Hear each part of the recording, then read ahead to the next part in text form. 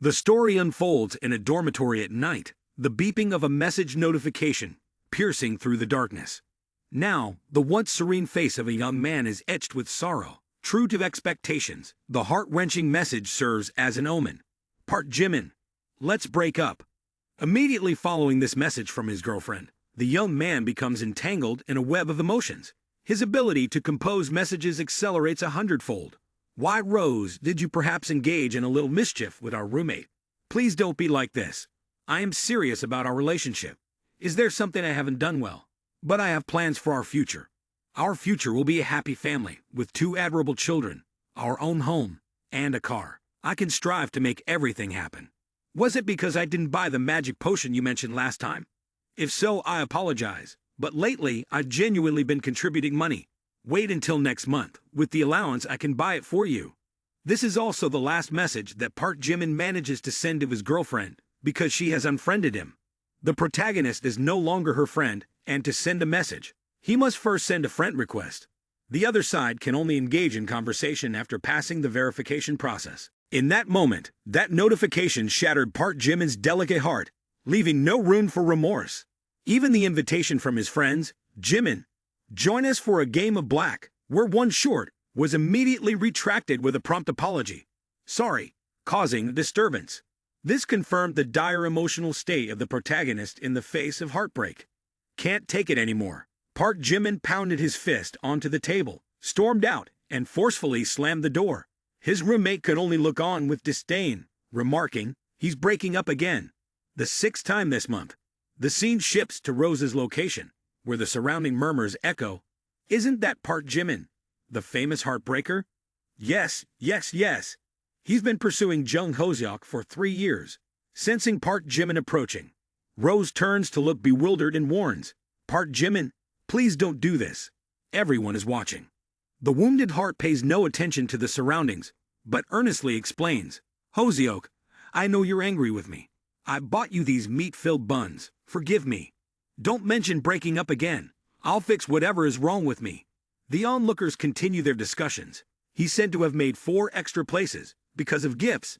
But what's the use? He still gets dumped. Despite the pleading of the male lead, Rose still clung to her justification. Park Jimin, I'm not angry. My ex-boyfriend wants to get back together, and after careful consideration, I feel he needs me more. Hearing this, the male lead could no longer maintain his composure and shouted in frustration, Min-yoonji, what are you? He's just a scoundrel. Have you forgotten he cheated, and now he's pressuring you to have an abortion? At the same time, the sophisticated car of Rose's ex-boyfriend pulled to the side, and he arrogantly sneered, Get in. Following this command was Rose's obedient compliance, behaving as obediently as a dog. Before leaving, she bid farewell. Park Jimin, let's not meet again. I'm afraid my boyfriend will misunderstand. The car gradually departed, leaving behind a young man enveloped in myriad sorrows. The sky that day was somber and melancholic, as if symbolizing the abandonment of sorrow. The male lead decisively discarded the meat-filled bun into the trash and walked straight to the convenience store, choosing a bottle of solace-breaking wine. His heart heavy with contemplation, Park Jimin pondered. What am I relying on that always makes me end up being the supporting character? Is being a supporting character the only role I can play in life? And without it, there's nothing good. As long as I have enough supports, I won't be a supporting character anymore, but chat boy. In the heat of the moment, the emergence of the chat boy system marked a sudden appearance. The spirit of the strongest supporting character system discovered a suitable host, the tinkling sound alerting the wandering soul of Park Jimin. The system successfully bound itself, and the system board displayed information about Park Jimin, personal assets of 230 coins, limitless strengthening points for the HOA stat, and a supporting character gold of 90 billion. The strange appearance of this system left Park Jimin in awe. Why did the system of the Almighty intervene? And what's the purpose of this hack? Lost in thought, Park Jimin was abruptly disrupted by a barrage of curses. You damn pervert. Have you seen enough? Or do you want to touch anywhere else? The angry girl confronting him, with a scornful expression, said, You've been staring at my chest since earlier. Do you have a problem?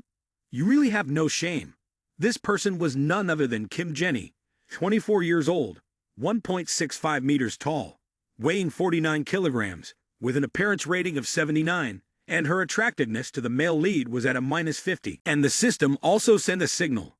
With the help of the almighty supporting character system, if the favorability of this girl towards Park Jimin exceeds 95 points, the counterattack will be successful. And this Kim Jenny will officially become the supporting character of the host. After reading the system announcements, the male lead could only gasp in surprise. Using the system, the almighty supporting character's money was spent on a woman, a staggering 90 billion. Right after the male lead's questions, the system sent a message. Indeed, the 90 billion almighty supporting character money has been transferred to this card, but it can only be used for women. After the other party becomes the almighty supporting character of the host, 1/10 of the amount spent will be rewarded into the host's account, becoming the host's personal property and receiving additional rewards. Since the system had made it clear, Park Jimin was determined. If that's the case, let's try it with the woman in front of him. Gently, the male lead approached the girl. "Beautiful lady, don't be angry. Whatever you buy today, I'll pay for it." As the male lead began to interact with the woman, the system closely followed and reported. The almighty supporting character relationship was successfully bound. The mission to counterattack Kim Jenny was completed, and the reward for the mission was 10% of the almighty supporting character money and 5 enhancement points. Enhancement points could improve the physical attributes of the host, including physique, mentality, strength, and agility. Upon receiving Park Jimin's invitation, Kim Jenny appeared uninterested, but immediately put on a charming smile and responded, "Oh, pretending to be wealthy to tease me, huh? Do you have the capability for it?" At that moment, people around started gossiping about the girl in front of the male lead. "Is this Kim Jenny, the beauty of the art department? They say she's formidable, making guys spend tens of thousands for her, with just 3 sentences. This guy seems to be in for some bad luck." Ignoring the surrounding chatter, Park Jimin smirked and replied, "Whether I have the capability or not, you'll find out soon enough." Without further ado, the male lead confidently accepted the challenge, and Jenny immediately spent the money. "So today, I want to treat all the students in the snack bar. Help me pay for it, won't you?" In her mind, she still held a contemptuous attitude. "A poor guy who dared to tease girls. Let me show you how embarrassing it can be for you." However, her attitude quickly changed when Ippei received 5,000 NDT. Simultaneously, the people around gasped. He really transferred 50,000, treating money like it's nothing. This guy looks so poor, yet he's a hidden wealthy man. Receiving admiration from those around only fueled Park Jimin's confidence. 50,000 is not much. I wonder if it's enough to add you as a friend. Jenny still couldn't believe what had happened, questioning herself. Are my eyes playing tricks on me? Could this guy really be a wealthy man? If that's the case, don't be in a hurry to add as a friend. It's not impossible, but you have to accompany me to a place. After saying that, she secretly thought about how to deal with him, perhaps with a knife. Truly, the inner world of women is unpredictable. Transitioning to a bustling urban area, stepping in front of the GUGOI store, Jenny had a few words of caution. "Just to clarify, I'm not a gold digger, I just want to see your sincerity and attitude." Hearing this from Jenny, Park Jimin understood her intentions. "Well, this is clearly a test for me." Thinking back, he straightforwardly replied, "No problem, choose carefully what you like, be cautious in your choices. It's a treacherous world out there." At the very moment when he used her as a test for the goddess system, while Park Jimin was engrossed in admiring the items in the store, a voice echoed, "Yuji, do you think this purse looks good on me?" Instinctively, the male lead recognized the voice and exclaimed, "Hoseok." Hearing that, Rose found it odd and glanced around to see who it was. Meeting an old acquaintance, Park Jimin's eyes remained utterly captivated. However, that gaze was abruptly interrupted by Jenny's sarcastic voice. "Oh, the ex-girlfriend. It seems I've arrived at an inconvenient time."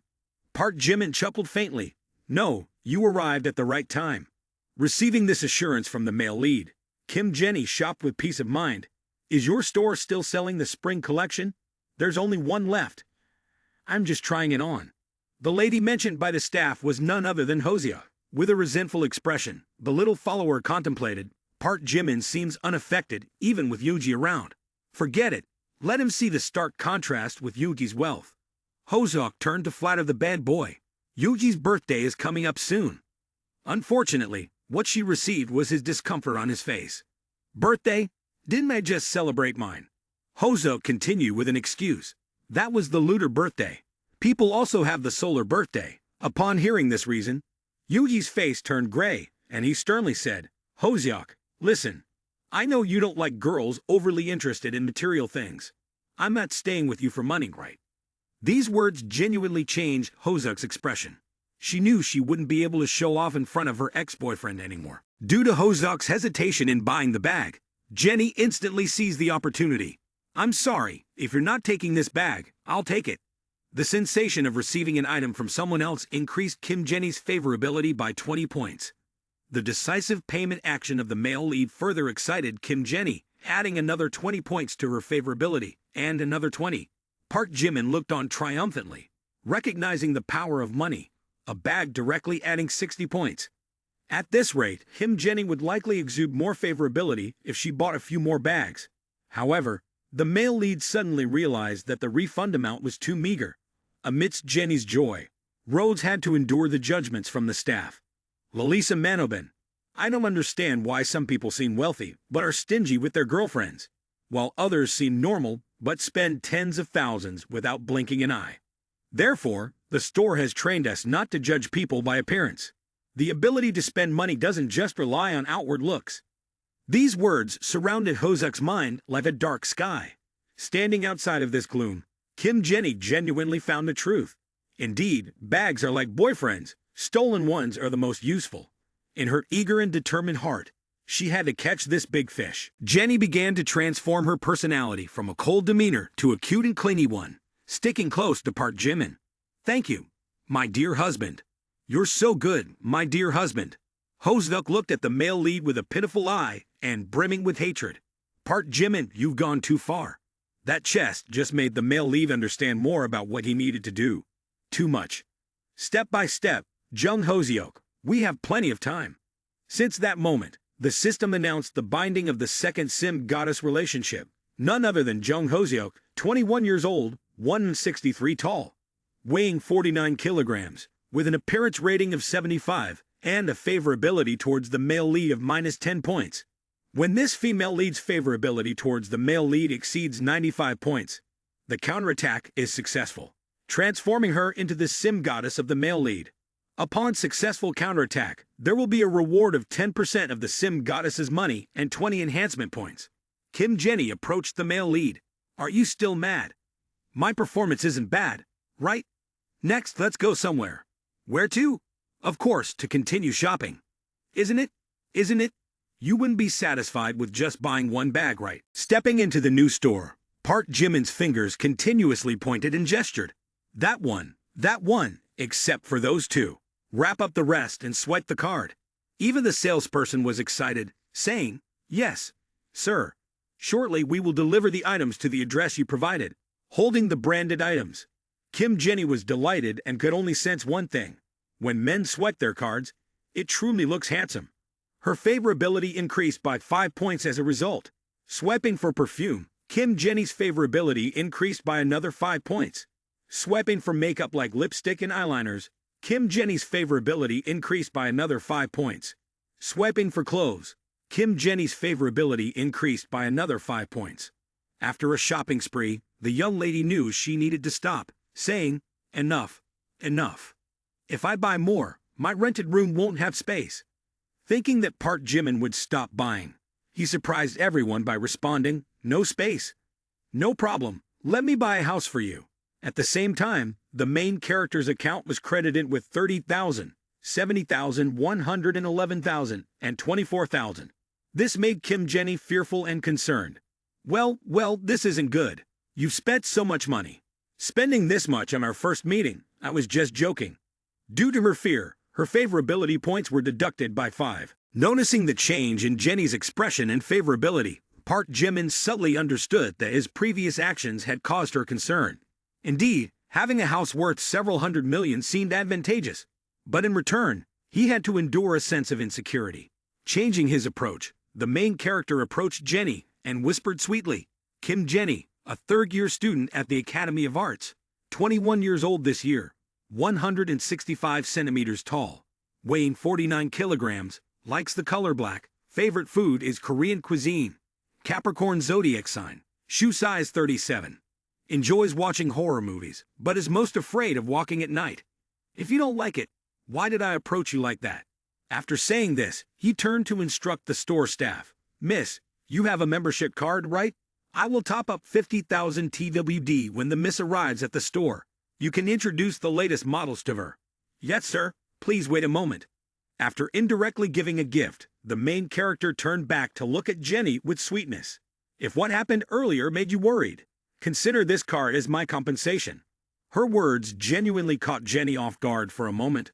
Her eyes became strangely captivated, concluding with a statement, "If you still have doubts, you could take my offer as a sincere gesture." The remark left the young lady blushing deeply, and she retorted by raising her chin at Part Jimin. "Despicable, you spoiled brat." Despite her quick departure, her favorability unexpectedly increased by 30 points, mainly due to the generous spending in the store. The main character received numerous compliments. This guy may look ordinary, but he is so generous. Not only generous, but also very considerate. In love, in love. Hearing such praises further fueled Part Jimin's self-confidence. Indeed, teasing was more effective than mocking poverty. After a while of shopping for herself, Jenny also realized, "You've bought so much for me, but nothing for yourself." In reality, the main character didn't have money. To be more accurate, he was broke. However, seizing this opportunity, the young lady immediately took action. "Is that so? Then it's my turn to buy gifts for you." For her, if she wanted to reel in a big fish, it was not only about receiving without giving, but also about paying an appropriate price. At the store, the girl carefully selected items for the main character and took him to get a haircut, refreshing his appearance. After a while, the disheveled man had become refined, elegant, and scholarly. This transformed appearance added 5 points to Jenny's favorability. "This guy looks handsome when he dresses up, doesn't he?" The more she looked at the main character, the higher Jenny's favorability rose, adding another 5, plus 5 points. Seeing the girl staring at him, Part Jimin felt a bit embarrassed. Why do you find it so strange? At his age, this was the first time the main character dressed so elegantly. He even felt fortunate that he didn't have to foot the bill. Part Jimin's captivating beauty made Jenny restless. She gently touched the main character's chin and affirmed, "Not strange at all. I just think you look very compatible with me now." After saying that, she extended her arm, turned around and said, "I'm really happy today. Thank you, Jimin. Sometimes, I even thought we were a couple. Goodbye, Jimin." Jenny left with a favorability of 68. Transitioning to the dormitory, the main character returned with a joyful expression and announced, "I'm back." His return surprised everyone in the room, and they all looked at him, asking, "What did Jimin do today to dress like this?" Jimin replied gently, "I had a date with Jenny." Of course, no one believed it after hearing it. Come on! Even Jung Hoseo can't hold on, and now he wants Jenny. Jenny is the beauty of the art department. If you want to pursue her, you need real skills. Listen to my advice. You won't be able to handle these girls. To avoid further headaches, Park Jimin nodded. "I truly appreciate your advice." Right after the conversation between the main character and his roommates, Hoseok immediately messaged the main character, "Park Jimin, if you really hate me, let's unfriend each other." Upon receiving this message, the main character silently understood that this was a probe into his attitude. Unfriending him would affect his favorability, and he still needed Hoseok to level up and earn money. Therefore, he sent a sweet message to Jenny. "Hate, how could that be? In my heart, you will always be the most special." Immediately after these soothing words, Hoseok quickly provided an excuse. Staying with Min Yoonji is not because she craves glory, but because she is sick and needs a medication that cost 50,000 yuan. Without hesitation, the wealthy Park Jimin transferred 5,000 yuan to her. Receiving such a large sum through just a text message left her terrified. "Oh, I've encountered a demon. I just casually mentioned it, and he actually transferred the money." Hoseok's roommates, curious about who was so generous to transfer 50,000 yuan, asked, "Min Yoonji, right?" Mentioning this deceitful guy, Hoseok sneered, "Min Yoonji can't even bring himself to buy a bag. It's Park Jimin who transferred the money." Park Jimin, didn't you kick him just now? How can this poor guy be so rich? Even Hoseok couldn't understand. Perhaps he was mistaken. He had to clarify things. Jung Hoseok's favorability increased by 5 points as a result. Hoseok immediately bombarded Jimin with messages. hoping for a satisfactory answer. Park Jimin, what do you mean? Where did you get so much money? Today at the store was the same. What's your relationship with Kim Jenny? Did you buy her a bag? Aren't you a wealthy tycoon? Park Jimin, I want to eat meat-filled buns. Will love disappear because of this? Messages kept pouring in from Jung Hoseok, now in a new position. Jimin wasn't particularly interested in replying to messages despite the girl's inquiries. Why aren't you replying to messages? Are you asleep? He promptly turned off notifications, thinking that Jung Hoseok was overly nosy. Jimin wondered if there was any place left for him to spend money extravagantly on women. Yes, he thought of something. Park Jimin could watch live streams. There were many beautiful girls on the live broadcasts. Little May's live stream would end in just 1 more hour. Anyone who wanted to give gifts should hurry. On this platform, fans and those who like could generously send gifts. Spending over 100,000 on this would indeed be quicker than buying a bag. Little Mai 9 was live streaming cheerfully. Thank you to the lonely soul who gave me a rocket. Love you. So, she immediately received a shock when the gift of sticky rice turned out to be a giant rocket. It was 100 rockets, equivalent to 100,000 dong. This huge amount surprised everyone to the point of causing discomfort. Continuous comments flooded in. Oh, so the top fan is truly blind. The younger prince punished his father. Little brother, stay away. I am the true prince. These comments only intensified Park Jimin's disdain. Indeed, dog's eyes, looking down on human eyes. Let me add some money for you guys. Spending generously this time, Park Jimin used 900 rockets, continuously launching them, and making the staff uneasy. The boss is in trouble. Earlier, there was a generous fan who, in one go, gifted 1 billion to little Mai Nai. The boss, sipping his tea, couldn't help but be astonished. Isn't that our top spender? Is he laundering money with 1 billion? The scene shifted to the streamer's resting room. Quick, quick, quick, the ID named Lonely Smoker is an extraordinary top fan. Quickly message him. This person just gave 1 billion to little Mai Nai. He casually gave enough for our salary for several months. At the same time, the chat box of the male lead was constantly buzzing with new messages. Little Mai Nai was astonished. Am I dreaming? Someone gifted me 1 billion. She pinched herself and exclaimed, "Ouch!" A knock on the door. A staff member entered Mai Nai's room carrying a sign. The boss said that if they could grasp Lonely Smoker, Mai Nai would receive an additional 10% commission. Mai Nai, already having a plan, confidently replied, "Sure, what does he need to say? With a daddy like this, why would I let this opportunity slip away?" Immediately on the live stream, Mai Nai blinked sweetly. "Thanks to the rockets from my big brother Lonely Smoker. You can send me a private message, and I will promote you." Indeed, Park Jimin's chat box buzzed again. "Hey, do you see my messages? In 5 minutes it will end. I messaged you. Please reply." Meanwhile, the male lead, well aware of his own value, pretended to be asleep, saying, "Little sister, don't be like that." On the second day at Park Jimin's dorm, his roommates were excitedly discussing the hot search topic. Last night, a tycoon generously gave 1 billion in the chubby stream. Truly rich in my hometown. I could buy several houses with that money. If I had that kind of money, life would be perfect. This guy really dared to dream. I'd laugh myself awake if I dreamt of having 100 million. The noisy chatter of the roommates woke up the male lead.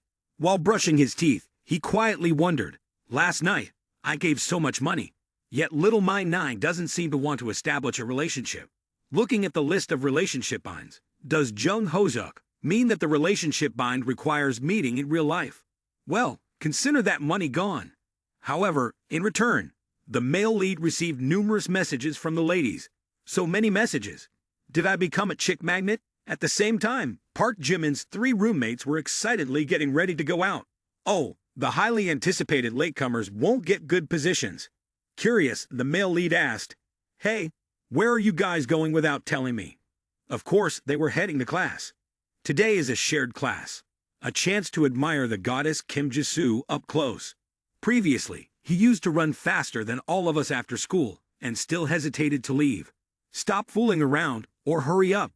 At this point, Park Jimin also vaguely remembered the silhouette of his beloved Q, the Vietnamese character, portrayed by the idol Kim Jisoo. The scene shifted to the lecture hall, where today's class featured Kim Jisoo, the school flower, and vice president of the student council. A dream for every male student. Her talents were indescribable, from leading the ballet dance team in 10th grade to being a top athlete in 2nd grade. Her exceptional talents, combined with her outstanding appearance, made it challenging for anyone to approach her. While the male lead contemplated that being a big shot requires a beautiful companion to truly be free, standing at the peak for 3 years without anyone able to shake him is quite a feat. Pursuing in this manner must guarantee a substantial return. Lisa and the girls around immediately took notice of his handsome appearance, saying, "Who is that? He's so handsome. It's like another department has never seen such a handsome guy." Those girls farther away whispered, but Hoseok and his friend were also surprised by the new look of the male lead. "Hey, is that Park Jimin? We haven't seen him for a few days, and he's become so handsome. Did he specially dress up for you to admire?" Hoseok, pretending to be indifferent, added 5 more favorability points. "Probably, but I already have Yuji. If anyone causes trouble, they might end up fighting." Hoseok's favorability increased uncontrollably, +10, +10, +10. In an instant, it increased by a whopping 30 points. Seeing Hoseok's favorability rise like that, the male lead could only comment, "Just changing hairstyle and clothes can increase favorability. Truly, women are fickle." While the male lead remained perplexed about how to bind Kim Jisoo, its friends were enthusiastic. "Go up, man, let us see the appearance of the goddess conquered by you." The big brother, after receiving a bit of admiration, proudly strutted out with a flourish. "Look, everyone, see how I'm going to make her fall for me. Go, go, go, the boss always wins." According to the big brother's well-thought-out plan, he approached the location of the beauty amidst the anger of the girl, accompanying Kim Jisoo, daring to snatch someone right in front of her. "Oh," he whispered, "darling, let's be friends." The closer he got, the more he closed in, making it impossible for the girl, Kia, not to intervene. "Hey, what do you want?" he continued. "Let's be friends. If you—" Before he could continue, he was grabbed by the collar by Kim Jisoo's friend. "You rotten brat, are you looking for trouble, daring to pay attention to our Jisoo?" The formidable woman was none other than Kim Minji, the roommate of Kim Jisoo. Under the pressure brought by her roommate, the big brother could only yield, "It's all just a misunderstanding. I just want to join the student council. And since Triu is the vice president, I wanted to ask for her opinion." After that failed attempt at hitting on girls, the big brother received nothing but mockery. Even in hitting on girls, you can't come up with a better excuse than a bull. So whirl and cheesy, even a calf would demand swan meat. While Kim Jisoo was consoling her roommate, "All right, calm down, don't be so angry, you'll die of rage," the male lead gradually approached, saying, "Jisoo, I also want to be your friend." Seizing the opportunity, the roommate turned and cursed, "Another one," as if it's not enough. However, Kim Jisoo's gaze also showed a hint of admiration. The arrival of Park Jimin sparked more discussions around. "What's happening today? So many handsome guys." The male lead raised his phone to request a QR code scan, seemingly indifferent to the potential criticism. This guy was indeed courageous, facing others with such determination. "Who gave you that courage?" "Probably Hanny Fam." However, the roommate couldn't stay angry, mesmerized by the handsome appearance of Park Jimin. "Oh my, even more handsome than the previous guy. Why would you want to join the student council?" The male lead straightforwardly replied, "I'm not interested in the student council." "So why did you befriend Jisoo? It's still unclear why I want to pursue her." Jisoo's eyes were now truly captivated. People around couldn't stop making comments. "He's here now. Look at the confident big brother. Seeing him so self-assured now, he might cry miserably in a bit." But what surprised them even more was that the girl agreed, saying, "Sure, let me scan your code." The action unfolding before them truly brought Hoseok to realization. Furthermore, Jisoo's close friend added to the inquiry, "Hoseok, isn't Park Jimin your fish? Is there some issue between you two?" Receiving Kim Jisoo's consent added to the delight of the male lead. He continuously expressed his philosophies. Everyone has a fondness for beauty. So why hide it? Sometimes the simplest things are the most effective. If it's a woman, why not let anyone pursue her? The success of the male lead fueled envy among his friends. "It's annoying, and yet that guy managed to succeed. My goddess got swept away by this pig's head." From that moment, Park Jimin also succeeded in binding the relationship with Simp. The favorability towards Kim Jisoo is now 0. Truly, the efforts of the male lead in this journey were not in vain. After finishing classes on the campus, the male lead and his group of friends returned home. Jimin, you did well today. You even got Kim Jisu's wetchat. That's right, moreover, you've changed a lot recently. By the way, Jimin, if you can pursue Kim Jisu, can you introduce some sisters to us? Modestly, Park Jimin replied. Oh, I'm not even sure if she's a beauty queen. I'm nothing special. You guys are exaggerating. Following that remark came the turning backs of his friends. Huh, consider yourself. A poor guy like you should know your place. You immediately got mad. But Park Jimin now wasn't giving in to anyone, retorting sharply. Indeed, I'm quite adept at bringing humiliation upon myself.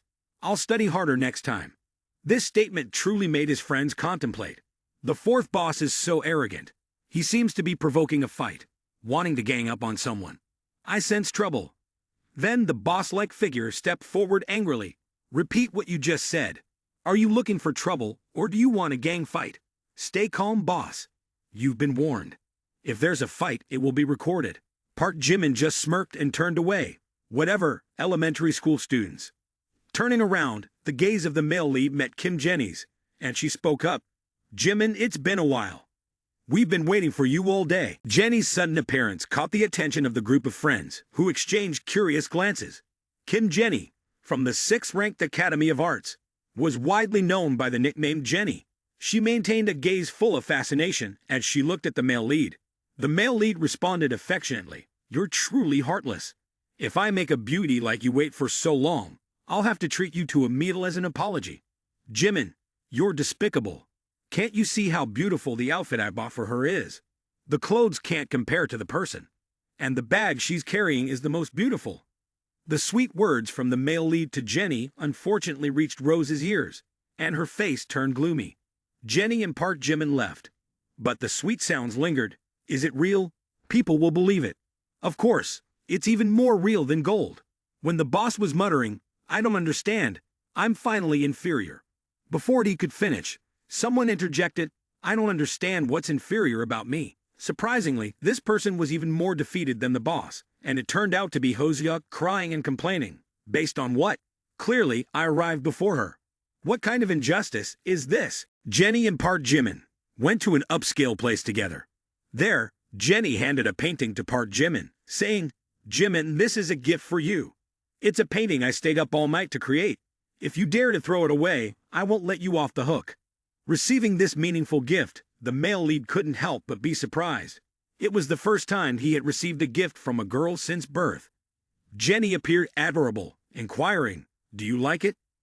Jenny's cuteness genuinely made Park Jimin a bit fluttered, but he immediately had to readjust his mindset. Kim Jenny, this is the bait you've prepared for me, isn't it? The male lead secretly understands that since the moment he spent money on her, she had planned how to trap him. Unfortunately, he is no longer the same person he used to be. Noticing Park Jimin's displeasure, Kim Jenny silently questioned herself. It seems he's not very happy. Doesn't like this gift. Right after her contemplation, the male lead asked with concern, Why give me this? Hesitant, Jenny held the painting. Oh, it's a painting I stayed up all night to create. If you don't like it. Before she could finish, the painting was snatched away by the male lead. He even leaned in close to Jenny, saying, in the future, if you don't receive gifts like this, then you'll have to take responsibility for me. Threatened for a moment, Jenny burst out, You damn guy, outrageous. You scared me to death. Give the painting back to me. No, you can't hide it like some precious family heirloom. In response, Park Jimin's flattery spread everywhere. He grabbed Jenny's hand, saying, Kim Jenny, compared to your gift, I prefer you as a person. Their eyes met, causing the young girl's heart to flutter for a few beats. He knew how to flirt excessively, and the favorable impression increased by 5 more. Holding Kim Jenny in his arms, Park Jimin schemed in his thoughts. Wants to take advantage of me, obediently be my tool to make money. As the two embraced warmly, a loud call interrupted them. Kim Jenny. The person with a stern look cut their intimate hug with a forceful gesture.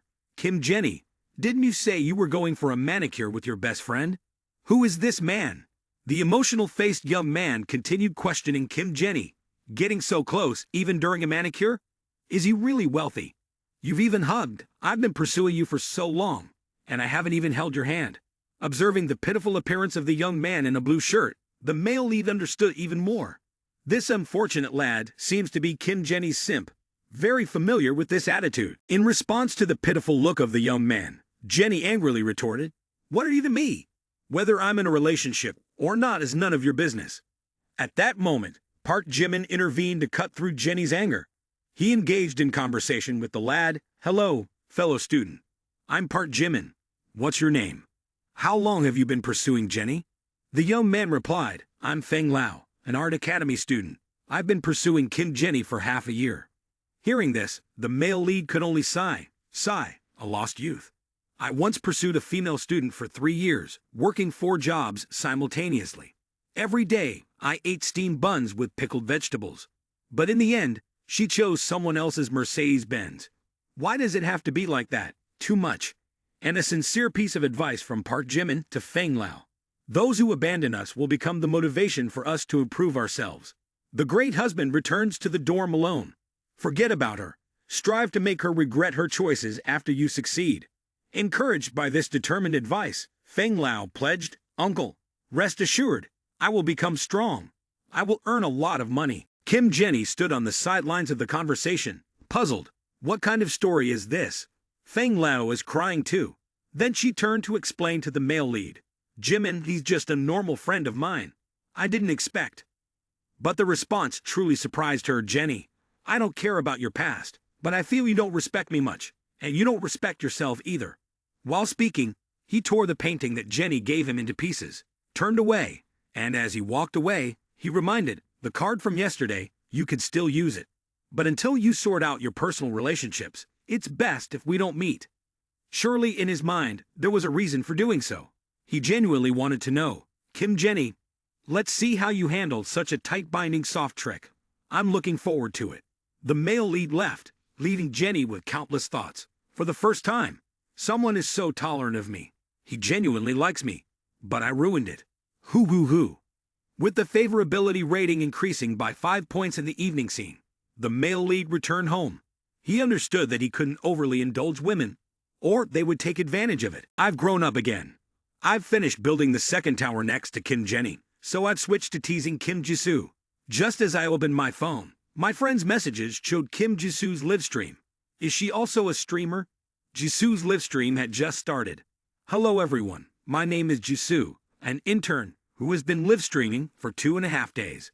My specialty is singing, dancing, and playing the piano. Please pay attention to me." Seriously reviewing Jisoo's live stream, Park Jimin found it quite cute. Could it be that President Kim is a cold person with a warm heart?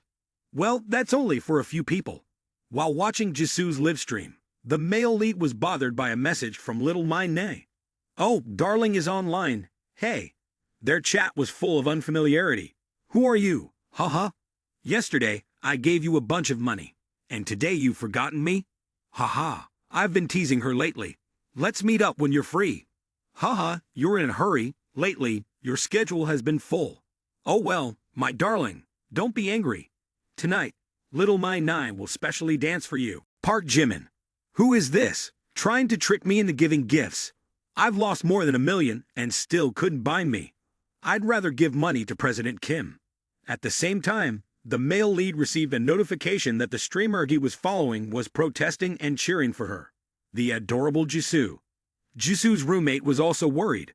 Jisoo has someone who wants to challenge her. I hope it's not some famous streamer. The male lead saw this and was pleased. President Kim is about to face off. It's going to be an interesting PK. Mai too, believing herself to be an experienced streamer, commented, "Oh my, paired up with a new girl. Looks like an easy win this time." But Park Jimin affirmed, "It's hard to say whether it's a win or loss until the end. These two have a strange fate, being paired up like this." The PK match between Mai Nai and Jisoo officially began. After a while, the cute one only had 206 points, while Mai Nai reached 10,687. At this moment, Mai Nai was overwhelmingly winning with the heavy points she received. "Oh my, little sister should give up. Even if you break your arm, you can't defeat me. I have the backing of a rich man like my calm and peaceful darling." Continuously on the internet, comments flooded in. "Mr. Baekhyun, you gave more than 100 million yesterday. That's the top-tier godly level. So quick and already falling into Manny's trap. Still, my Nai is amazing. 666,666. Sorry, Jisoo, I betrayed you. My Ni's spotlight is too bright. My Nai was still living in the moments of complacency, relying on her fish-raising technique. Surely Mr. Baekhyun had fallen for her. Right at this moment, the giant Neville arrow appeared. My Nai looked joyous. Mr. Baekhyun is here. Thank you. Mr. Baekhyun, Mo. But upon closer inspection, she exclaimed, how is this possible? Alone, she smoked a cigarette and received 1,000 missiles, a gift that was meant for the admirable Jisoo. This made both Jisoo and her friend gasp. The fortune of 1,000 missiles was bestowed upon them. In contrast to Jisoo and her friend's joy, my Nai seemed to be silenced, so hateful, not meant for me. The sound of knocks echoed as usual, a staff member bringing news from the boss. The boss called and demanded an explanation. After losing a massive amount, my Nai was flustered. Sorry, dear Mr. Tuong, I have a little issue. I had to end the live stream earlier. Commentary continued to pour it in. Haha, got slapped in the face, didn't you? Baekhyun is too powerful, and my Nai is on her own now. She used to say that Boss Baekhyun was her reliance. Turn around and see Boss Baekhyun giving gifts to others. Meanwhile, Park Jimin found this ending quite satisfying. I can give gifts to her, or I can give them to others. Trying to play me, the one who laughs last laughs best. President Kim, I played my cards. Don't let me see any flaws. Switching scenes to the main office of the streamer management company. The boss is in trouble again. My Nai is smoking alone and gifting 100 million stars. Is this kid some Middle Eastern oil tycoon or something? In the streamer's resting room, the noise was just as loud. The lonely tycoon is smoking alone and giving 100 million to the guitar-playing streamer. Seems like he likes music. Suo, quickly grab my 3 angles, Suo, and also take my Sedona. One morning on the lecture hall, Jisoo's roommate hurriedly brought news. Jisoo, look at this. Your live stream today is trending on the hot search. You're about to become famous. About to become an internet sensation. Jisoo didn't seem too thrilled. Famous on the internet? Well, being a cheerful man on the internet is not a long-term plan. The most important thing for women is independence in career, economy, and character. Okay, don't skip class for me all the time. Jisoo's roommate continued to inquire. So spill it, which crazy tycoon is showering you with gifts? Do you know him? Jisoo dismissed the question. How many times do I have to say it? Believe it if you want. Don't if you don't. Okay, don't get mad. I'm just curious. Despite her nonchalant attitude, Jisoo was still quite interested.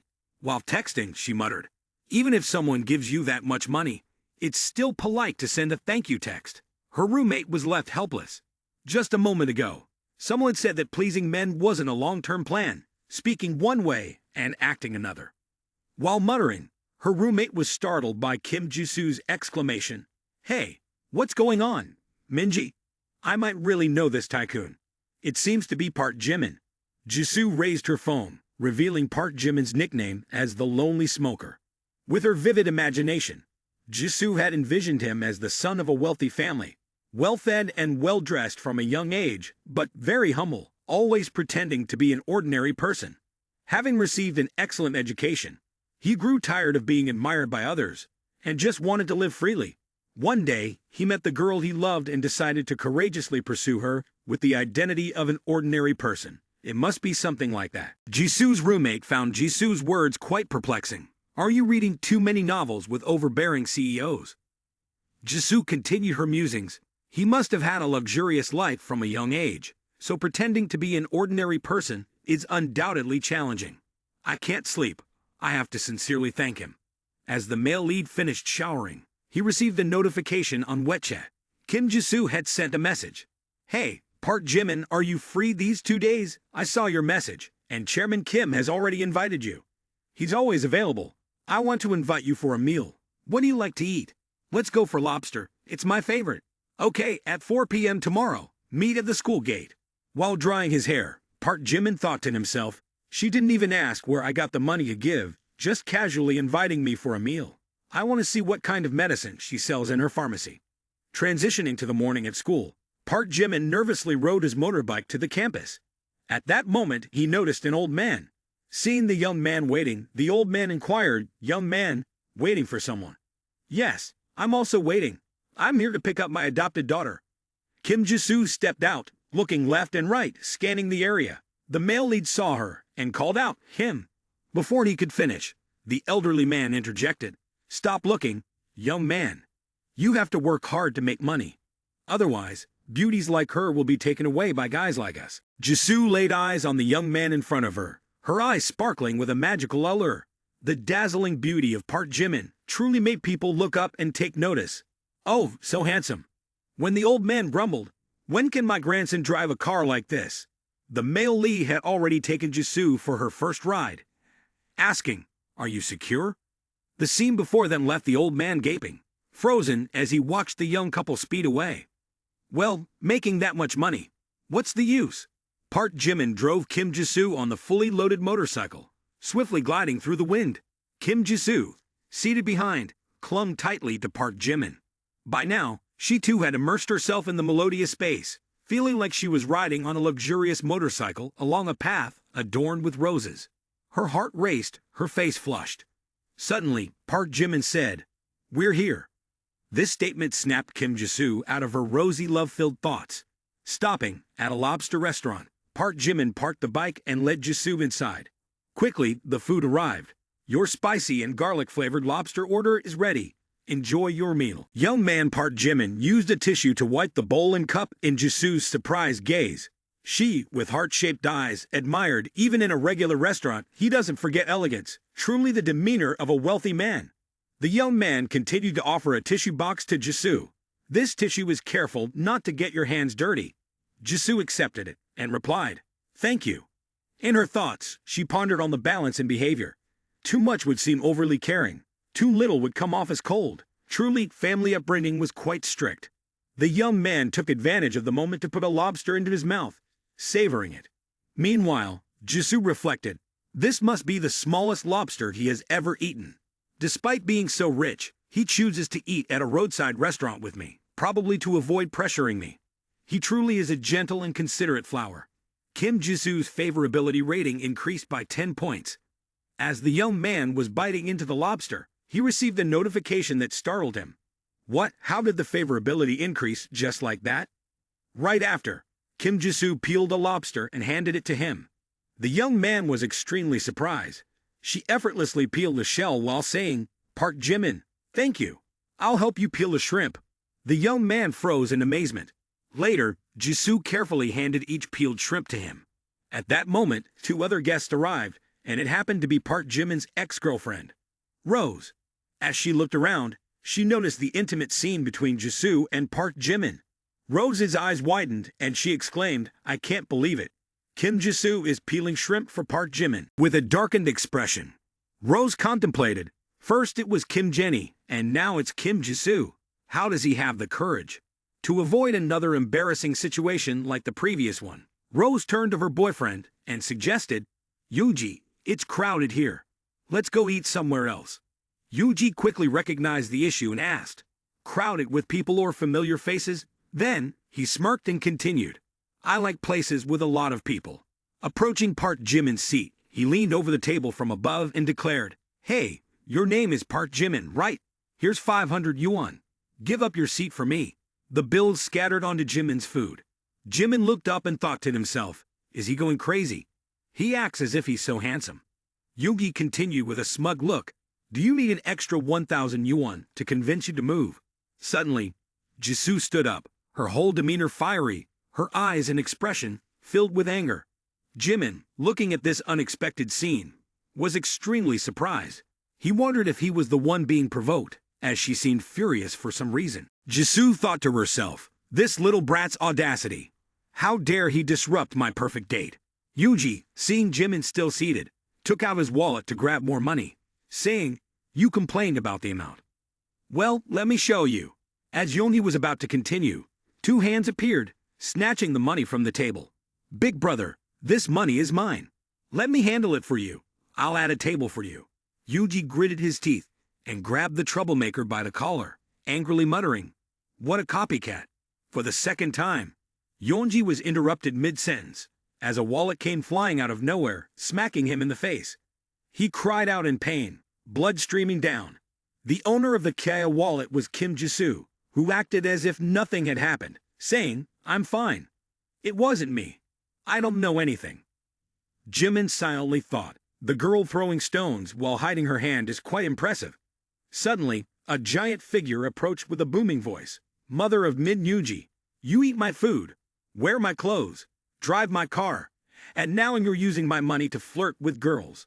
This statement shocked both Jimin and Jisoo, leaving them curious and bewildered. A woman with a sumo wrestler's build, a face resembling a cell, and a massive body size made Jimin lose his composure.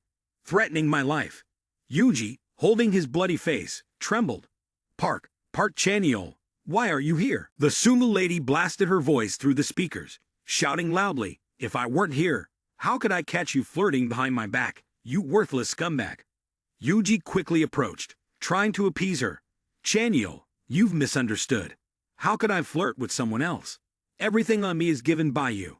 How could I betray you?" Rose, standing nearby, eyed Yuji like a bullet. In a tricky situation, Yuji turned his car and faced Rose, grabbing her head, and yelled, "You actively seducing me. You insignificant escort, get lost." In pain from her hair being pulled, Rose cried out, "Where am I going to die? What nonsense are you spouting? I clearly didn't know you were going to meet me, and you even said you were single." Exposed, Yuji became furious, swinging his hand to slap Rose, saying, "Shut up, you convenient woman for me." Frustrated but helpless, Rose could only look at him and utter, "Min Yuji, you." Yuji continued to act tough. "Why are you looking at her? If you keep staring, I'll slap you too." He raised his hand again, but before he could strike, Park Jimin captured the moment, saying, "A man resorting to hitting women. You even complain about not losing face enough." Rose's favorability immediately increased by 20 points. In her inner thoughts, "It's him, Park Jimin, indeed still in love with me." The favorability rating increased by another 20 points, and continuous system messages notified the second-ranked dog licker, Jung Hoseok. The favorability towards the user reached a breakthrough of 95 points. Congratulations to the user for successfully activating it. The second-ranked dog licker has spent a total of 50,000 yuan. The reward for the user in the dog-licking department is 5,000 yuan. Jung Hoseok transformed into a dog licker, earning the user an additional 20 reinforcement points. Park Jimin's information board displayed by the system. Name, Park Jimin. Age, 21. Height, 1.79 meters. Weight, 63 kilograms. Strength, 9. Physical fitness, 9. Mental strength, 9. Agility, 9. Sensitivity, 10. Reinforcement points, 20. The young man quickly chose to reinforce 10 points in strength and 10 points in physical fitness. Immediately after, he twisted Yongji's arm. Yuji screamed in pain. "Ouch, ouch. Let me go. Let me go." He reached for a bottle of foreign liquor, saying, "Like to show off, don't you? Die for me." As he spoke, Yongji forcefully slammed the bottle of liquor down. The young man, Park Jimin, cast a sidelong glance. He shouted loudly, "Noisy brat, shut up quickly." Accompanying that shout was a powerful punch, shattering the liquor bottle. Yuji was also punched and thrown far away, blood streaming from his mouth. Min Yuji can lose face easily, but hitting women while at it is truly despicable. Yuji, now on the ground, coughed, and then his eyes turned cold. He quickly pulled out a gleaming knife from his pocket. Seeing this, Jisoo exclaimed in panic, "Park Jimin, be careful." Yuji gritted his teeth, thrusting the knife forward. Park Jimin skillfully dodged, then twisted Yongji's arm. Yuji screamed in pain, dropping the knife. Park Jimin forcefully brought him down to the floor like an MMA match, creating a shocking scene in a lobster restaurant. Yuji now lay sprawled out, foaming at the mouth, muttering, "Even a grain of rice dares to compete with the sun and the moon." People in the restaurant, noticing the fight, crowded in, gossiping excitedly. "So handsome, haha, losing face so quickly." Rose knelt down, looking up at Park Jimin, Kim Jisoo, and the young man as they were about to leave the restaurant. Rose quickly rushed over, embracing the legs of the young man. "Park Jimin, I was wrong, I was blind. Can you give me a chance to start over? Park Jimin's face darkened as memories of the past flooded back. The Park Jimin you're talking about, is it the one who carried you over 10 kilometers to the emergency room at 3 in the morning? Or the one who saved up for half a year to buy you a mobile phone but was criticized for not being the latest model? Rose blushed, feeling embarrassed. Realizing she had dug herself into a deep hole with her hometown's gossip, she stammered, "It's not me," Park Jimin continued. "Or perhaps it's the Park Jimin who knew you were vain, but always believed that one day you would change. That Park Jimin is dead, and it was your choice." Hearing this, Rose's tears started to flow, and she could only silently watch Park Jimin walk away. A moment later, Park Jimin stood in front of Kim Jisoo, feeling awkward. "I'm sorry, President Kim. Tonight, I caused a disturbance and spoiled your dinner. You don't need to call me President Kim. Just call me Jisoo. Moreover, I don't feel disturbed at all. On the contrary, I see a different side of someone. Indeed, the more you look, the more unfathomable this Park Jimin's character becomes. Next time, let me treat you." Park Jimin expressed hesitancy. Meanwhile, in Kim Jisoo's mind, she was thinking, "I have a feeling he will surely bring me countless surprises." Back in the room, quickly opening the door, Rose rushed into her roommate's room and found Hoseok all wet. She immediately asked, "Hoseok, why didn't you bring an umbrella when it's raining?" Hoseok burst into tears. Park Jimin, her roommate, concerned, said, "Why are you all wet? Why didn't you find a place to take shelter?" Then she continued, "Park Jimin, it seems you've heard about him too. Yesterday, Park Jimin donated over 10 million when Kim Jisoo was live streaming. You can't tell he's wealthy just by looking at him." Hearing this, Rose's face darkened. "Over 10 million what? Who told you? And is it true?" Her purple-haired friend added, "Kim Minji, who shares a room with Kim Jisoo, said it. It's already spread all over the girls' dorm. I thought you knew." At this point, Rose fell silent. Later, she burst into tears again, wailing louder, "Park Jimin." "Who?" Rose's scream echoed through the entire female dormitory. Some girls from other rooms, disturbed by the noise, shouted, "Who's making such a fuss at night? I'm watching a horror movie here." Switching scenes to Jimin continuously winning games. "This is really unfair. Tran 2. Tonight, you've won 18 consecutive games. Jimin, are you eating live oysters? You're so strong. You're not some sports genius. You usually play with us." In Park Jimin's mind, he thought unexpectedly, after gaining an additional 20 attribute points, even playing games became easier. Just as he finished thinking, he brushed it off. "What are you thinking? I'm just in a good state." His roommate suggested, "Jimin, why not become a streamer? Wait until you make hundreds of thousands, then take us along." Jimin quickly took off his shirt, saying, "All right, you guys play. I'm going to take a shower." As he entered the bathroom with his well-built body, he continued to ponder. The attribute points had brought about changes in his body, and his physique had improved. Looking at himself in the mirror, he thought he might even surpass Wang Taiji.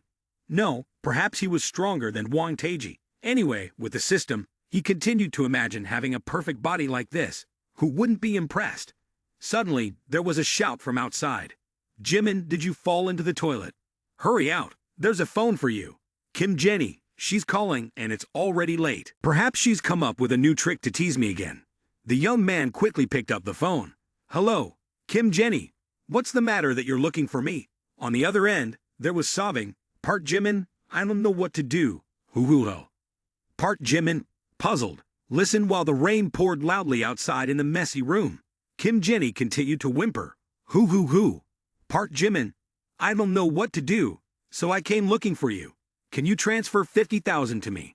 Kim Jenny slowly explained that her father owed a lot of money due to gambling. Her father begged some gangsters, "Give me another 2 days, by then I'm sure I can pay it all back." Kim Jenny sighed. A relatively wealthy family has fallen into misery, having to face high-interest loans every day. "I'm not a materialistic girl, but I have to repay the debt." On the other end of the line, Park Jimin quickly said, "Give me the account number." Hearing this, Kim Jenny was stunned. "Is he really giving me money?" Kim Jenny hurriedly sent the account number to Park Jimin. Very quickly, just 1 minute and 30 seconds later, a bank message arrived. Seeing a lot of zeros, Kim Jenny started counting. 10, 100,000, a million. This was not 50,000 but 500,000. Kim Jenny asked Park Jimin, I only asked for 50,000. The young man quickly replied, "It's okay. Just accidentally added an extra zero." The joyful scream from Kim Jenny on the phone echoed, making Park Jimin feel like his ears were ringing. Kim Jenny's favorability rating quickly increased a lot, causing the young man to break out in a cold sweat. "Thank you, Park Jimin. I will definitely repay you." Kim Jenny expressed her gratitude. Kim Jenny's current favorability rating is 94%. The rain outside was getting heavier inside the dorm room. Seeing the favorability points through the system, Park Jimin couldn't help but exclaim, 94 points. What's going on that can't win her over? The young man noticed that the system hadn't updated Kim Jenny on the licking dog list, so he immediately thought of a bold idea. Why not confess? After some internal struggle, he decided against it. Those who reveal their desires first often face disadvantages. Confessing first means losing the game. The young man was quite cunning when thinking about confessing, imagining a scene where two armies clash, and the standoff creates a tense atmosphere, with neither side making a move. He decided not to follow that tactic. The next morning at the South Dormitory, the young man, walking with his friend draped over his shoulder, said, "I'm telling you, with the two of you acting like this, no girl will be impressed. Hurry up and make a move, buddy." Suddenly, there was a call for Park Jimin, and the young man turned to ask, "Who's that?" Jung Hoseok, holding a bag of food, replied, "Park Jimin, I brought breakfast, got some buns for you. Let's go to class together." One of Park Jimin's friends exclaimed in surprise, "What's going on? The sun rises in the west, and yet Jung Hoseok is buying breakfast for Park Jimin." Unexpectedly, another girl's voice chimed in, "Jimin, I also bought breakfast for you." The three young men behind stood frozen, as if in silent shock. What on earth is happening? I guess Jimin got bored of the cafeteria food, so they specially cooked seafood porridge for him. The two girls faced off, their jealousy evident, ready to engage in a bloodthirsty battle. Seeing this scene, Park Jimin broke into a sweat. "I was just saying, ladies." At the climax of the commotion, a girl's voice added to the mix, calling out, "Park Jimin." Park Jimin's friends widened their eyes and exclaimed again. The chubby guy in green spoke up, "Let us have some too." The guy in white in the middle chimed in, "Life is so unfair." The guy with 6 milk boxes didn't get a single one straight. The bespectacled guy on the sideline seemed calmer and responded, "Enough, stop dreaming. Those 2 or 3 over there won't get anything without paying. Listen to my magic spell and open your eyes. Life is inherently unfair, so hair strands never grow straight. Life is inherently unequal, so don't ever try to straighten a hair strand." Meanwhile, Park Jimin was silently wondering who it could be this time. Kim Jisoo stepped forward and said, "Park Jimin, I brought beef noodles for you." Both Rose and Kim Jenny looked at Kim Jisoo. Rose wondered why she had come. Both girls sensed Kim Jisoo as a beauty preparing to enter the boxing ring. Rose and Kim Jenny blushed slightly even without trying. The girl before them radiated a strong yet captivating aura, the presence of the school's second-rank beauty. As Park Jimin took the bag, he asked in surprise, "How did you know I like beef noodles?" Kim Jisoo smiled gently as she stepped closer. "Yesterday, when we had land lobsters, I figured you like spicy food. Then I happened to find an authentic Australian beef noodle shop, so I got some for you." Being cared for by someone always felt nice. Park Jimin smiled. "Thank you, Jisoo." As expected, President Kim was perceptive, able to deduce his preferences with her keen and unchanging sense of taste. Jisoo seemed a little shy, but replied softly, "No need to be so formal. When giving someone breakfast, it is only natural to consider their preferences." Behind them, the two girls exchanged glances, their expressions unreadable. One of them clapped lightly, her tone laced with amusement. "If you had not guessed correctly, will you still say you liked it?" Kim Jisoo remained composed, but her words were sharp, cutting through the moment effortlessly. Then, as if nothing had happened, she handed Park Jimin another gift-o. "And this is for you to show my appreciation." Holding the box, Park Jimin's eyes widened in surprise. "Wait, is this the newly released 15 Pro Max?" Park Jimin's friends were gaping in disbelief. "Can't believe our eyes. President Kim giving a gift to him. And it's the latest model phone." One envious guy of VIP class added, "Seeing him receive a gift, I'm more upset than if my dad died." Rose and Kim Jenny shared the same thought. This is more than 10,000 won. How could she?" The gift was like throwing a bomb into the pond. Rose and Jenny, both girls, felt as if they had been slapped. Their faces turned pale, and blood rushed to their heads. Park Jimin scratched his head, saying, "Oh, no need to spend so much." Jisoo replied, "But you spent more than me. I don't have much money. It's just a little thought." It was quite embarrassing. But it didn't matter, so I'll accept it. Rose and Kim Jenny, who had already been humiliated in the morning, remained silent. Later on, the scene shifted to another place in the school. Rose, walking alone, was lost in thought. Pursuing Park Jimin seemed difficult. Just a few days in Jisoo had added 10,000 more. This feeling was truly irritating and vexing. At this moment, Kim Jenny approached Rose, initiating a conversation. "Your name is Jung Hoseok, right? Let's find a place to talk." Hoseok turned around, shot a quick angry look, and snapped. "What are you saying? I have nothing to say to you, all you wicked women. It's because of you." Kim Jenny continued to approach Rose calmly, saying, "Of course, we're talking about the league." Rose, enraged and almost fuming, retorted, "You, don't come near me." "The league? What league?" Kim Jenny explained. "The league is uniting against our common enemy, Kim Jisoo. Can't you see?" In another scene, Park Jimin held the iPhone 15 Pro Max in his hand, silently thinking that Kim Jisoo was indeed considerate. How could she give such an expensive phone, worth more than 10,000 won? Seeing Park Jimin staring at the phone, Kim Jisoo turned back and asked, "What's wrong? Is there an issue with the phone?" The young man quickly replied, "No, it's fine. Working well." The system reported that the current favorability level of Kim Jisoo was 40. Park Jimin looked at Jisoo and silently thought that if the favorability level weren't just 40, it seemed like she might even be in love with him. Afterward, the young man continued to imagine a scenario where a large fish opened its mouth, revealing sharp teeth, and then released bait to lure a smaller fish. Seizing the opportunity, the oblivious small fish became prey. Truly a goddess of cunning strategies, making the prey mistakenly believe she was the skilled hunter. Park Jimin silently thought that he needed to find a way to advance quickly. Suddenly, a message on his phone arrived. It was from My Knee. "Hey Haven, about the last time you mentioned meeting up, it's not that it's not possible, but I'm just a bit afraid of crowds. It's not that I don't want to meet you, Haben." After reading the message, Park Jimin chuckled and thought My Knee was taking the wrong impression without even bothering to send 2 authentic photos. Perhaps she saw him as a wealthy but foolish guy. At this moment, a message from someone named Long Wong popped up. "Hello Haven, I'm Long Wong, May Knee's top-ranked companion. I have a group with top-ranked streamers who share similar interests. Would you like to join?" Long Wong also requested adding him to a chat group for humorous conversations. Park Jimin read the message and thought, this might be the legendary group of top-ranked streamers. The humor-filled chat room, lonely while puffing on a cigarette, welcomed a new member. Someone quickly typed, "Here comes Boss Haben." Another voice chimed in. "Long Wong is impressive. He really managed to bring Boss Haben into the group." Another member added, "Boss Haben cares more about Boss Haben." Park Jimin replied, "Hello everyone, I'm the Lonely Smoker, hoping for more attention." Another member responded, "Hi, Boss Haben has been sweeping thousands of tens of millions for several days. Do any of us have the qualifications to get his attention?"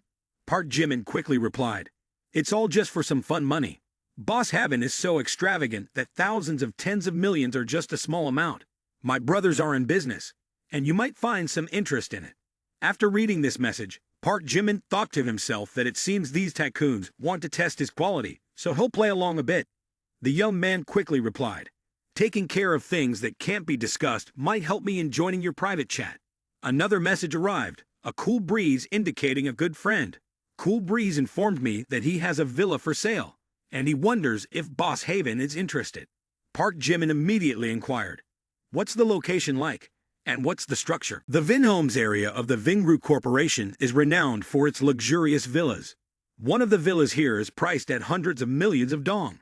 Park Jimin responded, "I might have considered buying a villa to stock up on some miscellaneous items and possibly use it for future occasions." When Baldhead read this message, he was astonished. It seems the intention to buy is indeed calculated. We might have misjudged Long Wong. He's not a scammer, but truly wealthy. Long Wong immediately spoke afterward. Whether the wealth is real or fake will become clear over time.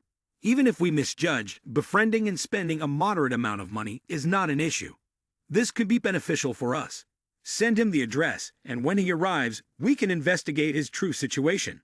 The other person immediately sent the address to Park Jimin, Vinhomes Area 8, Vinfast Villa, House C66. This young man was thinking to himself, I wonder how much giving her a villa will increase her satisfaction. I want to give Kim Jisoo a villa to increase dating opportunities and activate the Simp Lord system. Very quickly, the next morning, Park Jimin took Kim Jisoo to view the villa. Both of them moved in a yellow, inexpensive taxi. Upon arriving at the villa area, as they stepped out of the car, Kim Jisoo asked, Park Jimin, why did you bring me here secretly? Why are you acting so mysteriously? Can you give me a hint about the secret? At the same time, in front of the villa's entrance, there was a bald-headed guy and a girl waiting. The chubby bald-headed guy waved his hand, saying, Oh my, it must be Boss Haben for sure. I apologize for not coming to pick you up. The young man quickly replied, You're too polite. I can enter on my own. It's no problem. The bald-headed guy looked at Park Jimin and rubbed his chin in thought.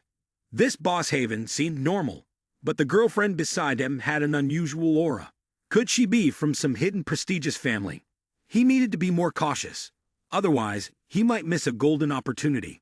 It seemed like negotiations today would be challenging.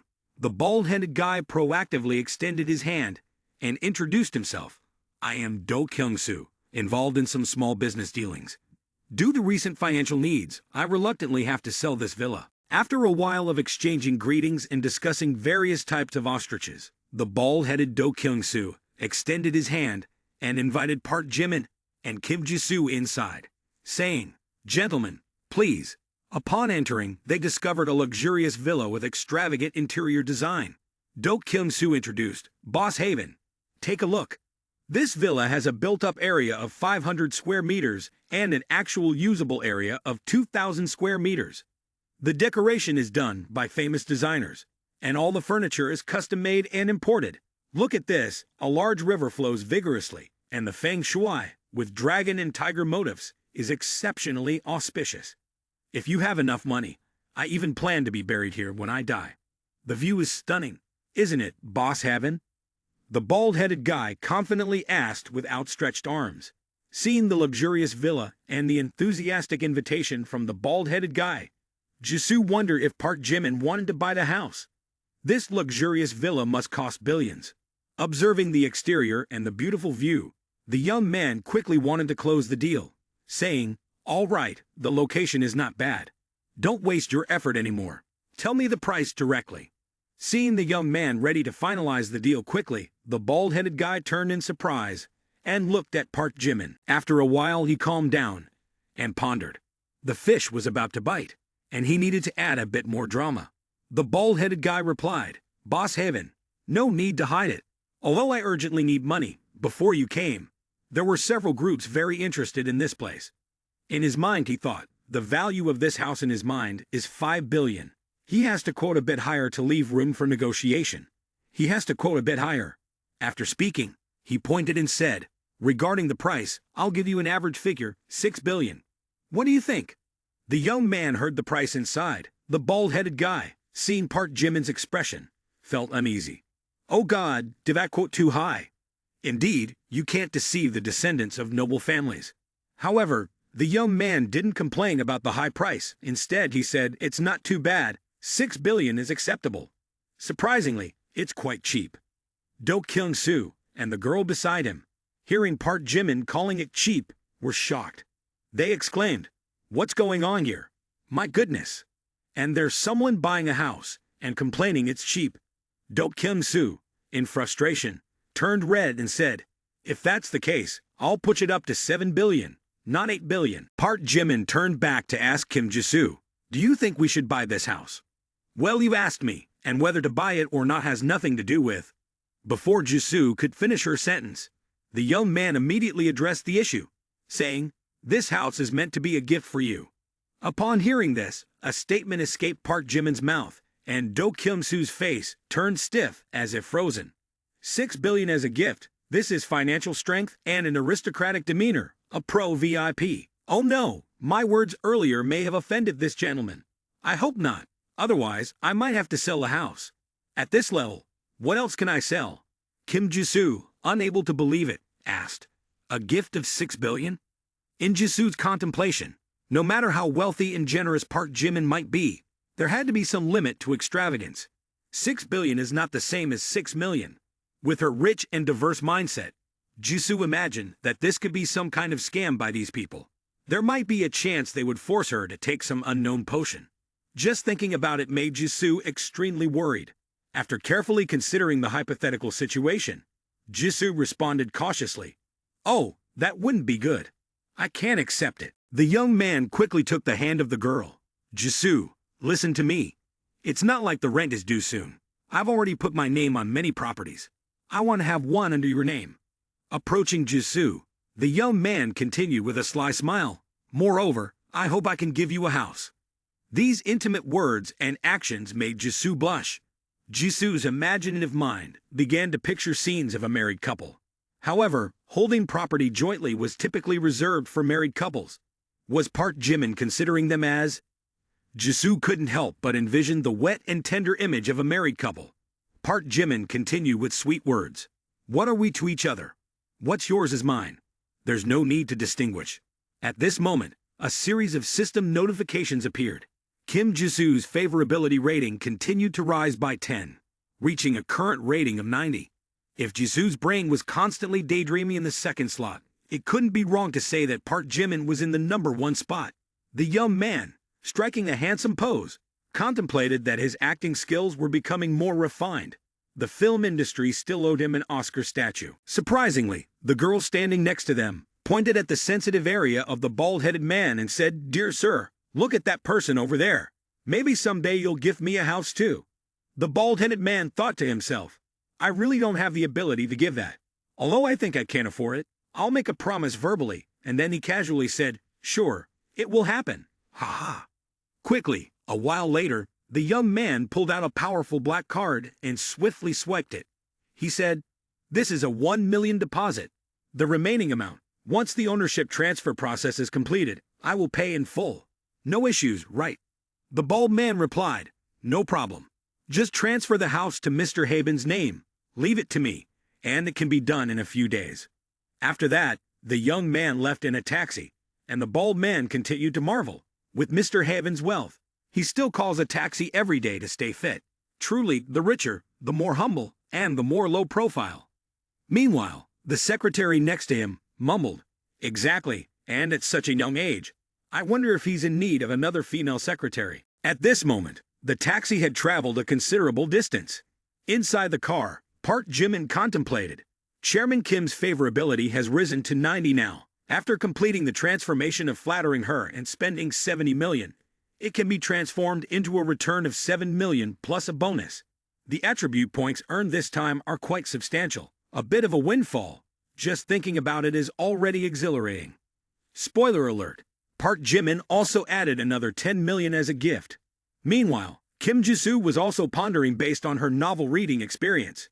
After the awkward words just now, Park Jimin would surely confess. She continued to imagine Park Jimin being caring and generous. In the future, he would undoubtedly become a good father. The diamond ring he gives on their wedding day would surely be as large as a quail egg. The wedding would be held in Milan or the Alps. What should they name the child?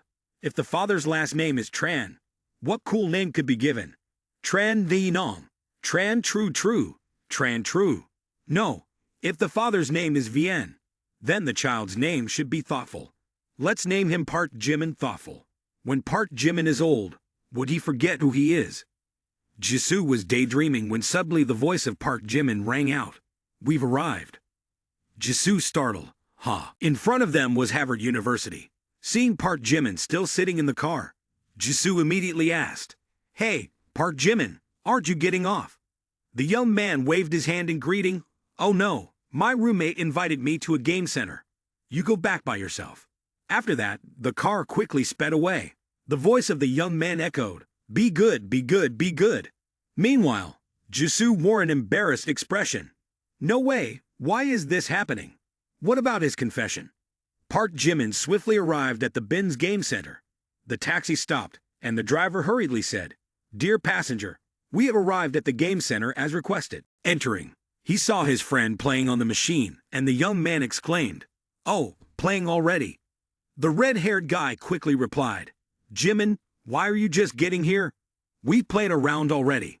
We lost because you weren't here. Old Chu jumbled too much. Old Chu interjected, the villain accused first. Huh. Jimin, quickly get a card and log in. This machine is reserved for you. The young man raised his hand as a signal. Hold on a second. This foster father will boot up the machine for you. Wait a bit, and I'll elevate you to a master. The young man went to the cashier and said, Excuse me, open a card, 20 yuan, 4 packs of instant noodles, and 4 bottles of iced tea. The girl at the cashier was none other than Kim Jenny. She quickly recognized the young man and called Part Jimin. Hearing his name, the young man turned in surprise. Kim Jenny, why are you here? Kim Jenny quickly replied, I haven't told you, have I? My dad owns a chain of game centers, and this one is his. Thanks to you, I've paid off my home debt. Thank you so much. Kim Jenny cheerfully continued, Part Jimin, let me treat you to a soft drink. No, I'll get you a permanent card for this game center, unlimited machine usage. That's right, that's right. Today is my lucky day. Just kidding, we really don't need to go that far. While the young man was receiving heart emojis from Kim Jenny, there was a sudden turn of events behind him. A tall guy with long hair and a baseball bat in hand loudly shouted, You're Lao Tu's daughter, huh? Your dad owes us money. When is he going to pay? He swung the baseball bat onto the table, making a menacing move. Kim Jenny quickly protested. I already paid you guys 5 million last time. Why are you asking for more? The guy retorted loudly, 5 million is just the principal. There's still interest. You owe us another 15 million in interest. Kim Jenny, now visibly angered, exclaimed, You people are outright extortionists and robbers. You're nothing but a gang of thugs. The guy closed in, grabbing Kim Jenny's hand. Enough, quiet down. If you don't have the 15 million today, you'll come with us. With this figure, this beauty, you'll be the queen at our place for sure. 1 or 2 years, and you'll earn enough to pay off the debt. Ha ha. Suddenly, like a gust of wind, Part Jimin swiftly approached, twisting the gang leader's arm from behind. All right, that's enough. Take off while I'm still in a good mood. Witnessing this scene, Kim Jenny joyfully exclaimed, Part Jimin, you saved me. The gang leader, in pain and anger, shouted, You mutt, interfering in our affairs. Come at me. I'll deal with you for him. The young guys quickly armed themselves with knives and sticks and rushed in. Part Jimin cast a sidelong glance and then delivered a kick with his foot to the chest of one of them. The onlookers, who were avid fans of action movies, exclaimed, This kick is just like a move from a Jackie Chan film. When did Jimin become so skilled in martial arts? The League of Legends enthusiasts, having witnessed Part Jimin's impressive kick, visualized it as a victorious move. Someone, amazed, exclaimed, So the martial arts expert has brought the game into reality. Our failure wasn't in vain. Now, with Jimin here, we're in good hands. The guy who got beaten up by Jimin warned, You punked. You got lucky today. Don't let me catch you again. The followers quickly retreated, shouting, Don't push our boss too hard. Run fast. The 36th strategy is to run away. Otherwise, you'll end up as a torn blanket. Kim Jenny, visibly relieved after being saved from imminent danger, rushed to embrace Part Jimin, saying, Jimin, thank you for saving me again. I was so scared just now. It was like a nightmare. At this moment, a notification displayed Kim Jenny's favorability rating, which reached 95 points. Congratulations on the successful transformation from a negative target to a pet. The owner received a bonus of 5 enhancement points. The young man, holding Kim Jenny, pondered that today was indeed a doubly lucky day. Now, he contemplated where to wisely allocate the enhancement points. Simultaneously, Jung Ho-seok entered the scene from somewhere, and upon seeing Kim Jenny embracing Part Jimin, was startled. He loudly exclaimed, Kim Jenny, you sly woman. Rose pointed directly at Kim Jenny's face and scolded, This malicious woman, who claimed to be against Kim Jisoo, is hiding here, seducing Part Jimin. The young man, observing the two women facing off like lions preparing to clash, began to break out in a cold sweat. There was a sense of impending doom here. The system quickly maxed out the received enhancement points to boost my agility. Seizing the opportunity, it was time to run. That was the smart move. So the two lions rushed at each other, ready to engage in combat. Jimin's friends, witnessing the scene, intervened, saying, "Calm down, we're all friends here. There's no need for this. You two, don't start pulling hair and tearing clothes. Don't rip each other's clothes. It's really fantastic, or rather, it's not fantastic at all." As Jimin's friends tried to defuse the situation, they noticed that Park Jimin had vanished. Just a moment ago, this livestock guy was here, and now he's disappeared. Well done, Park Jimin.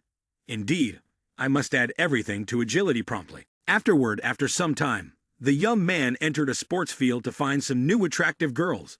As he walked, he pondered that Jung Hoseok and Kim Jenny had both completed their tasks. Chairman Kim's turn was just a matter of time. Taking advantage of this time, he needed to find some new targets. Otherwise, he would end up in a situation with no one to flirt with. While walking and thinking, the young man was suddenly tapped on the shoulder and a girl's voice came from behind. "Excuse me, can you walk on the side? You're blocking others." The girl pointed and continued, "Our physical education field is reserved now. We're about to have a short distance running competition. Could you move a bit?" The young man saw a girl with a beautiful face and figure, and he jumped in surprise. Oh, it's a girl. In his head, the young man thought, despite being a bit fierce, this female student is quite attractive. He must seize the opportunity. So the young man pulled out his phone and smoothly said, "If you want me to move, it's very simple. Just add my wet chat." Before he could finish, a voice interrupted, "Stop, what are you guys doing?" A tall and sturdy guy stood between the young man and the girl. He introduced himself. "I'm her boyfriend. If you're smart, step away a bit and leave quickly." The young man looked at him and felt a sense of familiarity. This person seemed somewhat recognizable. The young man recalled a previous encounter when he was insulted by a tall guy. "You don't even look in the mirror. Only you think you can pursue Lee Hyori." After throwing a punch, the guy pretended to be sympathetic and continued stepping on the young man. Back to the present.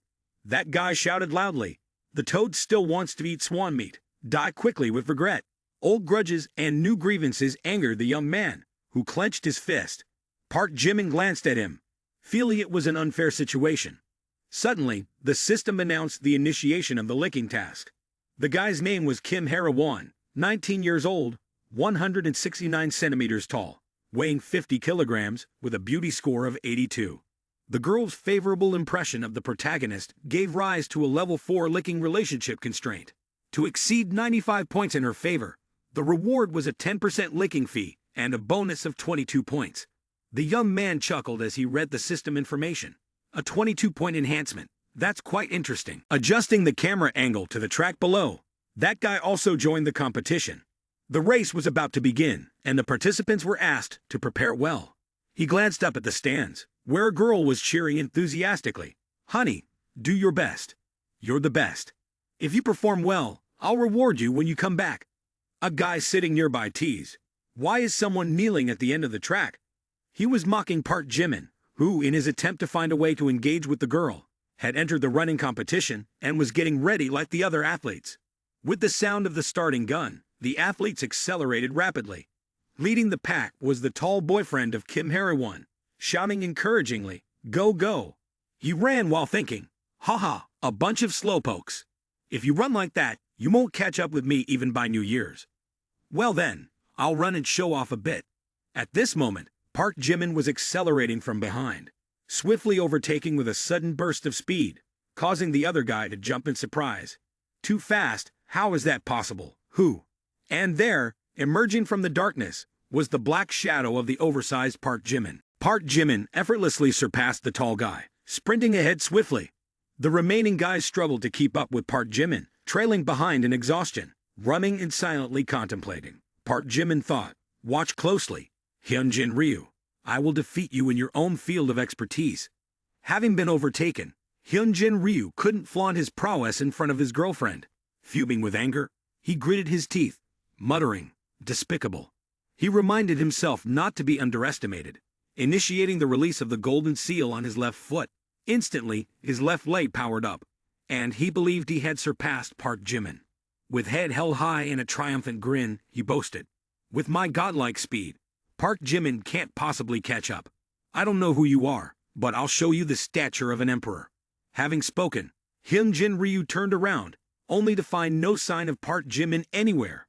Bewildered, he mumbled. Where did he go?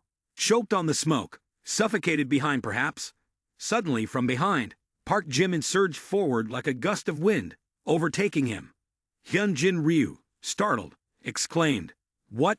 Park Jimin coldly stated, "I'm on your left." Just as he finished speaking, Park Jimin surged ahead, leaving Hyunjin Ryu trailing behind by a whopping 10 meters.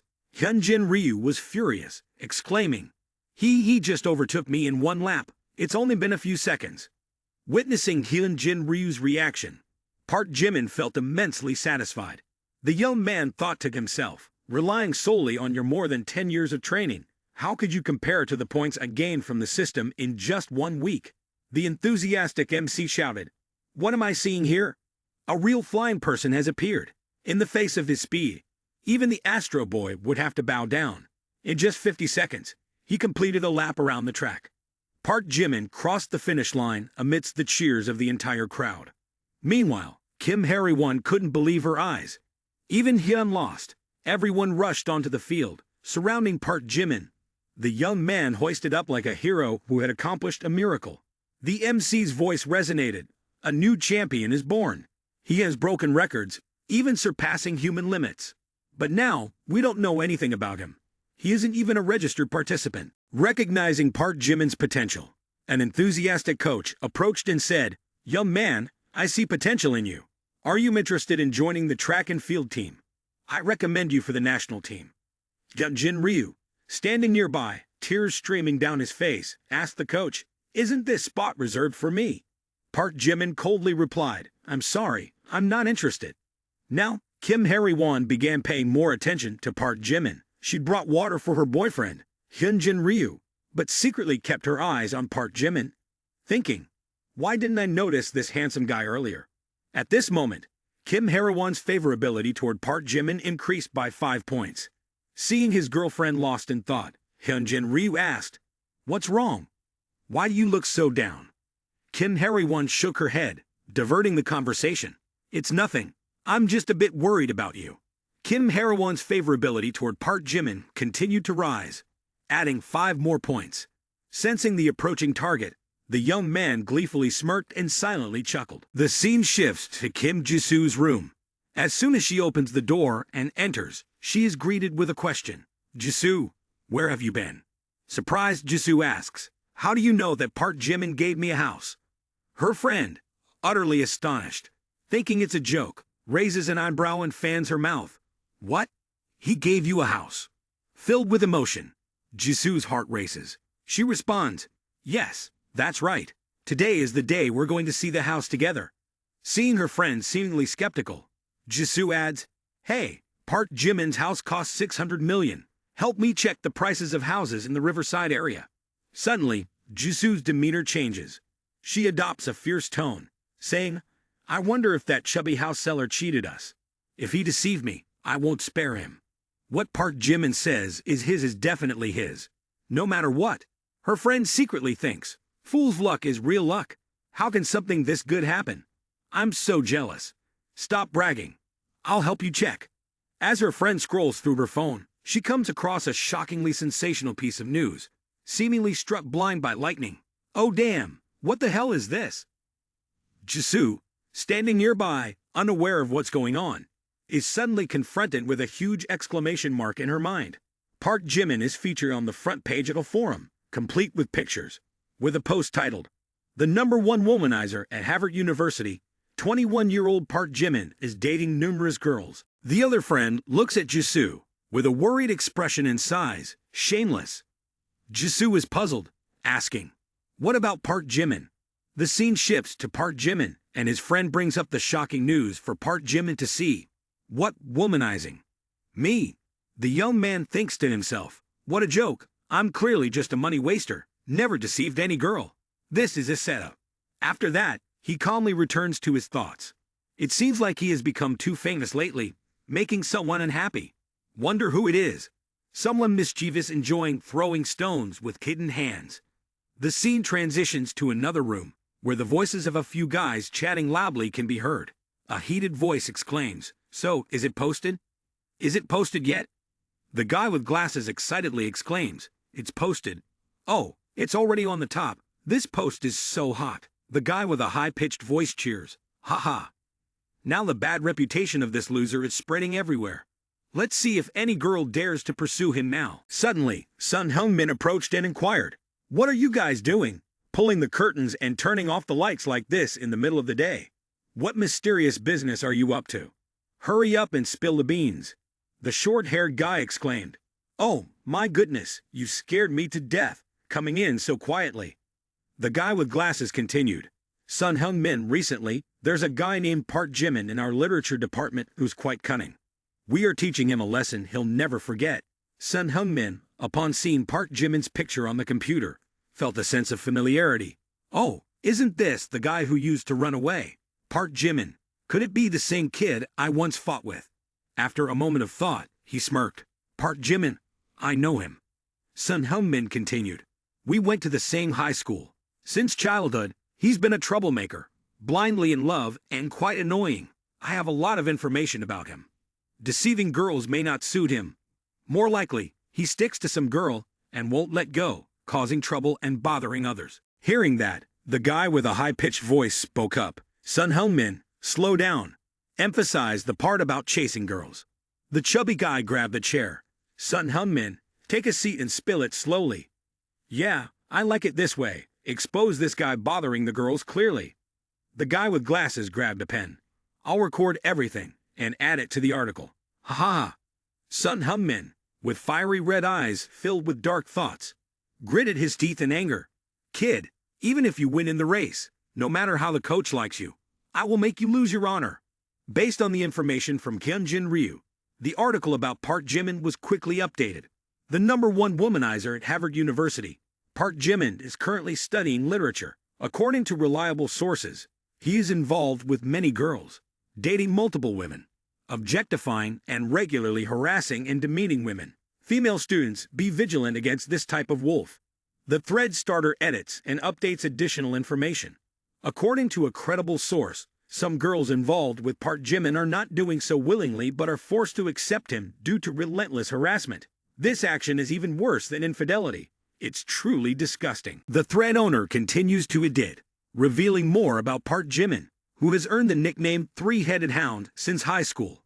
Truly the bottom of the scum among super scum. According to a reliable source, he has been involved with hundreds of girls, and reportedly, he continues his despicable actions, even when having a boyfriend. It is said that his lecherous behavior has adversely affected everyone's studies, causing a 10% decrease in the university admission rate compared to previous years. After reading this news, everyone, from students to teachers and parents, was shaken. Cut to the principal's office. A powerful hand slammed down on the desk, coincidentally hitting the iPhone 15 Pro Max. "Bop, this is too much, truly outrageous and unreasonable." The furious principal shouted, "I cannot tolerate those who harm the community in my environment. I will thoroughly investigate the matter. If the information in the article is true, this vile student will be expelled from the school." A male teacher standing behind, tears streaming down his face, quickly lifted his phone and silently thought, "Can that old man please not smash my phone next time? I just bought this new phone." When asked about Park Jimin, Kim Jisoo provided detailed information, recounting the positive things Park Jimin has done. Park Jimin from Harvard Literary Institute is a very special person.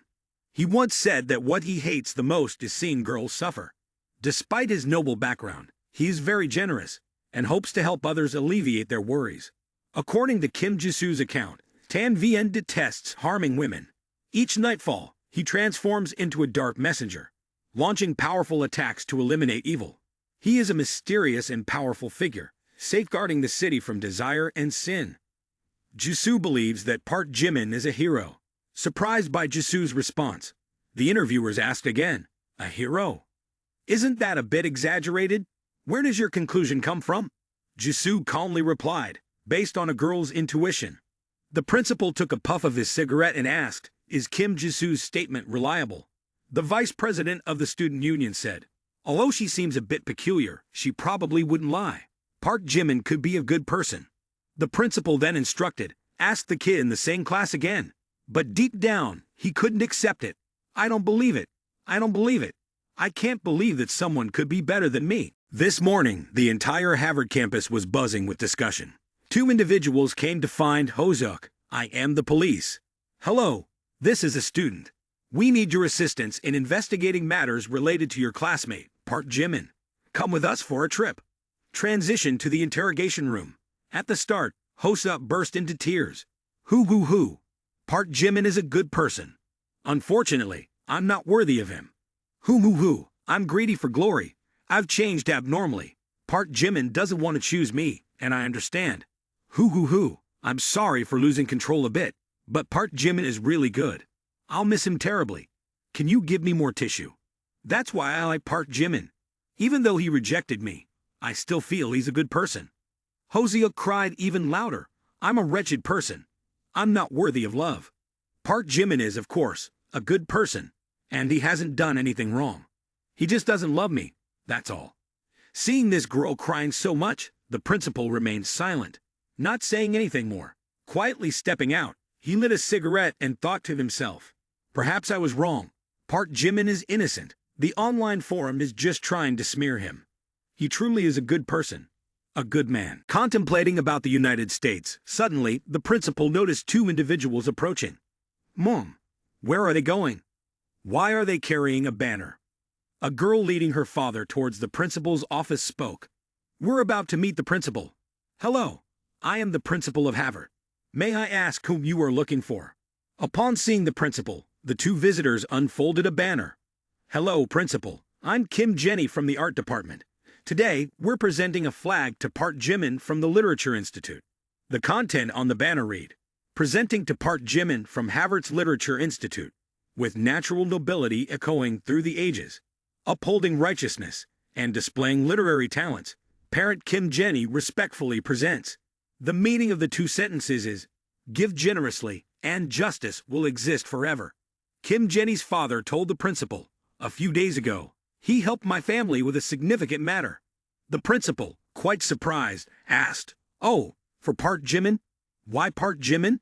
After that, Kim Jenny and her father left, and the principal waved goodbye. He silently wondered if he had misunderstood him, and thought he needed to review the post. Quickly, the principal dialed into the forum. What caught his eye was a post about Park Jimin.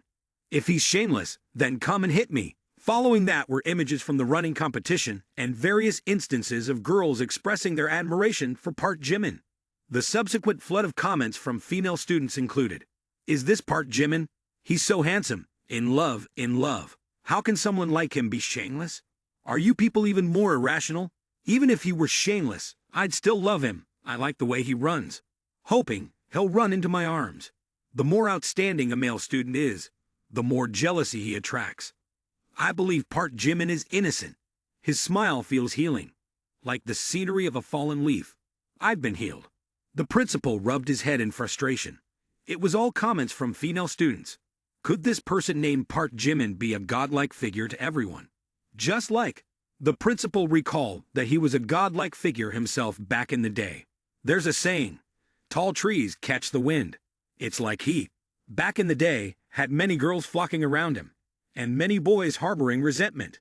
Someone too outstanding is prone to being targeted and schemed against by others. The principal recalled the scene from back then when he had said to him, a societal pest like you, I can't teach. Quickly call your parents to come and take you home. Back to reality, the principal cried softly like a child. Park Jimin said, I understand, sir. Park Jimin will wait. You will reclaim justice for me. The everlasting glory of Harvard cannot endure this unwarranted humiliation. Cut to the auditorium the next day, where many male and female students were standing in orderly lines below. Above them, the principal's voice resonated. Dear students, recently, there have been rumors on the forum targeting our student Park Jimin. However, after my thorough investigation, I found that these are entirely baseless rumors. The principal pointed towards the young man Park Jimin, adorned with a large red ribbon, looking bewildered and clueless. He whispered into the ear of the confused young man, who was sweating profusely. Today, I am here specifically for you. Then the principal spoke loudly into the microphone. Park Jimin, you not only have an exemplary involvement in student activities, bringing joy to others, but you have also displayed numerous courageous acts for justice, all while keeping them secret. This is truly a noble character, a sublime soul. As he finished the sentence, the elder actor shed genuine tears, resembling crocodile tears. Afterward, he presented a certificate. Let us learn from Park Jimin and strive to be useful members of society. Below, as the principal spoke, the crowd echoed loudly. Learn from Park Jimin. The young man, still holding a certificate of bravery for helping others, appeared confused. What is happening? Why suddenly give me a commendation? What courageous and joyful assistance to others are they talking about? When did I do such things? Hyunjin Ryu below, with his eyes glowing red, gritted his teeth in frustration. I don't understand. This time, he's clearly going to suffer a severe blow to his reputation. Why? Hyunjin Ryu angrily tore at his own clothes. Principal, are all the teachers blind? I hate it. I should be the one standing on the stage receiving flowers and applause, not him. At the same time, his girlfriend was also present, applauding enthusiastically and praising Park Jimin for his good looks. Hyunjin Ryu, upon hearing this, became even more infuriated. Park Jimin quickly received the announcement, and his pride increased by 10 points. Looking down, he saw Kim Hara-won, also looking beautiful and radiant. The rehearsal to honor Park Jimin ended quickly, and everyone was leaving. From somewhere, the voice of Hyunjin Ryu echoed. Kim Hara-won, I hope you can give me an explanation. I saw it all. Earlier you applauded for that guy Park Jimin. What did you mean by that? Kim Hara-won, annoyed by Hyunjin Ryu's persistent questioning, finally responded, Hyunjin Ryu, do you have a problem? Why are you jealous? I simply admire Park Jimin. As students, he can do many good things without caring about fame and gain. Hearing this, Hyunjin Ryu's entire being ignited with intense flames. Kim Hara-won continued, after defeating you, it's evident that he could become a genius but chooses to return to a normal life. It's truly admirable. Hyunjin Ryu, by now, was on the verge of madness. He rushed to grab Kim Hara-won's hand and shouted, Shut up. He can never beat me forever. Impossible. Oh, Hyunjin Ryu, are you insane? It hurts too much. Hyunjin Ryu, you're hurting me. Let go. With a grimacing face as if ready to devour her, Hyunjin Ryu said, Park Jimin is just a worthless pawn under my foot. So what if the coach likes him? In this society, whoever has the money wins. My dad bought me a Tesla. What does Park Jimin have? Unexpectedly, at this very moment, Park Jimin was passing by, answering his phone. Mr. Do, oh, you're here. Drive in, I'm at the school. Keep it humble, don't bring an expensive car to pick me up. Hyunjin Ryu jerked around. Mr. Do drove a John Royce over.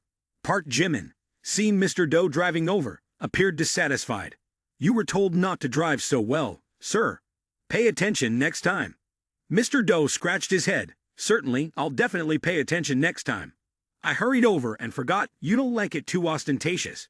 I'll be mindful next time. Then Mr. Do personally opened the door, inviting Park Jimin into the car.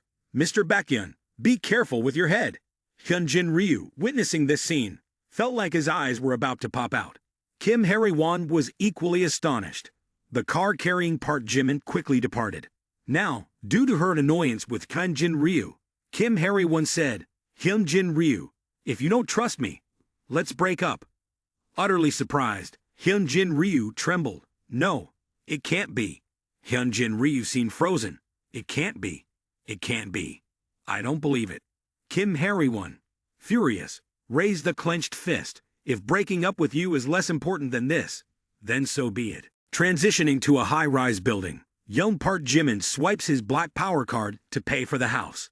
A notification message to Mr. Do reads, Dear customer, your bank account has received 500 million. Park Jimin immediately says, transferred 500 million to you. Mr. Do nods. Yes, yes, Boss Park is indeed generous. Holding 2 red books, Jimin smiles. Money and property settled. I'll head back to school now. You don't need to bother. Your car is too flashy. I'll call a Grab myself. Okay, you can leave slowly. Holding the red books and fanning himself, Jimin thinks, although I've bought a house, I still haven't firmly grasped Chairman Kim. Anyway, the favorability should increase by 25 attribute points. People passing by notice Jimin fanning himself with red books in disgust. Is he crazy using red books as a fan? The person next to them whispers, Shay, speak softly. Jimin continues his thoughts. I should get her a gift. Let's see if Mr. Doe has anything else for sale. As Jimin reaches for his phone to call Mr. Doe, he notices a series of messages in the group. Boss Park is incredible. A wave of the hand can solve my financial difficulties. Boss Park bought Mr. Doe's villa. Wow, Boss Park is amazing. Just a few days, and he's already bought it. Boss Park must have a lot of money on hand. What's even more impressive is that Boss Park bought a house and immediately gave his girlfriend a villa. For the first time, I feel like I opened my eyes. What's called grandeur? What's called generosity? Giving others millions. Boss Park is truly admirable. Park Jimin replies, Boss Doe, the benefactor, helped a bit. The yin goddess of my family has appeared. I bow down to Boss Park. A car seller immediately offers, Boss Park, do you need a car? Want to buy a car? I have some VIP cars. Thinking about cars, Jimin comes up with an idea. That's right, I can also give her a car. Thinking and doing, Park Jimin immediately goes to a car showroom. I'm Yu Ayan from a small business family. I manage a small car dealership and am honored to meet Boss Baekhyun, Ayan says, then takes out a business card and hands it to Park Jimin. Ayan Trading Company, Yu Group, CEO Yu Ayan. Park Jimin looks at the business card and thinks to himself, Yu Group is one of the major businesses in this city, and the name Yu seems to indicate a super tycoon. Mr. Yu is so young to run such a large car dealership. Truly a talented young man. Jimin says, haha, Boss Baekhyun, don't call me sir. I can't bear that. Call me Yu is fine. Boss Baekhyun, please come this way. I'll show you the cars. You are indeed a missing piece. At first, when I heard the chubby talk about Boss Baekhyun, I thought it was an elderly person. Little did I know Boss Baekhyun is so young and extraordinary. A few female employees standing farther away whisper to each other, Mr. Yu personally welcoming him. Who is this guy? Probably the son of some tycoon. Don't bother looking. This type of man is beyond our reach. And confidently introduces himself as he walks. I dare not speak for other places, but in this city, my place has the most luxurious cars. Park Jimin looks around as if searching for something. Ayan continues proudly, no need to think about it. There's nothing my place doesn't have. I want a Ducati Karen. Park Jimin's words hit Ayan like a direct arrow to the chest. He turns dark-faced, unable to utter a word. Park Jimin asks again, oh, do you have it? Ayan mutters to himself, oh my little sister, then laughs fake-heartedly, ha ha ha, you really like to joke. That's a limited edition luxury model. Only 20 produced worldwide, and it costs 160 million. So my place doesn't have it. Right. At this point, adding a touch of provocation, Park Jimin continues, how about the Lamborghini Bozum Pagani Jota? Do you have those? The provocative tone continues to rise. Ayan sweats profusely, thinking to himself, Mr. Baekhyun didn't come to wreck my store, did he? He stammers. That, the total price of the cars we usually sell ranges from 2 million to 84 million. If you want. Park Jimin interrupts him, saying, so you don't have them either? Nothing at all. Your business isn't that big, is it? But a moment ago, it was like an explosive hit. Turning away, Park Jimin leaves, and Ayan mutters under his breath, you might be able to buy a house for a few $100 million, but I still don't believe you can afford a $1 billion car. Watch me unveil a treasure right here. He approaches a tightly covered car, saying, though I don't have many of those, I do have a precious one. He grabs the cloth and pulls it off forcefully, declaring, behold, the Ferrari is mine. The naturally aspirated 12-cylinder engine, with a capacity of 6.3 liters, can generate a maximum power of 588 kilowatts. The independent electric motor produces 120 kilowatts, with a maximum combined power of 800 horsepower, coupled with a 7-speed dual-clutch transmission.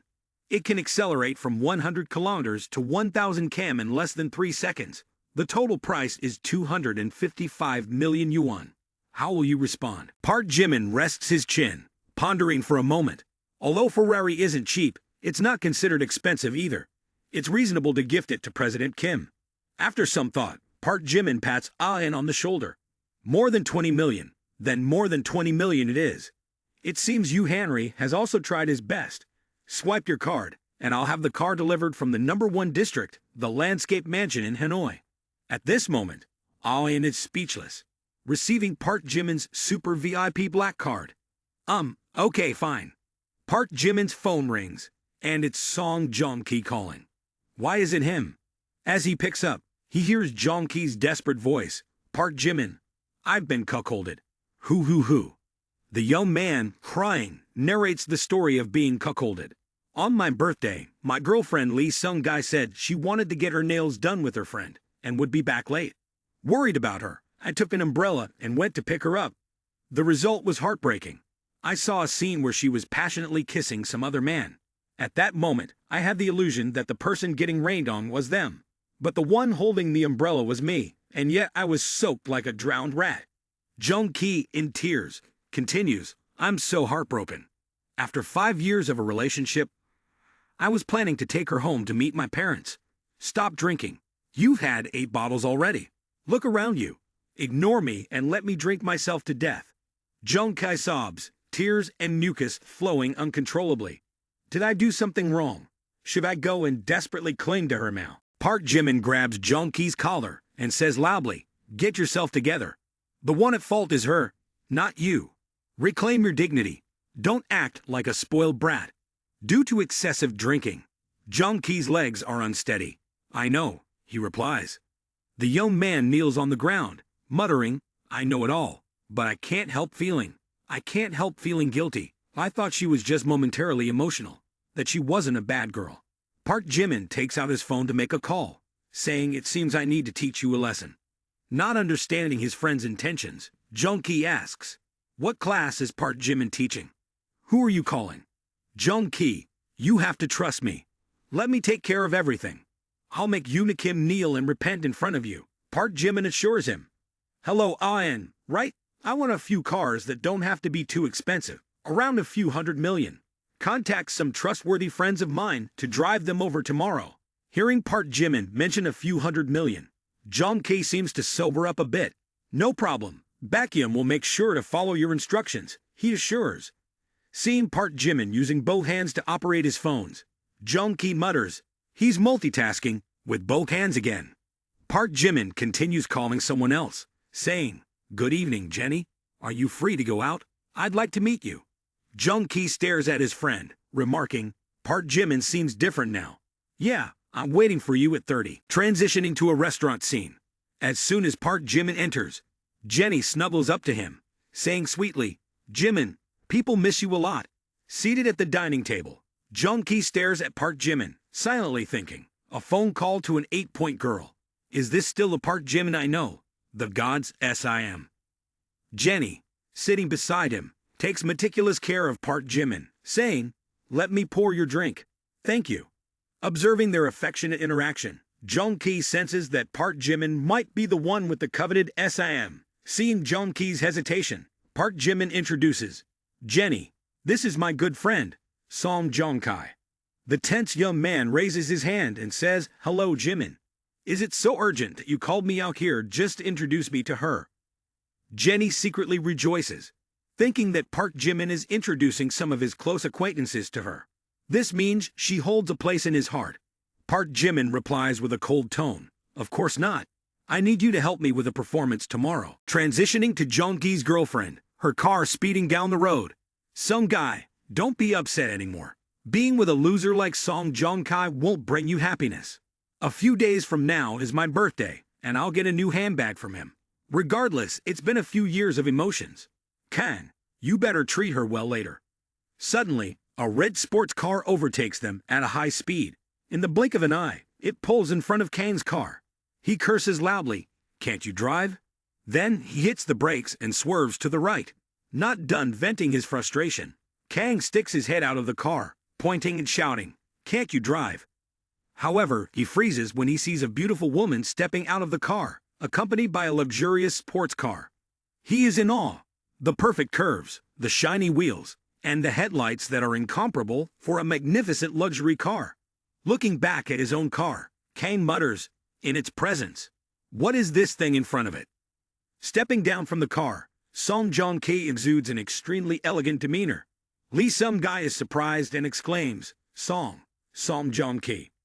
Jenny walks up, embracing Joong-ki's hand, and says playfully, Jung Kai almost scared me to death. The new car he bought for me almost got damaged by someone. Jung Ki, at a loss where to put his other hand, speaks casually, if it gets damaged, it gets damaged. A small matter. I'll buy you a new one. Kang finds it perplexing. Haven't seen each other for a day. How did Song Jung Kai change like this? Is this guy a hidden super tycoon? Seeing her ex suddenly in a luxury car and affectionate with another girl, Lee Sung Guy becomes furious. However, it seems she still can't believe that Jung Ki has become wealthy. Lee Sung Guy steps closer to Jung Ki and says loudly, "Som Jung Ki, are you acting?" In this scene, Jung Kai is quite into his role. He laughs loudly and tells Jenny, "Ha ha ha, who's barking like that, my dear? Let's get on the car and go a bit more. I've known him for so long. I don't know about his family background. I really misunderstood him about the affair. But let's put the truth aside. Today, he's truly scared me with this play. Is he not right? Baekhyun, this girl has seen through it. It's not wrong to let your brothers go out first." Next is the main act. A multitude of supercars is speeding towards Jung Kai. A fleet of supercars suddenly appears, shocking Kang and Lee Sung Guy. A person in white steps out, greeting, "Oh, Jung Ki, you're here too. Right. Only now does Kang believe that Jung Kai is a super tycoon. Seeing Kang, the person in white says, "I thought who it was. Turns out it's Kang Hodong. Remember me, Chung." The person in white approaches the pair of Lee Sung Guy and Kang Hodong, whispering, "Miss, he claimed his name is Kang Chin-ha, from a wealthy family with a coal mine, studying abroad in the U.S. Ha ha ha. This scoundrel is just a scam artist, pretending to be a rich man to deceive women into bed. Did you really think he was some kind of tycoon? Ha ha ha. Chung, come on, forgive me a bit. Kang Hodong's tactics are clumsy. He shouldn't have starved to death long ago. Unexpectedly, he managed to deceive an intellectually challenged woman. Ha ha ha. Didn't even bother to check with a urine test. Do I deserve someone wealthy?" The person in white laughs while walking away, leaving Lee Sung Guy with countless thoughts. Wretched fellow, he deceived me. He's not even worth a dog. I should have killed him. Kang Hodong runs and cries, Sister, I was wrong. Song Jung Ki's eyes filled with sadness as he said, "Let's go." Jenny uttered a brief okay and walked alongside him. While walking, Jung Ka suddenly halted. Curious, Jenny asked, "Why did you stop?" It turns out Lee Sung Guy had embraced his legs, crying and pleading. Hoo, Jung Ki, don't leave me behind. It's not that I'm greedy for glory. I'm just afraid of poverty. Please give me another chance. Jung Ki coldly brushed off Yuna Kim's hand. "Don't call me like that. Today, we sever our ties. Don't contact me again." The guys who hadn't seen each other in a while chatted lively. Chung is still as eloquent as before. It's a pity, considering she's like a little beauty. Well, go console her. That's enough. Taking advantage of the moment when Chung was chatting with the others, Kang sneaked away. However, Park Jimin arrived just in time. "Where do you think you're going?" "Planning to run. Letting you go is not impossible. Slap yourself 100 times.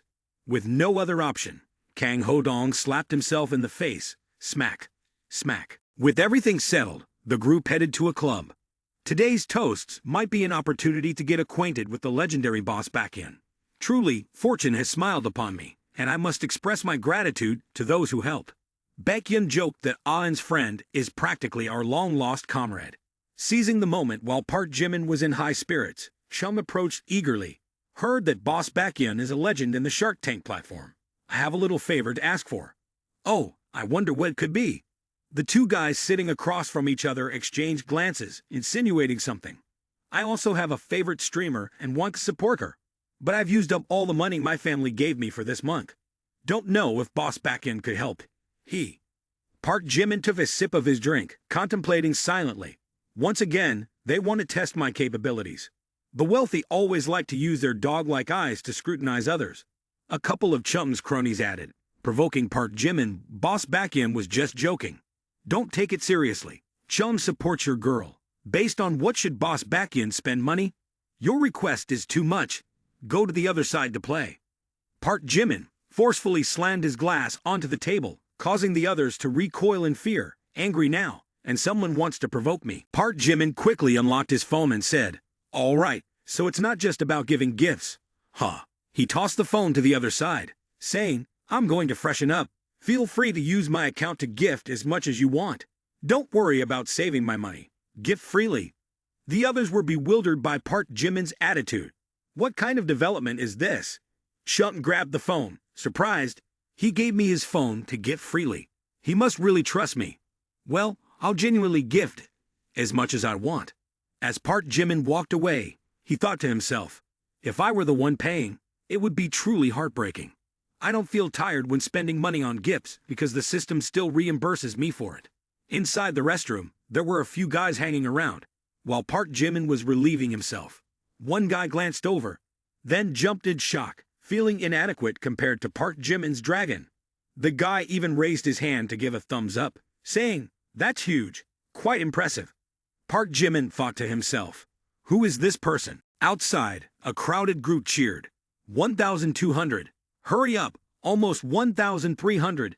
Keep going, keep going. After spending a considerable time in the restroom, Park Jimin came out only to hear them shouting, gifted up to 1,400, 1,600. Park Jimin quickly joined in. What's going on? Why is it so lively around here? Boss Baekhyun, you finally returned. Quickly rescue the poor girl. It took so long, and you gifted nearly 2 billion. Quite impressive. Hearing Park Jimin, the others turned pale. Who is this Boss Baekhyun, with such an extraordinary status in the house? Richer than the heavenly bank. Chung was sweating bullets. Normally, I'd only gift around 10,000 or a bit over 1 million. Unexpectedly, I've gifted more than a few sports cars. My heart feels like it's cracking. 200 million doesn't sound that good. I'll contribute 6 million for you. Hearing Park Jimin's words, Chung was struck by lightning. Don't worry. Stop. It's enough. It's enough. She doesn't truly deserve that much money. You should hold back your divine generosity. Know your limits. Quickly, raise a toast to Boss Baekhyun. Being a deity isn't that simple. Today, let her get addicted. Boss Baekhyun is truly magnificent, and I, as a subordinate, am sincerely impressed.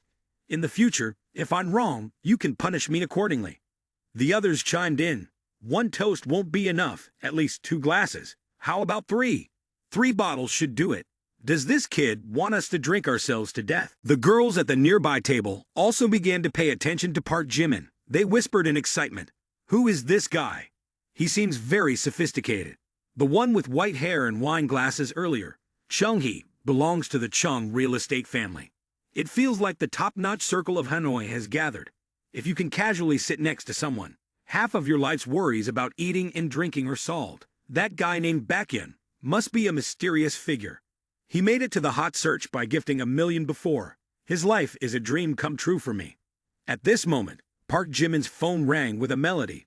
Not wanting to see his friend go through similar pain, he learned to pamper. Park Jimin glanced at his phone and said to the others, you guys go ahead and drink. I have something to attend to. Let's meet again next time. As Park Jimin turned away, a sarcastic voice remarked, why is Boss Baekhyun leaving in such a hurry? Is he afraid of the bill? What kind of status does Boss Baekhyun have that he can't pay for a meal? Chung immediately hit the speaker on the head and said, that's right, kid. Don't use someone else's annual income to challenge their financial capacity. Boss Baekhyun doesn't lack that little money. Be careful not to provoke me. I might turn hostile. Walking, Park Jimin read the girl's message. Baekhyun, I've arrived in Hanoi and can't wait to meet you. Let's meet tomorrow. Taking advantage of her hesitation, it was time to unveil another layer of her feelings. Shifting to the airport, a girl had just landed, but her face didn't express much joy. She confidently thought to herself, it's not just about a meeting. As long as I release a bit of determination, that Baekhyun godlike figure will become my fish in my pond. A message from Jung Hoseo came in. Can we start over? Park Jimin? Last night, I dreamed that we got married. We lived together in a Vingroup villa, you taking care of the children with 6 nannies. My bag filling up the entire house. I took you to Paris every year to enjoy wine, to Iceland to see the northern lights. Waking up, I felt so sad because I had no bag, no northern lights, and no you, as I had taken you away. I knew I had hurt you before, but I didn't pay attention. Temporarily possessed by the devil, I was deceived by Min Yuji, failing to notice the one who truly cared for me. loved me, was by my side. Now that I have thought it through, I promise to treat you doubly well in the future. Please forgive me, I made a mistake, every man will. Part Jimin had just read this when the voice of Mai Nai rang out. Heaven! What are you watching? The young man was deleting messages from Jung Hoseok. Afterwards, Part Jimin replied to Mai Nai. Oh, nothing. Just someone who wants to eat, asterisk. The girl listened without understanding for a while. Part Jimin innocently asked again. Oh, what were you talking about just now? Mai Nai recalled the words of the boss. The top 10 list is adding up, and he's increasingly dominating. Even if I strip myself naked and give it to him on the bed, I have to control him. Mai Nai looked at Part Jimin with a dark expression, thinking, despicable, facing a beauty like me. He might not be able to focus. I can't believe I can't control him. Then Mai Nai softened and coquettishly said, I just said, the young boss is so rich. Where does he make money? The system immediately displayed information. Named Jin Anin, also known as Mai Mi, 26 years old, height 167 centimeters, weight 51 kilograms, beauty value 78 points, the favorability of the female student towards the host 60 points, excessively high favorability beyond constraint. Part Jimin, looking at the system information, felt angry. Encountering a problem. The favorability is excessively high and uncontrollable. My money is at risk. It seems I need to lower the favorability. I have to play this girl a bit. Young man Part Jimin pretended to smile at Mai Ni, then casually scratched his nose. Where do you make money? You're mistaken. I'm actually unemployed. The girl, finding it a bit creepy that the young man scratched his nose, asked again, if you don't work, how does it seem like Boss Haben runs his own business, owns a company, right? Otherwise, how could he have so much money? The young man acted as if saying, not a company, I just use my dad's money to buy gifts on apps. Now my dad's company has gone bankrupt because I spent too much, owing the bank a few billion. Part Jimin stepped forward, took Mai Ni's hand, and continued, actually, this time, I want to ask if you can refund some of the gift money I gave you before. Mai Ni, shocked by the handhold, thought to herself, his hands just scratched his nose and haven't been washed. The demand to return the gift, accompanied by Part Jimin's nose-scratching hand, quickly shattered the image in Mai Ni's mind. Her favorability score was deducted by 20 points. Mai Ni pointed directly at Part Jimin's face and turned away. No money in pretending to be wealthy. Get out of my face 3 or 4 times. I'm fed up. Demanding gift money. Really, are you even a man? How disgraceful. Mai Ni's favorability score continued to be deducted by 20 points. I must be crazy, wasting my time with a fool like you. Afterward, Mai Ni immediately called someone named One. One, I'm at the cafe outside the airport. Hurry up and pick me up. There's a pervert bothering me. I'm really scared. Hoo-hoo. Part Jimin looked at Mai Ni and thought to himself, I've met many practical women, but to reverse the truth, go from black to white, and stab in the back, this is the first time I've encountered it. 30 minutes later, a guy with both hands in his pockets kicked the door open and walked in, harassing my girlfriend during the day. Do you have any idea whose territory Gyeongbokgung is? Seeing One approaching, Mai Ni secretly rejoiced. She ran over and raised her hand, intending to hug One tightly. One, I was so scared. That pervert even tried to grab my hand. At this moment, One saw something that startled him. He quickly dodged and went toward Part Jimin. He swiftly shook hands with Part Jimin. Haben, you're here too. What a small world, huh? One pointed at himself with joy. I'm One, the one who toasted with you and Mr. Chung yesterday. Part Jimin then recalled. Oh, One, I remember you now. Yesterday, I was regretting not having a few more drinks with you. Unexpectedly, I meet you here today, and you're in charge. I have to show some respect. Seeing his boss, One happily greeting Part Jimin, Mai Ni wanted to turn into stone and stand still. She thought to herself, Boss One is casually chatting with him like this. Boss One is the top-tier big shot in Gyeongbokgung, with a huge family fortune. He controls everything. Right after that, Mai Mi tried to act cute. Boss One, I just... Before Mai Ni could finish her sentence, One scolded her. Just what? Do you know that Baekhyun is the big brother of my big brother? His wealth is enough to bury your entire family, young and old. Hearing this, Mai Ni immediately thought, He's like that with Baekhyun. He has such a background. So earlier he was investigating me, testing my intentions. I missed the chance. No, I have to recover. Right after that, Mai Nai immediately changed her attitude, saying, I'm sorry, Baekhyun, can you forgive me? The system promptly announced the successful binding, restraining the relationship Sim Chua in a counterattack against Jin Anen. Mai Ni, upon successful completion, would receive 25 enhancement points.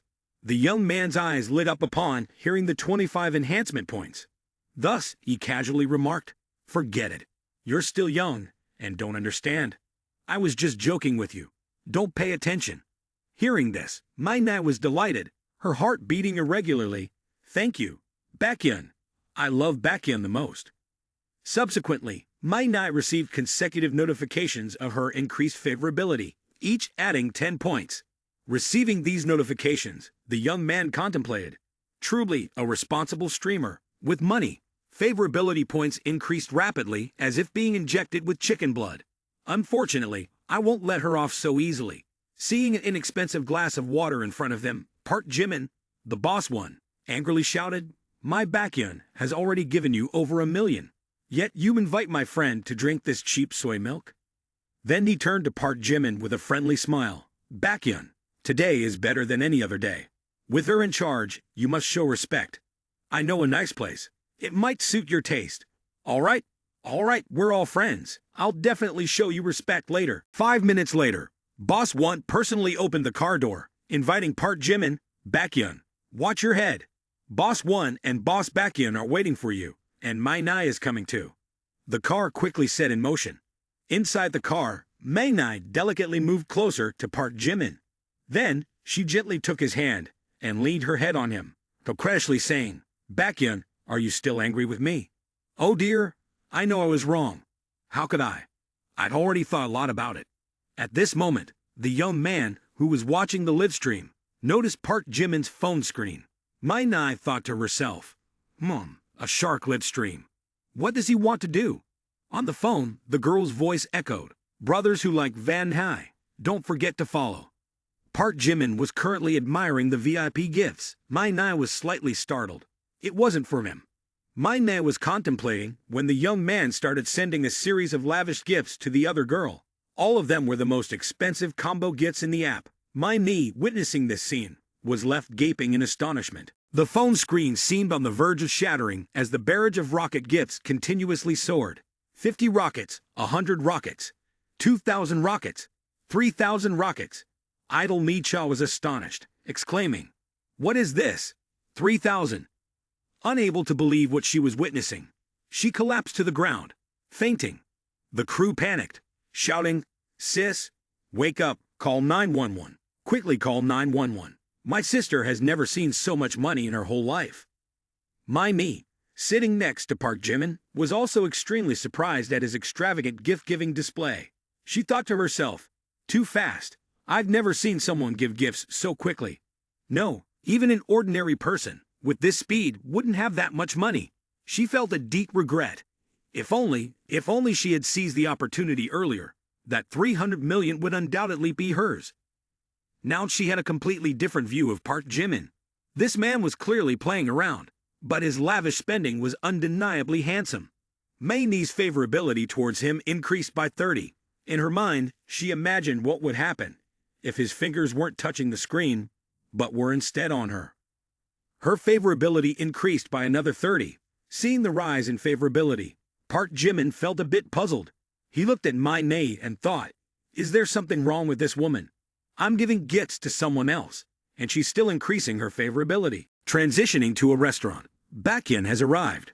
This is the most famous private restaurant in Gyeongbokgung, Deoksugong, a 3-star venue. Since it requires reservations, privacy is guaranteed. This restaurant is renowned for 3 distinctive features. Curious, Park Jimin asked. 3 distinctive features. 1 is outstanding cuisine, and 2 is a unique landscape, right?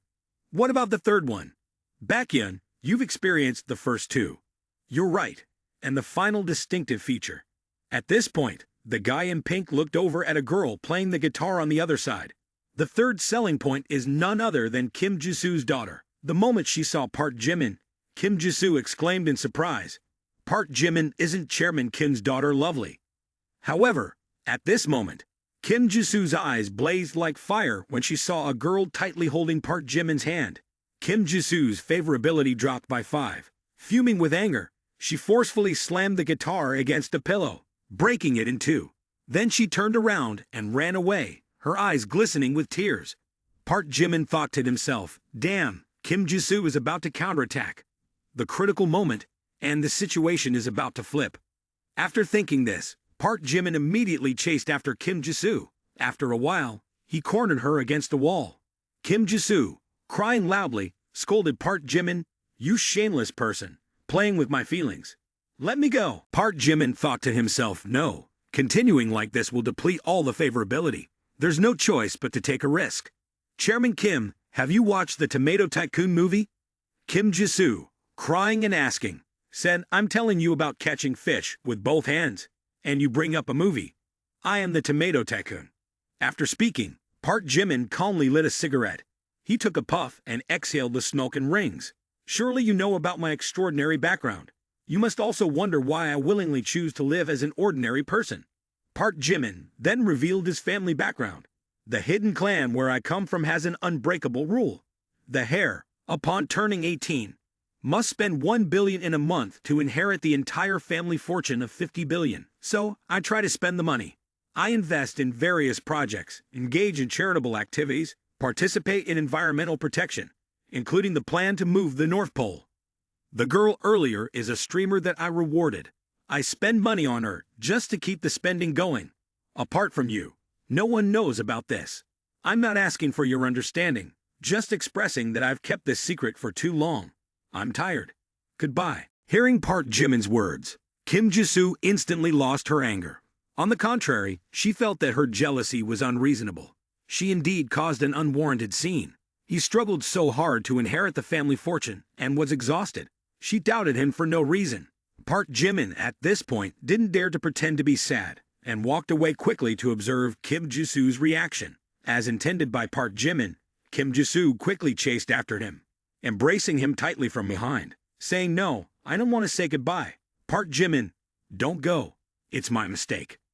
Her hands tightened around Park Jimin's waist, and she thought to herself, he even sincerely spoke about difficult secrets, like the inheritance rights of his family. He must have me in his heart. At this moment, Kim Jisoo's favorability increased by another 20, and the current favorability is 2. With everything settled, Park Jimin and Kim Jisoo walked hand in hand to the dining table. I apologize for my bad mood earlier, affecting everyone's meal. Park Jimin's friend is my friend, and I invite you all to this meal. The person in the pink shirt showed admiration for Park Jimin. Just 5 minutes, and it's already resolved. Baekhyun is indeed incredible. My knee, with a jealous expression, muttered under her breath, "What's with the theatrics?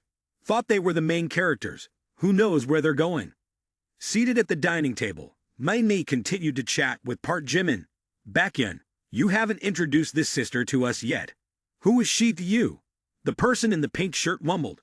2 beautiful women fighting over Baekhyun. Can he handle it? Without waiting for Park Jimin to answer, Kim Jisoo teased my knee. "Baekhyun, this aunt, hasn't even mentioned his name to her yet. Aunt, maybe you shouldn't call him Anna anymore. He probably isn't older than you." This response elevated Kim Jisoo's status far beyond my knees. My knee seemed like a small bird standing at the feet of a large phoenix. The person in the pink shirt thought to himself, too strong. This is not even a fight on the same level. It's a total crush. Kim Jisoo's demeanor now resembled that of a genuine queen. My knee, filled with anger, blurted out, "You." Seeing the tension rising, Park Jimin forcefully tapped the chopsticks on the rice bowl and said, "All right, let's eat. I'm hungry." Although they were eating, the tension between the two remained palpable. Just exchanging glances was enough to satisfy their hunger. When it became tiring, both of them suddenly made a scary sound, sending shivers down everyone's spine. The person in the pink shirt, astonished, muttered, "It's gotten to this point and they're not fighting." Baekhyun's tactics are truly unpredictable. One is a famous shark streamer from Phuket Recording Studio, and the other is a renowned talent here, both with an air of superiority. Yet they can sit at the same table and eat. Baekhyun's maneuvers have surpassed the realm of magical goddesses. At this point, the person in the pink shirt began to see Park Jimin differently. He truly was a charismatic man. Initially captivated by his wealth, now he was becoming a spiritual idol. Swear to follow Baekhyun to the death. Suddenly, the person in the pink shirt shouted, startling Park Jimin. Transitioning to the Harvard campus after leaving the restaurant, Park Jimin thought to himself, why is that place so expensive? Luckily, I didn't have to pay. Speaking of money, let me check my current power progress. A total of 18. Rounded up to 8,000. Not bad. Power progress completed. The name Kim Jisoo.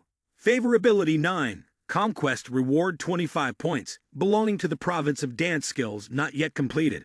The name Jin A-in. Me. Favorability 2. Conquest reward 25 points, belonging to the attribute of dance skills not yet completed. The favorability of both is already quite high. Should I push the progress a bit? As Park Jimin contemplated, he looked at another girl. Who's tying her up? I remember she's Hyunjin Ryu's girlfriend, right? The name Kim Hara-won. Favorability 76. Conquest reward 22. Dance skills attribute points not yet completed. I remember the earliest was only 25 favorability points. It hasn't been long, and it increased so much. My charm must be quite significant. Focused on the system, suddenly two guys ran by. The skinny one called out to the chubby one. Hey, hurry up. Word has it, someone is confessing to a girl on the floor below. The chubby one responded. Ha ha ha, love soldier charging in for love. Ha. Hearing this, Park Jimin, intrigued, remarked, love soldier. Interesting.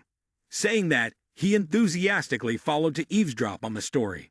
Downstairs, the romantic guy, Hyunjin Ryu, had set up candles in a heart shape to confess to Kim Hara-won. Standing amidst the candles, he passionately sang a love song. My love, I apologize not because I don't love you. I truly don't want to make you cry again. My love, I apologize not because I don't cherish you. I truly don't want to make you sad again. My love, I was wrong. I shouldn't have been harsh on you. Shouldn't have waged the Cold War. Please reconsider our beautiful memories and give me another chance. The onlookers outside chimed in unison. Forgive him. Forgive him. Stay together. Stay together. Park Jimin arrived just in time. In his mind, he thought, yeah, isn't that Hyunjin Ryu? What game is he playing? Kim Hara-won spotted Park Jimin and joyfully pushed the bouquet aside. Rushing towards him, Hyunjin Ryu, tears welling up, shouted, Hara-won, Hara-won, where are you going? Hara-won, I'm here. Reaching Park Jimin, Hara-won happily exclaimed, Park Jimin, is your name Park Jimin, right? Finally, I found you. She quickly took out her phone, saying, today is indeed my lucky day. Can I add your WeChat? Just adding WeChat. Please don't refuse me. People around the table were buzzing with excitement. What's going on? Why is there another male student? The love soldier has fallen. It hurts. Too painful. Captain Hyunjin Ryu has lost. Seeing his girlfriend happily next to Park Jimin, Hyunjin Ryu, infuriated, muttered, on what basis is he Park Jimin? I don't respect that. Kim Hara-won, you've betrayed me too much. Park Jimin looked towards Hyunjin Ryu. It seemed like Park Jimin understood Hyunjin Ryu's feelings. At this moment, Park Jimin approached to explain his mistakes. Hyunjin Ryu, do you feel uneasy, unable to understand? Feel like Kim Hara-won is playing both sides? What's the point? Still want to humiliate me? Hyunjin Ryu, actually I always admired you. A handsome athletic guy like you is easily noticed by the opposite gender. You see love from girls as something natural.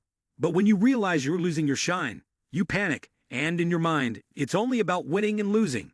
Ignoring your girlfriend's emotions, it's you pushing her away bit by bit. At this point, you want to pretend to be pitiful to demand a comeback. Don't you feel like a clown? Hyunjin Ryu stayed silent for a while, and then sighed, Park Jimin is right. I did it to myself. People around the table were chattering, oh my, saying that doesn't mean it's not because of a third party interfering. Cold War is indeed terrifying.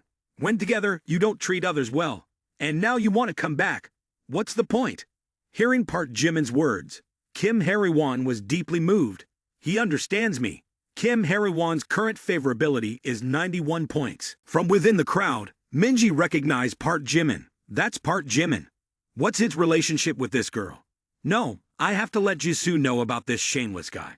Scene shifts to Kim Jisoo's house. She was applying a face mask when Minji rushed in shouting, "Jisoo, it's not good. Park Jimin is having an affair." "Minji, don't be crazy. Anyone can have an affair, but not Park Jimin." Just now, there was a girl on the lower floor confessing to Park Jimin, and they even exchanged glances. While others may want to confess, Park Jimin himself can't control it. Talking about this doesn't represent anything. So what about this? How do you explain this? He gives crazy amounts of money to another woman. Oh, about that, Park Jimin already told me. Moreover, the total he gave is not just 3 million. He gives gifts to the female streamer and tells me, yes, the basis of harming people together is trust. He trusts me, and I trust him. Is it irrational? Forget it. Minji, you've been single since inside your mother's womb. You won't understand this kind of divine intervention. Minji felt helpless and muttered, someone who was doing so well, how could they become so foolish? Why did Park Jimin finally give in to some kind of love potion or something? Park Jimin yawned, short and wide. Park Jimin, focus a bit. No one plays a game subduedly like this. I don't want to come, but you insisted. The girls sitting nearby tease, Lee Min-ho, you're so loud, threatening Park Jimin like that. We like to watch Park Jimin sleep. Why wake him up? Exactly. That's right. Park Jimin, are you okay? Are you free tonight? Park Jimin, you seem a bit tired. I'll buy you a latte. Lee Min-ho spoke while wanting to shed tears inside. Look, they say if you don't come, they won't come either. How can a handsome guy like you understand the suffering of ordinary male students like us? Park Jimin pointed at Jung Hoseok and asked, so can you explain why she's here too? Hoo, I am Kyung Mai. I gave up on my childhood sweetheart and pursued Kim's grandson. Then I got killed. Hoo. But I feel like I deserved it. No need to find some killer. My crime caught up with me. Hoo. Fellow students, calm down. With you like this, we have no other way to play. Jung Hoseok heard you were here, so she wanted to come. I have no choice. What are you doing with her? I heard she recently went for a checkup. Seems she's pregnant. Park Jimin thought to himself. Am I being too much? Although she hurt me after the entanglement, it seems like she genuinely regrets it. Even though she was wrong, it's not worth condemning her to death. Am I too merciless? While pondering, a girl in red approached and asked, Hi, Park Jimin. Rumors around school say you're the online idol, Boss Baekhyun. Is that true? The other girls chimed in. Exactly, your nicknames are all the same. Park Jimin stammered. Oh, Boss Baekhyun. Jung Hoseok overheard and looked at Park Jimin with a smirk. Ha. If Park Jimin is Boss Baekhyun, I'll bow down for you ladies, ha. At this moment, Jin Hung-min appeared. Boss Baekhyun is a legendary figure, throwing hundreds of millions on the shark. Park Jimin, what are you compared to Boss Baekhyun? However, he was the owner. Hello, my name is Jin Hung-min, the owner of this place. I've noticed you for a long time. Can I add you on WeChat? Jung Hoseok was surprised and blushing. This Jin Hung-min was his rival from junior high school. He bullied him because he had money and power. He looked at Park Jimin provocatively. Park Jimin wasn't the type to back down. If you wanted to show off, I would make you show off. Moreover, now was not the time to appear too arrogant in front of classmates. Jung Hoseok also smugly thought to himself, convenient for someone to have a pressure test. Park Jimin approached Jin Hung-min and announced loudly, let me introduce this gentleman to everyone. This is Jin Hung-min, my high school classmate from the prestigious 985 University, who also owns a company with assets in the millions. Truly a successful man. Hearing the introduction, the girl's eyes sparkled with admiration. As for me, Park Jimin added, I'm really not Boss Baekhyun. I just received compensation for my house being demolished recently. It was only around 3 to 5 million. You all misunderstood. Jin Hung-min thought to himself. This kid still managed to pull out a few $100,000. Meanwhile, Jung Hoseok raised his eyebrows in surprise. Park Jimin is not Boss Baekhyun. On one side, we have a top student from the 985 University, a wealthy family with millions. On the other side, we have Park Jimin, who has some money but used to like me. Jung Hoseok's favorability dropped by 20 points. Currently, his favorability was at 15. Jung Hoseok took out his phone and said to Jin Hung-min, All right, I'll add you. In her heart, she silently thought, even fools know how to choose. Jin Hyung Min chimed in, Part Jimin. This fate is truly strange. The little sister you called added me on WeChat. He laughed triumphantly, ha ha ha. Then whispered to Part Jimin, I used to treat you like a dog, and now I can only step on you. Hearing Jin Hyung Min mention the past, Part Jimin felt a bit irritated. After that, Jin Hyung Min turned to pat the shoulder of the guy in the red shirt, Suga, saying, This Part Jimin is my friend today. He makes me happy. This table is on the house. Yes, yes, of course, sir. Suddenly, Part Jimin burst into laughter, covering his face. Everyone was surprised, exclaiming, Part Jimin, are you okay? What's going on? The young man chuckled to himself. Jung Hoseok, you wanted a chance, and I've given it to you.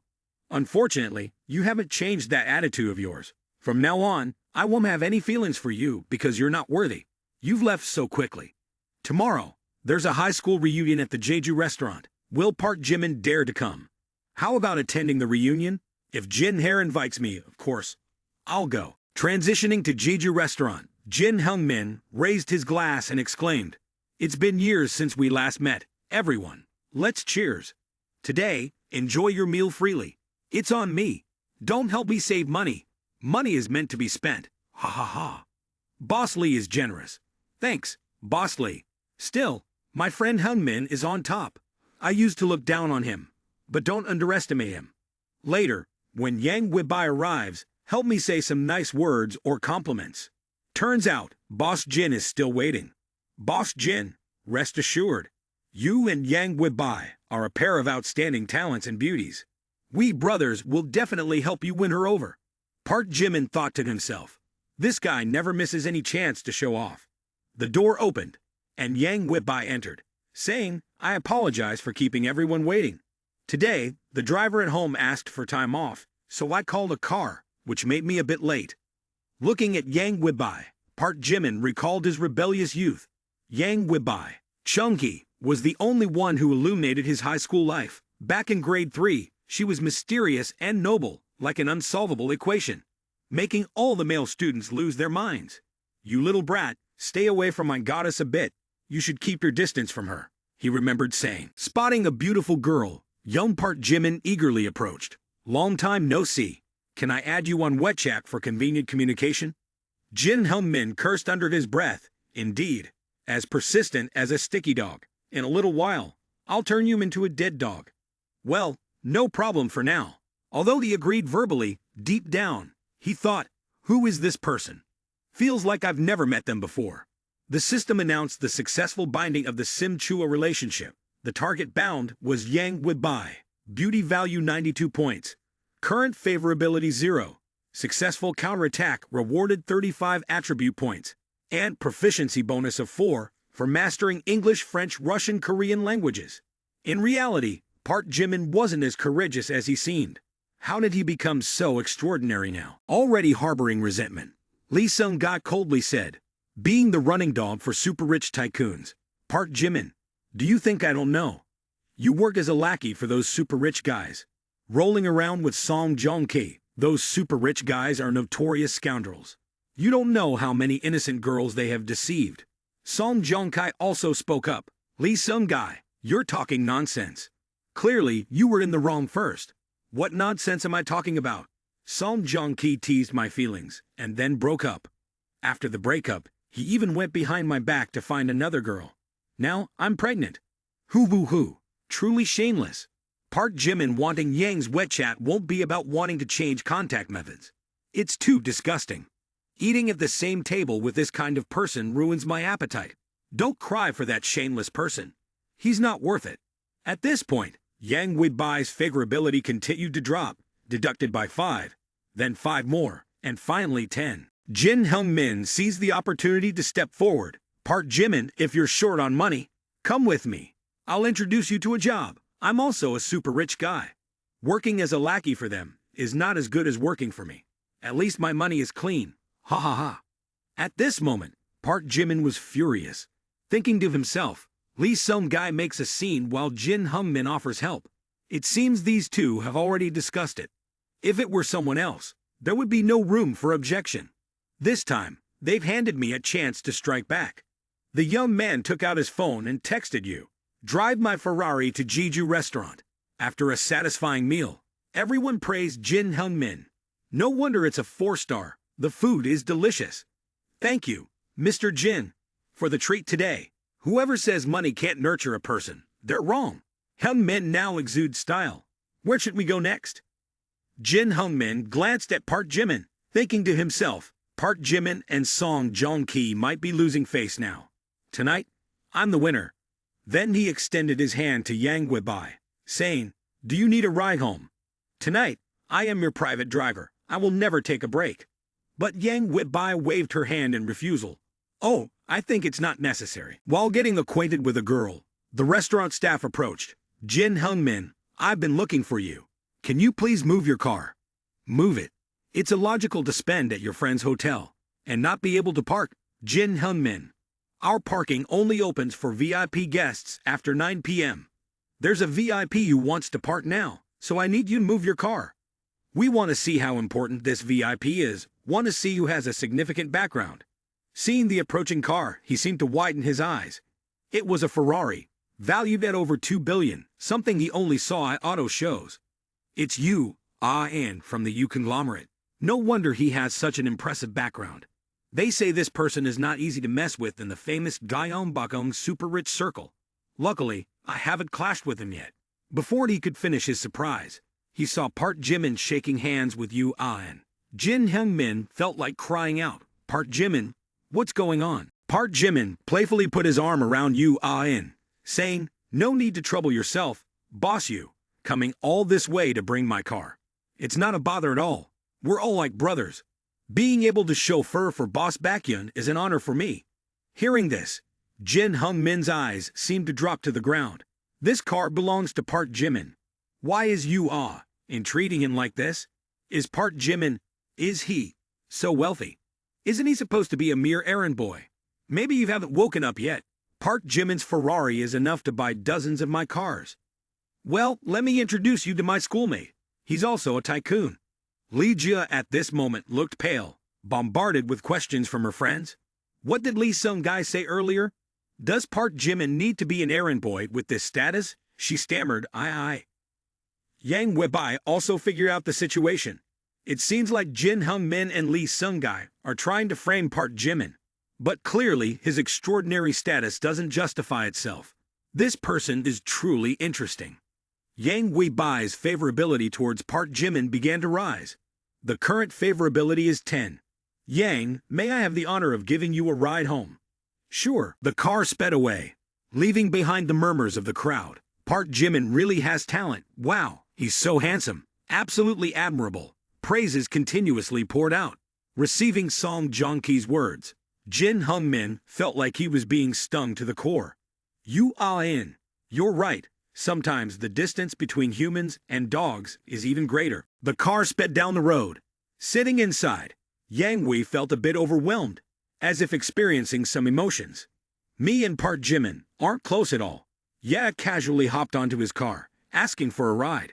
Park Jimin glanced at Yang Wei's bag and asked, I've noticed for a while, Jimin, the necklace pattern on your bag seems to be Diko-tamen, right?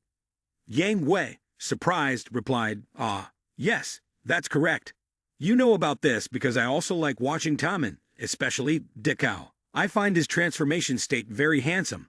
Talking about idols, Yang Wei was no longer shy. Exactly. I've been watching since I was little. Unfortunately, the girls around me don't like watching this. Park Jimin involuntarily stared at Yang Wei, making her blush and turn away. The young man thought to himself, I didn't expect Yang Wei to have such a lively side. Her usual cool demeanor must be her protective state.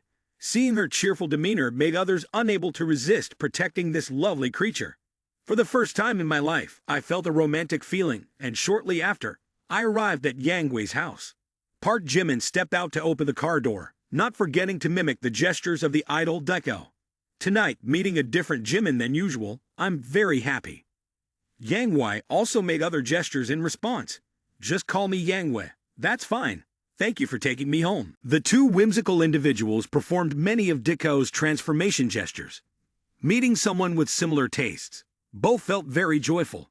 When Park Jimin returned, Yang Wei observed him and thought, "This Park Jimin is quite interesting. Yet he doesn't seem childish like me. Different from those men who act all mature and oily." Upon entering the house, Yang Wei heard her mother's voice echoing out, "Haven't I told you for the past few days not to wander around? Why are you back so late? Tell me, how was the meeting with the potential match that we discussed last time?" Yang Wei remained silent without answering. Her mother continued, "You also know that your father's company is currently in a very bad situation. The investment from the G family this time is crucial. We're running out of options. But my dear, isn't your marriage, your happiness essential? Why should you marry that snobbish young master from the G family? What basis do we have? We've supported your growth, your meals, your clothes, and your playthings. All from us. If your father's company collapses, our family will also fall apart." Seeing Yang Weibai's father coming downstairs, the mother immediately changed her tone, walking over and taking Yang Weibai's hand. Jia Yun from the G family is truly beyond compare, but more powerful than words. They said that men become more diligent after marriage. Do you want your mother to kneel down and beg you? Yang Weibai felt sad. "I know, Mom." A tear rolled down, wetting the necklace she loved the most. As Park Jimin arrived home, the messages in the Business Tycoon group chat kept buzzing. "There's a new watch. Is this a new streamer? She seems pretty ready to go live. Drama is coming." Park Jimin, while eating, thought to himself, "What drama is you in up to?" The young man lowered his phone and saw news related to Yang Weibai. Whether it's a debut or an engagement, a strong alliance or coercion, suspicions about the Lee conglomerate's financial chain being broken, and Yang Weibai, the eldest daughter, about to marry the young master of the J conglomerate. Park Jimin spat out the fruit he was eating and exclaimed, "Inhaling drama, and inhaling it into myself. Yang Weibai is about to go on a blind date." The young man, lost in thought, recalled Yang Weibai's demeanor from that day. Yang Weibai is lively and adorable, making people feel like they want to protect her. Even Park Jimin was moved by her. The young man held his phone, contemplating for a long time before deciding, "No, this time I won't be afraid anymore. I don't want to be a passerby in her life." As Park Jimin was about to go look for Yang Weibai, two people, one man and one woman, were coming to find him. "That person is Park Jimin, it's not wrong. He's the guy at the end of the market, wearing wide shorts and short sleeves, just like in the video." The girl raised her hand to stop Park Jimin and said, "Hello, Park Jimin, my name is Siu Hyun. Are you interested in becoming an online celebrity?" Saying this, she handed him a business card from the Dream Media Company. The cold young man replied, "Sorry, I'm not interested." Refusing decisively, "Did you already sign with another company? Well, let me try a different approach. Your schoolmate is waiting. Our company is a regular MCN, with considerable strength, and we will offer you a generous salary. More importantly, our company has the extraordinary Baekhyun as the president, vouching for our salaries. Do you know President Baekhyun, the undefeated legend of the Shark platform? If you don't sign with us, beware of President Baekhyun's vengeance." Fuming and encountering a nagging woman, Park Jimin shouted directly at her face, "Why bother? Baekhyun, the president. I am Baekhyun, the president. Don't delay his affairs any longer." The persistent girl still didn't stop. "What?" Park Jimin, furious, said, "Does this lady think she can mess with me? Just because I can't do it doesn't mean others can't." Park Jimin took out his phone and messaged the group, "Help guys. Do any of you know about the media congratulations? There's someone named Siu Hyun bothering me, using my name for fraudulent schemes. Can you help me solve this? I'll check if President Baekhyun assigned this to me. Just wait a bit, President Baekhyun. I'll delete that woman's name from the company in Jeonbao." "Oh, President Baekhyun, is there any misunderstanding?" Before the coffin is laid, Siu Hyun keeps asking Park Jimin, "What about it? Still haven't figured it out." Suddenly, her phone rings. Why is the boss calling?" As she answers, the boss loudly exclaims, "This crazy woman, you quickly come back to me. If you really don't want to do it anymore, then don't." "Foolish, the boss. I don't have." After dealing with Siu Hyun, Park Jimin quickly went to resolve his own matters. "G Group doesn't dare to mess with women regarding me. I'll give you all a taste. Yang Guibai. This time is just for attending the matchmaking event for the G family's kid. Don't be upset anymore. The capital chain of our charm group has been broken. My father's hair has turned white as he goes everywhere to seek help. This time, Uncle G willingly offered to help us with money. The request is not too much. Let's just consider it as making friends. Moreover, this Jia kid seems quite sincere, and we can give it a try. The phone bell of Yang Guibai beeped, and she reached for her phone. It was a message from Park Jimin. Yang Guibai, where are you? On the way to Sena Hotel. Settle things at home, and later tell me the specific location to wait for me. Yang Guibai thought to herself, does Park Jimin know that I'm going for a matchmaking? Recalling the way Park Jimin looked at her in the car, that night she had some misunderstandings about him. If she had to be with someone, compared to the repulsive Jae-yun, Park Jimin seemed more. While contemplating, her father called. Yang Guibai, I have never asked you for anything, but I only ask you to stay calm when facing this situation. Can you consider helping me? I know, Dad. A while later, the whole family arrived at Sena Hotel. Hello, President Yang. President Jai is in conference room 305 waiting for you. Please follow me. Sorry for the inconvenience, said the manager, licking his lips greedily. Rumor has it that Miss Yang, born beautiful, is indeed a sight to behold. Unfortunately, she is soon to become a piece of meat in the mouth of Mr. G. While walking, Yang Guibai noticed her father carrying a large briefcase. Isn't this a matchmaking meeting? Why is Dad bringing so many documents? President Yang, please come inside. President Yang has arrived. Jae-yun, come and pour tea for your uncle. We are about to become a family. Yang Guibai glanced at the pile of documents on the table, thinking to herself, this is definitely not a matchmaking meeting. What is Dad really up to? G Corporation, one of the largest conglomerates in Gyeongbokgung, is involved in various business sectors, even linked to many gray industries. The head, Ji Cho-hee, is renowned for being a cunning and shrewd man. Ji Cho-hee looked at Yang Guibai and praised her charm, saying, Yang Guibai has truly grown up, becoming an elegant and charming young lady. Yang Guibai politely bowed, you're too kind, uncle. At the same time, Yang Guibai sent a message to Park Jimin. I'm in conference room 305.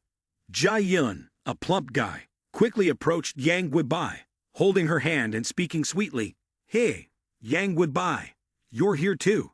Since I met you at the bar last time, I couldn't eat well or sleep peacefully. I dreamt of you too. Rest assured, this time my father will definitely help your family through this difficult situation. Yang Guibai quickly withdrew her hand, saying, oh, thank you. Jae-yun, the plump guy, pressed closer. Yang Guibai, why be so distant with me? After all, we're about to become family. He reached for her hand while talking, and Yang Guibai, startled, shouted, show some respect. Who's becoming family with you? Keep your hands off me. Observing Yang Guibai raise her voice at Jae-yun, her father wore a displeased expression. Why is Yang Guibai talking to Jae-yun like that? Really impolite. Dad, he said before turning to speak to Mr. G, Chairman G. My daughter doesn't understand these matters. Please don't calculate with the little girl. I see Jae-yun and my daughter as a perfect match. If that's the case, let's all have a seat. Chairman Yang, take a look at the contract. This is a stock transfer agreement, and I will introduce the additional terms to Chairman Yang in detail. According to the G family agreement, they will provide 100 million to the Lee family's Chorm Corporation to purchase 20% of the shares, with the condition that Yang Guibai must marry Jae-yun. 100 million will be transferred to the public account of Chorm Corporation in installments until the daughter of Chairman Yang, meaning Yang Guibai, gives birth to a child for the G family. Then, the final amount will be transferred. Upon hearing this, Yang Guibai was stunned, grabbing the paper and exclaiming loudly, a wedding? What is this? Having the child, it's impossible. 2 streams of tears flowed from her eyes. Dad, you brought me here for this. You are selling your own daughter. Yang Guibai needs a moment to calm down. Mom, I don't want to stay calm. I don't understand why you businessmen fail and trample on my life. Don't you know that Jae-yun is involved in gambling and various harmful activities? I'd rather die than marry him. Seeing his daughter resist, afraid of losing this business opportunity, Chairman Yang stood up and slapped Yang Guibai, as if a thunderbolt had struck. At this moment, Yang Weibai could only stand in shock, looking at her father, tears streaming down her face. Chairman Yang scolded Yang Weibai, "I've been too lenient with you. When the Yang family faced difficulties, you only thought of yourself. How did I raise such a rebellious child?" Yang Weibai, with tears streaming down her face, said, I only think of myself." Her mother also stepped forward to advise her daughter, "Yang Weibai, you have to understand your father. He's doing this for our family. You've known this since you were little, right? If Chorm Corporation collapses, our family will collapse too." Feeling disappointed that even her mother thought this way, Yang Weibai expressed her frustration. "Mom, how can you think like that too? Even if Chorm collapses, we can work together to lift it up. With me, with you, with Dad, our family is still here. Chorm won't."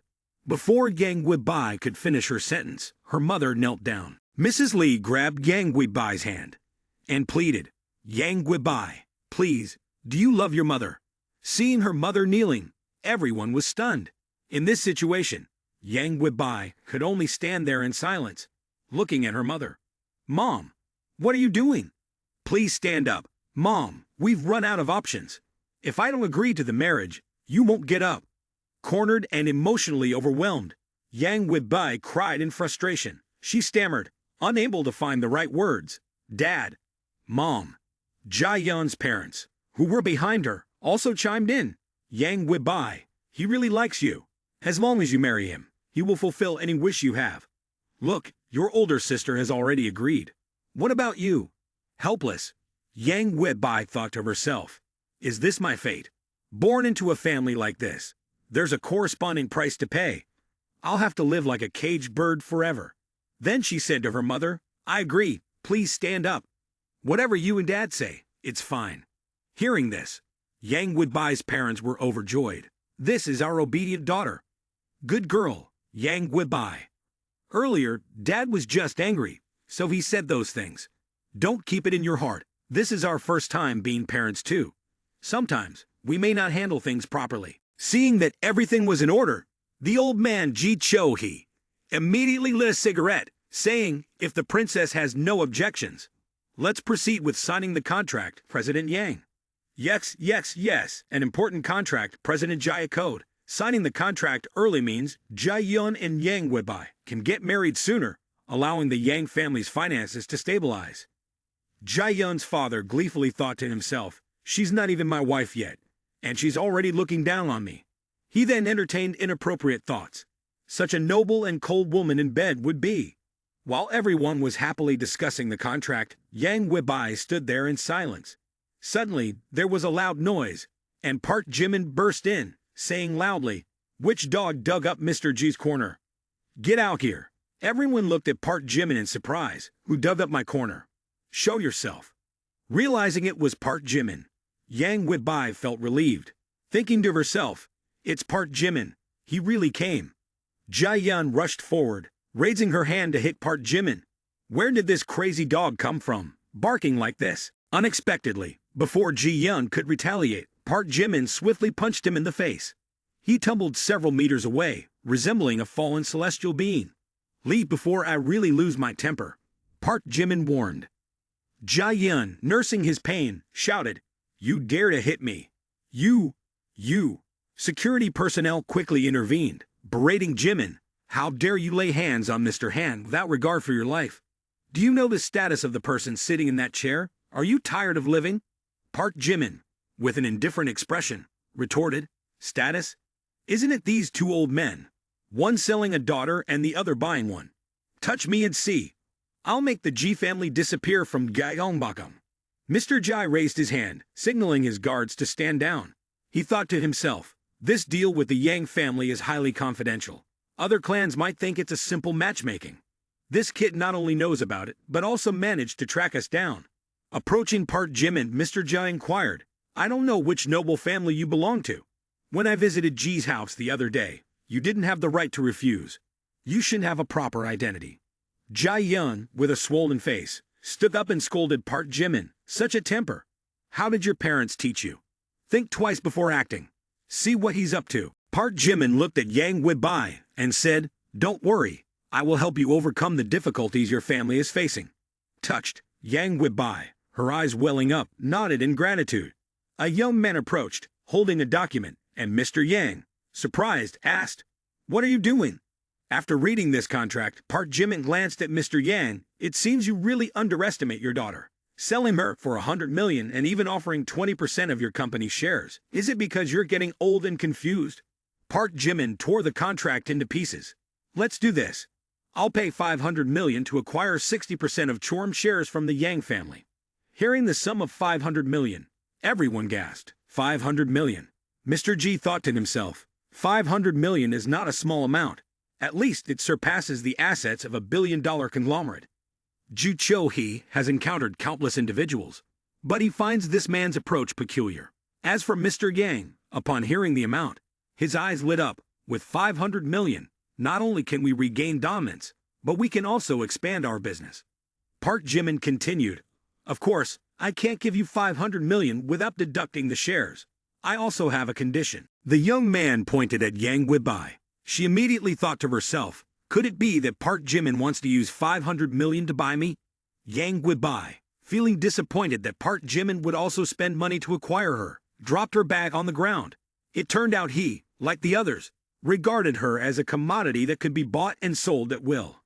In her moment of disappointment and anger, Park Jimin's voice echoed, "My condition is 60% of the shares, all transferred under the name of Yang Weibai.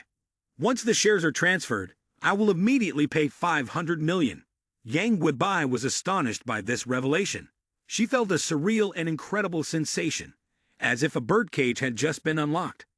Yang Weibai now felt like a bird that could freely soar in the sky. She even imagined Park Jimin as a superhero, with an existence of a hero named Park Jimin. He was her hero. Yang Weibei's favorability rating towards him kept increasing by 10 points, and her current favorability rating was 85. Jimin, the young master, had just drafted a new contract. You can sign it now. Park Jimin took Yang Weibei's hand. Come on, sign this contract. From now on, no one can control your life. However, Vu mumbled in disbelief. Park Jimin, you. Shortly after that, a message notification from the bank account came through. Dear valued customer, your bank account has received 500 million. Mr. Lee is truly efficient. That 500 million, Jimin. Young Master Jimin requested it to be presented like this. Of course. What else would he want? Park Jimin approached the old man, whispering, all matters related to the Yang family are under my control. If you still force Yang Weibai to do something she doesn't want, you'll know what unbearable suffering feels like. After saying this, Park Jimin turned to Yang Weibai and said, Yang Weibai, there's nothing left for us here. Let's go. Young Master Jimin is generous and remarkable. I truly admire you, old Jia. If the little brat offended you earlier, I apologize on his behalf. Please don't hold it against him. He effortlessly withdrew 500 million, a sum that could make someone the richest in the country. The young man's power and cunning tactics were unpredictable and unmatched. Father, clearly he made the first move, and that brat retaliated. The G family's fortune will sooner or later crumble in the hands of that foolish son of theirs. While scolding the old man, he slapped Jia Yun in the face, saying, I must teach my lesson to this son. Outside the Sina Hotel, Park Jimin, thank you for saving me. It's okay, it's not the first time you've rescued me. The young man was focused on finding the music play button in the luxurious car when he suggested a little, and immediately a wave of memories rushed into Yang Weibei's mind. She revealed a facial expression that was hard to believe. 5 years ago, on a fateful night, as the sky gradually darkened, streetlights began to illuminate. On the deserted street, only 16-year-old Yang Weibai was riding her bike home. That day, her father's company had a significant contract, and no one picked her up. She had to borrow a friend's bike to get home. On the way back, Hannah thought to herself, it's getting dark. What if I encounter bad people? Thinking that, she quickly paled faster. When passing through a small deserted alley, she was suddenly blocked by a few men. At that moment, Hannah was scared, tense, and panicked. She shouted loudly, What's going on? What do you want? One of the two men said, We're not doing anything. We're a bit short on money these days. Little girl, can you spare us some cash? Hannah shouted again, No, I don't have any money. The other man spoke, but as he did, he started to restrain her. If the girl doesn't have pocket money, it's fine. With such beauty, I'll take her out for a good time. While screaming, Hannah struggled, I don't know you. Let go. I'll call the police. The man chuckled sinisterly. Go ahead. Make the call. The more you call, the happier we'll be. Ha ha ha. That's right. Hi hi.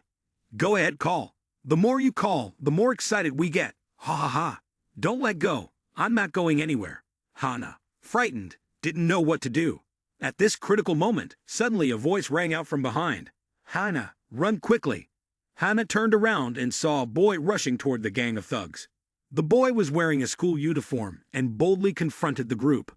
While fighting, he shouted, Run quickly. Don't look back. Run fast. Afterward, Yang Widbai truly ran, saying, Which kid dares to interfere with my good affairs? I'll beat them up for this. As a result, the hero, though saving the beauty, ended up getting beaten badly. It was a very dark night with no ray of light. Moreover, the incident happened suddenly, and I only knew that it was a student who sacrificed himself for me. At that moment, I just ran away from the chaotic scene, and I couldn't clearly see who had saved me. When I regained composure and reported to the police, by the time the police arrived, that male student and the gang had disappeared. Internally, she felt extremely embarrassed. Someone had helped her, but she basically didn't know who that Ultraman was. Even though she had gone through 5 years, she still didn't dare to walk alone on the street at night because the lingering shadow haunted her every night. She buried this secret deep down, never thinking about it or discussing it. Yet, Ultraman appeared to save her once again. Oh, I thought I would never meet the person who saved me again in my whole life. Never expected it to be you, Park Jimin. 2 encounters made a direct assault on her unstoppable emotions. The emotions of Yang Widbai and Yuna, filled with gratitude, began to erupt intensely. Yang Weibei's goodwill score increased by 10, and the current goodwill score is 95 points. At this moment, Park Jimin was shocked. Who could have thought that merely mentioning a small incident from 5 years ago would directly lead to a successful goodwill attack? It should be noted that achieving a goodwill score above 90 is extremely difficult. Despite him spending 500 million, Yang Weibei's goodwill score has only increased to 85 points. System announcement. Congratulations to the owner for completing the successful reversal. Upon inspection, the owner has spent a total of 500 million and receives a reward of 50 million. Yang Weibai successfully transformed into the owner's goodwill and received a 35-point reinforcement reward. Congratulations to the owner for acquiring proficiency in English, French, Russian, and Korean languages. In an instant, the personal information screen appeared. Name Park Jimin, age 21. Height 181 centimeters, weight 70 kilograms, strength 29, physique 29, spirit 15, agility 19, extremely powerful state. Proficient in dance, English, French, Russian, and Korean languages. Reinforcement points, 35 points. Park Jimin looked at the dynamic system board and thought, this is a successful reversal. Too fast. Hey, I still have many tricks left. It's not supposed to be this easy. Seeing her emotionally overwhelmed to the point of mental confusion, and not just simple admiration, Park Jimin noticed that she was also captivated, drawn in by his charm, falling into a state of reciprocal affection. At this moment, Park Jimin made a decision. This time, I won't be a bystander. This time, I have the courage to stand in front of her, to pursue her. This time, you didn't disappoint me, the girl, my good friend. Let's enjoy the fruits of our efforts. Now the atmosphere slowly began to heat up, and Park Jimin and Yang Weibai looked at each other, immersed in the moment. In their eyes, there were countless flames of passion, both of them radiating a continuous, intense warmth, their faces flushed with heat. The timing was unprecedented, an opportunity not to be missed. Park Jimin pulled her close to his chest, gazing at her exquisite face. Unable to resist, he swallowed hard. Seizing the moment, he slowly brought his face closer to hers. However, Yang Weibai seemed to have no intention of resisting, signifying her willingness to accept. As they approached about 10 centimeters, Park Jimin could even sense the rhythmic sound of her breath. Their lips, drawn together like magnets, met in a gentle, lingering embrace. At this crucial moment, the mobile phone suddenly rang, startling both of them. and adding a touch of embarrassment. Park Jimin and Yang Guibai, their faces flushed, instinctively turned away. A few seconds later, Park Jimin looked down at the phone screen. Kim Jisoo was calling. As he picked up the phone on the other end, Kim Jisoo cheerfully exclaimed, "Hello, Park Jimin. I've moved into the villa. I've been shopping for household items these past 2 days." Pausing for effect, she inquired, "Do you know what tomorrow is?" Park Jimin calmly replied, "Of course I know. Tomorrow is your birthday, and I'd already prepared your gift." He had not forgotten this, as gift-giving was part of his lifestyle. The only hitch was that he hadn't yet presented the gift, given his penchant for courting various women around town. Sitting with one girl while talking to another made his face appear somewhat unnatural. Park Jimin glanced at Yang Guibai with a hint of regret, thinking, "Oh, why did Kim Jisoo have to call at this exact moment?" Hearing this, Kim Jisoo immediately interjected, "Oh, right. Tomorrow, don't give me an overly expensive gift, okay? This time, for my birthday, I've invited many friends, and I feel uncomfortable receiving expensive gifts." She felt that Park Jimin might be considering a very expensive gift, so she preemptively mentioned it. Kim Jisoo seemed to have a keen intuition, and this was the second time she sensed this from Park Jimin. After listening, Park Jimin remained silent for a moment before reluctantly saying, "Well, okay, I'll think about what to give you." Despite his words, in his heart, he was quietly lamenting, "Oh my, why did she block my path so early? What should I do with this Lafiji now?" Indeed, this situation presented a bit of a challenge for him. But anyway, a pricey gift like this would be more suitable for someone else. Park Jimin speculated that with Kim Jisoo's high favorability, she often saved money. In his eyes, she hoped to leave a better impression. Besides, her close friend, Kim Minji, was busy being dragged into work as a courier, and her other close friend seemed to be hesitating or unresponsive. Seeing this scene, Kim Jisoo, feeling annoyed, exclaimed, "Jisoo, don't answer the phone anymore. Where should I hang this up?" Hearing this, Kim Jisoo quickly said, "Okay, I won't talk anymore. I have to go to work now. Goodbye. Give a kiss." After saying that, she hung up abruptly, saying, "Come here, come here." Then, intentionally teasing in front of Kim Minji, "I think in the future, I'll have my own house. A house worth 60 million. So cozy." Her mood seemed quite good, probably because she had just moved into the villa. After hanging up, Park Jimin looked at Yang Guibai with a bit of curiosity in his mind. She didn't actively ask who called her. At this moment, Yang Guibai had an extremely normal expression, neither asking anything, nor saying anything. In situations like this, she had been educated by her family since childhood, and her usual behavior was quite intelligent. Park Jimin took the initiative to turn to Yang Guibai and explain, "My college friend is having a birthday soon and wants to throw a birthday party. Do you want to come?" While saying this out loud, he also thought in his heart, "Anyway, actively inviting also means being generous. Being open-minded will make the other party less suspicious. Half-truths and half-lies are the most difficult to detect, right?" Even though she knew Park Jimin was just talking to a female student, she still thought about it normally. There are questions that can be asked, but there are also questions that, once asked, may not necessarily have answers. If that's the case, then it's better not to ask. So she declined. The contract has been signed, and there will be a lot of work at home tomorrow. Moreover, they are all friends of us, so it's not convenient to go. Perhaps she wanted to go out with Park Jimin, but didn't want to appear in crowded places with him. Because Yang Guibai was too beautiful. She was like an electric pole that made many male students look at her as if they were being electrocuted. Furthermore, many eyes were focused on her, making her a bit uncomfortable. Hearing that, he immediately adopted a dejected posture and said, "What a pity. If you go, you'll definitely stand out." Yang Guibai responded, "If there's a chance in the future, I will definitely visit your school." Park Jimin didn't know if she was genuinely envious, but in his heart, he sighed with relief, thinking, "I'm just a passerby. If she really goes, then I'm off the hook."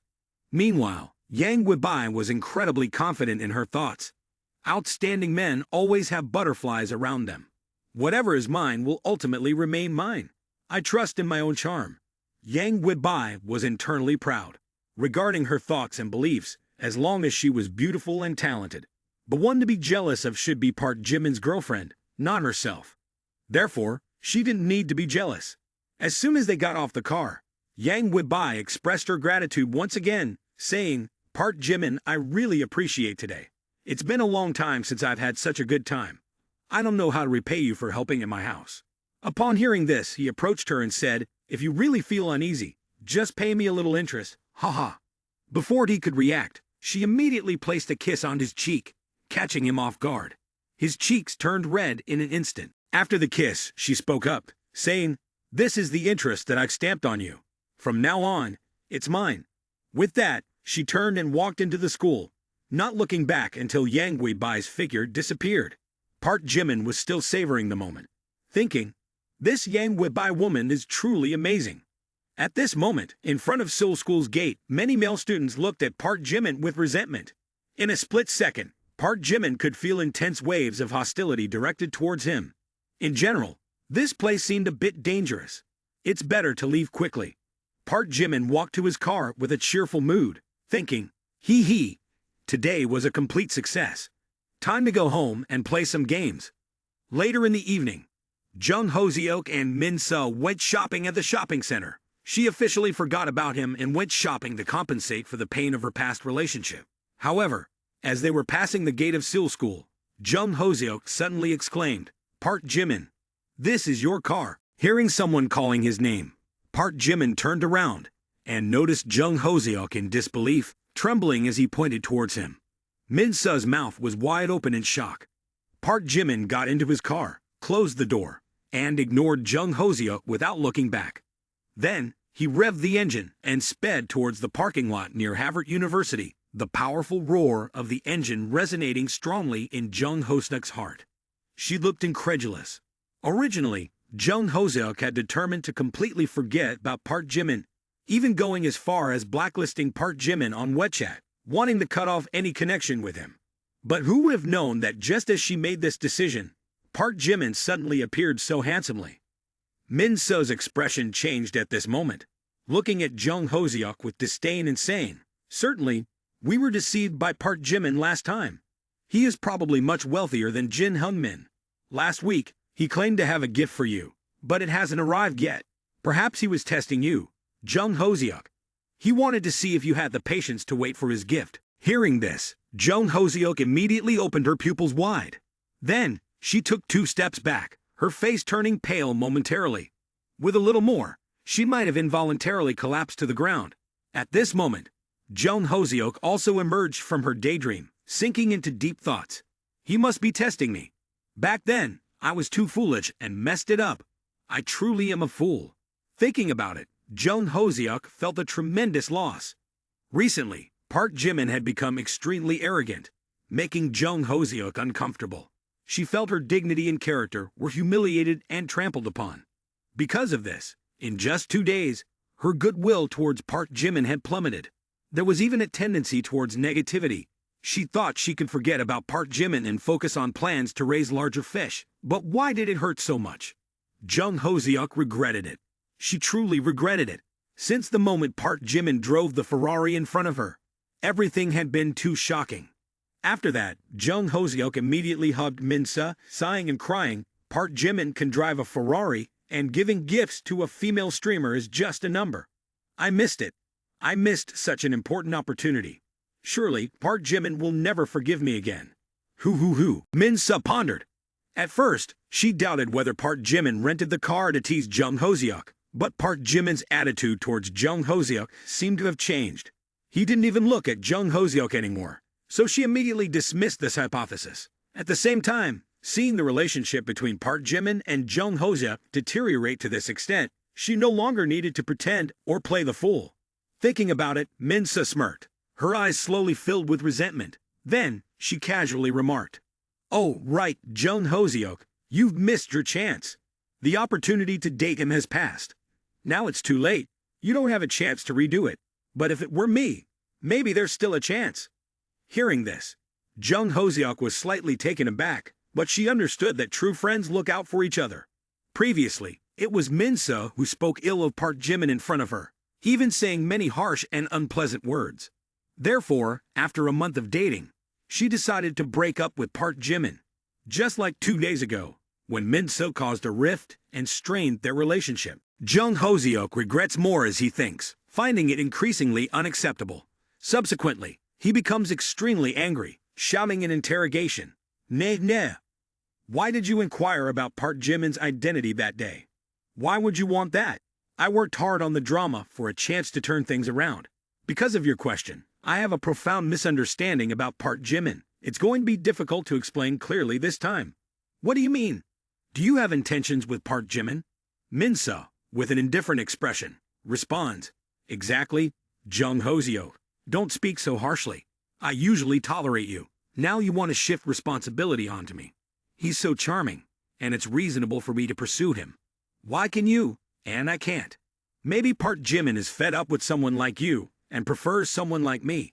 Jung Ho-seok, you are a despicable green tea bitch." I remember saying these words, as if I've endured for a long time. At this moment, she finally explodes, not wanting to hold it in any longer. Normally, male students focus on Jung Ho-seok, and only when those boys are not noticed do they turn to her. She has been uncomfortable for a long time. She couldn't endure it any longer. Since seeing Park Jimin driving the Ferrari, she knew that love had arrived. After that, she competes openly with Park Jimin, not sneakily fearing discovery. These words strike Jung Ho-seok with countless shocks. She considers Min-soo as an intimate friend, sharing everything, as if betrayal were never a thought. She treats Min-soo sincerely, but Min-soo, behind her back, bites and undermines her, not only causing discord, but even attempting to seduce Park Jimin. Unable to bear the feeling of betrayal, she immediately rushes forward, grabs Min-soo's hair in anger, and scolds, "Min-soo, you ungrateful person. I consider you a close friend, a sister, and here you are behind my back trying to steal Park Jimin from me. On top of that, you set traps for me." Min-soo is not one to hold back. She also grabs hair in retaliation and replies, "I'm despicable. Do you think you're from a wealthy family? You also climbed into bed with Hong Tuan-kai for money. Oh dear, shut your mouth or I'll kill you. Jung Ho-seok, I've tolerated you for a long time. You green tea bitch. I'm cutting ties with you." Jung Ho-seok and Min-soo engage in a fierce fight, pulling each other's hair, tearing each other's clothes, immediately attracting a crowd of onlookers. Some laugh, some cheer, and others take out their phones to shoot videos and photos representing various iPhone, Huawei, Oppo brands. That afternoon, Jung Ho-seok didn't return to the women's dormitory. She went to the sports field and began sobbing. She cried bitterly, saying, "Hoo-boo-hoo, lost my lover and my best friend." Then, she recalled the 3 years of meticulous care from Park Jimin. Remembering when Hong Tuan-kai played around and refused responsibility, only Park Jimin continued to love and supported her by paying $3,000 to resolve the issue. Therefore, she was moved to become Park Jimin's girlfriend. But it only lasted a month, as Min-soo's instigation led her to distance herself from Park Jimin. At this point, Jung Ho-seok began to feel that Park Jimin was becoming more accomplished, and the distance between them was growing. If things continued like this, she would truly have no chance. Thinking about it, tears poured like rain, and her soul seemed to be drifting away. At that moment, a voice rang out from behind. "Little girl, don't cry anymore. You're Jung Ho-seok, right?" Hearing this, Jung Ho-seok immediately turned around, finding a lively and attractive woman with an elegant demeanor. But no matter how, Jung Ho-seok felt that this person was not ordinary. She continued to speak. "Hello, I'm Seo Hyun. Are you interested in becoming famous by joining my company?" Saying this, Seo Hyun handed her business card to Jung Ho-seok and then smiled, saying, "I have a way to help you get Park Jimin back." In the men's dorm room, Park Jimin stared at the ceiling, racking his brain. What should I give Kim Ji-soo for her birthday? This is a big issue. If I give her something good, I might avoid retaliation tonight. The more he thought, the deeper Park Jimin delved into a dead end. At this moment, he remembered the time when he hit the 50 million target and hadn't spent a dime yet. Subsequently, Park Jimin decided to go out for a little shopping. After pondering for a while, he couldn't come up with any leads. Just as he was about to leave, Lee Min-ho spoke up. "Oh, is Jung Ho-seok live streaming? What is she doing? It's so confusing." At the top of the livestream room, the title read, "Something between me and President Baekhyun." Park Jimin looked at the computer screen, unable to shake the feeling of confusion, thinking, What on earth is going on? At this moment, on the live stream, Jung Hoseok was both crying and recounting. I was President Baekhyun's first love. We met during our first year of university when he pursued me. At that time, I was unaware of his wealthy status. I only saw him as sincere. Consequently, I agreed to be his girlfriend. President Baekhyun often bought dumplings for me, and he even worked an extra 3 months just to purchase a new phone for me. We were deeply in love and experienced many sweet moments. But then, he no longer needed me. Hoo. When the broadcast topic related to President Baekhyun, the audience immediately shared this message. In a flash, viewers flooded the room, engaging in heated debates. Below the comments, many people wrote, "You jazz suck. The streamer should see a doctor. Does President Baekhyun know about this story? Another scoundrel is tarnishing President Baekhyun's reputation." Jang Minho. Dear streamer, find an honest job. President Baekhyun gives phones, but you still have to work extra? J-Suck. Dear streamer, please check my private message. I want to know more factual information about President Baekhyun. Part Jimin, watching the live stream, couldn't help but mutter under his breath, "This wretched person." Next to him, Lee Min-ho, both watching and mocking, said, "It's truly unbelievable." Jung Hoseok had another segment involving President Baekhyun. At this moment, Park Jimin, infuriated, exclaimed, "Doesn't she have any shame?" Making herself look like a victim again. However, after just 2 seconds, a thought flashed through Park Jimin's mind, and he began to seriously consider no, based on Jung Hoseok's pape brain, she couldn't come up with such a scheme. Using President Baekhyun's name to attract attention, packaging herself as a victim using public opinion, someone must be helping her. Thinking about the possibility of such a situation, Park Jimin immediately took out his phone on the balcony and called, "Hello, President Do. Please help me find out which company the streamer with the number 187,639 on the Shark platform belongs to." "All right, no problem." A while later, a message arrived. "President Baekhyun, I found it. The streamer currently live streaming belongs to Oppo Media Company, represented by Siu Hyan." Immediately, an image of the woman appeared in his mind. Siu Hyan, 3 times 7, always provoking me. Does she really think I have no way to deal with her? At the same time, over at Oppo C Media Company, President Siu, in charge of Jung Hoseok's live stream on the Shark platform, had already surpassed 100,000 viewers. President Siu truly was skilled. And this remote sneak attack method always proved to be the most effective. Initially, Siu Hyan approached Jung Hoseok with the intention of taking advantage to seek revenge on Park Jimin.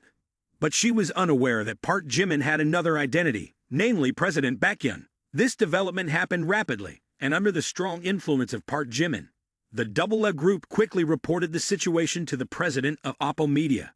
Upon receiving the news, he angrily stormed into Siu Hyan's room to interrogate her. "President Siu, have you gone mad? Do you realize whom you are threatening? He just said one word, and our company will go bankrupt. Does your president drink? He's just a university student. A university student, and he is the idol President Baekhyun himself. Have you ever seen a university student with such an extraordinary demeanor?" After hearing this, Siu Hyan was a bit stunned on the spot. She was somewhat incredulous and asked, "Baekhyun, President Baekhyun, has President Baekhyun really spent several hundred million in half a month to clear out the Shark platform?" At that moment, as she recalled before reaching out to Jung Hoseok, the secretary rushed into Siu Hyan's room, placed her laptop on the table, and excitedly said, "I found it. Park Jimin no, President Baekhyun. There's a first love from the same school named Jung Hoseok. President Baekhyun pursued her for 3 years, but they have broken up now." Hearing this, Siu Hyan showed no fear.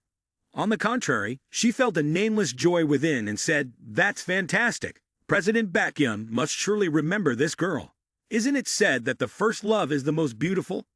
Siu Hyan, with determined eyes, stated, "This is our chance. If we can turn her into a famous hot girl, it will undoubtedly soothe President Baekhyun's anger. Maybe even make him look at our company with a different perspective. I truly am a genius." Although Siu Hyan was full of determination, fearless in the face of any challenge, this time, she would undoubtedly regret her overconfidence. At that moment, a call came in from the president, bringing shocking news that made Siu Hyan exclaim, "What? Our company is facing a network-wide boycott. On the Double A Corporation side, a decision was made to blacklist Oppo C Communications Company. This meant that Oppo C Communications would face a nationwide boycott with only one outcome: bankruptcy. In this critical moment, Seo Hyun fell silent, her entire body turning to stone, paying a heavy price for the misguided decision. From now on, she would begin a journey of downfall, the consequence of offending President Baekhyun. To boycott Seo Hyun's company, Park Jimin messaged the group, "There's an MCN company named Oppo C that I really dislike. I hope none of my friends have any association with this company. Of course, it would be best if we could make this company disappear completely." Shortly after Park Jimin's message was sent, all the companies began taking action to disassociate from Oppo C. The top executives immediately called their subordinates and commanded, "Terminate contracts with Oppo C." "Okay, understood. Double the price to take away all bloggers from Oppo C." "Fine. Report Oppo C, the MCN company, for tax evasion. We will investigate immediately and seize Oppo C's assets." It's clear. Today is a stormy day for Oppo C company. Seo Hyun was shocked when she received the news of the boycott. "What? Our company is facing a boycott, ending all contracts." Just after hanging up the phone, her employee walked in. "Chairwoman Seo, a while ago, several major shareholders of the company announced their withdrawal. According to the contracts, we need to pay 10 million yuan to buy back their shares." 10 million yuan? Where does the company have that much money? Seo Hyun, disheveled, with a pale face, pondered for a long time but couldn't figure out who was playing tricks on me. Misfortunes continued to befall Seo Hyun. Today, representatives from the court arrived, saying, "Seo Hyun, your company has been overdue in repaying debts for half a year. The court has decided to freeze all of your assets." Everything happened too abruptly. Seo Hyun could only remain silent.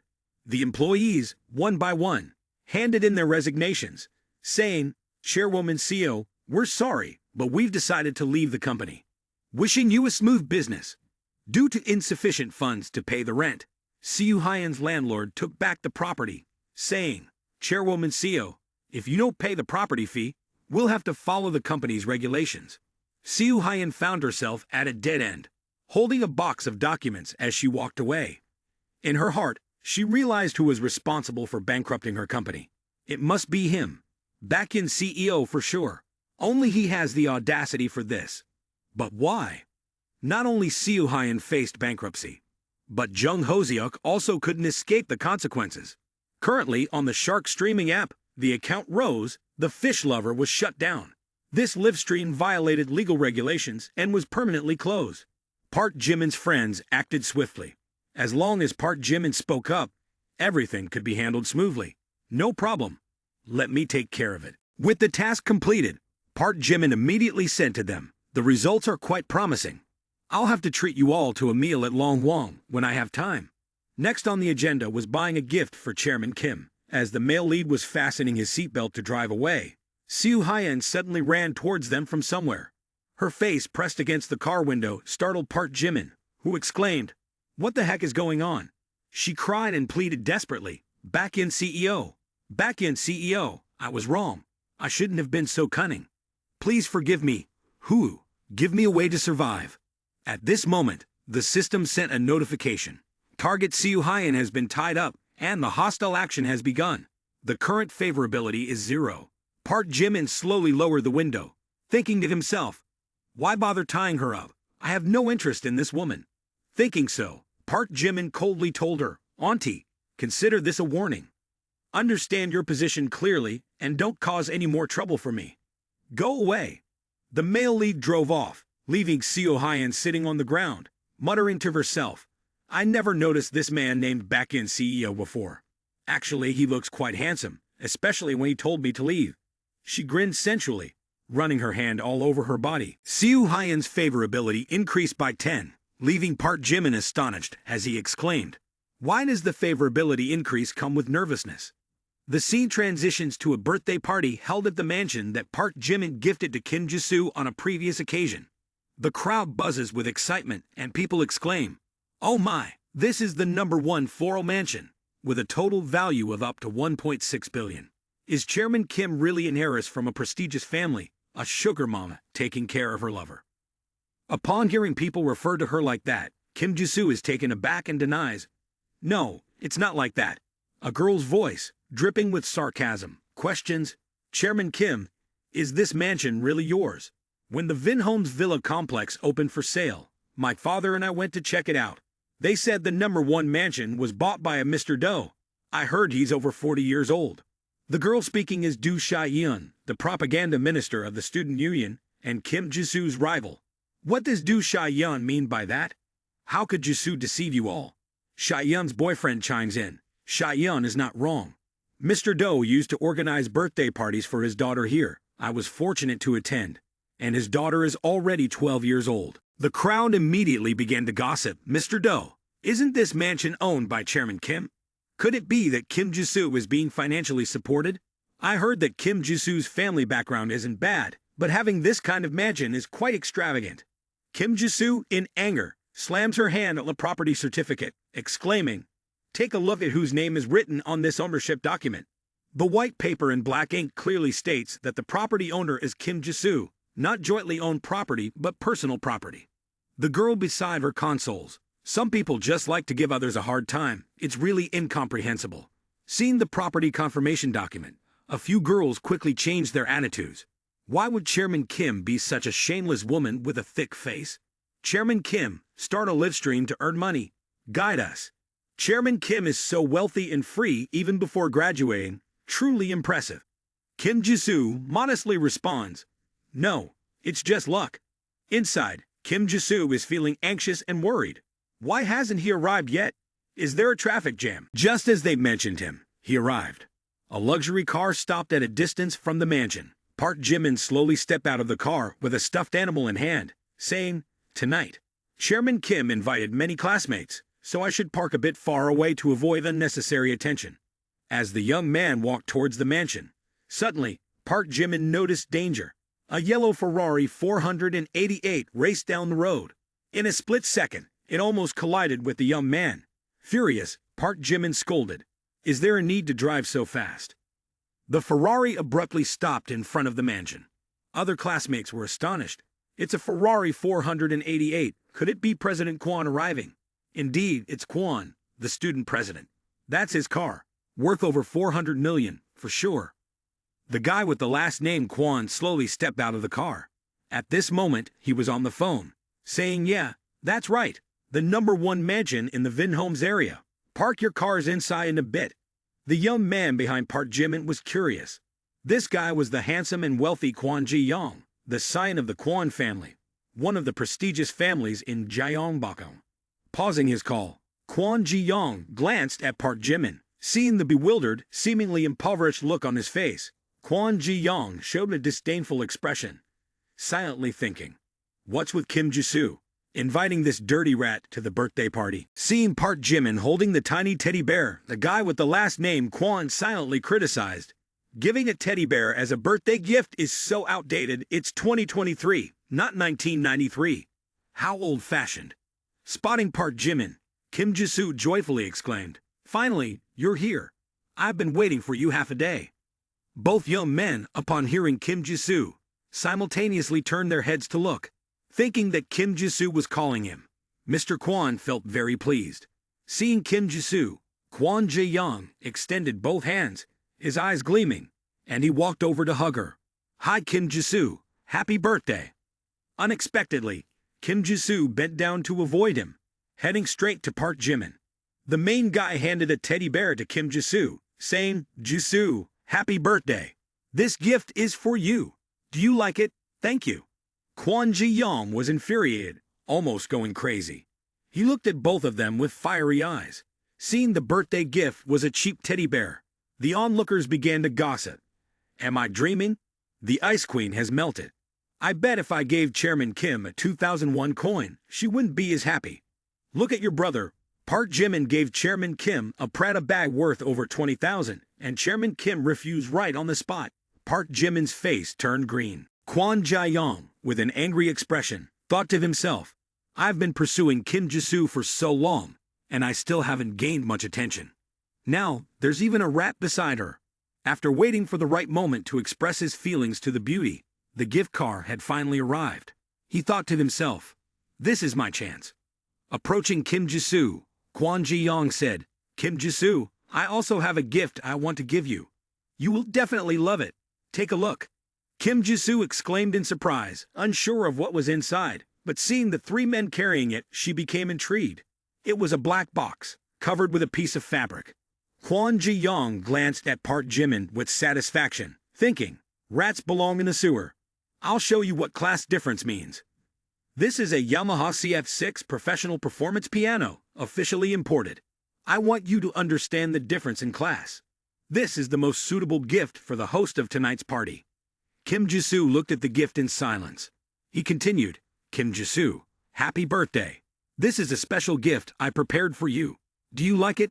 Kim Jisoo, feeling a bit embarrassed, touched her hair. I do like it. But this piano is worth millions of dollars. It's too expensive. I will transfer the money back to Headmaster Kwon. I appreciate it, but it's really not necessary. Kwon Ji-young, as he spoke, sat down at the piano, playing a piece of music. In addition to the piano I gave you today, I also have a song I want to dedicate to you, one that I wrote myself. The crowd on the other side began to admire. Oh my, Headmaster Kwon is about to play the piano. Since he held a solo concert in Vienna last year, this is the first public piano performance. Hey, tonight is truly special. I'll live stream it for the sisters in the class. Kwon Ji-young's hands played the piano skillfully, creating a melodious and profound sound that excited the group of women even more. Amazing! The sound of the headmaster's piano heals the soul. He and President Kim are truly a perfect match. Ha ha ha! That's right! Headmaster Kwon and President Kim, I ship them actively. Thank you, Headmaster Kwon. Your piano playing is excellent. I feel inferior. Kim Jisoo praised you too much. You're just a baiting gem. Having said that, Kwon Ji-young looked at Park Jimin and said, this fellow student can impress Kim Jisoo, perhaps by showcasing some talent, right? Park Jimin was astute enough to catch Kwon Ji-young's intention. It seems like this guy wants to embarrass me. After some thought, Park Jimin looked at him and said, sure, if the headmaster wants me to play, I'll satisfy his wish. Hearing this, Kim Jisoo was surprised, thinking, does Park Jimin know how to play the piano? The group of sisters continued to chatter excitedly. This guy looks like a gangster, but he also knows how to play the piano. Weird, maybe Headmaster Kwon is teaching him.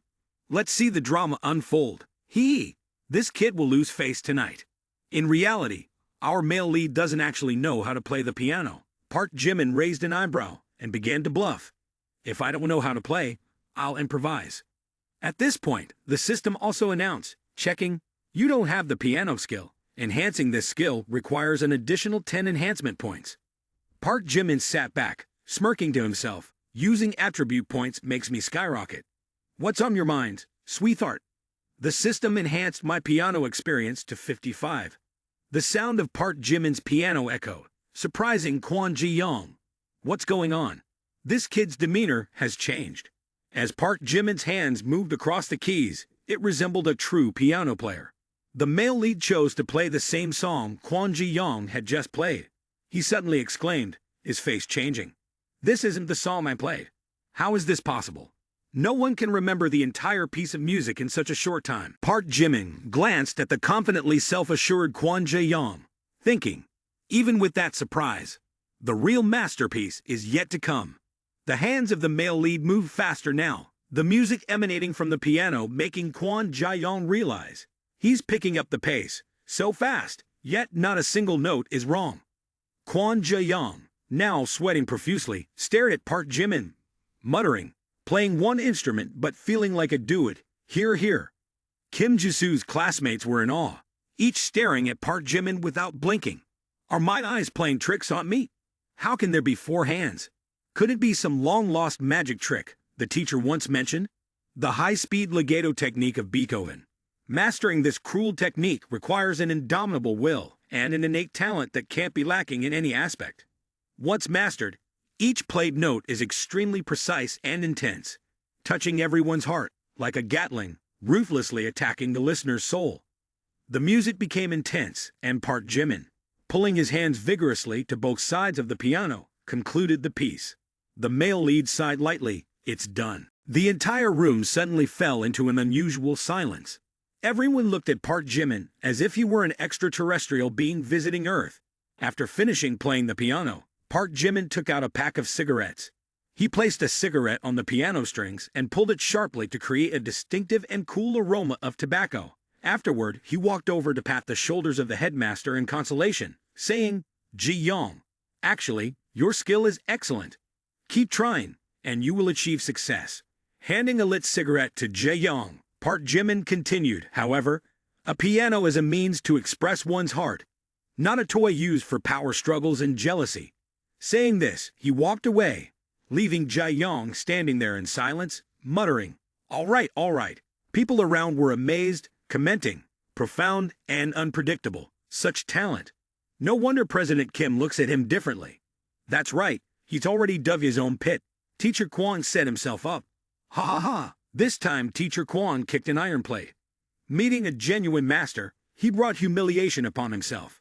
Kim Jisoo looked at Park Jimin with an immensely admiring gaze. Indeed, I didn't mistake the person. Park Jimin not only possesses extraordinary talent, but also a profound artistic cultivation, like a towering 23-story building.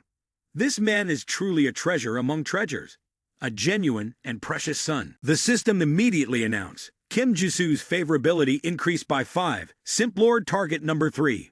Favorability towards the breakthrough target increased by 95 points. Congratulations on the successful counterattack by the master. Upon receiving the notification, Park Jimin was extremely surprised. Congratulations on the master's piano mastery reaching level 60.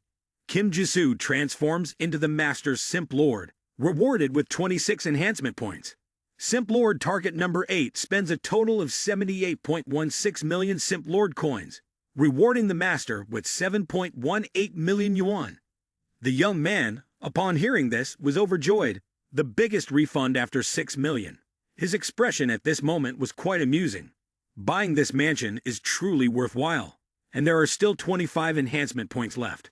As the young man was contemplating the enhancement points, he suddenly heard a call. "Park Jimin, you've truly surprised me a lot." Park Jimin looked over, and Kim Jisoo had nestled into the young man's arms, saying, "I'm really happy tonight." The young man teased lightly, "Consider it as your second gift to me. How should President Kim express her gratitude to you?" Kim Jisoo blushed at this remark. "You're really annoying." In stark contrast to Kim Jisoo's emotions, Ji Yong's face appeared blank, looking dumbfounded and terrifying. Tears streamed down his face, and he still held the cigarette in his mouth like no one else. After everyone left, he sat alone in a daze, completely lost. Surprisingly, everyone was astonished. "Oh, that's Park Min-young. Sister Min-young, she's here too." Park Jimin, upon hearing the 3 words Park Min-young, was also very curious. As the figure of Park Min-young appeared from outside the door, the top-ranked beauty for 4 consecutive years entered. "Oh my goddess, the first time I've seen the real person." Seeing Park Min-young, people started gossiping. The beauty Park Min-young, standing first in the beauty rankings for 4 consecutive years. At the same time, she is the president of the student union at Harvard. But her most famous characteristic is not her beauty, but her hostile attitude towards her male classmates. Whenever she enters, all the guys tremble. So many people speculate that Park Min-young is a lesbian, and because she and Vice President Kim Jisoo both have high beauty values, many people pair them up. But according to Park Min-young's roommate, when she was young, she was once kidnapped. Even though the police arrived in time, nothing happened to her. But she developed a strong hatred for boys because of that incident. At this moment, Kim Jisoo held Park Jimin's hand and asked, "Park Jimin, do you find Sister Min-young beautiful, or do you find me beautiful?" Park Jimin replied with a sentence that made the girl want to faint. "In the vast sea of 3,000, I only choose one. In my heart, you are the most beautiful." At first glance, Park Jimin knew, a woman like Park Min-young, I would rather keep my distance. Looking at her flawless face, I only want to be a simp lord, not a playboy. Seeing Park Min-young approaching, Kim Jisoo called out loudly, over here, Sister Min-young, come over here. You're late."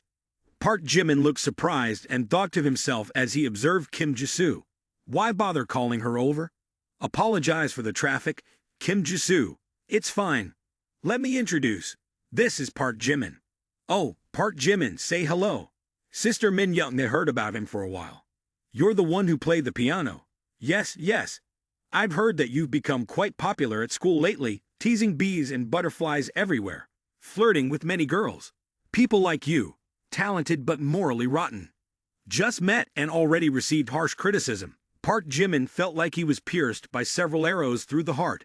Does this lady have a problem? Aware of Sister Min Young's straightforward personality, Kim Jisoo hugged Park Jimin tightly, saying, Sister Min Young is like that, tough on the outside but soft-hearted. Don't take it to heart. At this moment, the system sent another notification. Simp Lord action initiated. Name, Park Min Young, 22 years old. Height 171 centimeters. Weight 52 kilograms.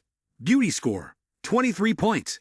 Female student's favorability towards the protagonist, minus 80 points. Upon successful counterattack, you will be rewarded 10% of the Simp Lord expenditure, 35 enhancement points, and the combat proficiency skill bonus.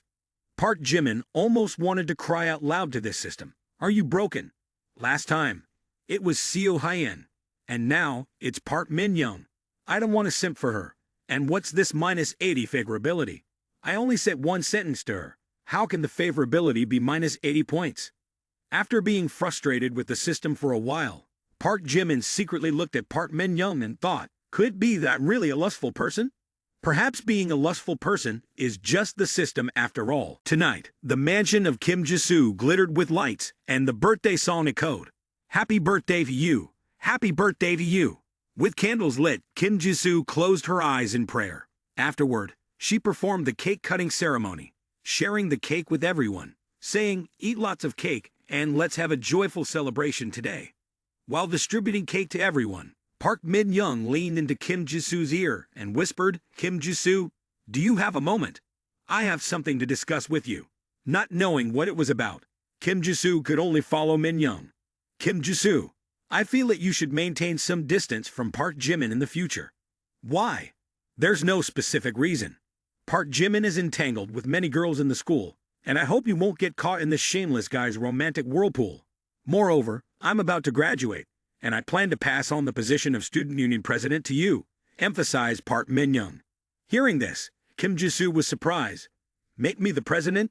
She recalled, before, Min Young and I argued a lot about student union matters, neither of us yielding. But now, she wants me to take on the role of president. Couldn't it be that Min Young is really a lesbian, as the rumors say, and she noticed us early on? In Kim Jisoo's mind, numerous intimate images with Park Min Young suddenly appeared. Goosebumps covered her skin as she exclaimed, Min Young, I truly always respect you. My abilities are not sufficient to lead some student union. Moreover, Park Jimin is not as you think. Before Kim Jisoo could finish her sentence, Park Min Young coldly interjected, your point is clear. You don't need more words. As time passed, Park Min Young approached even closer, making Kim Jisoo more uncomfortable. Love opens one's eyes.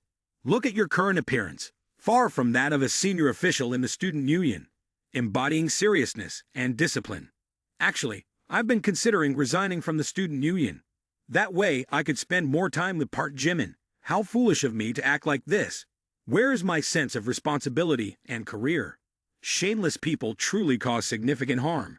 At this point, Park Min Young's favorability continued to decrease by 5 points, then another 5, reaching a current negative 90. Upon seeing the notification that Park Jimin was eating a pastry, she coughed a few times.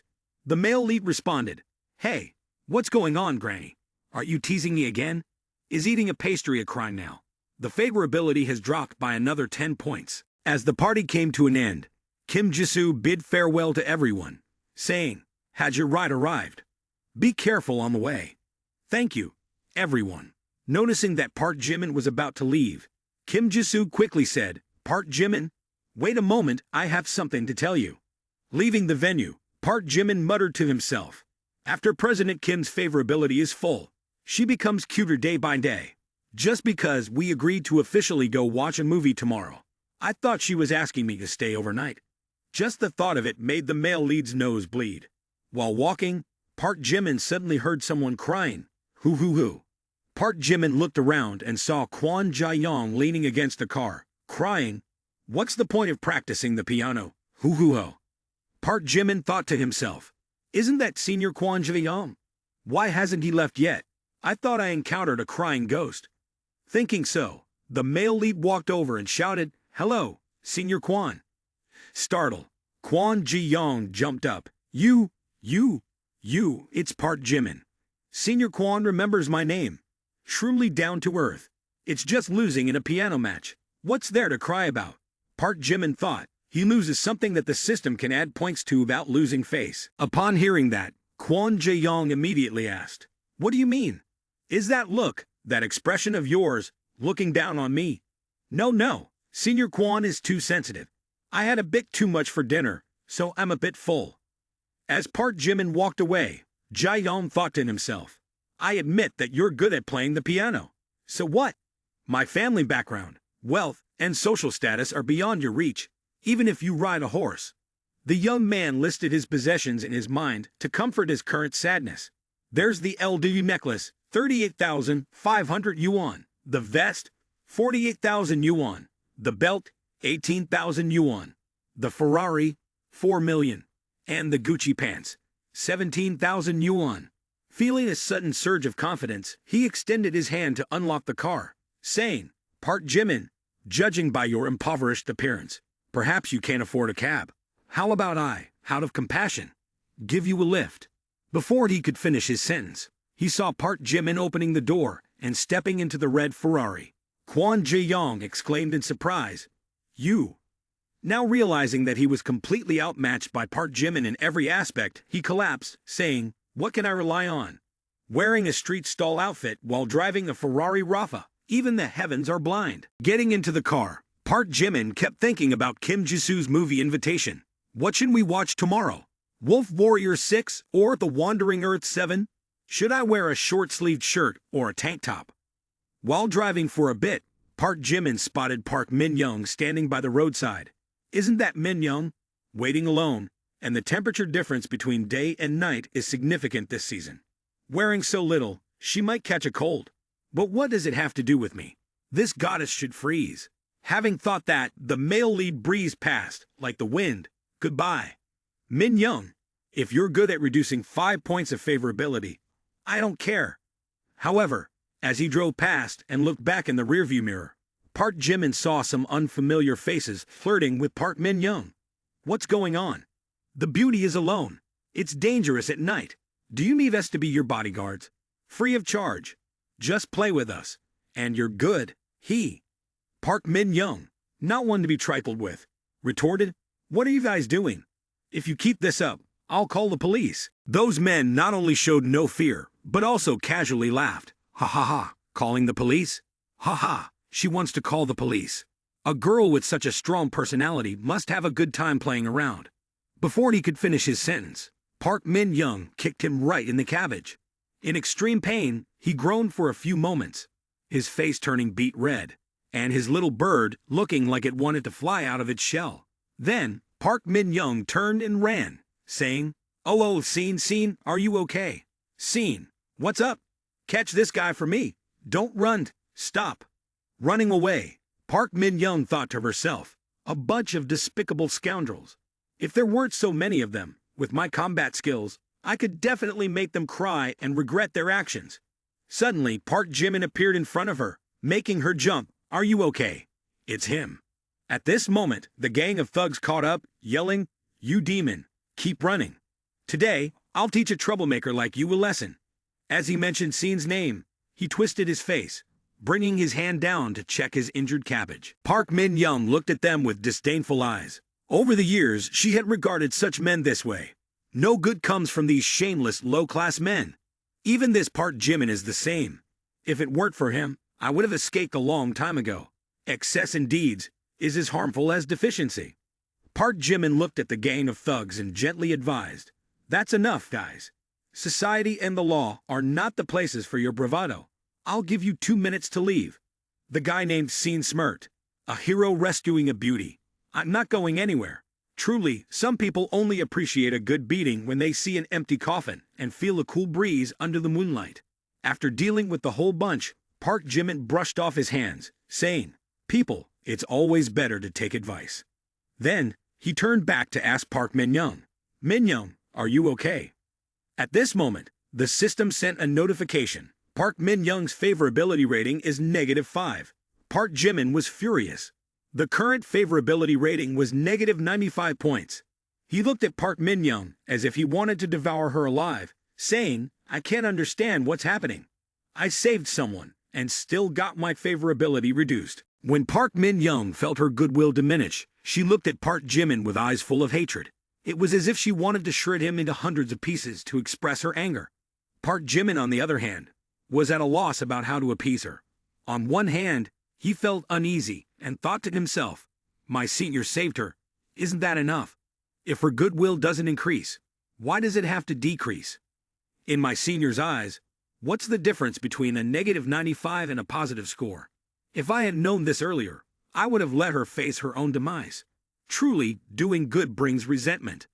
Meanwhile, Park Min-young observed the group of ruffians lying unconscious on the ground. Afterward, she looked at Park Jimin and questioned coldly, "Park Jimin, do you find joy in doing this? Do you think I'm like other knave girls, easily deceived by you? Please, next time you play the hero, act a bit more convincingly.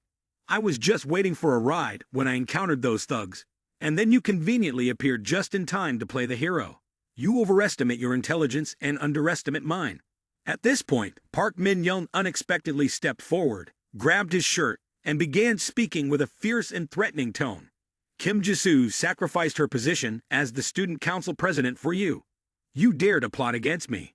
You wretch, you make me sick." After hearing this, Park Jimin appeared at a loss for how to explain. Truly, he hadn't expected Park Min-young to be so quick-witted. She believed that these individuals were there because Park Jimin had invited them, intentionally collaborating with him to stage a drama. In reality, the idea of handling 8 people in a minute was unbelievable. Even Park Min-young, with her exceptional background, recognized that Park Jimin was putting on an act in front of her. As Park Jimin pondered this, he had to breathe in oxygen urgently, thinking, "This guy's imagination is too much, isn't it? Is he delusional?" Subsequently, Park Jimin attempted to explain, "It's not true. The student council president can confirm. I truly have no acquaintance with these people." However, before Park Jimin could finish his sentence, Park Min-young directly shattered his words, saying, "No need for explanations. The truth is clear before my eyes. I hope next time you won't play such childish games. Otherwise, it will only make me hate you more. And I hope you treat Kim Jisoo with respect. If you deceive her again, I'll make sure you regret it." After Park Min-young finished speaking, she immediately left, leaving Park Jimin standing there bewildered.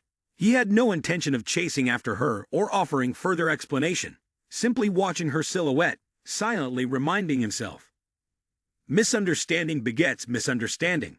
At that moment, Park Jimin felt extremely angry, but didn't know how to vent. Fortunately, Puka also regained consciousness. As he sat up, holding his head in pain, Park Jimin promptly punched him again and angrily exclaimed, "Damn it, this unlucky woman. Don't cause any more trouble next time.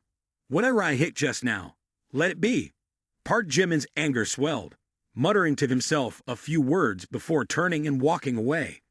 Meanwhile, Puka lay motionless on the ground, blood trickling from his nose and mouth. Park Jimin blamed the unlucky guy, thinking next time he would burn incense before going out. He walked away, feeling, well, this girl seems to have a serious psychological disorder, overly cautious.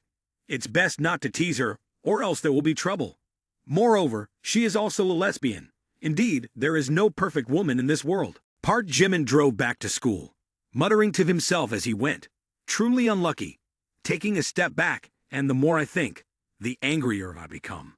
I really gave her face back there." Originally, Park Jimin didn't want to dwell on this matter anymore, but it lingered like a persistent fly, buzzing in his head, making him furious. Just then, the phone rang. "My story begins with you. Because of you, I learned patience. And because of you, I gave up my bad habits," he mumbled while retrieving his phone from his pocket. Who could it be at this hour? Upon checking, he discovered that Yang Weibai was calling him. Park Jimin was quite surprised. He hadn't expected a call at this late hour. Yang Weibai continued calling. As he answered, Yang Weibai hurriedly asked, "Hello, Park Jimin. Do you have time tomorrow?" "Oh, what's going on?" "Oh, well, I don't have class tomorrow, and I wanted to invite you to watch a movie." Upon hearing that Yang Wei-bai wanted to watch a movie together, Park Jimin exclaimed in surprise. He was left gaping, not knowing how to respond. In his mind, Park Jimin began to ponder. Tomorrow, Kim Jisoo also invited me to watch a movie, and now Yang Wei-bai here wants to watch a movie with me too. What a coincidence. Why do these things overlap like this? The crucial point is that both girls took the initiative to invite him, and moreover, it's the first time they both want to watch a movie with him. It's really hard to refuse. Before he could decline, Yang Wei-bai choked up and added, "This is the first time I've asked you to watch a movie. Please don't reject me." After Yang Wei-bai said that, it was truly difficult for Park Jimin to refuse.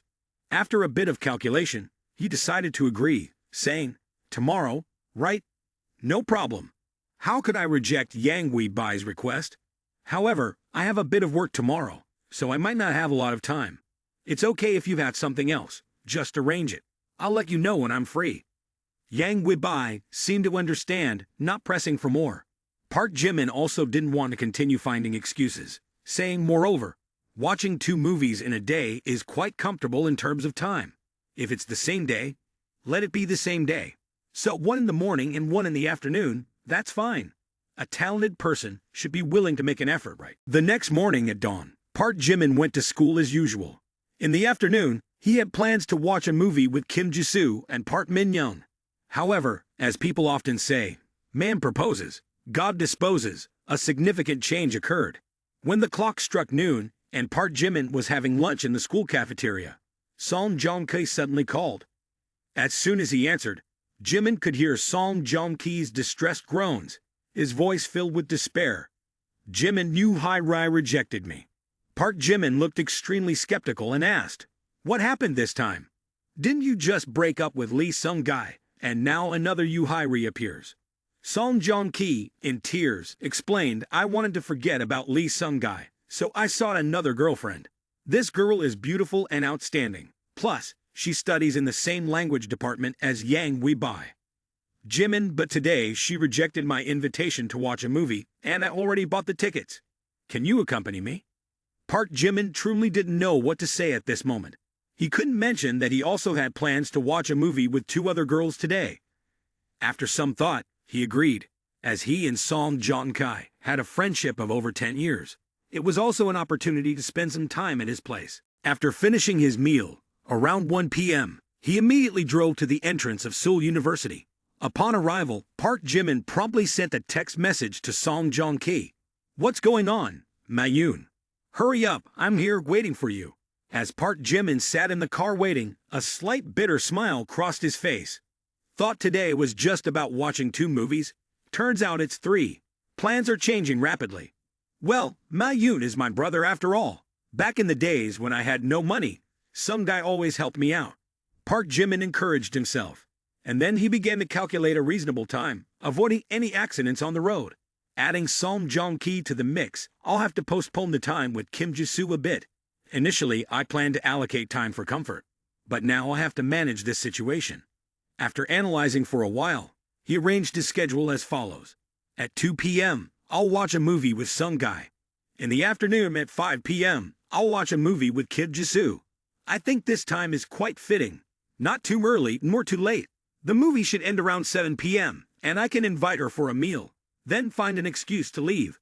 At 8 p.m., I'll watch a movie with Yang Wei-bai. Feeling settled, Park Jimin sighed and thought to himself, want to organize the time reasonably, but today can only be like this. A day with 3 movie sessions. After waiting for about 5 minutes, the car door suddenly opened. Park Jimin thought it was some guy and turned to say, "Mayun, you're a bit late." However, what met his eyes was a girl he didn't recognize. Not only that, but she casually got into the car and started doing her makeup. Park Jimin, somewhat bewildered, asked, who are you?"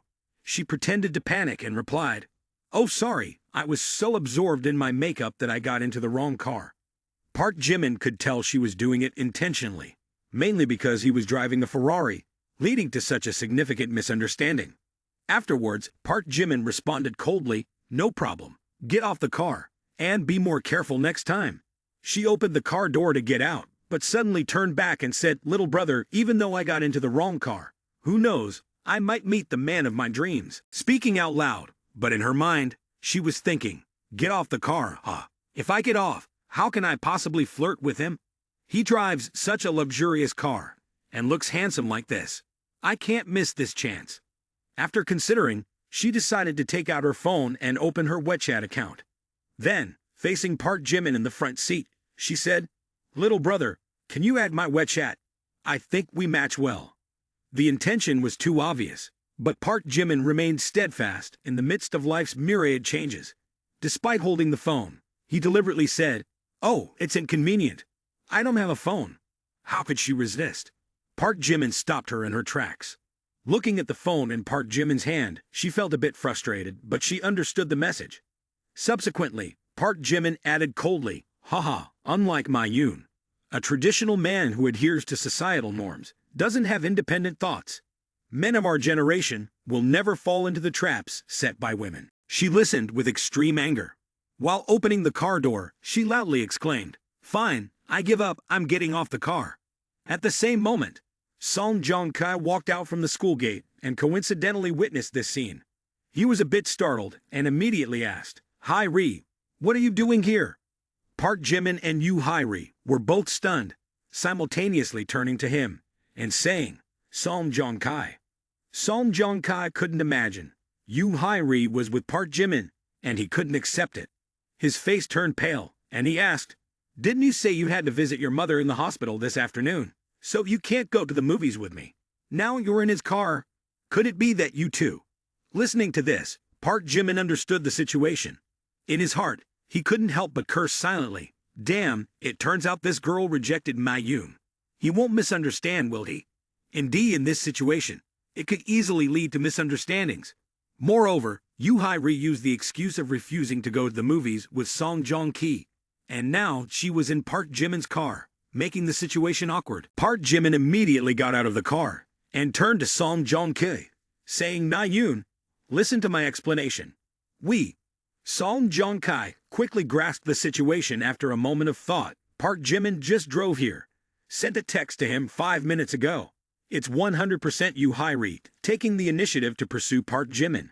After Song Joong-ki finished analyzing, he immediately interrupted Park Jimin, who was speaking. Indeed, the two are strangers and have no relationship. He didn't think that, despite her innocent appearance, she would create such a situation. Then, Song Joong-ki angrily pointed at Yoo Hae-ri and interrogated, "Hae-ri, you saw my friend driving a Ferrari, so you wanted to pursue him. But he didn't like you, so he asked you to get off the car. The two have no relationship. It's entirely because you desperately clung to my friend, isn't it?" Park Jimin nodded in agreement as if confirming, "Ah, that's right, absolutely right. Some guy, get on the car." Song Joong-ki gave her a sideways glance, then turned and got into the car, slamming the door without any sympathy. Yoo Hae-ri asked hesitantly, "Song Joong-ki, how do you keep making wealthy friends like this?" But in her perception, he's not some guy in tattered clothes, living on only 800 yuan for living expenses each month. If I had known earlier, I wouldn't have refused his invitation to watch a movie today. At this moment, Yoo Hae-ri looked at Song Joong-ki with a bit of admiration. On the way, noticing Song Joong-ki's sadness, Park Jimin took the opportunity to share some philosophical insights. Money is the measure of a person's value. Having money means having power. Money is the door to all opportunities. Without money, everything becomes difficult. After hearing this, Song Joong-ki felt that Park Jimin's words were quite profound, and he relaxed a bit in his heart. Soon, Park Jimin and Song Joong-ki arrived at the enchanting cinema. Here, Park Jimin noticed that the majority of people were couples, with a few pairs of sisters. Only he and some guy were the two lone males relying on this cinema. Song Joong-ki's mood was similar to Park Jimin's. He felt countless curious eyes looking at him and Park Jimin, but looking at everyone, each in their couples, made him feel a bit like crying. Then, he confided in Park Jimin, "Jimin, am I too naive? How do you always manage to attract high-class girls, while my love life is always so unlucky?" Park Jimin didn't want to dwell on this issue too much, but still responded to him, "I don't really know about that. But if I were to say, why should women pursue men? What's so noble about men that women have to pursue them? Do men have some kind of ancestral altar to worship?" At this moment, Two girls behind them observed Park Jimin and Song Joong-ki with a somewhat amusing look. Then they turned to each other and whispered, "Those two are so strange, two guys going to the movies together. Hey, whisper a bit, they might be gay." Although they spoke in hushed tones, it seemed like the two girls wanted Park Jimin and Song Joong-ki to hear this mocking remark. Upon hearing this, Park Jimin's mouth curled into a smile, and he deliberately spoke a bit louder for the two girls behind to hear. "The faster you reveal your needs, the more vulnerable you become. The dating scene is like a battlefield. It's not all fun and games. The more you flatter, the more women feel you're pathetic. The key isn't the tactics, but whether you are strong enough. Giving money to women to spend is a foolish man. Being a provider is what makes a real man." Song Joong-ki, upon hearing this, felt like his entire circulatory system had just been unclogged. His mind became remarkably clear, as if in a state of enlightenment. "What you said is absolutely right." After understanding the intricacies of the world, he excitedly grasped Park Jimin's hand, imploring, "Master, disciple has gained enlightenment. Please teach me the ways to become stronger." This scene caught the attention, creating an intense excitement for the two girls nearby, who whispered, "They're about to get married." Park Jimin, feeling flustered, said, "Ma Yoon, calm down, don't do this. People are watching." However, Park Jimin soon adopted a nonchalant attitude, going along with Song Joong-ki's mood. "Ma Yoon, I have nothing to teach you. I'm just a bit more handsome, a bit wealthier, and have a few more girlfriends. In reality, you struggling like this are quite perplexing to us ordinary men."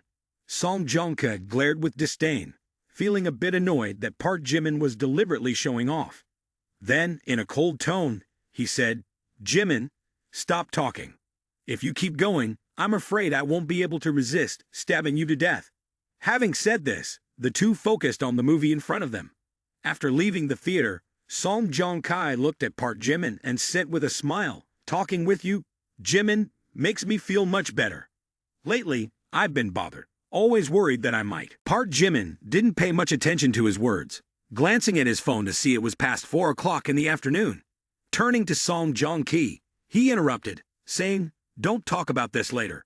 If you want to repay me, do it right now." Having said that, Park Jimin paused, then earnestly took Song Joong-ki's hand and continued, "In about 2 hours, call me. Consider it as you've done me a big favor." For him, the fact that Park Jimin came to watch a movie with him today was already deeply appreciated. Immediately, Song Joong-ki nodded in agreement but still had a bit of curiosity, asking, "Calling is fine, but why?" The two girls beside them were still caught up in this scene, gleefully commenting, "I'm telling you, those two are definitely a couple." The girl next to them, who had yet to have a boyfriend, sighed, "Ah, what's wrong with this era? Why don't handsome guys like female students?" After giving advice to Song Joong-ki, Park Jimin didn't explain further and quickly left, thinking to himself, "Why? Of course, it's to have a reason to escape from Kim Ji-soo, and then go on another date." Exiting the enchanting movie theater, he went straight to the IMAX cinema. When he reached the parking lot, he hurriedly ran towards it. From a distance, Park Jimin saw Kim Ji-soo waiting for him and silently thought, "Luckily, I made it in time." This was the first time they were going to watch a movie together, so she arrived at the cinema very early. Not only that, but Kim Ji-soo looked exceptionally beautiful today, with a hot figure that left Park Jimin stunned for a while. After a moment, Kim Ji-soo, feeling impatient, glanced at her watch and muttered, "It's starting in half an hour. Why hasn't Park Jimin arrived yet?" Kim Ji-soo stood waiting for Park Jimin at the cinema entrance, causing many male students to be strongly shaken in their hearts. Some couldn't resist and approached her a bit. Finally, there were boys who couldn't bear the beauty and took the initiative to introduce themselves. "Hello, little sister, greetings. My name is Sun Sung-woo. I've seen you standing here for half a day. Can I add you on WeChat? Although it's a bit abrupt, if I don't take the initiative today, I might regret it for the rest of my life. Please, please." Kim Ji-soo was somewhat surprised to hear the man open his mouth asking for her WeChat. However, when she turned to look, she saw a tall and incredibly handsome young man greeting her with a very polite attitude, making it hard for others to feel a virgin. Kim Ji-soo politely declined, saying, "I'm sorry, I have another appointment, and it's not convenient." He didn't appear disappointed at all, his expression naturally agreeing with her tenfold. "Little sister, it's genuinely inconvenient. I might become a disturbance for you, but I'm not a bad person. I just want to add you on WeChat. I won't bother your date. If you find me annoying, you can delete me. Consider it fulfilling one of my wishes." Upon hearing this, Kim Jisoo began to waver. His words were too clever, his language sincere, and his demeanor convincing. The final statement, "You can delete me," was indeed a masterstroke. He relinquished all control to Kim Jisoo, skillfully curtailing any sophisticated retorts. It was undoubtedly the move of a seasoned player in the game of life. Park Jimin, feeling quite uneasy after hearing this, stepped forward to pat the smooth talker on the shoulder from behind. Then, with a wink, he said, "Your friend has been rejected, and persisting won't make a difference. Come on, let me show you how to impress someone." After Park Jimin finished speaking, he immediately approached Kim Jisoo.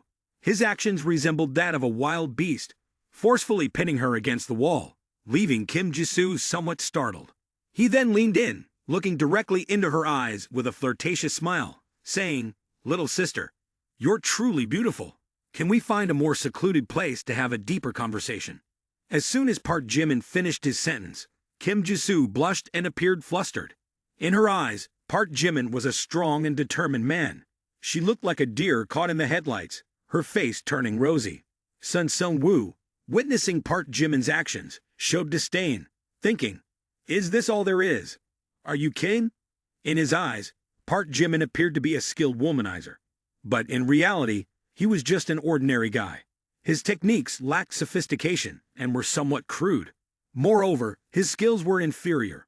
Adding insult to injury, showing off in front of him was like waving an axe in front of a skilled carpenter, making him feel extremely uncomfortable.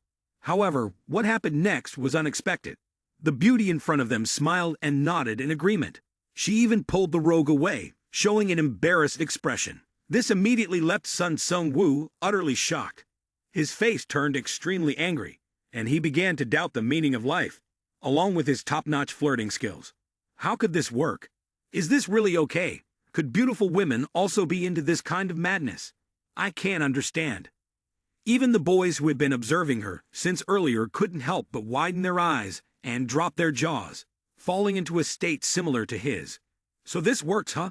Sun Sung-woo pondered but found no solution. He decided to add Park Jimin's flirting method to his encyclopedia, and eagerly wanted to test it out immediately. Inside the theater, the screening wasn't scheduled to start until 5 p.m., and with half an hour to spare, Kim Jisoo and Park Jimin took their time. First, they went to the ticket counter together, also grabbing 2 drinks. While waiting for the theater to open, a moment later, room number 5 became accessible. After a short wait, the film began. At this point in the movie, it was the most intense scene. The protagonist was using his foot to kick a missile, with the ground cracking and spreading beneath him. It was a highly dramatic and captivating moment, but Park Jimin showed little interest. Each time Kim Jisoo glanced over, she noticed him glued to his phone. Observing this, Kim Jisoo inquired, "Park Jimin, do you like this movie? I see you're constantly on your phone. I thought you might enjoy this genre." In reality, Park Jimin had just finished watching the film with Song Joong-kai. Rewatching it was a bit reluctant for him, but he could still accept it, considering it as a recap of the screenplay. However, when Kim Jisoo asked, Park Jimin couldn't bring himself to say that. He quickly came up with an excuse, saying, "Oh no, it's not as you think. Lately, my family has been a bit busy, dealing with some bothersome matters." The speaker is unintentional, but the listener is attentive. Quickly, within her mind, she starts to speculate. He has a huge family fortune that needs to be inherited. Surely, the pressure must be enormous. We, ordinary people with carefree lives, don't realize how much he silently endures. Everyone sees Park Jimin's extraordinary talent and skills, but they don't know how much sweat and effort he has put into it behind the scenes. He inherits a 50 billion legacy from his family. He plays the piano so well. One can only wonder how much time he spent practicing. He is so skilled, and it's the result of rigorous training from childhood. He is an aristocratic heir, someone who has been educated excellently in the noble class, carrying the expectations of the family. But he never complains, only silently bears his responsibilities.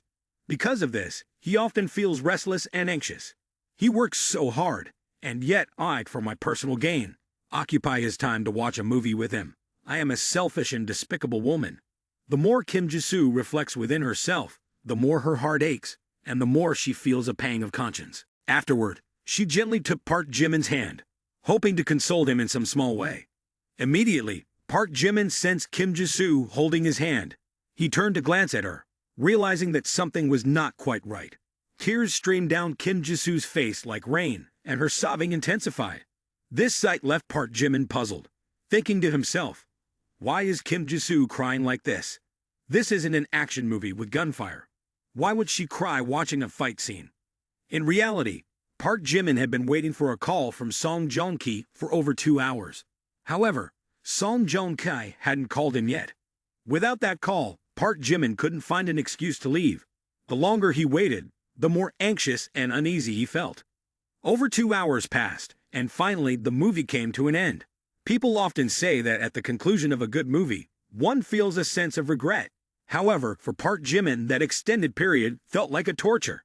As the screen displayed the end, he couldn't help but mutter under his breath, finally, the movie is over. Park Jimin and Kim Jisoo stepped out of the movie theater, and the city was already aglow with dazzling lights. Golden lights adorned the streets, creating a romantic and dreamy atmosphere. This was an ideal time for couples in love. Kim Jisoo looked at Park Jimin with eyes full of affection. She gently took his hand and suggested, Park Jimin, are you hungry? We should find a place to eat, right? I'm hungry too. How about having dinner together? Just as she started to speak, the familiar ringtone echoed. For you, I've learned how to be patient.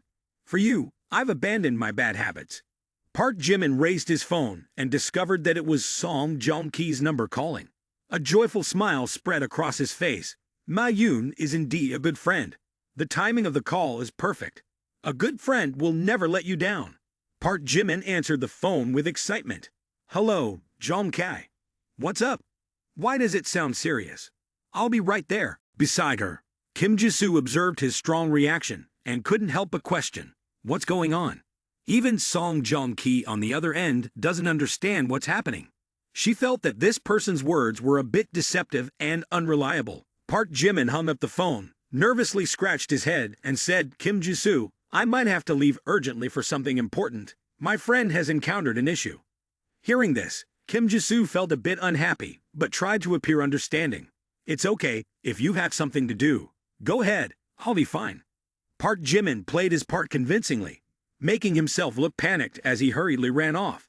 Kim Jisoo watched Park Jimin's hurried departure, and in her mind, she couldn't help but think, Park Jimin's friend must be facing something significant. He's truly a man with feelings and principles. Once out of Kim Jisoo's sight, Park Jimin returned to his car and casually sat down. Holding up his phone, he proudly thought to himself, I am indeed a genius. Next, let's move on to another appointment.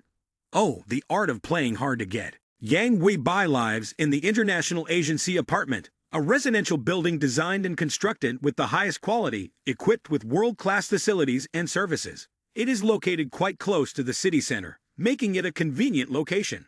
The residents are mostly successful individuals with high social status, making it an ideal choice for those seeking a luxurious, classy, and convenient living space. Following the location shared by Yang Wei-bai, Park Jimin arrived at the apartment building shortly afterward. Upon arrival, he took out his phone and sent a notification to Yang Wei-bai. I've arrived at your rented apartment.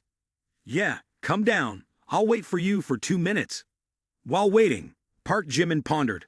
Finally, only one more appointment left. The whole day has passed like a whirlwind. Next time, I'll definitely not multitask like this again. Leaning against his car, he reflected on how foolishly he had played today, full of regret and self-blame. Suddenly, Yang Wei-bai's soft voice came from behind. Park Jimin, sorry. Did you wait for too long? Park Jimin turned his head towards the source of the sound, and in his line of sight was a girl with shiny long hair, bright fair skin, large round eyes, and a cheerful smile. She was dressed in a white crop top, blue jeans, and white sneakers. The cleverly short top showcased her attractive and lively personality along with an enticing waistline. Upon seeing her, Park Jimin couldn't help but be intrigued. She looks exceptionally beautiful today. Yang, his classmate, had the ability to pull off any style, indeed a beauty among beauties. Yang Weibai's captivating beauty left Park Jimin somewhat entranced until she approached and reminded him, snapping him out of this mesmerizing trance. "Let's go, shall we? Ready to go." As Park Jimin walked alongside her, dark thoughts filled his mind incessantly. If today's date goes smoothly, it might lead to something more with Yang Weibai. After getting in the car, Park Jimin decided to drive to a movie theater quite far away, halfway across Gyeongbokgung's hemisphere, also as a precaution to avoid being seen or having an accident in the middle of the road. When they entered the cinema, he tried to stay enthusiastic for a while, but eventually he couldn't fake it anymore and openly showed his boredom. Despite Yang Weibai's inquiries, Park Jimin consistently declined to avoid tarnishing his charming image. Having finished the movie, it was already 11:30 p.m. The city adorned itself with a new coat, shimmering and more enchanting than ever. Electric lights from buildings, restaurants, and bars radiated like sparkling beams, transforming the city into a vibrant and colorful painting. Park Jimin began to feel restless and uneasy. Looking at the stunning Yang Weibai beside him, he felt a surge of excitement, and his heart beat continuously. Eventually, Park Jimin couldn't resist the urge to boldly take her hand. Yang Weibai's hand was as soft as if it had no bones, making him feel like touching a fluffy cloud, making him want to hold on to it forever. Yang Weibai didn't resist. Her face blushed with extreme shyness. Both of them felt a bit awkward, yet their hearts were filled with joy. Despite the late hour, Park Jimin wanted to have a late-night meal with her. They casually found a roadside eatery. Since Park Jimin hadn't eaten anything the whole evening, he had corn at the cinema that made him nauseous. At the restaurant, Park Jimin and Yang Weibai looked like a loving couple, enjoying grilled skewers. The two exchanged affectionate glances, engaged in cheerful conversation, and shared laughter, reveling in their happiness. Around 1 a.m., Park Jimin and Yang Weibai finished their late-night meal. Afterward, he drove Yang Weibai back to the Asian Sea International apartment. Everything had gone smoothly that day, and the unexpected incidents or accidents were avoided. The success was beyond expectations. Despite the fatigue from running around, it was all worth it. As Yang Weibai got out of the car, she looked at him with blushing embarrassment and said, "Oh, Park Jimin, you should go home and rest early. Thank you for hanging out with me until so late. I had a great time." However, after she had taken a few steps, Park Jimin suddenly called out, "Oh, Yang Weibai, can I come over for a drink?" Park Jimin didn't know how he ended up saying that. Perhaps some unlucky fate was playing tricks on him. He felt his heart starting to beat irregularly, and the atmosphere seemed to freeze with a hint of awkwardness. As soon as the words left his mouth, Yang Weibai felt a chill running down her spine, as if an unusual breeze surrounded her. Her heartbeat became erratic, as if it wanted to leap out of her chest. After a moment, she too seemed compelled by some mysterious force and said, "Hick, well, you can come up." The situation was becoming smoother day by day. Park Jimin immediately got out of the car, locked it, and followed her. The apartment building had 19 floors, and Yang Weibai lived on the 15th floor. Her apartment was elegantly designed with a modern touch. Additionally, the condominium was extremely convenient, featuring amenities such as a swimming pool, gym, children's playground, cafe, mini-mart, cleaning services, and 24/7 security. It seemed to lack almost nothing. It must be said that her family was quite well off to afford such a place. Park Jimin felt a bit awkward, not knowing what to do. After finishing his drink, he wanted to take a shower. However, Yang Weibai remained silent, sitting there. The sound of water dropping echoed, making Yang Weibai blush and feel a bit flustered. She didn't know what to do, while Park Jimin was in the shower.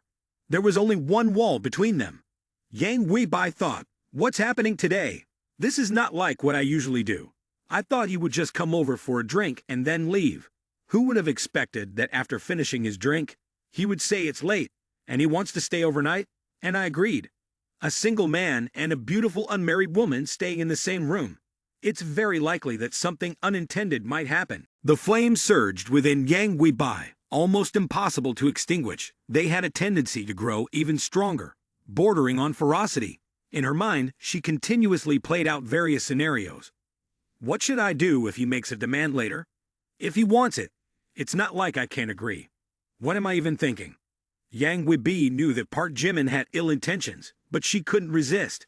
A thrilling sensation was rising within her, and the air in the room became increasingly stifling, as if something were spreading everywhere. Her heart pounded louder, and her cheeks grew warmer. Sitting on the sofa, Yang Guibai contemplated what might happen next. This feels surreal, like I'm dreaming. Suddenly, she noticed something protruding from Park Jimin's pocket. Curious, she reached out and was startled to find movie tickets. She held the tickets in her hand, speechless. Why are there 4 movie tickets? Is he going to watch a movie with another girl? This was it, caught red-handed with no explanation. Truly he was an inexperienced young man. The atmosphere instantly turned chilly, as if plummeting to a freezing point. Yang Weibai, initially embarrassed with flushed cheeks, suddenly turned icy cold within the blink of an eye. Later, Yang Weibai recalled the unusual behavior of Park Jimin throughout the day, and she understood the reason.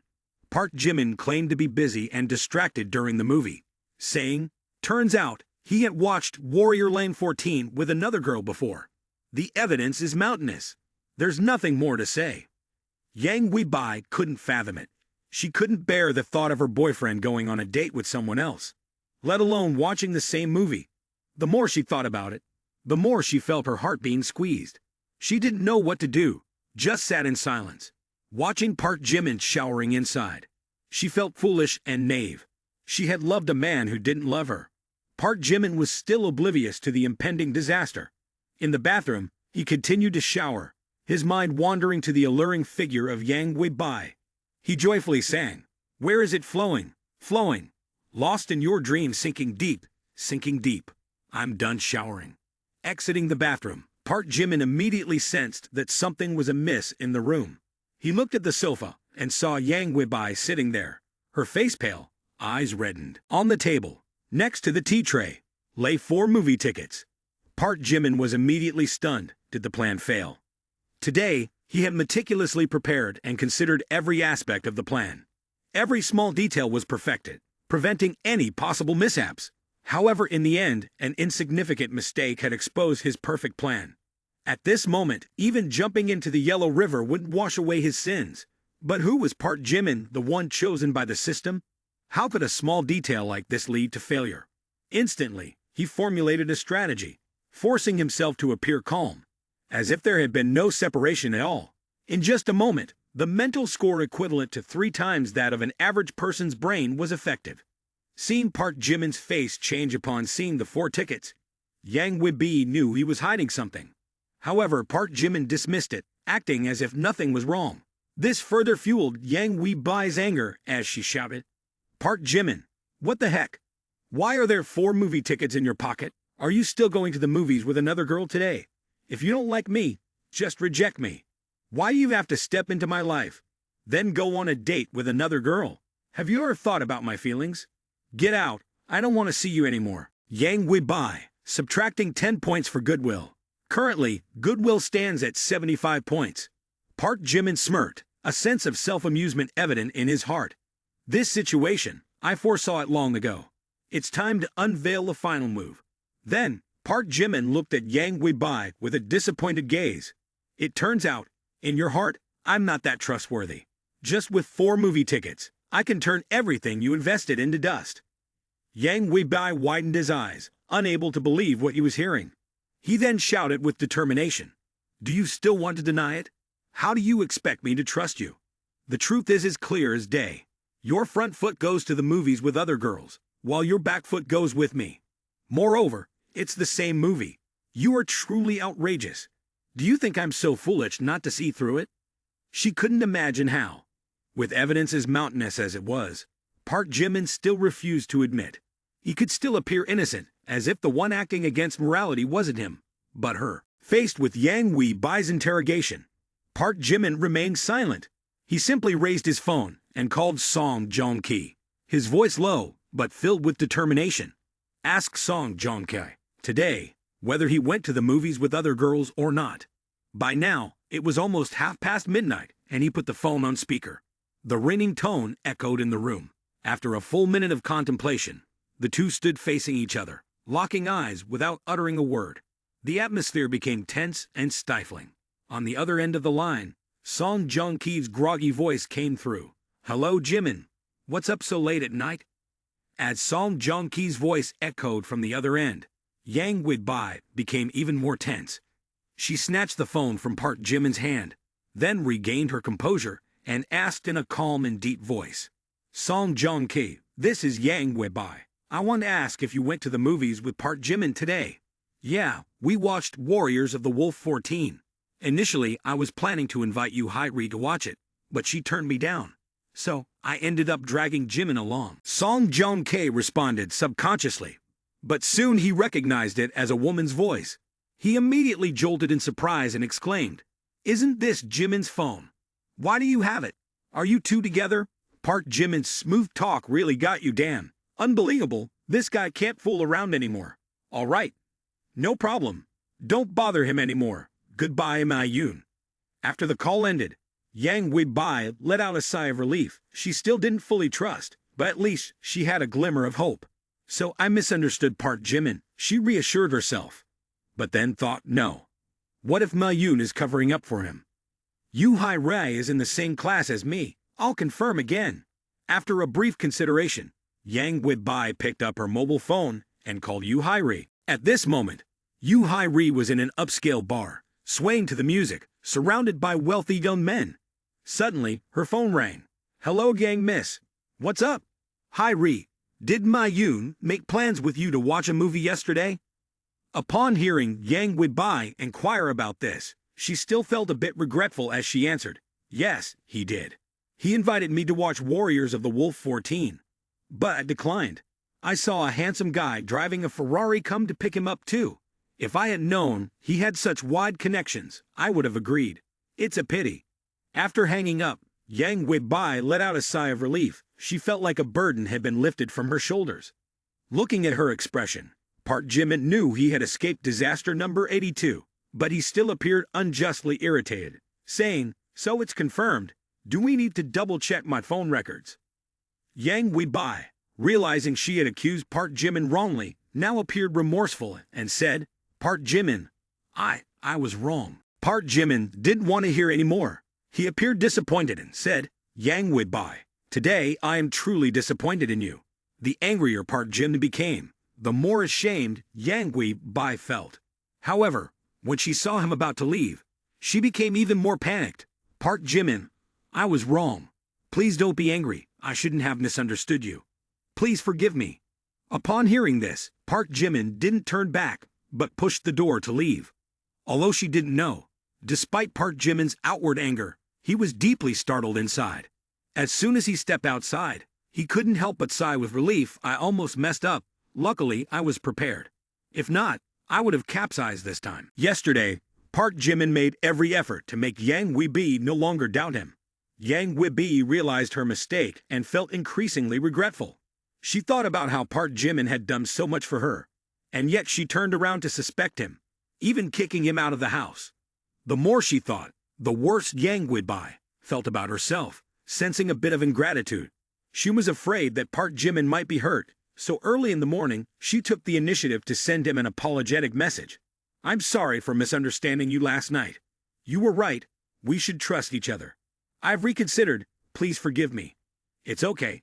Yang Wi-bai, this is also because you didn't explain clearly. I'm sorry too." After sending this message, Park Jimin immediately stashed his phone in his pocket, wanting to pay no further attention to the matter. However, he didn't know that this message left Yang Wi-bai feeling puzzled. "Even though it was my fault, he took the initiative to apologize. He's really warm." Yang Wi-bai's goodwill increased by 10. Yang Wi-bai's goodwill increased by 10. Yang Wi-bai's goodwill increased by 1, bringing her goodwill score to 96. Hearing the system's reminder, Park Jimin sighed deeply. The goodwill has increased again, now 1 point higher than before. Next time, I shouldn't be so romantic.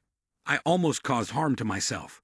The system continued to announce, target number 6 successfully flattered Yang Wi-bai, achieving a breakthrough in goodwill with a score of 96, rewarded with a bonus of 10 reinforcement points. Despite Park Jimin's lingering fear, the surprising sound of the system caught his attention. Park Jimin suddenly realized that the goodwill not only stopped at 95 points but could continue to increase, and each goodwill point could even bring 10 reinforcement points. With this revelation, Park Jimin's thought process became clearer. He reminded himself to distinguish how he treated the flattery target. Therefore, Park Jimin classified targets into two types. The first type focused on being a tool for reverse infiltration, earning the system's rewards, and the second type involved nurturing a good relationship, aiming to raise the goodwill to a level that would make her completely enamored, even if it meant spending tens or hundreds of billions without hesitation. Regardless, it's the system's money, and even kids know how to choose. I want everything. Who wouldn't dream of having a harem full of beautiful women? As Park Jimin walked and pondered, a few excited girls began chatting. I heard Kwon Jae-young, the head of our school, is sponsoring the basketball team and organizing a street basketball tournament. That's right, at the school stadium. Let's go watch. The basketball team has many handsome guys. Hearing this, Park Jimin felt intrigued. Kwon Jae-young, the street king, sounds interesting. Let's go check it out. The girls spoke while running towards the sports field, and Park Jimin quickly followed. Oh, it's crowded like this in winter. Little did Park Jimin expect that the basketball court, usually deserted, was now packed with people, lively and unusual. Everywhere were girls, constituting more than 70%. Kwon Jae-young changed into his game jersey and stepped onto the basketball court, displaying excellent skills. Immediately, he caused countless girls to scream and shout, "We love you," head Kwon Jae-young. "Keep it up. We want to have your babies," head Kwon Jae-young. Park Jimin stood amidst the crowd, the screams of the girls behind him causing a ringing sensation in his ears.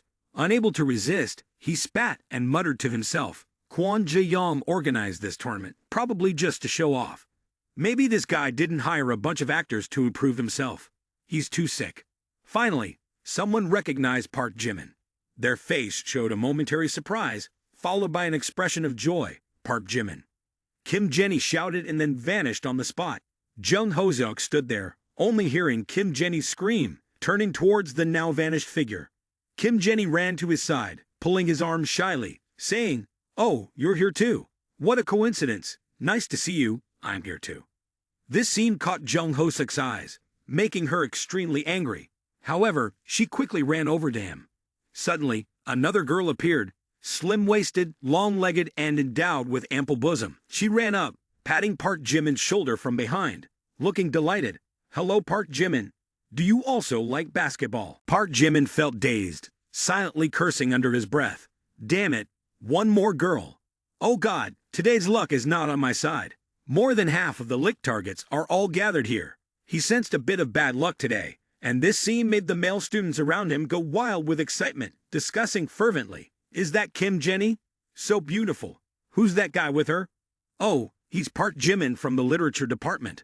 Look, not only Kim Jenny, but also Kim Harry-won dumped her old boyfriend from him. Wait a minute, isn't that Jung Ho-seok? Rumor has it that she and Park Jimin have some ambiguous relationship."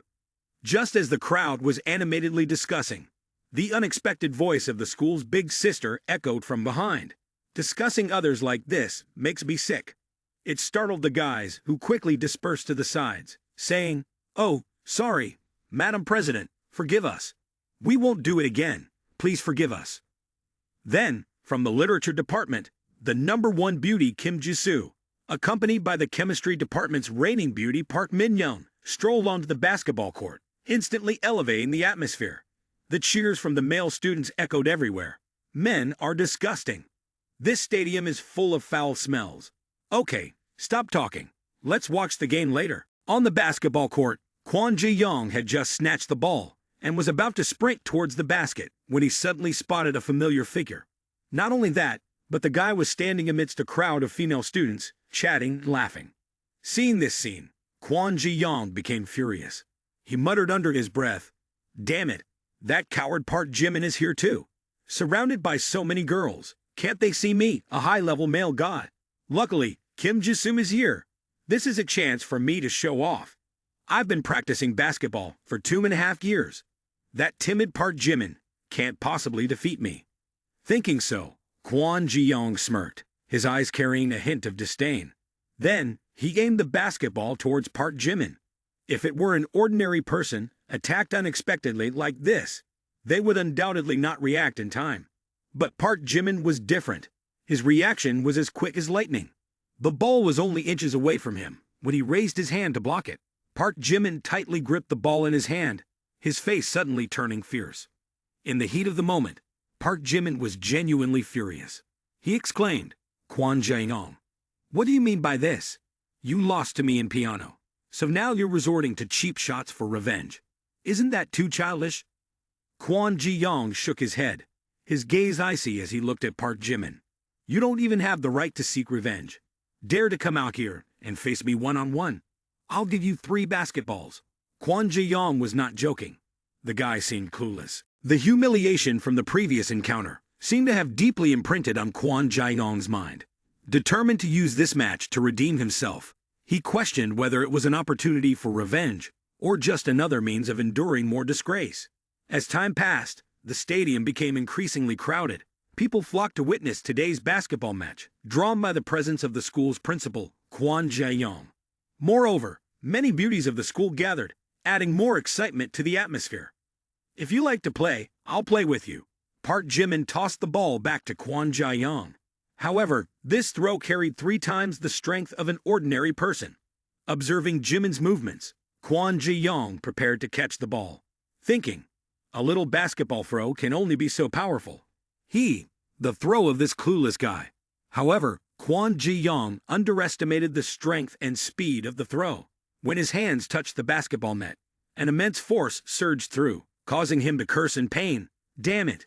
His arms went numb, and his legs, standing upright, struggled to withstand the impact. He fell to the ground, rolling in agony. No one expected that a basketball throw could make Kwon Jae-yong, a person with a robust physique, tumble down in such a humiliating manner in front of numerous beautiful girls. The situation was truly embarrassing, and even Kim Ji-soo found it hard to believe. Oh my, Kwon Ji-yong is the captain of the basketball team. How could he miss catching Park Jimin's throw? Park Min-young's playful lips commented, "Yeah, it's just brute force. Men always love to fight." A group of players rushed to surround Kwon Jae-yong, asking, "Captain, are you okay? Is there anything wrong?" Kwon Jae-yong got up from the ground, his face even more difficult to look at, simmering with anger internally. With such strong force, this Park Jimin looks frail, but his power is enormous. Park Jimin responded to Kwon Jae-yong's challenge with a confident and composed demeanor. "What's the point of a one-on-one? How about we play 5-on-5 to test the skill of the school's basketball team?" This statement shook the entire school, and the stifling atmosphere made it hard to breathe. All eyes were now on Park Jimin. Kim Harry-won couldn't hide her surprise. She had only seen her idol running, not knowing Park Jimin played basketball. Kim Ji-soo also showed a hint of concern. She truly didn't want to see Park Jimin ridiculed by everyone. Park Jimin understands the piano, and his skills aren't bad. But when it comes to basketball, he might not be that good. The onlookers began to express sympathy for Park Jimin and took a few moments to commemorate him. However, Park Jimin was genuinely only momentarily stirred. During his high school years, he had dabbled in basketball for a while, but the lack of perseverance was the limiting factor. In terms of basketball technique, he couldn't compare to Kwon Jae-yong, but his physique surpassed Kwon Ji-yong by a considerable margin. Reaction strength and flexibility, not to mention his systematic approach, were always ready to buff additional strength. Kwon Jae-yong cast a gloomy look and then flashed a sinister smile. 5 versus 5, on the court. The referees are all on my side. Do you dare to play 5-on-5 with me? Ha ha ha ha. Foolish Park Jimin, this isn't 5-on-5. It's more like 1 versus 9. The match swiftly kicked off, with Kwon Ji-yong on the offensive and Park Jimin on the defensive. The basketball court became vibrant, with every gaze concentrated on the 2 male students standing opposite each other, Park Jimin and Kwon Ji-yong. One, a professional basketball player, and the other, a novice just starting to learn the game. As the referee's whistle sounded, the 2 teams began to move. Kwon Ji-yong held the ball, and the basketball in his hands seemed like an extension of his body, his graceful movements captivating the spectators. His speed was remarkable, skillfully and sharply maneuvering the ball. "Now you're definitely going to lose, ha ha ha, a basketball novice like you. I'll show you how I'm going to torment you. Wait until I crush your face, and Kim Ji-soo will know who deserves her." Park Jimin casually watched Kwon Jae-yong, defensively displaying unprofessional movements. Moreover, he was sandwiched between 3 robust players, almost rendered helpless. The 4 players on Park Jimin's side had also sold out, and the match unfolded unlike expectations, lacking any suspense. Indeed, in just a dozen seconds, Kwon Ji-young easily broke through Park Jimin's defense, as if it were a walk in the park. Quickly, Park Jimin also noticed that his 4 teammates were letting water through, cooperating with Kwon Ji-young. Kwon Ji-young, do you think I don't know that everyone on the court is your actor? Who needs teammates? I'm enough on my own. After careful consideration, Park Jimin began to call upon the system. System, I want to enhance my basketball playing skills, because the owner hasn't mastered this skill yet. I need to spend 5 enhancement points to improve the skill.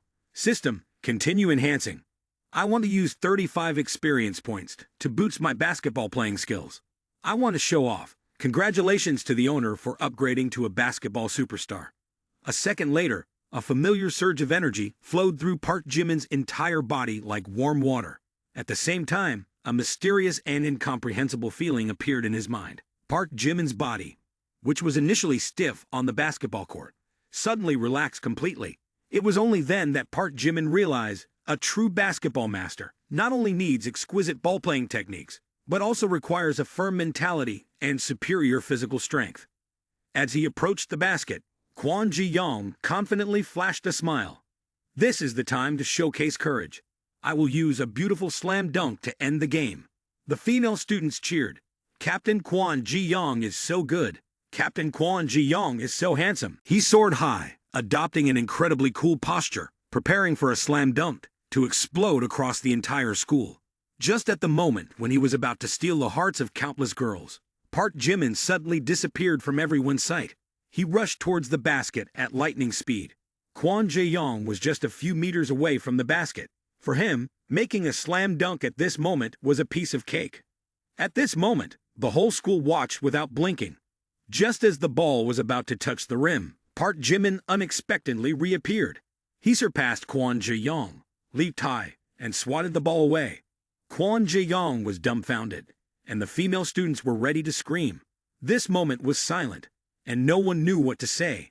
Captain Kwon Ji-young plays basketball so well. How could he be blocked by Park Jimin? Unbelievable. His team members couldn't help but be astonished.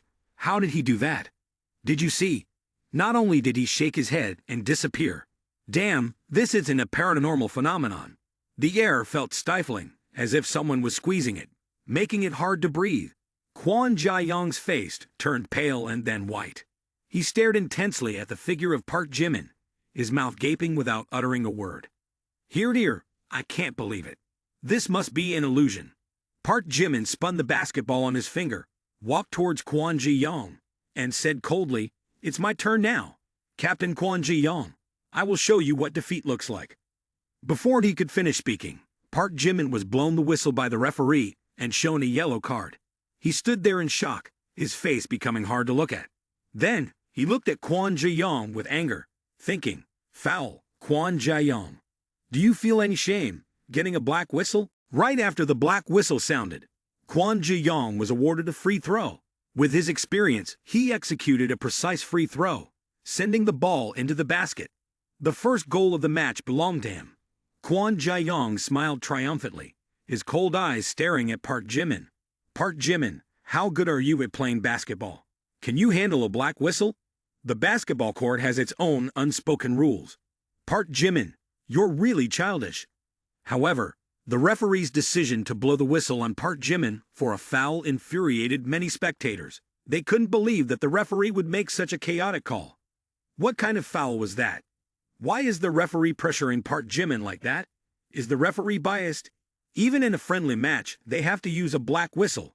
It's truly embarrassing. Someone shameless like this can represent a university. It's truly disgraceful. The crowd erupted in shouts and curses, demanding an explanation from the referee.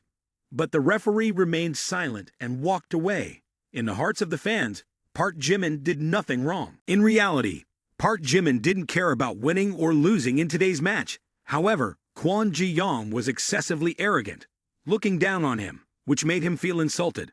Furthermore, he exploited the unwritten rules on the court to pressure and oppress him, making Park Jimin even more furious. Unable to bear it any longer, the anger within Park Jimin flared up to the extreme. Kwon Ji-young, you have truly provoked me. I can forgive you for cheating, but I won't allow you to violate the spirit of sportsmanship. I will give you, this miserable wretch, a game. Afterward, as if with divine assistance, Park Jimin could effortlessly snatch the ball, whether it was from the hands of teammates or opponents. As long as someone held the ball in front of him, he seemed to move so fast that no one could keep up, and the ball would inevitably end up in Park Jimin's hands. This was an absolutely astonishing hand speed on the basketball court. Channeling the strength of a person sweeping away all opponents, Park Jimin moved at the speed of light, rendering opponents unable to catch up. His powerful breakthroughs and elegant ball handling left opposing players attempting to obstruct him, but all their efforts were in vain. He was too quick, too strong, and too agile. Afterward, he leaped into the air and executed a successful slam dunk. Right after that, another slam dunk, adopting an extremely cool pose hanging on the rim. Following were straight shots to the backboard and beautiful 360-degree spins, requiring incredibly advanced techniques. Park Jimin moved across the court like a celestial star, shining brightly and leaving a profound impact on the countless spectators present. In the stands, everyone stood up, and cheers and applause echoed incessantly. Park Jimin appeared like a god competing on the basketball court, moving gracefully and flawlessly, with each movement perfected to the smallest detail. He executed breathtaking shots, causing the audience to cheer wildly. Meanwhile, Kwon Ji-young felt both angry and helpless as he watched his teammates unable to stop Park Jimin. He began to erupt. Surround him, or else foul him to stop him. Then, he pointed at Park Jimin's teammates and shouted, "You guys too." On the basketball court, it became a chaotic scene as both teams rushed toward Park Jimin to steal the ball. Park Jimin just smirked contemptuously, and his speed continued to escalate. His movements seemed pre-programmed, snatching the ball, blocking, deceiving, and dribbling smartly. Refusing to be stopped, he displayed both aggression and finesse in shooting. Each of his moves left opponents dumbfounded, prompting the constant question, "What is this?" His magnification reached a point where everyone couldn't clearly see what he was doing. He could score from any position, whether inside or outside the penalty area. Kwon Ji-young's net resembled a New Year's Eve fireworks show, continuously shaking, and the field turned into a captivating and unpredictable swamp. Almost as if Kwon Ji-young couldn't recover anymore. Half an hour later, the stands became eerily quiet. People stood frozen in place, no one moving. They were awestruck, helpless in the face of Park Jimin's extraordinary abilities. The audience uttered incomprehensible words, uncertain how to react to his talent and effort. What on earth is this? How does he do it? Does he really need to go all out like this? Even knowing this is a match reeking of cheating, it's too overpowering. I don't know what to compare it to for coolness. Why is he trying so hard for? At this moment, all players and referees on the field could sense an involuntary force deeply affecting them, even making them start to doubt the meaning of life. Park Jimin, this freak, is basically not human. How can someone elevate basketball to such a realm? This surpassed their imagination. Without challenges, there would be no injuries. Park Jimin was an embodiment of sportsmanship, always giving his all, facing any difficulty head-on. He served as inspiration for all basketball enthusiasts. The referee recalled the lessons he taught his son. "Son, a referee is the boundary of a match. When the whistle blows, you must act in a way that leaves you with no shame." The father smiled, patting his son's head, believing his son would uphold that. However, the son did not live up to his father's expectations, and the father began to feel remorseful. For respect, you say, is a match's outcome not about the score, but whether you gave it your all or not, or is it for the passion? Everyone remembered the matches they had participated in.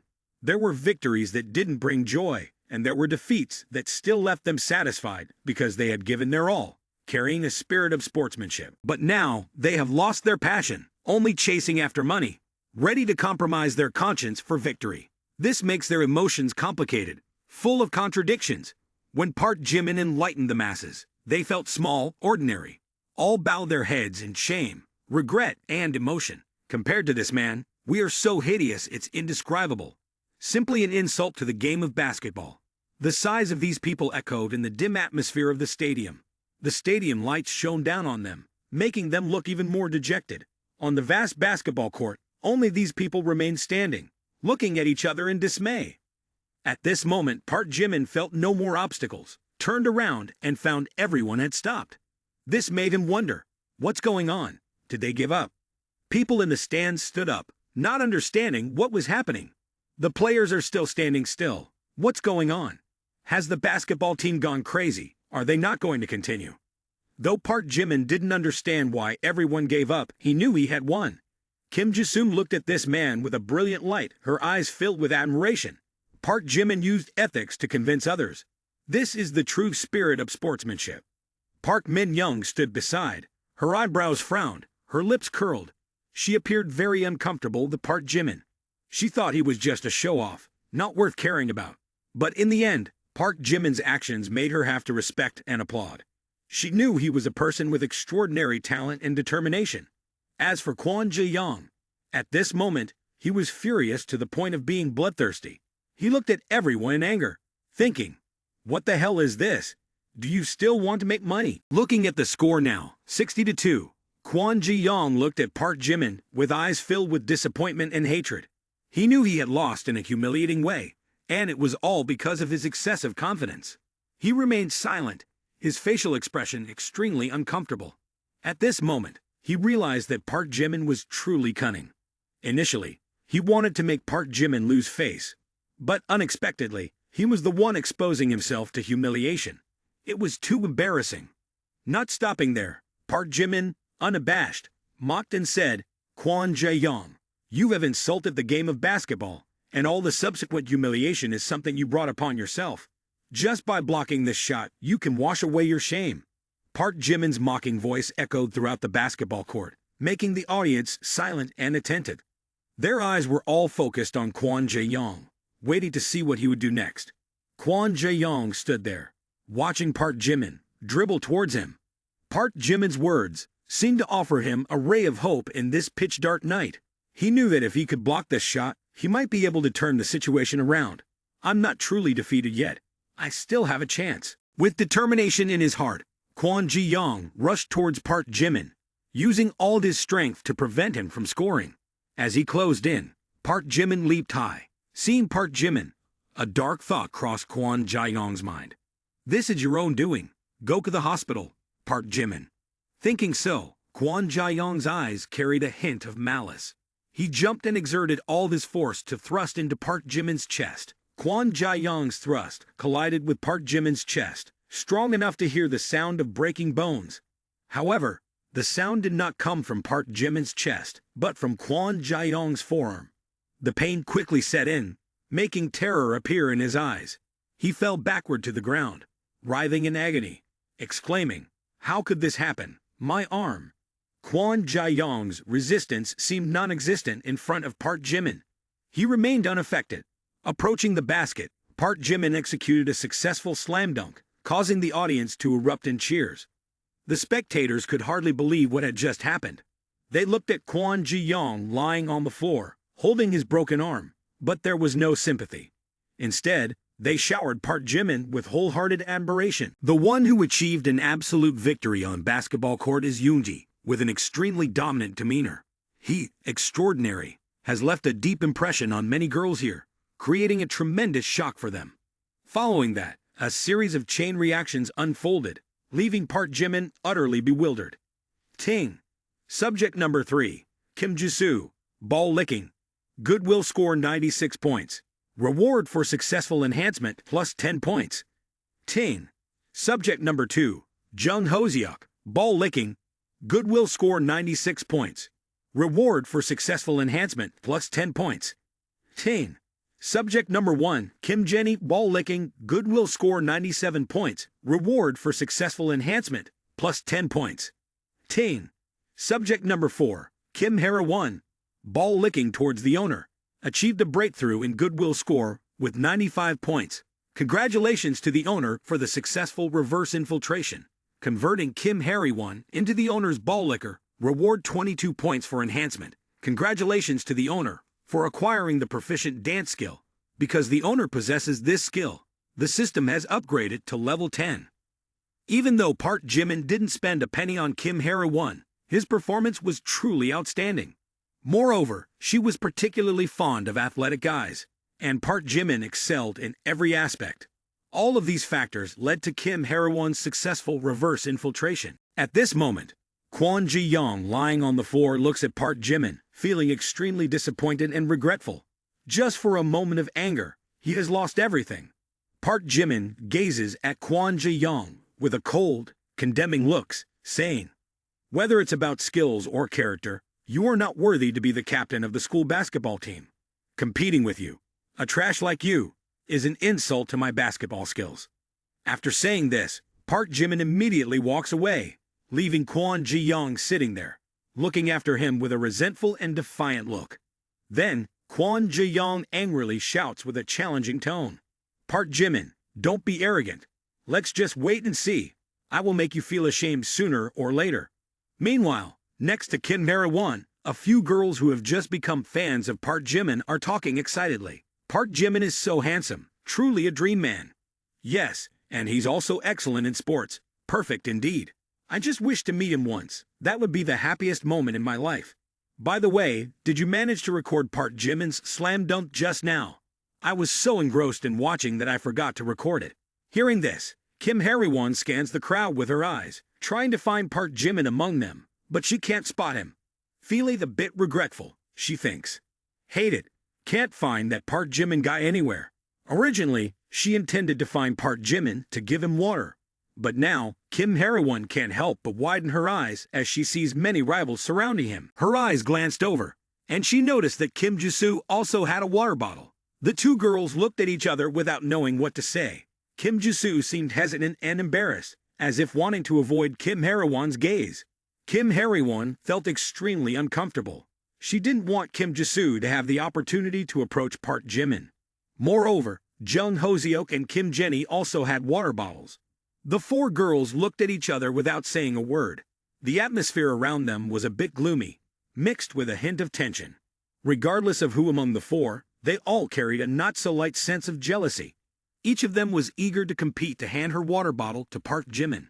While the group of girls was overwhelmed by jealousy, Park Jimin suddenly disappeared without a trace.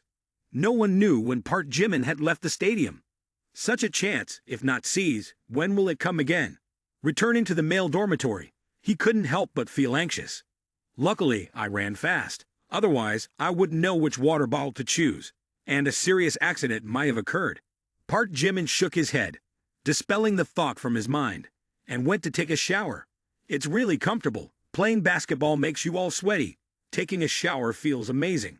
While Park Jimin was drying himself, his phone on the table received a notification. A person named Bad Boy Group in the Emperor chat group has sent you a friend request. A friend request from the Emperor chat group. What's going on? Park Jimin promptly accepted the friend request from Bad Boy Group. "Hello, President Jimin. Greetings. Is there anything wrong, or is there something you want to ask? Do you want to know if President Jimin is married?" Hearing that, Park Jimin couldn't help but be surprised. What on earth is this? A few days ago, President Jimin, a well-known entrepreneur in high society, generously donated $500 million to assist the struggling Import-Export Corporation on the brink of bankruptcy. However, the true purpose of President Jimin was merely to win the heart of the young lady from the Yang family. This incident became a hot topic in the Emperor chat group, sparking lively discussions. The legend of President Jimin made people increasingly perceive him as an extraordinary person. Not only was he wealthy and powerful, but he also demonstrated great generosity, willing to help those in need. Therefore, a user with the ID Bad Boy Group, named Oh Young, sought President Jimin's assistance to help his sister, Oh Young-sil. Oh Young-sil, a famous actress in the film industry, is only 22 years old this year. She has won the Best Actress award and is hailed as the top goddess of the domestic entertainment industry. However, she recently became embroiled in a scandal, experiencing a decline in social media ratings, a decrease in her reputation, and facing a $30 million compensation for breach of contract. The biggest mistake in her life was not adhering to the unspoken rules, leading her into a difficult situation. Despite being the daughter of the O family conglomerate, their family is facing difficulties, and $30 million is a significant amount for them. Oh Young, with tears streaming down his face, choked up and clasped his hands as he looked at Park Jimin earnestly. "Oh Young-sil is my older sister. In setting up this meeting with Chairman Jimin, besides seeking your forgiveness, Chairman Jimin, please take my sister as your wife. Oh Young, the second son of the O family conglomerate, explained clearly. He not only recounted the incident, but also highlighted his sister's connections with those who had harmed her in the film industry. Listening to Oh Young's account, Park Jimin roughly understood the situation. The incident where Oh Young-sil was banned from acting for a year seemed to leave no hope for her return to the film industry. Due to the On family being a prominent clan with numerous connections in the entertainment industry, even backed by Jin, one of the 4 tycoons in Mado, they had the power to manipulate everything in the entertainment world, including well-known figures like Oh Young-sil. As long as there were unclear reasons, the On family could easily control everything. Park Jimin sipped his coffee for a while before responding. Take your sister as my wife? Are you trying to have me marry into the Keo family? Hearing Park Jimin speak, Oh Young panicked and refuted, no, not that. I was just joking. I was afraid you wouldn't pay attention to me, so I brought up my sister to capture your interest. Now that public opinion doesn't support her, and there's a need for compensation, I want you to buy my sister's villa. Oh Young's voice grew increasingly quiet, ultimately becoming a mere whisper. Park Jimin could also see the disappointment on his face at this moment.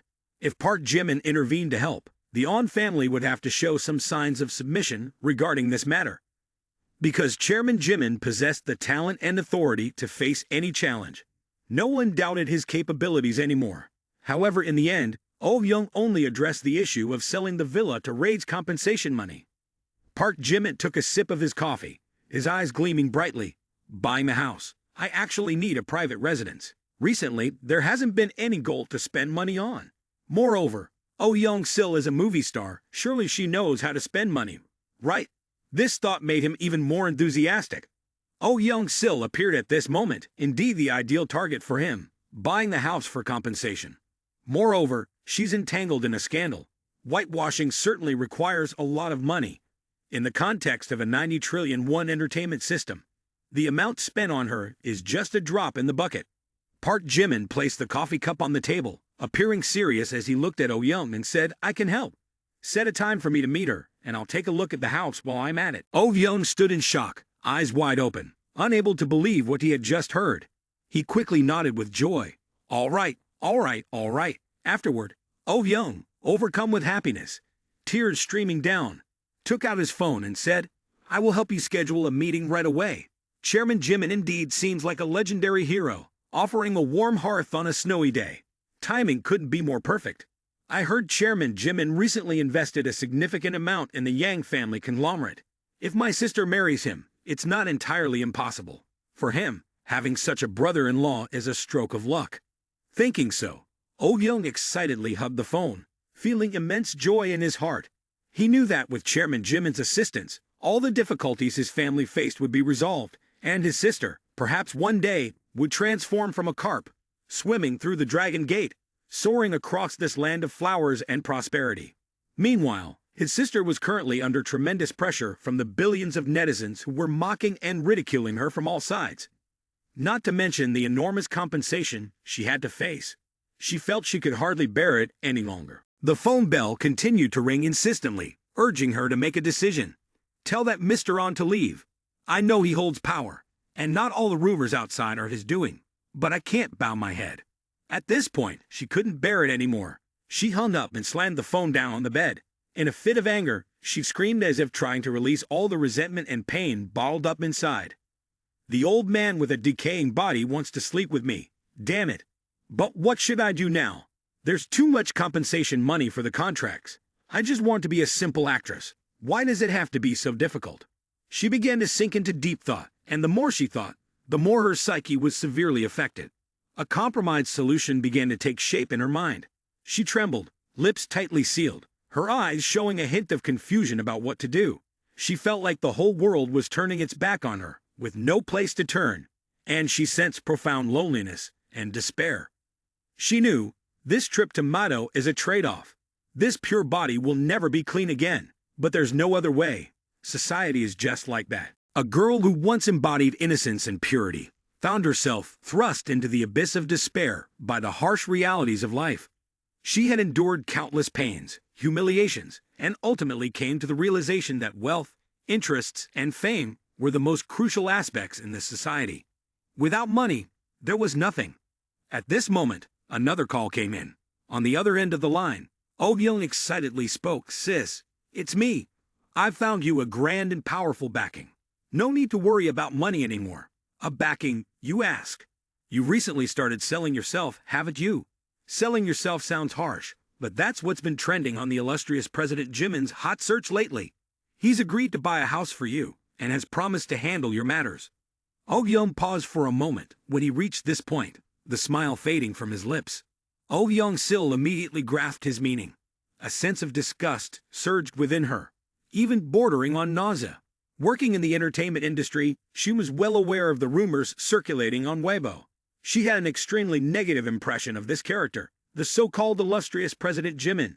Known for spending money on female streamers everywhere, not exactly a benevolent benefactor. Alongside the An family, it was like President Jimin, huh? Hearing that, Oh Young wanted to introduce President Jimin to her. Oh Young-sil immediately transformed into an authoritative figure, starting to scold her younger brother. "What kind of illustrious name is that? An old man wanting to take advantage. Oh Young, you're helping an outsider harm me. Just wait until you get home. I'll show you." Although Oh Young heard the sharp and furious reaction from his sister on the other end of the phone, making him slightly uneasy, he found himself quite fond of this man named President Jimin. If the day came when President Jimin became his brother-in-law, he could boast and gain prestige at Gyeongbokgung, overshadowing even Yu Ah-in or the white-haired. Upon reflection, it was all very exhilarating. Even if his sister disagreed, he would still choose to stand by President Jimin's side, with an attitude unlike any other day. In the past, Oh Young would not hesitate to retort and argue back when scolded by his sister like this, saying he was as feisty as fresh shrimp. However, in this situation, Oh Young spoke to his sister with an entirely different demeanor. He no longer confronted her, but instead used a mix of sweet talk and persuasion. "Sis, trust me just this once. President Jimin is truly influential. Soon, you'll be taking him to see the house. Remember to treat President Jimin well a bit, okay?" Having said that, he didn't wait for his sister to respond. He promptly hung up the phone. Oh Young-sil, upon hearing this, became even more furious. She clutched her head once again, only able to scream in despair, "Ah, all men are wicked, even my own brother." Then, she raised her hand to the sky and began to swear, "Oh Young-sil, even if I jump from a high place and die at home, I won't need a single penny from any man." Meanwhile, after hanging up, Oh Young continued to chat with Park Jimin for a few more sentences, mostly praising the image of his sister to cosmic heights. However, what saddened Park Jimin the most was that Oh Young-sil, a beautiful and talented actress, if not unexpectedly, would have become a major star. But just as she was soaring high, she was undermined by the unwritten rules within the entertainment industry, damaging her career. Yet what impressed Park Jimin about Oh Young-sil was that, despite being fired and compensated for the contract, she remained resolute and refused to compromise with the unwritten rules. Zeitgeist International is a sophisticated urban area, combining luxury villas and high-rise apartments, highly praised for its convenient location and modern design. The luxurious villas, designed with 4 floors, each with 2 rooms, and the modern high-rise apartments, with over 30 floors, are part of this complex. Oh Young-sil lived in a villa area just a 5-minute drive from Park Jimin's house. This neighborhood isn't bad. The distance from the villa area I bought before is also quite close, and the spacing and orientation of the buildings are not bad at all. So this is Oh Young-sil's house. Unexpectedly, I and the big star are so close. Park Jimin, for some reason having never met a star before, eagerly wanted to meet her, so he kept ringing the doorbell continuously. Oh Young-sil, hearing the incessant doorbell ringing, became extremely annoyed, muttering to herself, "This is too fast. I've never seen a woman so irritable." As she stepped out, she grumbled, "Don't ring anymore. Even an old man isn't this impetuous. The doorbell is about to be broken by you." As she opened the door, Oh Young-sil's eyes carried a hint of surprise.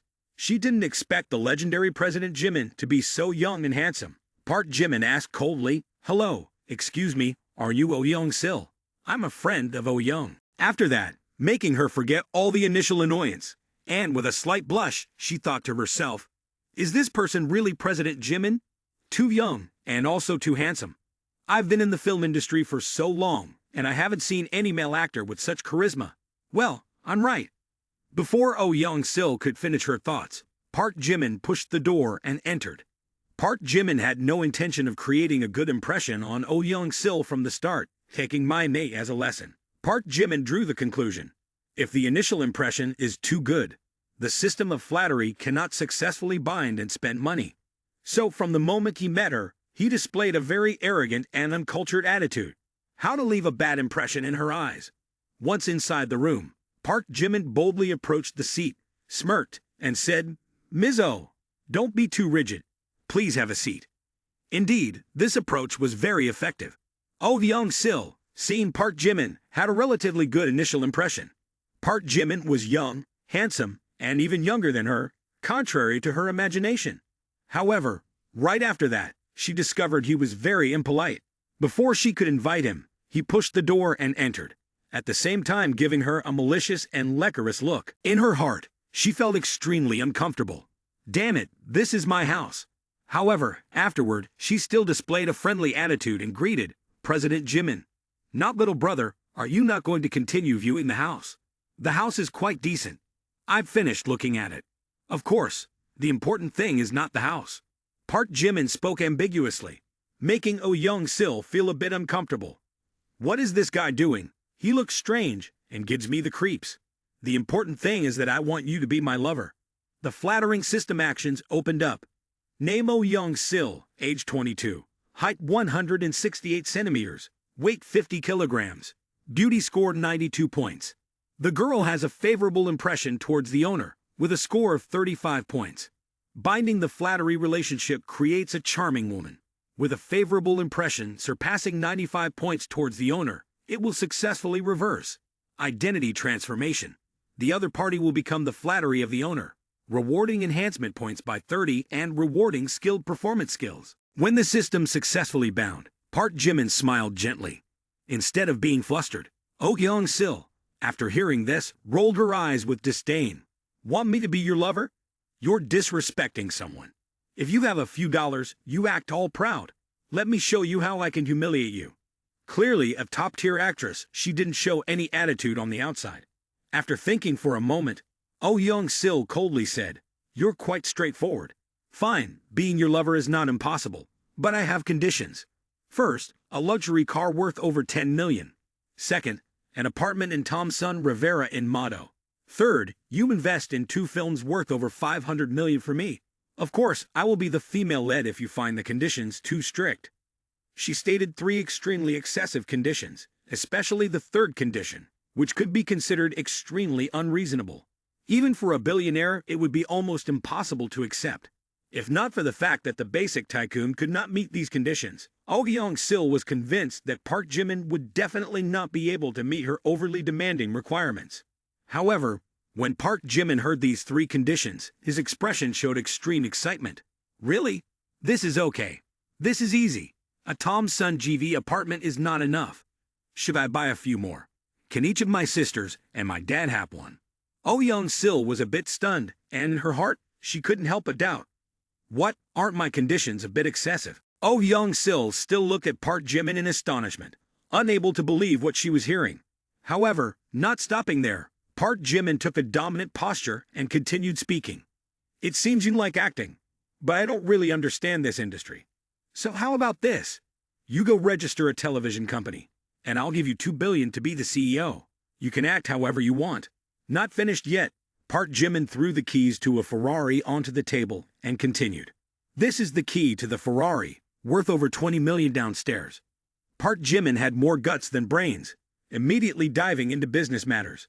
He took Oh Young-sil's account number and transferred 100 million for her to spend. The effect was immediate. Within 30 seconds, Oh Young-sil's account received a message from the bank, and the notification bell rang crisply like a roast pig.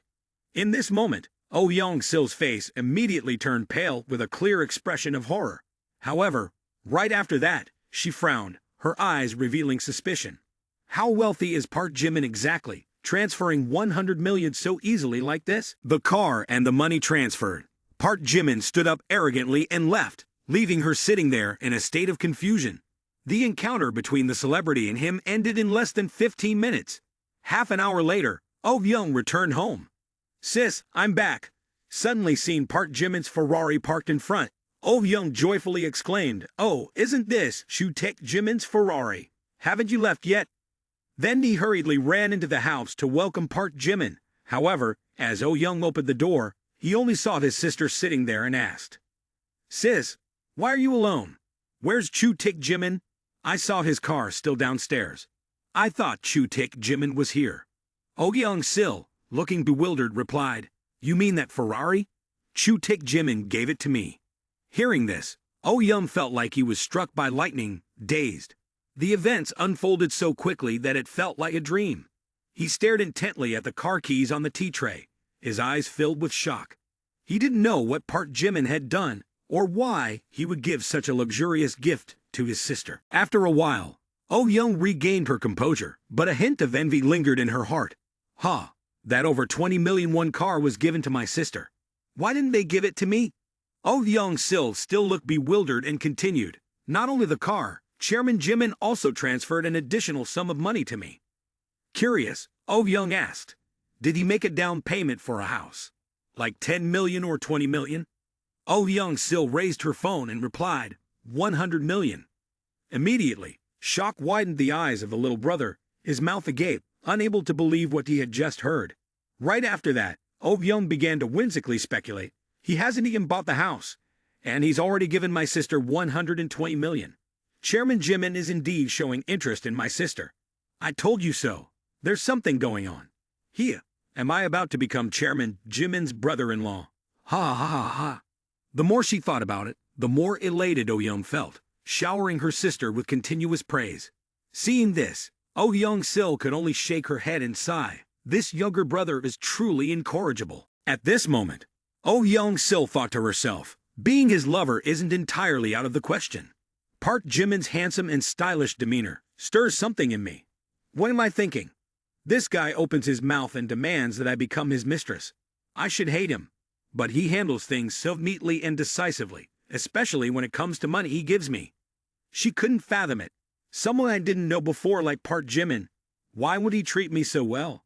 At least he's not like some other men who only talk about love but don't show it in action. He transferred the car ownership to me.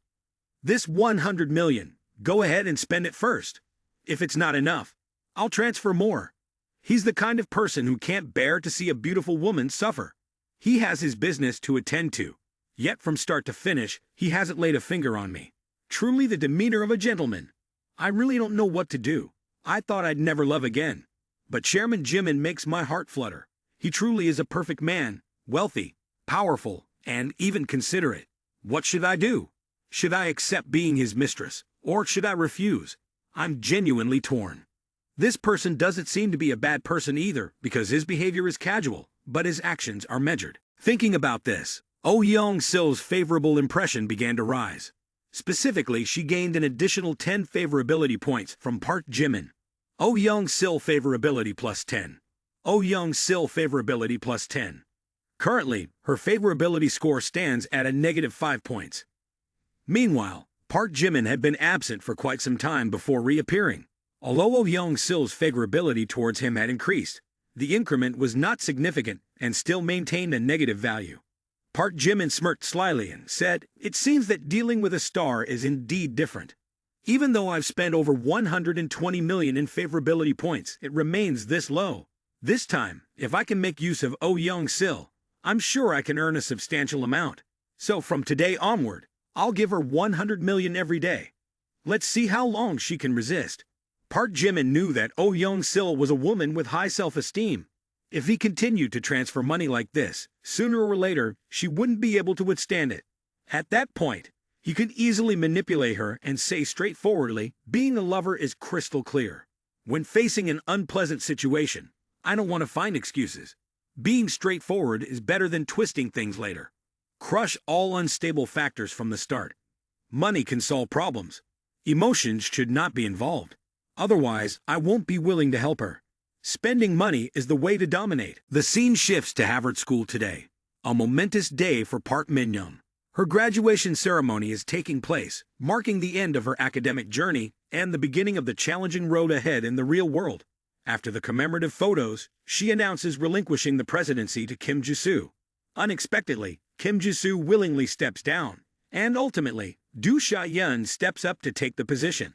This leaves Park Min-young extremely uncomfortable, feeling that Kim Ji-soo might be willing to give up everything for Park Jimin.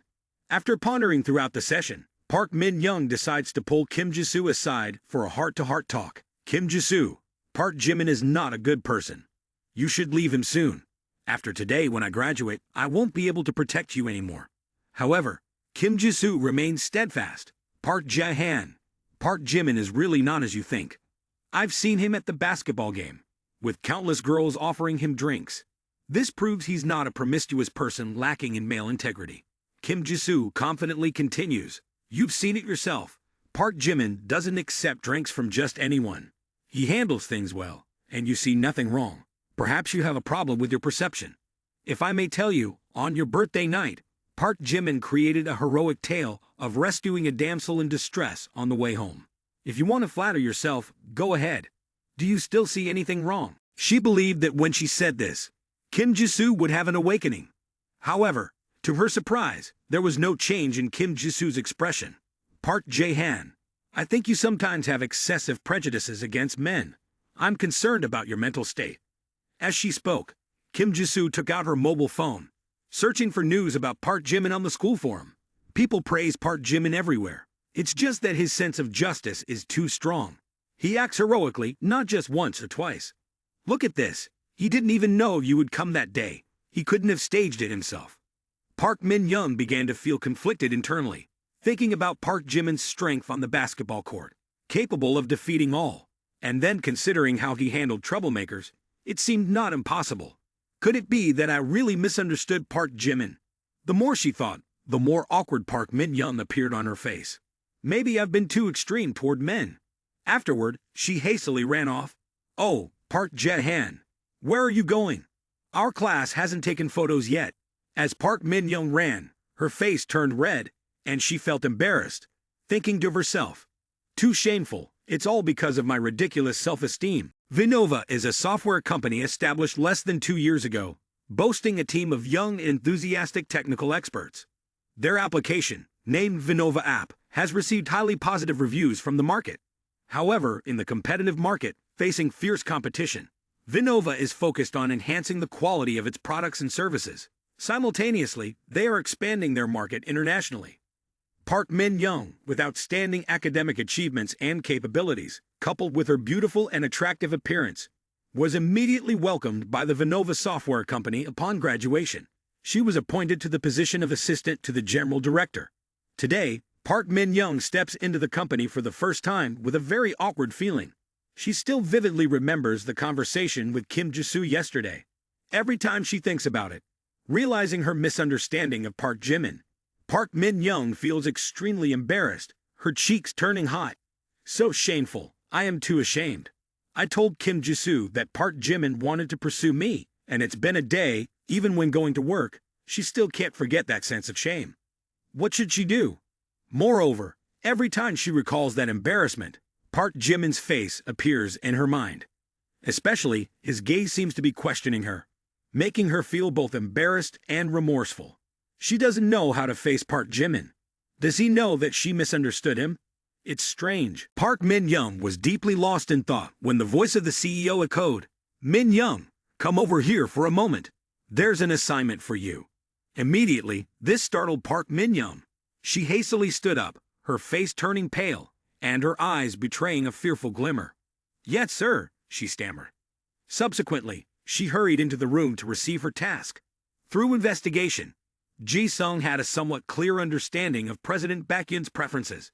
President Baekhyun was a person enamored with beauty, and Ji-sung knew that to persuade President Baekhyun to invest in the company, she needed to leverage the beauty of Park Min-young. Because Park Min-young was like a beautiful flower, captivating and effortlessly drawing President Baekhyun's attention. This was precisely what Ji-sung needed. Therefore, the mission to seduce President Baekhyun at the charity gala was entrusted to Park Min-young. As Park Min-young entered the office, Ji-sung directly addressed the matter. Have you ever heard of the charity gala? After hearing this, Park Min-young, with suspicion in her voice, asked, "Charity gala?"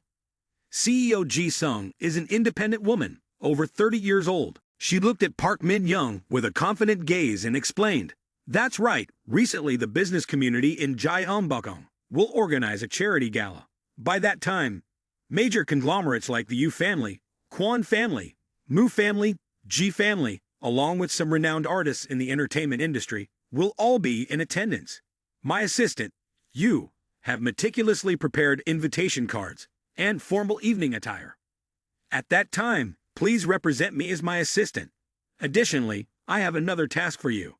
I heard that this charity dinner has managed to invite a mysterious tycoon named President Baekhyun. This is a great opportunity for the company to expand relationships and seek potential partners. Your task is to network with President Baekhyun, help the company create a positive impression, and persuade him to invest in our company, paving the way for future endeavors." After listening, Park Min-young understood Ji-sung's intentions. She felt a bit uneasy, thinking to herself, "Oh my, here we go again.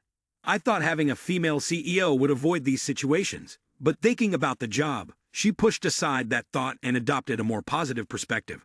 "Well, whatever. It's just a normal networking task, after all." After careful consideration, Park Min-young took a deep breath, trying to calm herself. Then, she accepted the invitation card, nodded in agreement, and said, "Yes, I will do my best." Upon hearing this, Ji-sung's serious gaze served as a solemn reminder. Effort doesn't mean attempting. It means accomplishing. While Park Min-young and the elder CEO of Innova app were discussing the charity gala, Park Jimin also received an invitation. Not only were the two engaged in this conversation, but Yuan also called him personally.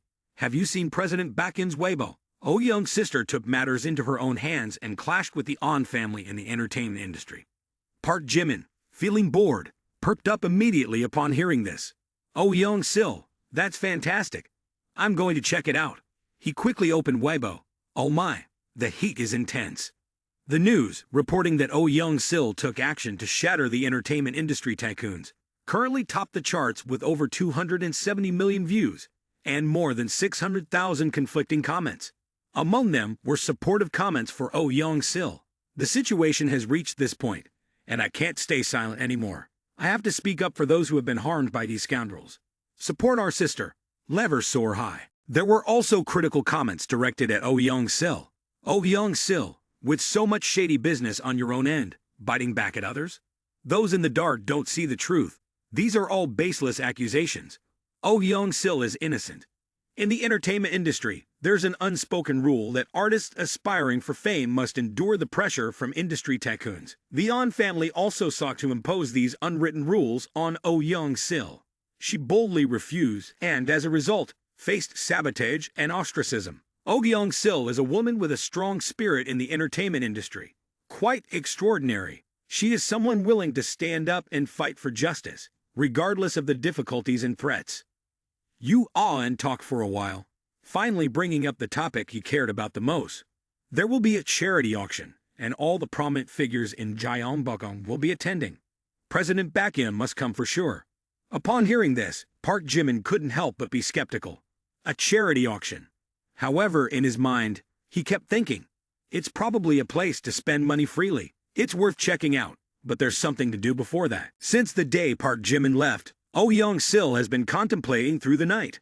Ultimately, she decided to accept his terms. Being a former lover is preferable to being labeled a homewrecker, facing public scorn, and being treated like a rat running across the street. As long as Park Jimin fulfills his promises, she is willing to pay any price. She is a clever person, understanding that in her current situation, to make the comeback, she must clear her name.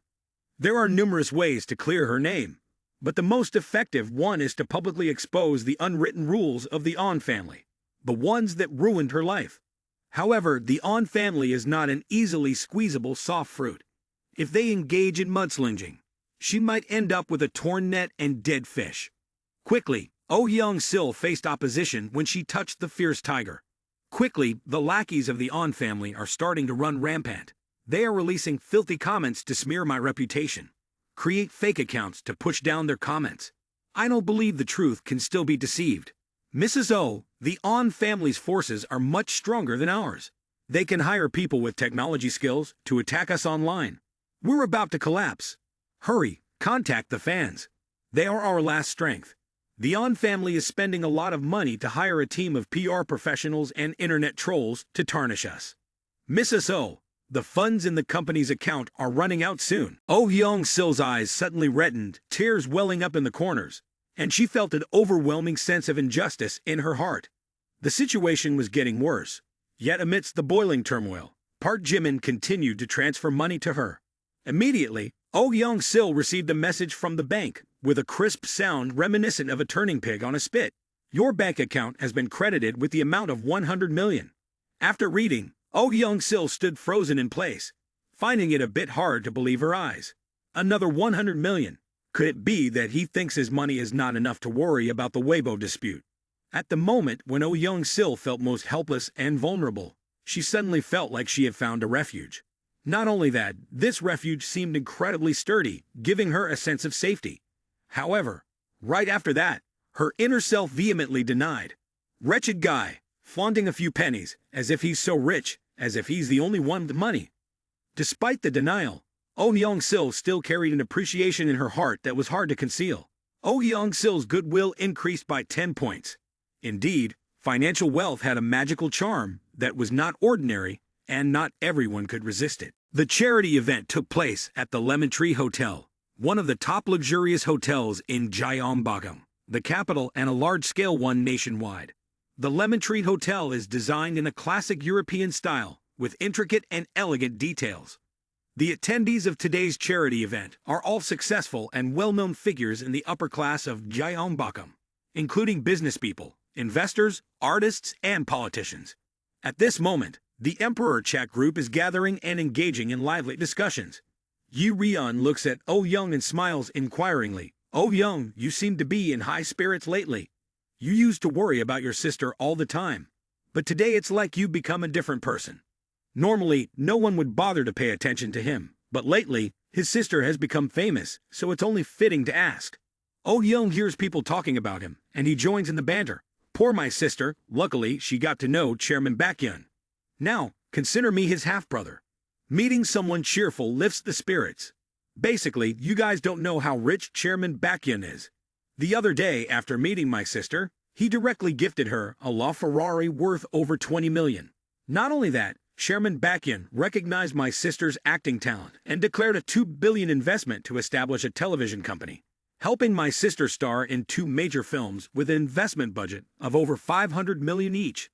Moreover, Chairman Baekhyun not only talked big, but he also transferred 100 million to my sister, and yesterday, another 100 million. My sister will soon be able to return to the peak. Oh Young boasts excitedly, leaving the wealthy elites of Gyeongbokgung speechless. As Oh Young stated, Oh Young-sil had been absent for a while, suddenly reappearing and openly criticizing the director Ji-ho. Her actions created a shockwave, causing a stir in the entertainment industry. Without Chairman Baekhyun standing behind her, would she dare to do such a thing? Oh Young, the one who spent 500 million to buy shares of the T family, right? Indeed, I heard that Chairman Baekhyun holds significant power and influence. Even Ju Cho-hee, the president of the Han Group, was humiliated by Chairman Baekhyun. No wonder, yesterday I saw your sister on the internet quarreling with half of the entertainment industry. With such a solid support, she is truly formidable. I heard Chairman Baekhyun is a very mysterious person, and no one knows much about his background. But regardless of his background, he is a person of immense power and influence, capable of dominating in the entertainment world. Oh Young, if you have the chance, introduce me to Chairman Baekhyun a bit. My grandfather has been wanting to meet Chairman Baekhyun for a long time. Poor my brother-in-law. A few days ago, he even invited me for a drink. He was so delighted. Hearing this, Kwon Ji-young stood up and left. Yi Ryun looked after him inquisitively and asked, Hey, Kwon Ji-young, where are you going? Just tell us, I need to freshen up a bit. As Kwon Ji-young left the room, someone immediately became curious about him, saying, Who is that? Kwon Ji-young, the second son of the Kwon family. He joined the Emperor chat group a few days ago, and everyone is interested in his elder brother, Kwon Young-ae, a remarkable figure. He revitalized the Kwon family business from a declining state. Under Kwon Young-a's leadership, within just 5 years, the Kwon family conglomerate has become a powerful corporation with a personal net worth reaching 9 billion. However, when compared to Kwon Young-a, Kwon Ji-young still has a huge gap. Kwon Ji-young left the room feeling uncomfortable, muttering to himself, "Huh, what's so impressive about it? It's just because your sister decided to become a lawful wife. She acts all high and mighty. Without Chairman Baekhyun, you wouldn't even be worthy of being my butler." Today's charity auction is essentially a place where the elites of Gyeongbokgung divide the pie, and the benefits in the next 15 years will be distributed through this event. Chairman Baekhyun is the most important guest tonight. I've collected all the information related to Chairman Baekhyun for a long time, and I've conducted a psychological analysis for him.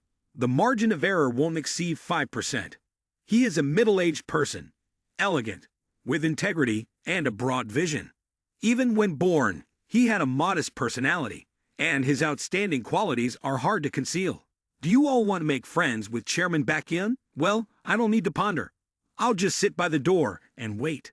The moment Chairman Baekhyun arrives, I'll intercept him immediately. Watch and learn. Kwon Young-a. I'll prove through actions that I am the most valuable heir of the Kwon family conglomerate. Kwon Ji-young stood by the door, waiting for Chairman Baekhyun, contemplating while absent-mindedly looking around.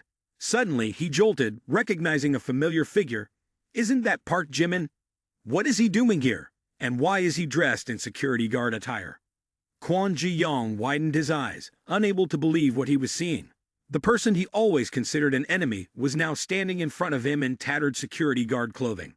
Tonight, Park Jimin was dressed differently from usual, wearing a relatively simple suit. However, as he approached the hotel door, he felt awkward seeing the party attendees, all dressed extravagantly in the latest expensive and stylish suits. He felt like he was lost in the crowd, thinking, "This is the charity event, indeed very grand. To attend this event, I had to spend quite a sum of money. Recently, I spent a whopping 200,000 to buy this rather expensive suit, but I still decided to buy it because it's beautiful. Now looking back, I still feel a bit regretful. Spending money can be such a bittersweet feeling." Thinking about this, tears welled up in Park Jimin's eyes. Right after, he suddenly realized something that surprised him. How did I end up buying clothes today that look like the hotel security uniform? Oh no, what's going on? Everyone is wearing suits with leather shoes, and they look like uniforms. Oh my, when did hotel security start wearing expensive suits like this? That's really professional. Park Jimin felt awkward and became even more bewildered. He just discovered that times had changed. In his impression from television dramas, young men attending lavish parties usually dressed elegantly in suits and leather shoes. But currently, that seemed no longer true. At that moment, Kwon Ji-young approached with a mocking smile. "Hey, isn't this the basketball player Park Jimin? How did you turn into a security guard after a few days without seeing you?" The sneering voice belonged to him indeed. Kwon Ji-young continued to speak disdainfully. "Recently, your finances must be tight, so you've taken up a job as a security guard to earn some extra money, huh?" Park Jimin responded coldly, "I'm sorry, I'm not a security guard. I'm an invited guest for tonight's party. Besides, we're not close. Please have some self-respect and stay away from me." Hearing this, Kwon Ji-young became even more contemptuous and deliberately teased. "Attending the party. Huh. What a coincidence. I'm also here for the party. Let's go inside together." Afterward, he sneered, smirked, and harbored a malicious thought. "Huh, pretending with me, acting like a worn-out security guard. I'll embarrass you." Thinking so, Kwon Ji-young laughed mockingly as he followed Park Jimin into the hotel.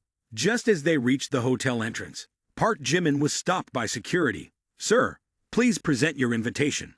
Park Jimin asked in confusion, "Invitation? What invitation?" Upon hearing this, Kwon Ji-young almost burst into laughter. "Impossible, who gets invited without an invitation? Park Jimin, stop pretending. Being a security guard is nothing to be ashamed of. No need to play the big shot. Ha ha ha." At this moment, Park Jimin had a darkened face and a fierce red gaze, knowing that Kwon Ji-young was deliberately provoking him. Kwon Ji-young's loud laughter and mockery in front of the hotel had attracted the attention of several onlookers. Suddenly, a luxurious black car pulled up in front of the hotel. Stepping out from the vehicle was an incredibly beautiful woman, adorned in a black evening gown. Initially, Everyone was captivated by her long, slender legs. Park Min-young, observing the splendid party scene, couldn't help but exclaim, "This is the scene of a charity event." As she approached the hotel entrance, the form-fitting black evening gown showcased her slender and alluring figure. Gracefully, she moved like a fairy descending to the mortal realm, causing some people to pause mid-breath. Sensing her ethereal beauty, her eyes sparkled, holding myriad mysteries. Her long butterfly-like eyelashes, rosy cheeks resembling peach blossoms, ruby red lips, and flowing, tilted hair added to her charm. Especially striking was her snow-white skin, in stark contrast to the black dress, accentuating her natural beauty. The dignified demeanor of the girl made it impossible to look away. Who is this girl? She's unbelievably beautiful. I immediately think of Miss Yang from the Yang family, Yang Goodbye, or the Miss O from the O family, Oh Young Sil. It's not certain if anyone can surpass her in beauty. In the upper class of Jeonbakong, I've encountered many exquisite beauties, but this woman is an exception. I've never seen anyone so beautiful. As soon as Park Min-young entered the party, the eyes of the men around her immediately fixated on her, and their gossip about her beauty made her extremely uncomfortable. Though she didn't like this attention, she had a mission tonight, to persuade Chairman Baekhyun to invest in her company. Park Min-young was absorbed in thoughts about how to convince Chairman Baekhyun, when she suddenly heard loud laughter and mockery from Kwon Ji-young. Attending the party without an invitation. That's strange, making a big fuss. She turned around, and a familiar figure that had been lingering in her mind for the past few days appeared. Park Jimin. He's here too.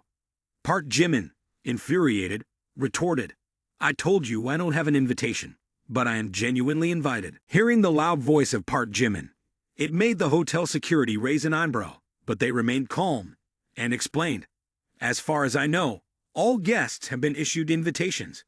Upon hearing this, Kwon Ji-young, who was standing nearby, added, "That's right, those without invitations are special guests, such as my brother, CEO Kwon Young-ae of the Kwon family conglomerate, the CEO of the Shark Company, President Jun, and the #1 internet sensation, Chairman Baekhyun.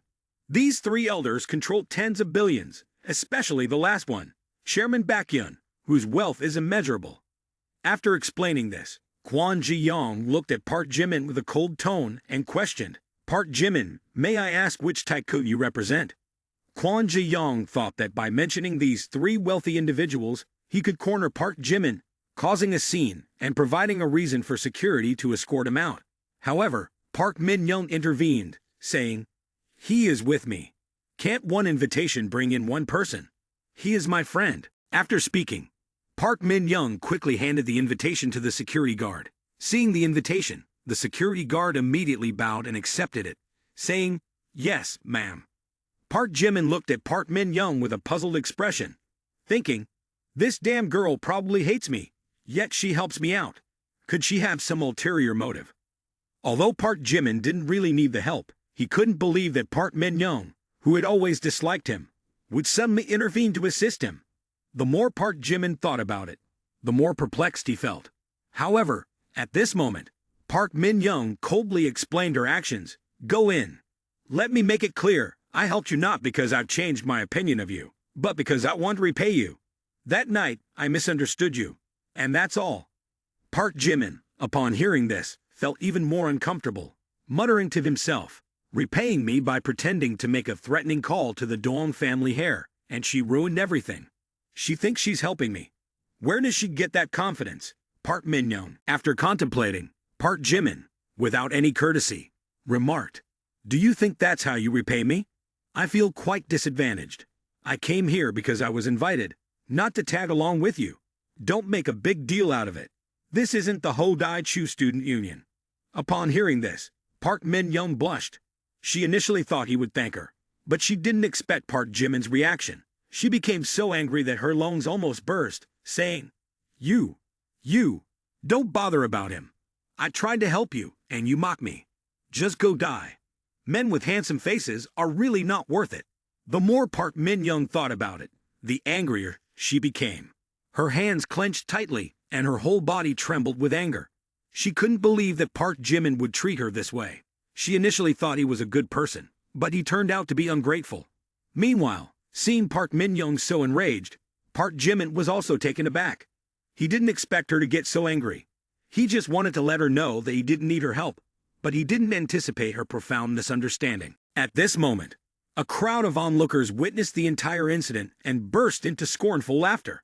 They spoke loudly without any hesitation, clearly intending to leave Park Jimin utterly embarrassed. "Come on, I was just about to say. This guy is a scammer, let in, and still acting all high and mighty. This year there are too many scammers trying to freeload. Men like him are truly disgusting, lacking integrity, and yet deluding themselves with a sense of power. Truly disgusting." Kwon Jae-young, hearing the mocking voices, appeared quite pleased. He added a few words casually. "Park Jimin, a profession doesn't determine your worth, but you're obviously a security guard, deliberately pretending to be an invited guest. Living in such delusions, be careful about the difficult path you might face in the future." As everyone continued to mock him, Park Jimin couldn't endure another moment. His eyes turned bloodshot, and the veins on his forehead swelled. Immediately, a cold thought crossed his mind. Laugh. Go ahead, laugh. Let's see who will face a more difficult path later. Yi Ryun, who had just walked into the main hall, glanced towards the entrance, and muttered, "What's going on? Why is there such a crowd here? Is there something interesting to see?" However, he couldn't help but be startled immediately. The surrounding crowd was buzzing with discussion, all pointing towards Chairman Baekhyun. Kwon Jae-young, with an arrogant expression, was patting Chairman Baekhyun's shoulder, displaying clear disdain. This sight infuriated Yi Ryun. "Damn it, this isn't Chairman Baekhyun. I thought it was him. Turns out it's the second son of the Kwon family gone mad, openly mocking Chairman Baekhyun. This is asking for trouble. I need to call Line right away." From several months ago, Yu-in had begun to take over the family business responsibilities. Bearing the weight of the family's significant responsibilities, he had grown considerably. In fact, he possessed impressive capabilities. Recently, he had developed connections with Chairman Baekhyun and Long Wong, one a tycoon, the other a major shareholder of the double-A conglomerate. Before the start of the dinner party, he had the opportunity to meet Kwon Young-ae, a distinguished figure in the Gyeongbokgung business community. The two engaged in conversation and found many commonalities. Yu-in was eager to learn from Kwon Young-ae's valuable experiences, and she was more than willing to share her insights. Kwon Young-ae, a savvy businesswoman, quickly grasped the camaraderie between Yu-in and Chairman Baekhyun. Having just exchanged a few words, she eagerly inquired about Chairman Baekhyun. "I heard Chairman Baekhyun is attending tonight. I've wanted to build a connection for a long time. When the time comes, I'll need Chairman Yu to help introduce me. Chairman Kwon has spoken highly, and although Chairman Baekhyun is my friend, I can't say much about his matters. I treat him like an older brother. Chairman Yu is too modest. Everyone knows Chairman Baekhyun, and Yu." Before Kwon Young-ae could finish speaking, Yu-in's phone suddenly rang. Glancing at the screen, he saw a call from Yi Ryun and promptly interrupted Kwon Young-ae. "Excuse me, I need to take this call." "Chung-hee, what's going on? I told you to pick up Chairman Baekhyun. Something's not right with In. Chairman Baekhyun is blocked at the entrance, and someone is humiliating him." "What the hell? Who's foolish enough to insult tonight's special guest? Who dares to disgrace Chairman Baekhyun? What the hell is going on? Who has the audacity against the two young masters of the Kwon family?" Kwon Jae-young. As Yu-in finished speaking, Kwon Young-ae felt as if lightning had struck him. This news was akin to a divine punishment. He had been trying to establish a connection with the mysterious Chairman Baekhyun, deliberately targeting Yu-in at tonight's dinner party. However, it seemed there was no more opportunity now. Without caution, the Kwon family conglomerate faced the risk of bankruptcy. Immediately, Kwon Young-ae seemed to lose his mind, rushing toward the hotel entrance, cursing along the way. "This reckless fool! Chairman Baekhyun, how dare you lay a hand on him?" Yu-in quickly followed, calling out loudly, Chairman Kwon, please don't stir things up." At the hotel entrance, the upper-class crowd was buzzing with speculation. Chairman Baekhyun is becoming the target of criticism. They astutely recognized that Kwon Jae-young, the second young master of the Kwon family, intended to discipline the young man. In this situation, cooperating a bit seemed unavoidable. Consider it giving him some face. Kwon Ji-young patted Park Jimin on the shoulder, his eyes filled with disdain and mockery. After teaching Park Jimin a lesson and seeing him remain silent, he smirked like a triumphant victor. I told you, why act so arrogantly and try to infiltrate our social circle? Even a security guard suits you well. Park Jimin tried to maintain composure in the face of Kwon Jae-young's humiliation. Throughout his 3 years as a student, he had grown accustomed to such harsh words. This time was no exception. Following this, Park Jimin pushed Kwon Jae-young's hand off his shoulder, his gaze icy. Keep your hands off. A despicable guy like you has no right to lecture me. Even if your older brother is here, he has no authority over me. Hearing that, Kwon Jae-young burst into triumphant laughter. He flaunted his arms arrogantly, his tone full of confidence. Ha ha ha ha, this security guard talks too much, looking down on this person, looking down on that person. Do you know who my older brother is? My older brother is Kwon Young-ae, the chairman of the Kwon family conglomerate, holding assets worth tens of billions, and owning numerous businesses. Hiccup, even Gyeongbokgung trembles at his influence. Pointing to his chest, he continued in a haughty tone. I am the second son of the Kwon family conglomerate, the younger brother of Kwon Young-ae.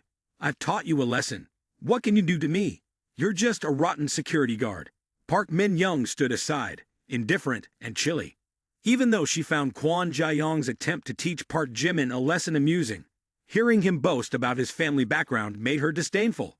Kwon Jae-young. This guy, always boasting about the Park family conglomerate and his brother. He's just a useless fellow. But regardless, he's still much better than Park Jimin. I showed kindness to you, yet you still think too highly of yourself. Park Jimin, your family deserves you. When Kwon Young-ae and Yu Ain appeared, immediately there were loud cheers. Chairman Kwon, you're here. Also, young Master Yu Ain has arrived.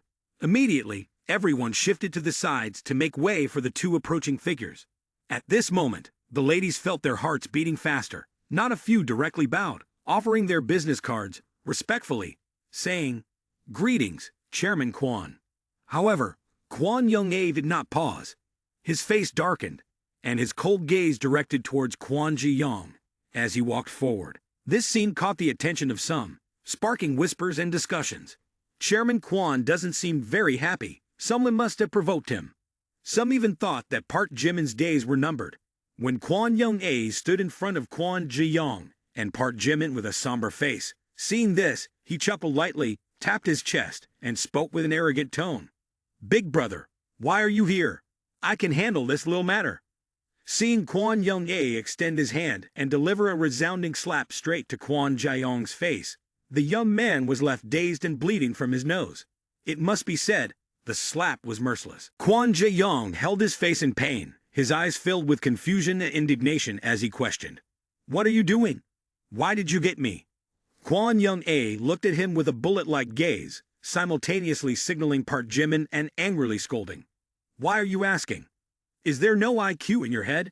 Quickly go and apologize to Chairman Baekhyun. Immediately, everyone looking at Park Jimin felt a bit of fear. The reason being that he was too young, only 20 years old but already so talented. However, precisely because of his young age, it made people wary. Kwon Jae-young, after that, was also stunned, not expecting Park Jimin to be so young. Chairman Baekhyun. Next, to express his sincerity, Kwon Young-ae bowed 90 degrees in front of Park Jimin, speaking clearly and fluently. Chairman Baekhyun, I apologize. My younger brother just committed an offense against you. I apologize on his behalf. Kwon Young-ae's apology echoed, making everyone so astonished that their eyes widened and their mouths gaped, experiencing a surge of emotions, sending shivers down their spines.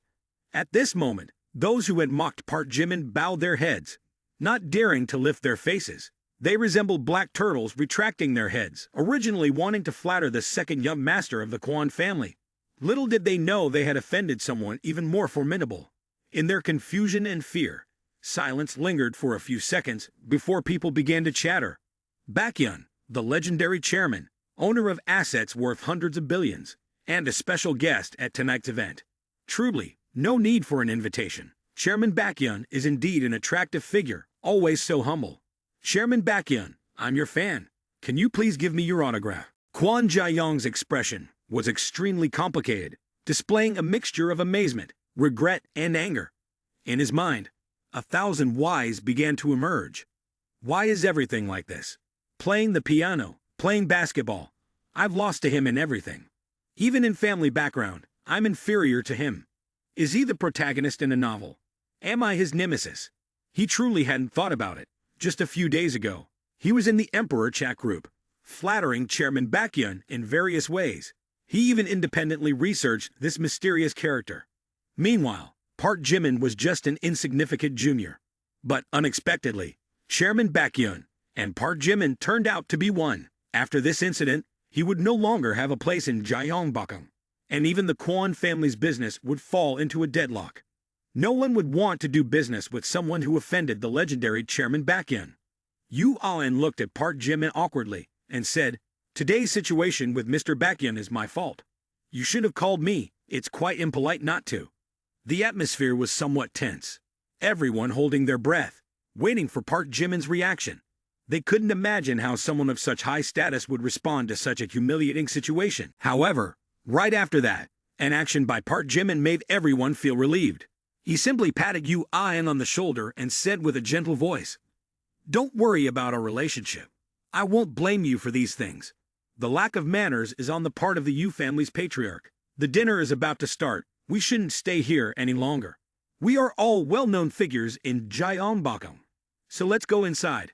After ushering everyone into the banquet, Yu Aon glanced at Park Jimin, his brows furrowed in discomfort. Immediately, Yu Aon angrily exclaimed, "Call the manager here immediately. Whoever arranged the security guard uniform for today's party, change the entire set for me. Do you hear me?" Yu Aon's voice echoed throughout the hotel, startling everyone. At this moment, Park Min-young looked at Park Jimin with wide eyes, feeling as if she were being swept away by a strong wind, making her unable to remain calm. I thought Park Jimin was arrogant and shallow, but he turns out to be genuinely humble. If Park Jimin wanted, with his legendary status, countless girls at school would be chasing after him. He doesn't need my help at all. I've done too much. Now, I feel really embarrassed. How can I fulfill my boss's assignment now? Do I really have to rely on my looks? Originally, Park Min-young came here with a mission. She represented Vinova Software to approach and get acquainted with Chairman Baekhyun. However, Park Min-young never dreamed of the scenario where Chairman Baekhyun would turn out to be Park Jimin. She felt like the heavens and earth were collapsing, and a higher power was playing a joke on her. After settling into the VIP seats at the auction venue, Yu Aon began addressing the main issue. Anyway, clinging to the past is not a good approach. The charity auction is about to begin, and tonight Baekhyun is hosting the first event, a charity auction. It includes not only antique jewelry and company shares, but also land. You'll surely find it intriguing. Yes, land. This time, the city of Gyeongbokgung has selected a prime piece of land to support the charity auction. Baekhyun is unaware that most bankrupt companies have already been mortgaged to the bank. This move aims to relieve pressure on the industry in the city and provide additional job opportunities. These companies won't disappear, but will be auctioned by the bank to stimulate economic growth. Politicians have even selected a high-quality plot of land to auction. This is the most crucial act of the day. Both the Jai and Yu families are very interested in this piece of land. Even the Kwon conglomerate and President Jun's shark-like conglomerate show great enthusiasm for this land. Investing in a high-quality plot is almost a foolproof deal, without losses, so they are sure not to miss this opportunity. Park Jimin nodded subtly, internally amused. This auction seems quite interesting. A good place to spend money, and the system is not short of funds. Companies in land are quite pricey, only a few tens or even hundreds of billions. I'm worried about where to spend money. Ha ha ha. Ideas were forming in Jimin's mind, but he felt a bit hesitant at this moment. After buying those companies, I have to stand on the nominal side of the target, so who we give them to? Yang Guibai, Kim Ji-soo, or?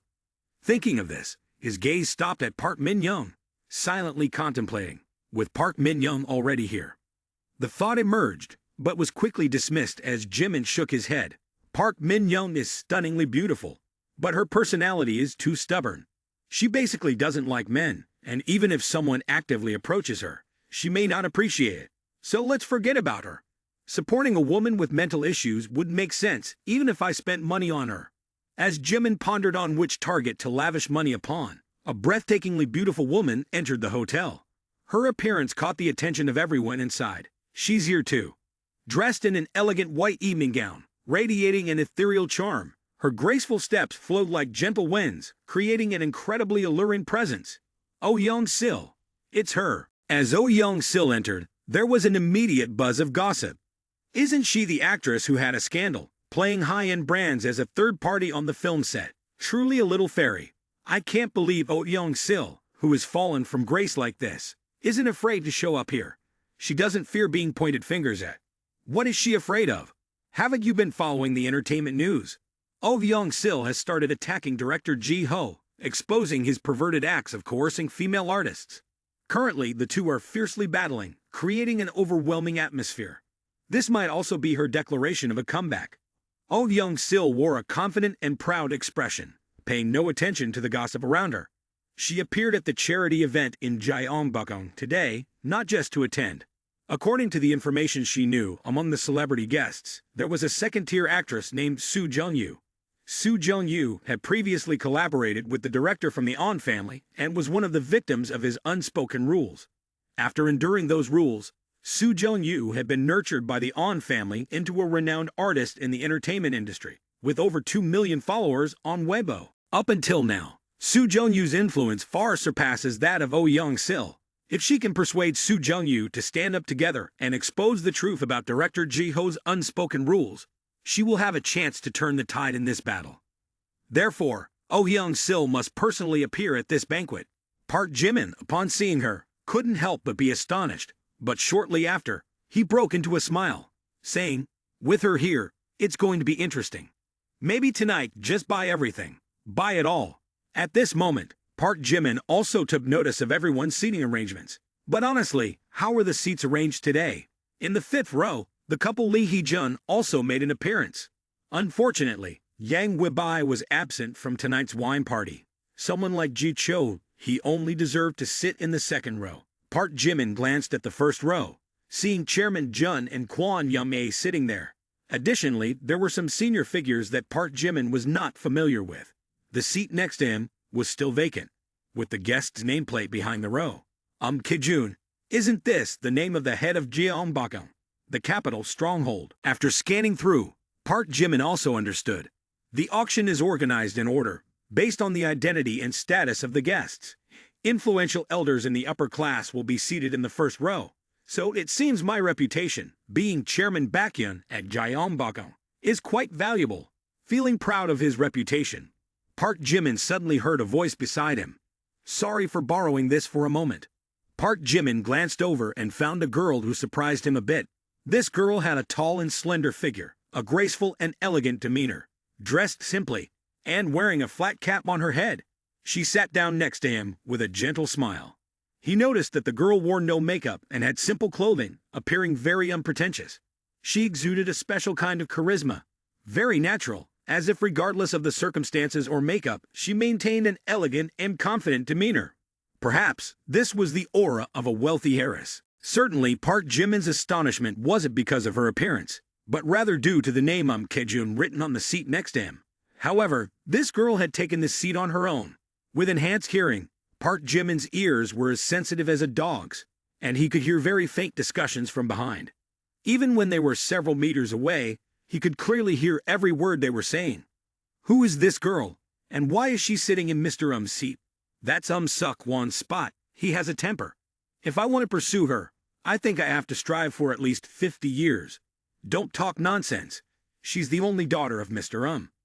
Suk-won. Mr. couldn't make it today, so he's dreaming if he thinks he can just rely on you. After hearing about her identity and background, Park Jimin couldn't help but be surprised. He couldn't have expected that the girl with the simple flat cap had such a prestigious background, being the daughter of the city's leader and beautiful to boot. Though there was a slight fluctuation in her aura, Park Jimin soon realized. A high-status girl like her, with family connections to influential figures, needs to be approached with caution. If her weaknesses are exposed, she might fall into an irreversible fate, definitely untouchable. In the simplest analysis, if Park Jimin were to tightly bind his relationship with her and spend money or give expensive gifts, suspicions about illicit funds would inevitably arise. He might even face arrest and investigation. Therefore, It's best not to tease or provoke her. It's even better not to tightly bind a dependent relationship. Park Jimin's train of thought became clear. He glanced at Suk-won briefly and then stopped looking at her. His gaze focused straight ahead, towards the lectern on the stage. Next to Kwon Young-ae, upon seeing Suk-won appear, he proactively approached, saying, "Miss So, I'm Kwon Young-ae, pleased to meet you." Being the daughter of the city's leader, if a connection could be established, it would be very advantageous for the conglomerate's development. Taking it a step further, even marriage was not out of the question.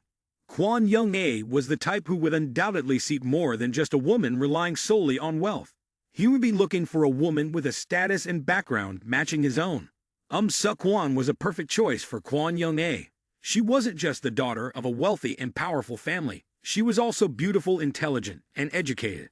Suk-won maintained a dignified demeanor, showing no signs of yielding when faced with those of equal or higher social status. Nevertheless, she politely responded to Kwon Young-ae's greeting. "Chairman Kwon, I'm pleased to meet you." Once again, the usual flattery and compliments. "If I had known, I wouldn't have agreed to attend this terrible party with my father." Suk-won responded with a gracious smile, but it seemed that she wasn't particularly interested in Kwon Young-ae. Perhaps due to her father's supreme leadership role, she had experienced too much flattery from a young age, making her instinctively dislike those who actively sought to approach her. Conversely, she was quite impressed with Park Jimin, who didn't bother to pay her much attention. In fact, she looked at him several times. Who is this person? So young and sitting in the same row as the old men like Kwon Young-ae. Looks quite out of place. The more Suk-won looked at Park Jimin, the more handsome he appeared. Notably, after casting a glance at her once, he completely ignored her, as if her beauty had not captured his attention at all. After a while, Suk-won decided to turn to Park Jimin for a greeting. But with a rather sarcastic tone, she said, "Hello, I'm Suk-won. What's your name?" Park Jimin heard Suk-won's question, but didn't respond. Instead, he just looked around with a deaf ear and a blank stare, muttering to himself, "Hello, I'm Park Jimin. What's your name? Can't see, can't hear. Quickly turn away, don't pay attention to me." Seeing this, Suk-won felt a bit uncomfortable, saying, "What's wrong with this person? Moving away as if I'm very frightening." Growing more curious, Suk-won further unnerved Park Jimin. Sweat began to pour down his face, thinking, no exchange of language with her is allowed. If the system arbitrarily tightens the bond between me and her, it will be a disaster. The more mysterious Park Jimin appeared, the more determined Suk-won became not to let him off the hook. She insisted, "What kind of person are you? Refusing to say your name is too impolite." This time, Chairman Kwon and Yu Aon couldn't hold back either, saying, "Chairman Baekhyun, you're also too aloof. This is your daughter." Yu Aon chuckled and said, "Our handsome guy, can you speak? There's no other way." Park Jimin stared at Suk-won for a while, and finally, 4 words escaped his lips. "My name is Park Jimin." The system's voice chimed in. Name, Suk-won. Age, 22. Height, 173 centimeters. Weight, 54 kilograms. Beauty score, 91 points.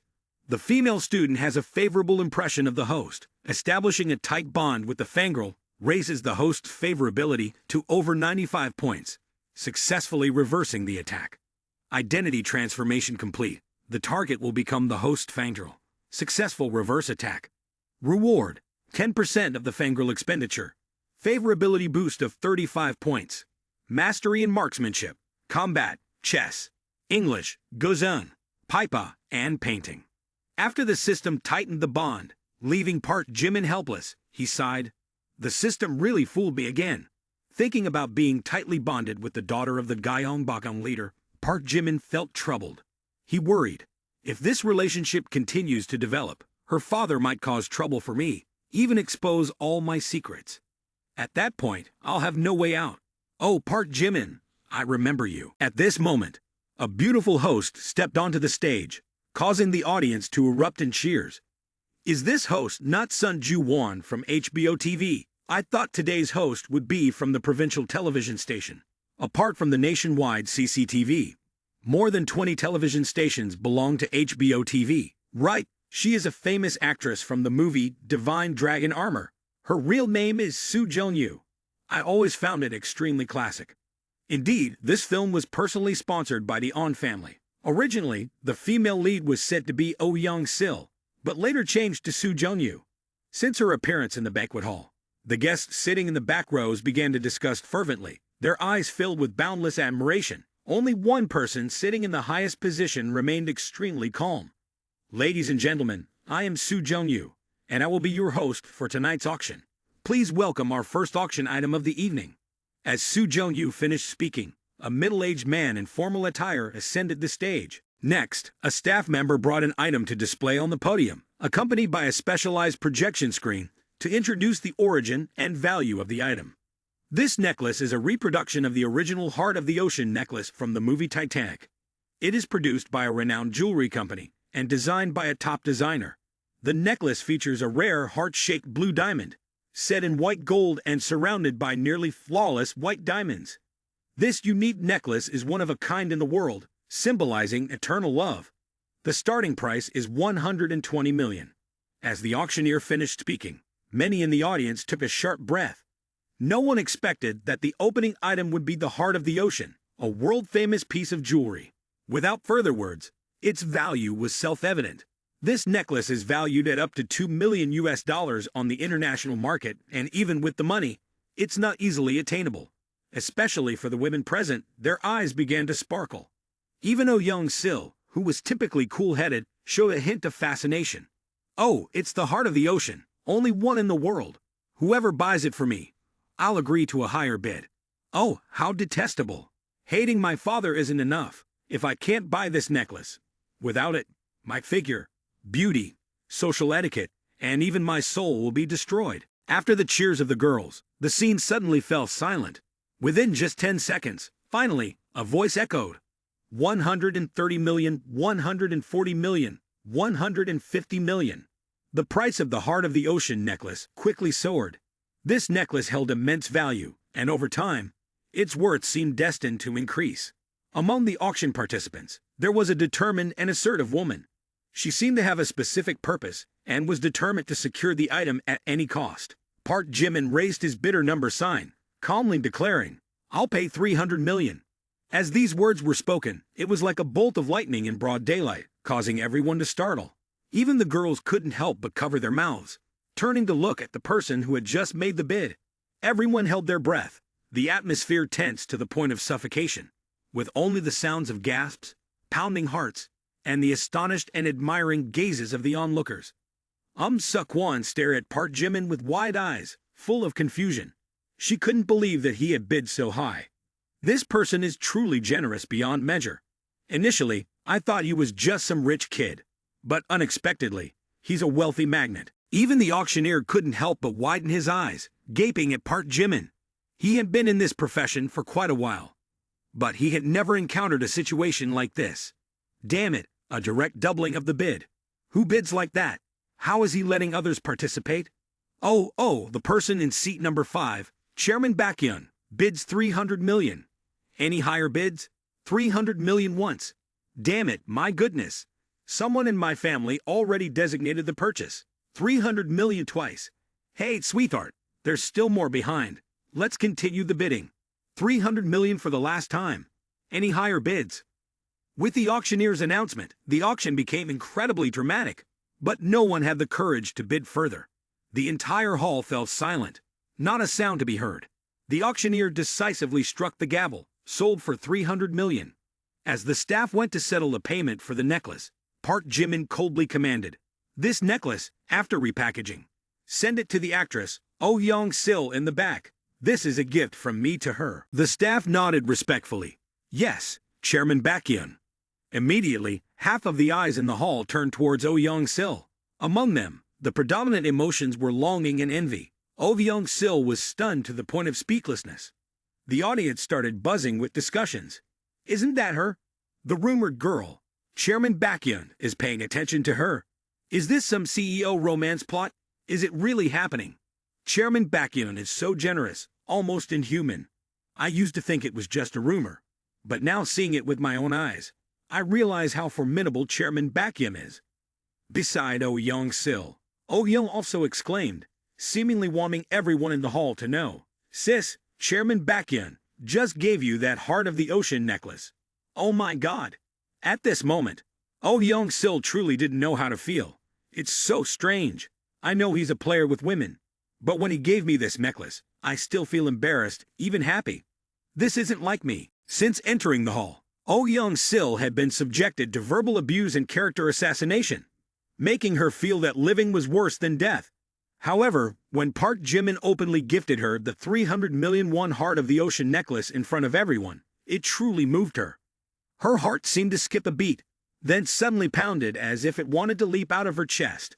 Oh Young-sil's favorability increased by 10 points. Oh Young-sil's favorability increased by 10 points. Oh Young-sil's favorability increased by 10 points. Her current favorability was 35 points. But after thinking about her status as just a lover, she felt like a bucket of cold water had been poured over her head. She tried to control her emotions. No, Oh Young-sil, I must not fall into his trap. I am an independent woman with ideals and dreams. After a while, her inner self steadied like a rock. She decided to draw attention to herself.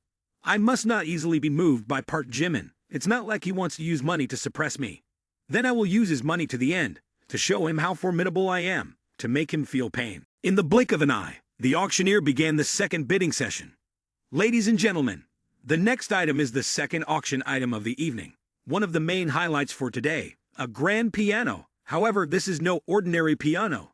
It's a glass piano from the renowned Helso brand, ranking among the top 2 in the list of the world's most famous pianos. Crafted from a single piece of glass, this piano was once used by the famed pianist Lang Shen. Over the past decade, it has become an icon in the hearts of the people. It witnessed the uprising of the nation and the rapid development of the country in recent years. It is a testament to the rise of the nation on the international stage. The starting price is 30 million. Guided by the emotionally charged auctioneer, the value of the piano kept rising. I bid 35 million, 40 million, 45 million. In just under 5 minutes, the bidding price soared to 90 million. Yet it was not enough to stop the participants. The price continued to escalate. Park Jimin casually shouted an astonishingly high bid. I bid 200 million. Damn, why is it him again? Park Jimin smiled triumphantly. This piano could also be a gift for Kim Ji-soo to enjoy. He believed that this would be a meaningful present for someone who loved music like Kim Ji-soo, and she would cherish the gift along with the sentiments he had for her. However, right after Park Jimin's bid ended, another voice immediately echoed from behind. I bid 210 million. A female voice echoed, breaking the tense atmosphere in the auditorium. Park Jimin turned around to see a young girl seated in the third row. This girl had vibrant red hair and eyes that shimmered like jade, staring back at him with unwavering determination. Immediately, whispers spread throughout the room. Who would have thought that this young girl would dare to confront Chairman Bakyun? She's Dung Chun-cha, the heiress of the Dung-si conglomerate, the largest gaming corporation in Gyeongbokgung. Recently, they've been collaborating with the QQ conglomerate, focusing on the mobile gaming market. I heard that the global economic downturn caused by the COVID-19 pandemic has affected many industries, but the gaming industry is booming. Especially during the peak of the pandemic, when people were confined indoors, they turned to electronic games for entertainment and relaxation. This led to a tremendous increase in the revenue of gaming companies. Park Jimin's ears perked up like a dog's. It seemed like every bit of the whispers had found its way into his ears. So, she's the daughter of the Dung-si conglomerate, a gaming company making a fortune. However, Jimin thought he might need to reconsider this piano gift for Kim Ji-soo. He felt that presenting her with a piano might not be a bad idea. It could enhance his favorability towards her. Park Jimin coldly exclaimed, 300 million. His voice commanded the attention of almost everyone present. Seated in the third row, Dung Chun-cha glanced at Park Jimin with a hint of surprise. Then she shot him a challenging look, indicating that she had no intention of backing down, stating, 310 million. At this point, Park Jimin began to feel a bit irritated, his gaze turning icy. He then shouted an exorbitant price, 500 million. As the staggering bid of 500 million rang out, the entire auditorium seemed to explode. People widened their eyes, mouths agape, finding it hard to believe what they were hearing. Thus, the glass piano became the most expensive piano in the world. This price not only propelled the glass piano to fame, but also overshadowed Chairman Baekhyun's reputation, creating a shocking event that would be remembered for years to come. Even Dong Chung-cha couldn't hide her astonishment. She had not expected Park Jimin to be willing to spend such a large sum to bid for this piano. Above, the auctioneer's emotions were mixed, commenting, "Incredible, 500 million for something worth 30 million. I dislike the excessively wealthy." Having pondered briefly, he resumed his duties, stating, "Bidder number 5, Chairman Baekhyun, offers 500 million. Any higher bids?" The auctioneer's question rendered the entire hall silent. No one dared to make a sound. 500 million, first call, he declared. Still, there was no response. 500 million, second call. Silence persisted. 500 million, third and final call. The auctioneer struck the gavel 3 times, announcing the end of the bidding. Seated in the third row, Dong Chung-cha, with her suddenly darkened beautiful face, muttered, "From childhood to adulthood, as long as she desired, she had never failed to achieve. But today, this man made her furious in helplessness." The auctioneer cheerfully declared, "Congratulations, Chairman Baekhyun, for becoming the owner of the most prestigious glass piano in the world. Thank you for your enthusiastic support of charitable endeavors." Dong Chung-cha spoke up as well, her tone carrying a hint of mockery. "Chairman Baekhyun, generously, I concede. But items like this piano, bought only for display, serve no purpose. One must know how to play." Park Jimin wasn't easily angered, but he couldn't hold back when he heard Dong Chung-cha's words. He glanced down at her, with a cold look, and indifferently retorted, "Oh, Miss Dong, how do you know I can play the piano?"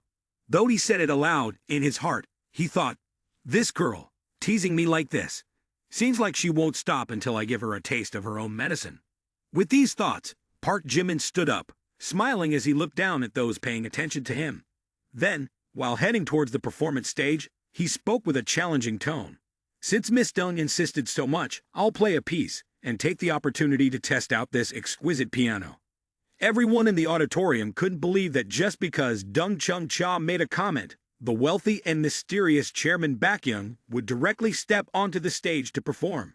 As Park Jimin settled into the seat of the glass piano, the atmosphere in the hall gradually became quiet. His eyes exuded confidence, as if harboring an invisible power. Let the audience experience the strength of 60 years of piano artistry. Immediately, his hands fell onto the piano keys, and his demeanor transformed in the blink of an eye.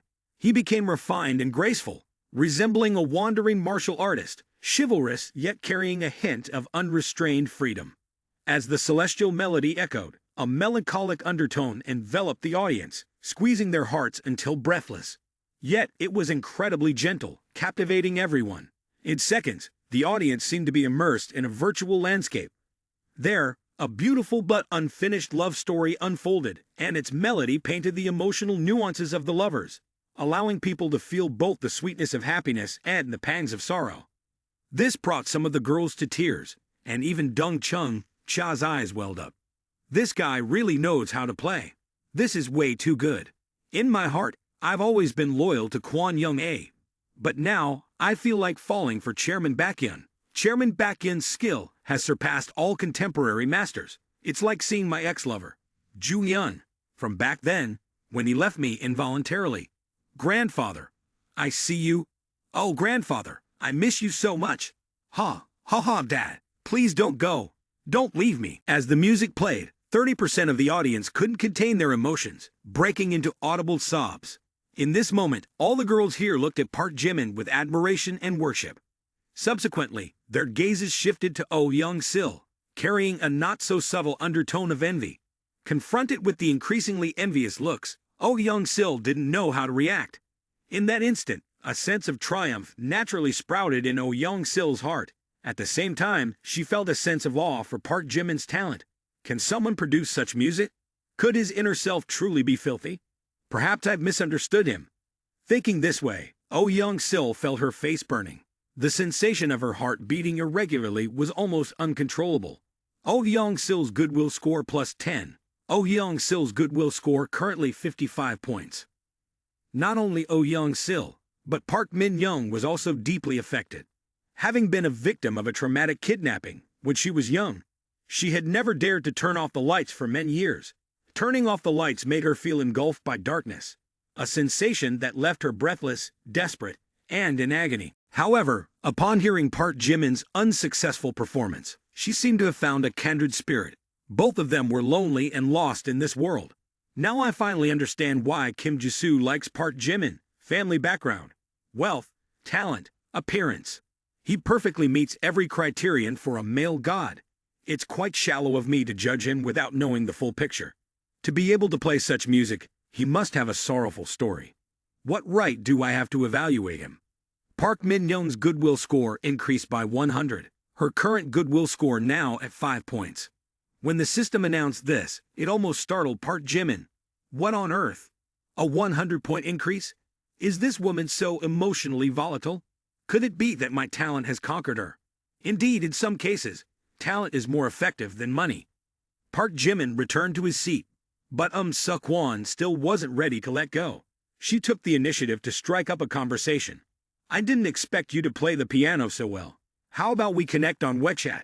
Actually, I have some technical questions I'd like to ask you. After Suk-won spoke, she even raised her business card towards Park Jimin. At this moment, Park Jimin felt a genuine headache. She's paying attention to me. Unfortunately, I don't want any involvement with her.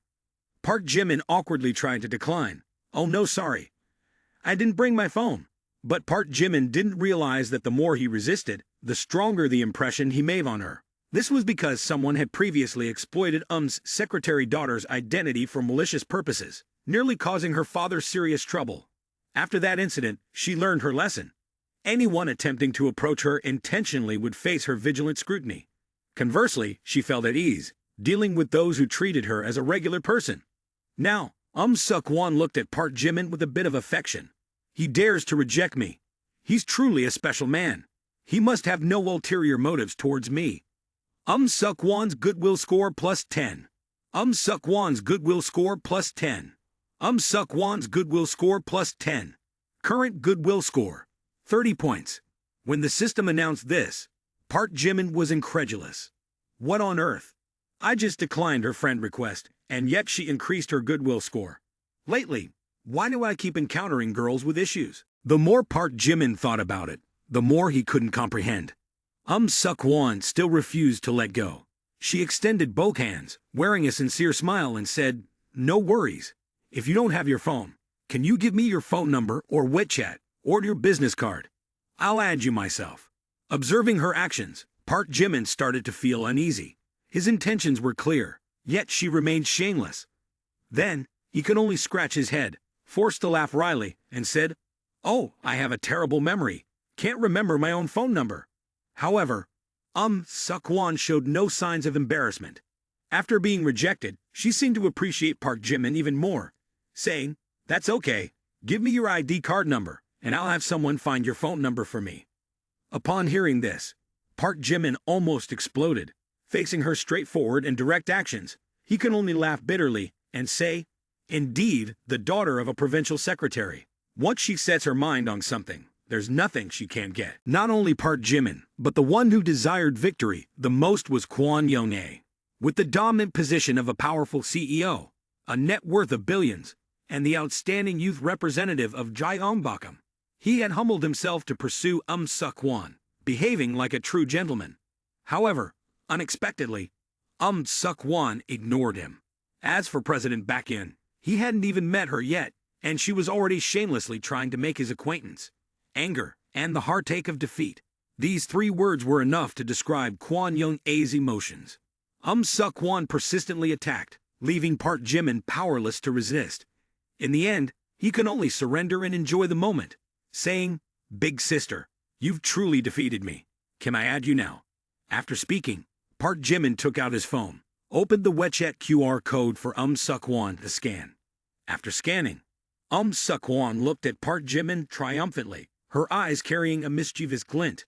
"I knew you had your phone with you, and you were lying." She spoke those words outwardly to preserve her beautiful image, but deep down, she felt triumphant, thinking, "Certainly, it's best to seize it yourself. Proactively offering usually isn't a good deal." At the same time, the show's host, Soo Jung-yu, continued with the next auction item. Ladies and gentlemen, the next item we will be auctioning is a bit different from before. It's not a specific item, but rather an auction of the company's bankruptcy collateral. Upon hearing this, Park Jimin seemed to gain additional strength. The previous sense of helplessness appeared to vanish completely, replaced by an excitement that surged within. His eyes sparkled brightly like the stars at night. Hey! For me, this is the main event of the night. The first company we're auctioning is the Big Cat TV, once a leading live streaming platform in the country. During the internet golden age, its market value reached over 10 billion. However, due to various reasons, the company declared bankruptcy. The starting bid is 5 million.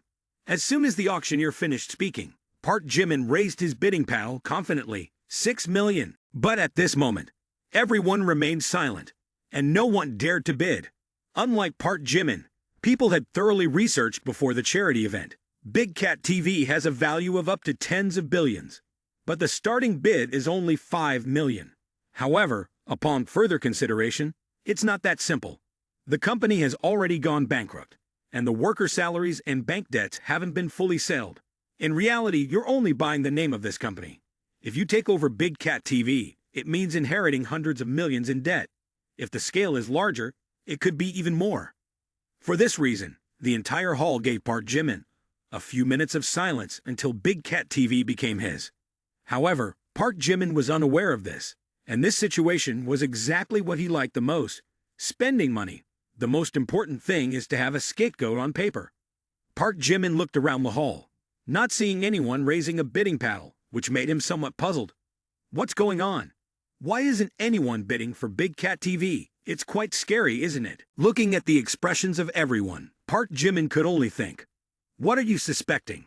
With the way I bid twice the amount, who dares to compete with me? We call that overbidding. The auctioneer began to inquire.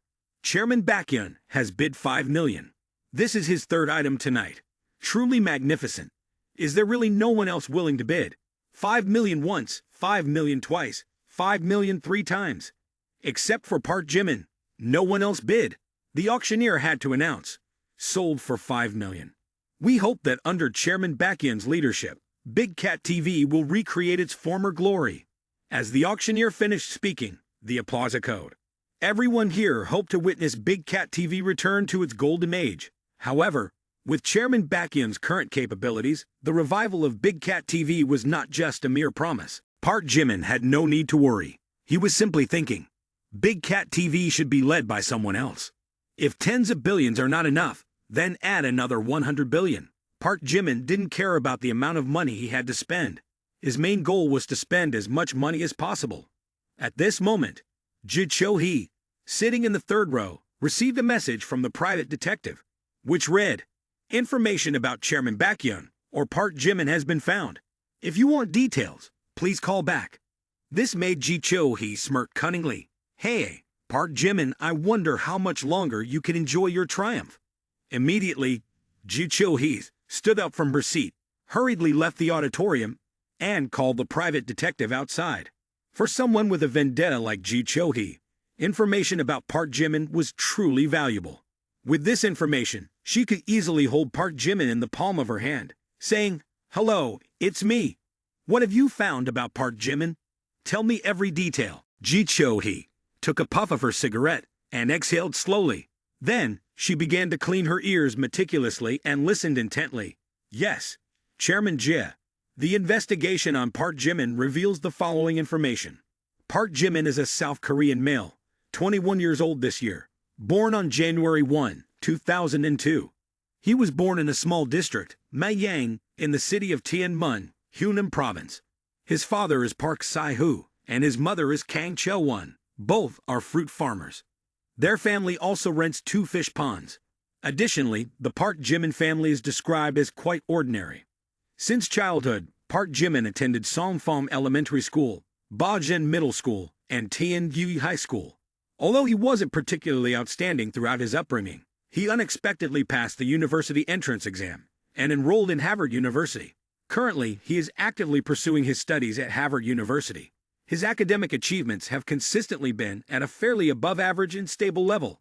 Additionally, there are some noteworthy details. In university, Park Jimin remains an ordinary individual. Throughout 3 years, he pursued a girl named Jung Hoseok, but ultimately faced rejection. This incident led people to perceive him as a failure. However, from that point on, he began to reveal his true self. When I investigated his bank account, I discovered that it is a top-tier VIP account in the world, owned by fewer than 50 individuals globally. This type of account has no payment restrictions. Even transferring billions is not an issue. Typically used for large-scale national expenditures, this account is not just a symbol of financial power, but also a significant influence. Furthermore, Park Jimin's financial source is legal, and the account is linked to his identity. From what I've learned, even Chairman Kang, one of the 4 wealthiest individuals in China, doesn't have the privilege of holding such an account. This type of account is reserved for those with significant power and influence worldwide. The fact that Park Jimin holds such an account is truly astonishing. Listening to the private investigator's report on the investigation results, Ji Cho-hee was so startled that she froze in place. Not only did she feel a sense of fear regarding the extraordinary identity and circumstances of Park Jimin, but she was also haunted by the thought, it's fortunate that he hasn't done anything foolish with someone like that. As the private investigator continued, Ji Cho-hee began to ponder deeply. He questioned the nature of this family.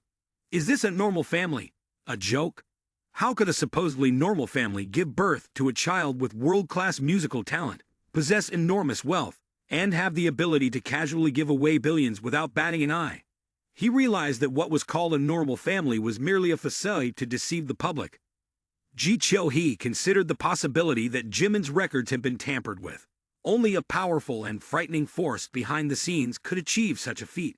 He began to suspect the extent of the influence of Jimin's family lineage. At this point, Ji Cho-hee dared not continue his thoughts. Contemplating a family capable of concealing someone's identity so perfectly filled him with an overwhelming sense of dread. At this moment, Ji Cho-hee broke into a cold sweat, drenching his body. He felt a fear from the depths of his soul, causing him to shudder. Too terrifying, too dreadful. This is a force he cannot possibly contend with. Immediately, he abandoned all intentions regarding Park Jimin. Cease the investigation immediately. Stop right now, do you hear me? Ji Cho-hee said with a solemn tone, leaving the private investigator somewhat puzzled. Yet in their line of work, detectives understand that knowing too much can lead to unforeseen troubles. Yes, Chairman Ji, replied the detective. With the call concluded, the detective didn't inquire further. After hanging up, Ji Cho-hee returned to the party room with an angry expression. He muttered curses while pacing. Surely, something significant has occurred. However, when he laid eyes on Park Jimin, his gaze couldn't help but be wary, and an overwhelming sense of fear filled his heart. Simultaneously, Kwon Young-ae, who happened to be in the restroom, overheard half of the phone conversation. Though, he too had gained some understanding of the situation. He observed Ji Cho-hee's expression, unable to help but furrow his brows in thought. Ji Cho-hee of the Ji family is investigating President Baekhyun's records. But it seems like the investigation results have genuinely frightened him. Could it be that President Baekhyun is truly a descendant of some secretive lineage? Just a while later, Ji Cho-hee's phone call spread through the upper-class circles like wildfire. Quickly, one person told 10, and 10 told 100. In just a blink, almost everyone at the party heard these rumors, and started buzzing with discussions. They even added embellishments, weaving various tales. Let me tell you about President Baekhyun. You know, Yi Rian also caught wind of the gossip from the crowd, and hurriedly rushed over to Yu An. I heard a rumor about President Baekhyun. Oh, listen to this. I heard President Baekhyun comes from one of the 4 most mysterious families in China. The Jimin family, an incredibly enigmatic clan, always shrouded in secrecy. However, their presence has traversed the length of history. Precisely, they were government officials from the Tang dynasty, enduring the many ups and downs of history, but standing tall and proud. President Baekhyun is believed to be the scion of the Jimin family. His appearance might signal the Jimin family's decision to re-emerge, and the world is about to become chaotic. The more Yu Rian spoke, the less she could conceal of her admiration and reverence. Hearing this, Yu An nodded in agreement. That's right. Without delving into other matters, just look at the 2 most famous corporations in China, QQ, and WeChat. We can see that behind them, there are numerous mysterious shareholders. These individuals fundamentally keep their identities and backgrounds hidden. But if you calculate it, the shares they hold may not be inferior to Chairman Kang's. No wonder President Baekhyun exudes an extraordinary aura. Turns out, he is truly a descendant of a secretive family. There are heavens above and earth below. My Yu family is just a small clan in Gyeongbokgung. Compared to those ancient and historical secretive families, we truly can't compare. Park Jimin felt extremely uncomfortable being scrutinized. Young master, the heritage of secretive families spans many years. My father is not in the fruit business. You all seem to be exaggerating a bit. Coincidentally, Park Jimin shares a surname with the four major aristocratic families of wealth and power. Furthermore, his extravagant display of wealth at the party aligns well with everyone's speculations. Park Jimin felt incredibly tired and helpless, unsure of how to address the spreading rumors. Good news travels fast, bad news travels even faster. Immediately, Park Jimin was discovered by the group of younger sisters. That's right, it's President Baekhyun. President Baekhyun, can I invite you to dance? Park Jimin was immediately surrounded by the beautiful ladies. They looked at him as if he were a mountain of gold, their numbers increasing rapidly. They swarmed towards Park Jimin like bees to a broken hive. President Baekhyun, here's my phone number. I'll be waiting for you in room 2706. President Baekhyun, I forgot my phone. Can I borrow yours to make a call? President Baekhyun, my cat can do somersaults. Would you like to come over and see? President Baekhyun, I just bought a new sports car. Do you want to come and test drive it? These ladies were extremely enthusiastic, both proactive and daring. They looked at Park Jimin with admiration and desire, leaving him feeling bewildered.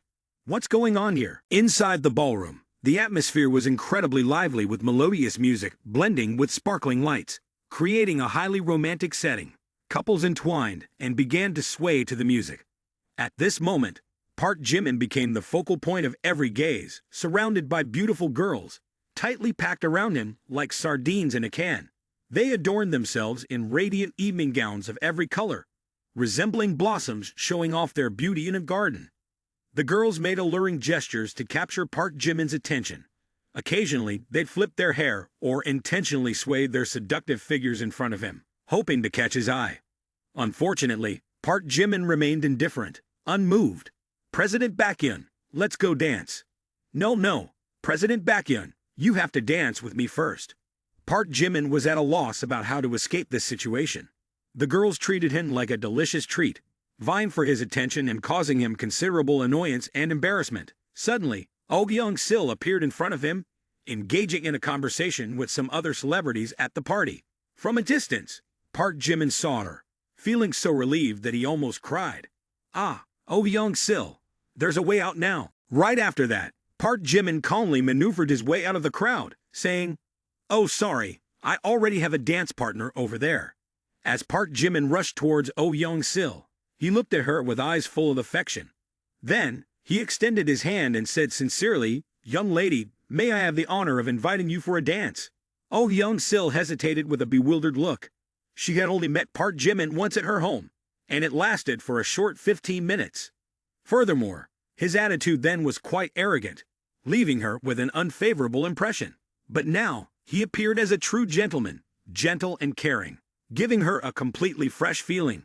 He's inviting me to dance, should I refuse? What if he takes advantage? Just as Oh Young-sil was still contemplating, Park Jimin, feeling a burning desire, took the initiative like a charging stallion. Before she could consent, he grasped her hand and placed the other on her small waist. His actions were sudden, daring, yet incredibly natural. This scene made the surrounding crowd of girls feel awkward. Subsequently, the girls quickly dispersed due to Park Jimin's unexpected actions. Oh Young-sil was startled. Her body trembled slightly, and she felt the contact between their bodies, causing her face to blush in an instant. Hey, what are you doing? With their bodies close together, Park Jimin felt Oh Young-sil's unparalleled beauty. Her oval face was elegantly charming, and her fair skin seemed as if it could release moisture with a gentle squeeze. The fragrance of flowers lingering on her made people's hearts flutter. Tonight, I turned down 18 girls to dance with you. If you don't say anything, I'll consider it as your agreement. Dance skill upgrade system reaching the supreme level. Immediately, Park Jimin was buffed with additional strength, and the scene underwent a noticeable transformation. His movements became flawless down to the smallest details, soft and flexible, while maintaining stability. The smooth coordination between them captivated the audience, making it impossible to look away. Watching their harmonious and beautiful dance, observers could even sense emotions conveyed through each movement. The body language of Park Jimin and Oh Young-sil touched the hearts of the audience. Damn, I thought he was just a show-off, but unexpectedly, he can dance. His arm is too hot. This person always does things that surprise me. Is this his perverse hobby? But I seem not to dislike him that much, even kind of enjoying this feeling. At this moment, Oh Young-sil finds herself increasingly conflicted within, under the intimate contact with Park Jimin's body. She gradually succumbs to the exceptional charisma of this man, sensing her solid defensive barriers being dismantled step by Park Jimin. Despite being aware that Park Jimin is a scoundrel, she would rather experience fleeting happiness with him, considering it more worthwhile than the monotonous days with a good man. Oh Young-sil's favorability towards Park Jimin is currently at 60 points, increasing by 5. Witnessing the dance moves of Park Jimin and Oh Young-sil, onlookers couldn't help but marvel and exclaim, "What a beautiful couple! He's handsome, and she's beautiful, like a pair of celestial beings." I've only seen such scenes in movies. There's also a widow sighing with regret, saying, "Too bad, if I were born 30 years earlier, for sure, it wouldn't be this girl's turn."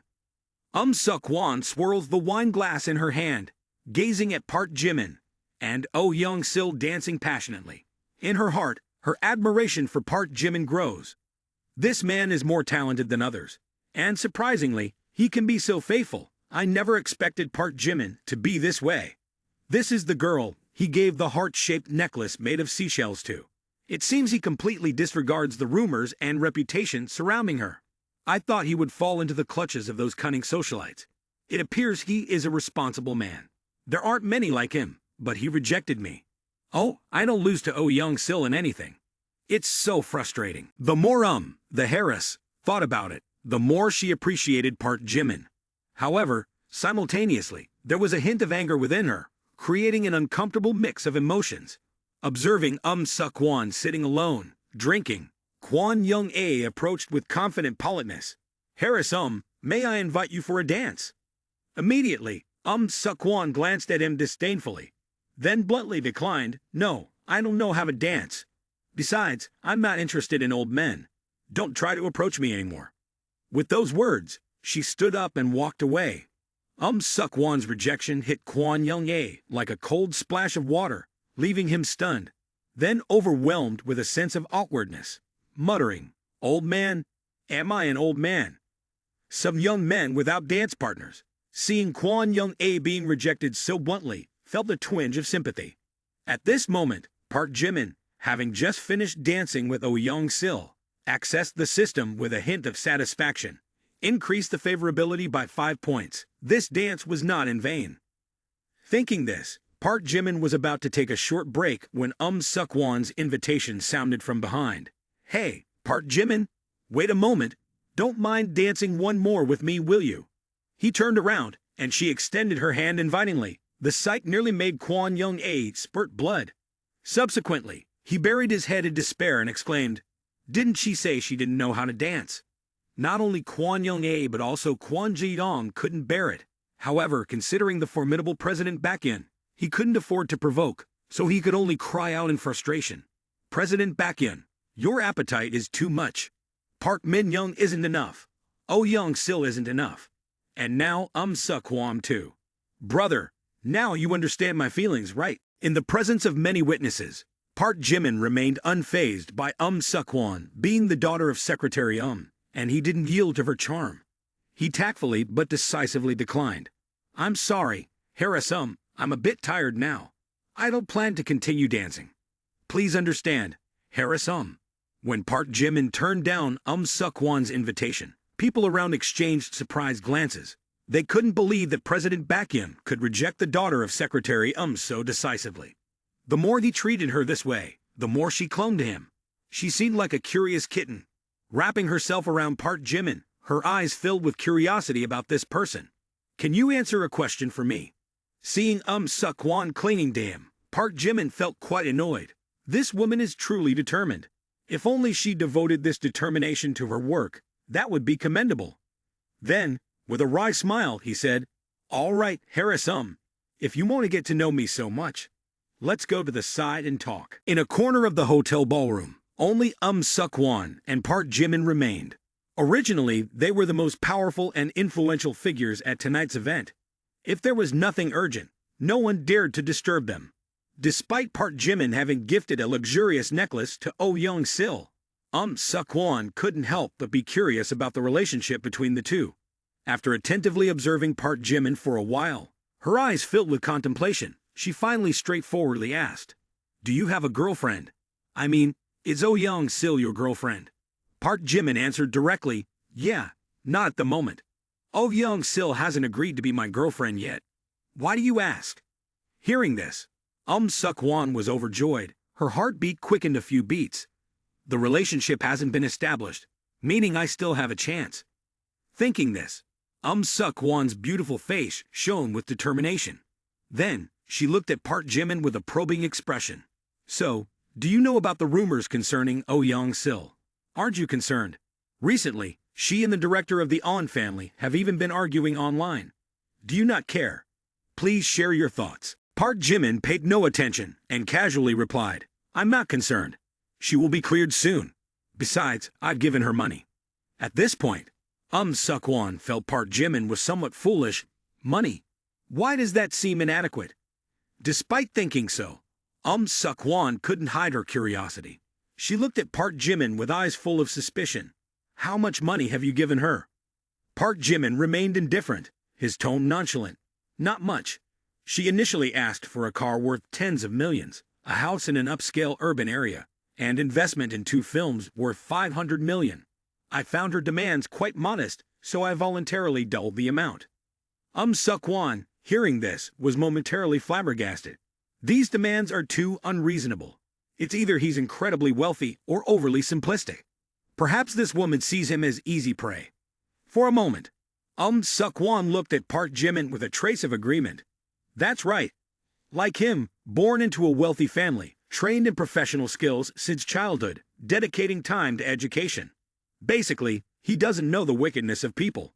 Park Jimin, a talented individual, sincerely in love, and with a compassionate heart. When he loves a woman, he is willing to give his all, regardless of money. However, even a kind and straightforward man like Park Jimin can be taken advantage of by Oh Young-sil. The more Suk-won thought about it, the more furious and enraged she became. Clenching her fists, her eyes ablaze with anger, she exclaimed, "Oh Young-sil is manipulating him. Even an astronomical compensation is unnecessary, and those excessively unreasonable demands. Truly the lowest class, shameless playgirl, absolutely repulsive."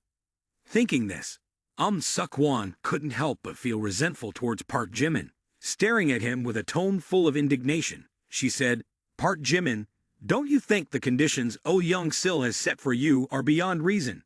Hearing this, Park Jimin remained nonchalant, nothing excessive about it. "Men providing money for women is natural. I transferred only 200 million to her. Furthermore, Oh Young-sil is genuinely victimized. She is truly innocent. But if she wants to cleanse her image in the entertainment industry, money is a necessity." Upon hearing this, Suk-won seemed on the verge of exploding. She grabbed Park Jimin's tie, her eyes fiery red, and spoke like thunder. 200 million isn't enough. She has taken so much from you, and the relationship isn't even defined yet. Can't you see this is her scheme? She's a sly fox, and you're a fool. Oh, Harem, please don't get agitated. In this situation, Park Jimin truly appeared as a naive and straightforward individual, grappling with aspects he couldn't explain, saying, "I can't say I'm spending money on Oh Young-sil with the expectation of receiving profits. Moreover, I have no intention of turning Oh Young-sil into my girlfriend. It's simply a casual relationship." After the anger subsided, Suk-won felt genuine pity for Park Jimin. For a well-rounded man like Park Jimin, it's evident he has seen through all of Oh Young-sil's schemes. Yet he willingly allows himself to be exploited.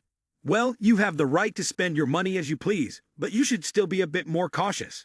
Otherwise, sooner or later, you'll suffer. Oh, harem, we might have a little misunderstanding. I'm not as foolish as you think. Hearing Park Jimin asserting that he wasn't a fool, Seok-won felt a mix of frustration and amusement. She glanced at Park Jimin, her eyes filled with pity.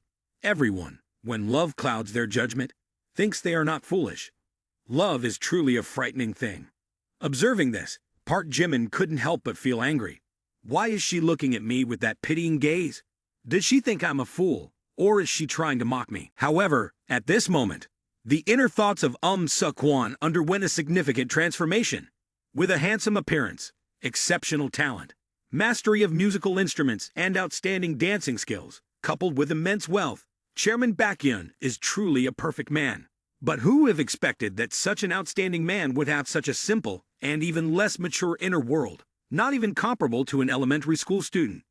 The more she thought, the more deeply Seok-won felt influenced within, and the more she pondered, the more she felt a pang of sympathy for him. Seok-won's favorability score increased by 5.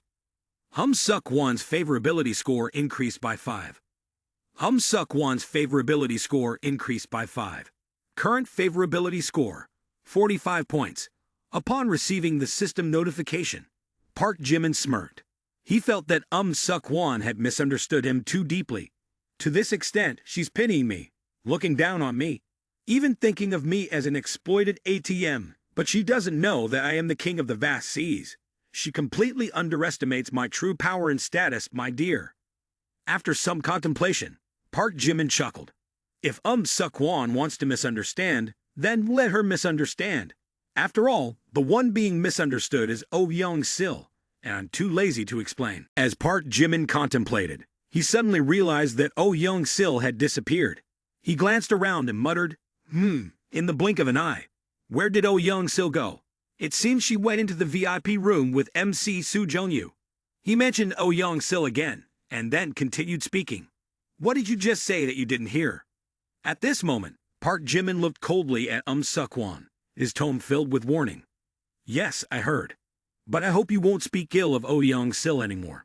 Don't you see how now you resemble the fox spirit you mentioned earlier? Seok-won was stunned by Park Jimin's warning, unsure how to respond. Good intentions have now turned me into a villain in Park Jimin's eyes, she thought. Park Jimin's warning immediately infuriated Seok-won, who exclaimed, Am I a fox spirit then? After uttering those words, Seok-won stood up abruptly. Reflecting on what she had just said, she departed, stating, It's truly benevolent to be treated as a venomous snake. Talking about appearance, family background, and inner qualities. What do I lack compared to that actress? Park Jimin, just wait. The things that I, Seok-won, have set my eyes on from childhood until now, I have never failed to attain. Park Jimin, sooner or later, you will be mine. Despite Park Jimin's wounded self-esteem, his skepticism did not diminish Seok-won's feelings for him. On the contrary, it left a deep impression on her. In her thoughts, Park Jimin was both pitiable and infuriating. He was pitiable for being deceived by Young-sil and infuriating for doubting her. Moreover, his feelings for Young-sil were not easily swayed by just a few words. Most importantly, Park Jimin was an outstanding man with all the qualities she desired. Otherwise, she would only feel disgust towards him. Watching Seok-won leave in anger, Park Jimin couldn't help shaking his head, muttering, It's really challenging to handle such a hot-tempered personality. Next time, I should keep my distance a bit. The negotiations between Young-sil and Soo Jong-yu against the On family regarding Park Jimin were not of much concern. After all, as long as she spoke up, he would pump more money into her. Money is something that can touch anyone's heart. Unconsciously, it was already midnight, and people began leaving the hotel one by one, each heading home. Many wealthy individuals gathered around Park Jimin to bid farewell, saying, Chairman Baekhyun, goodbye. Stay in touch, Chairman Baekhyun. If you have time, come over to my place. Chairman Baekhyun, remember to add me on WeChat if you have time. Park Jimin responded to everyone with a bright smile. Yes, yes, take care on your way. After everyone had left, Park Jimin also prepared to leave while muttering to himself. Almost forgot I gave the car to Young-sil. Guess I'll have to catch a ride back. At that moment, Yoon stepped out from the hotel. He was accompanied by a chubby young man with a round face and what stood out the most were his thick, light brown lips, making him look incredibly adorable. As Yuan approached Park Jimin, he greeted him right away. "Chairman Baekhyun, you looked absolutely magnificent today, truly broadening my horizons. Let me introduce someone. This is Jo Ju-yeon, my younger brother. Ju-yeon, this is the person I brought you to meet. Whether things work out or not is entirely up to you." In the presence of this strikingly charismatic man, Park Jimin's blend of handsomeness and confidence made the chubby young man feel incredibly self-conscious. His entire body trembled, and his face flushed red like a tomato. Sensing this, Park Jimin asked in a playful tone, "So what's the big secret you're hiding?" Trying his best to regain composure, the chubby young man still couldn't completely steady his voice as he stammered, "Baekhyun, Chairman Baekhyun, here's the thing. My family owns an office building, and we're looking to sell. I was wondering if you'd be interested." Park Jimin raised an eyebrow, intrigued. An office building? The entire thing. At first, the chubby young man had been worried that Park Jimin wouldn't take him seriously. But upon hearing his question, excitement replaced his nervousness. Beaming, he eagerly replied, "Exactly, the whole thing. It's a 44 building, with each floor covering 1,000 square meters. My parents are planning to move to Mado for new opportunities, so they've decided to sell. It's right in the city center, prime real estate, priced at around 2 billion. Upon hearing these words from the chubby young man, Park Jimin couldn't help but be surprised. And in beside him, seemed genuinely impressed. 2 billion, I truly am blind. Didn't expect this kid to be a big shot too. After listening, Park Jimin felt very intrigued. He took out his phone, extended it towards the chubby young man, and said, "You can add me as a friend. I will go check it out tomorrow. If you only have this building, I can also consider other options." Park Jimin's words left the chubby young man and stunned. Unexpectedly, Chairman Baekhyun not only wants to buy a building, but also might consider purchasing an entire urban area. His parents have been trying to sell this building for half a year, and it still hasn't been sold. Moreover, real estate agents have been tirelessly trying to sell it, but without success. At this point, the chubby young man could only wave his hands repeatedly. No, there's not much left, only this one building." After adding Park Jimin on Weksha, sweat started pouring down the chubby young man's forehead as if he had taken a bath. Thought Chairman Baekhyun would only buy a few floors.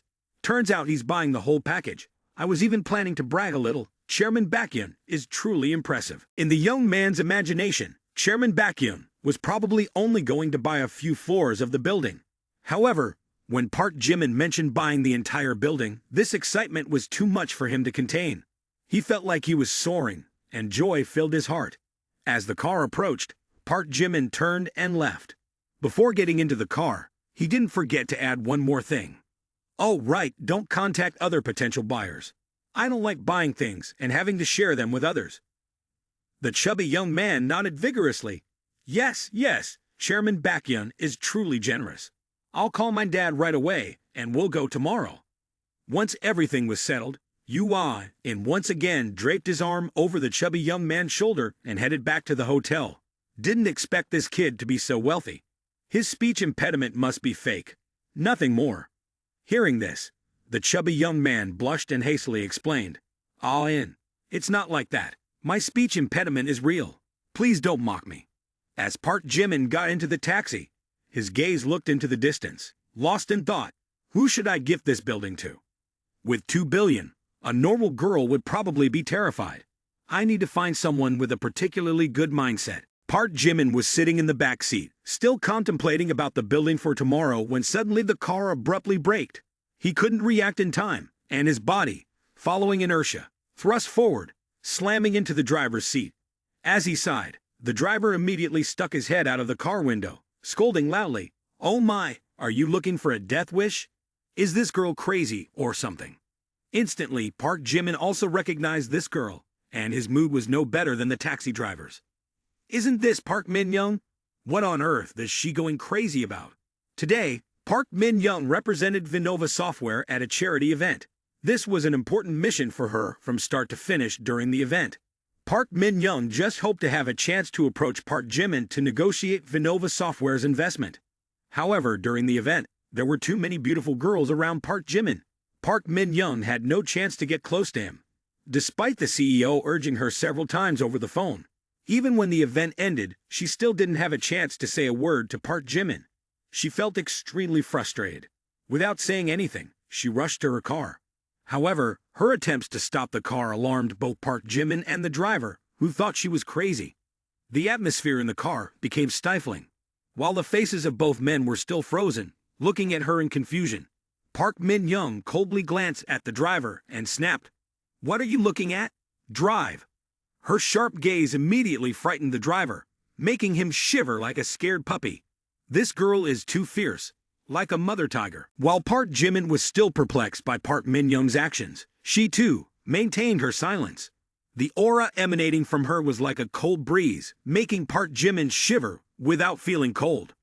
In the next moment, she refocused on her mission. Park Min-young's beautiful face turned serious, her eyes burning with determination. "This is my last chance, my first job after graduation. I must excel and not disappoint the CEO's expectations." Park Jimin remained calm on the surface. Despite Park Min-young's extraordinary beauty, he remained unaffected. However, her icy demeanor and eccentric behavior still left him bewildered, recalling past encounters. "Hey, Park Jae-han, if you have something to say, just say it straight. No need for beating around the bush."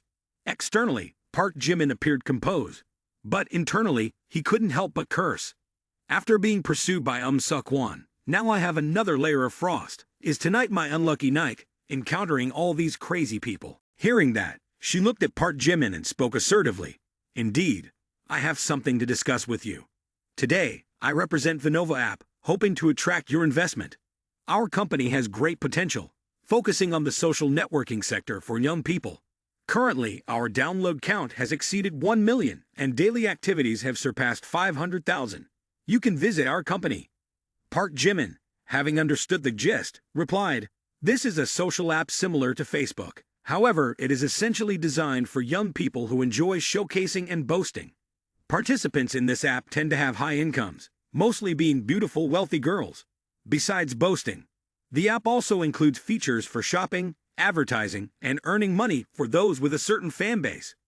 Moreover, he now understood why Park Min-young intentionally approached him at the beginning of the party. Unfazed, he questioned, "Excuse me for interrupting. If I'm not mistaken, you're seeking my assistance, right? While it can be said so, I believe your investment in us would be a success, because we genuinely have great potential." Park Jimin added provocatively, "So you're asking for my help, right?" Park Min-young momentarily choked, rendered speechless. Afterward, she exclaimed, "Yes, I'm asking for your assistance. I'm begging you, all right. Are you satisfied?" Having spoken, a sense of injustice welled up within Park Min-young, causing her to silently curse in her mind. "Damn it, with money, one can do anything. Treat me like this just because you have it."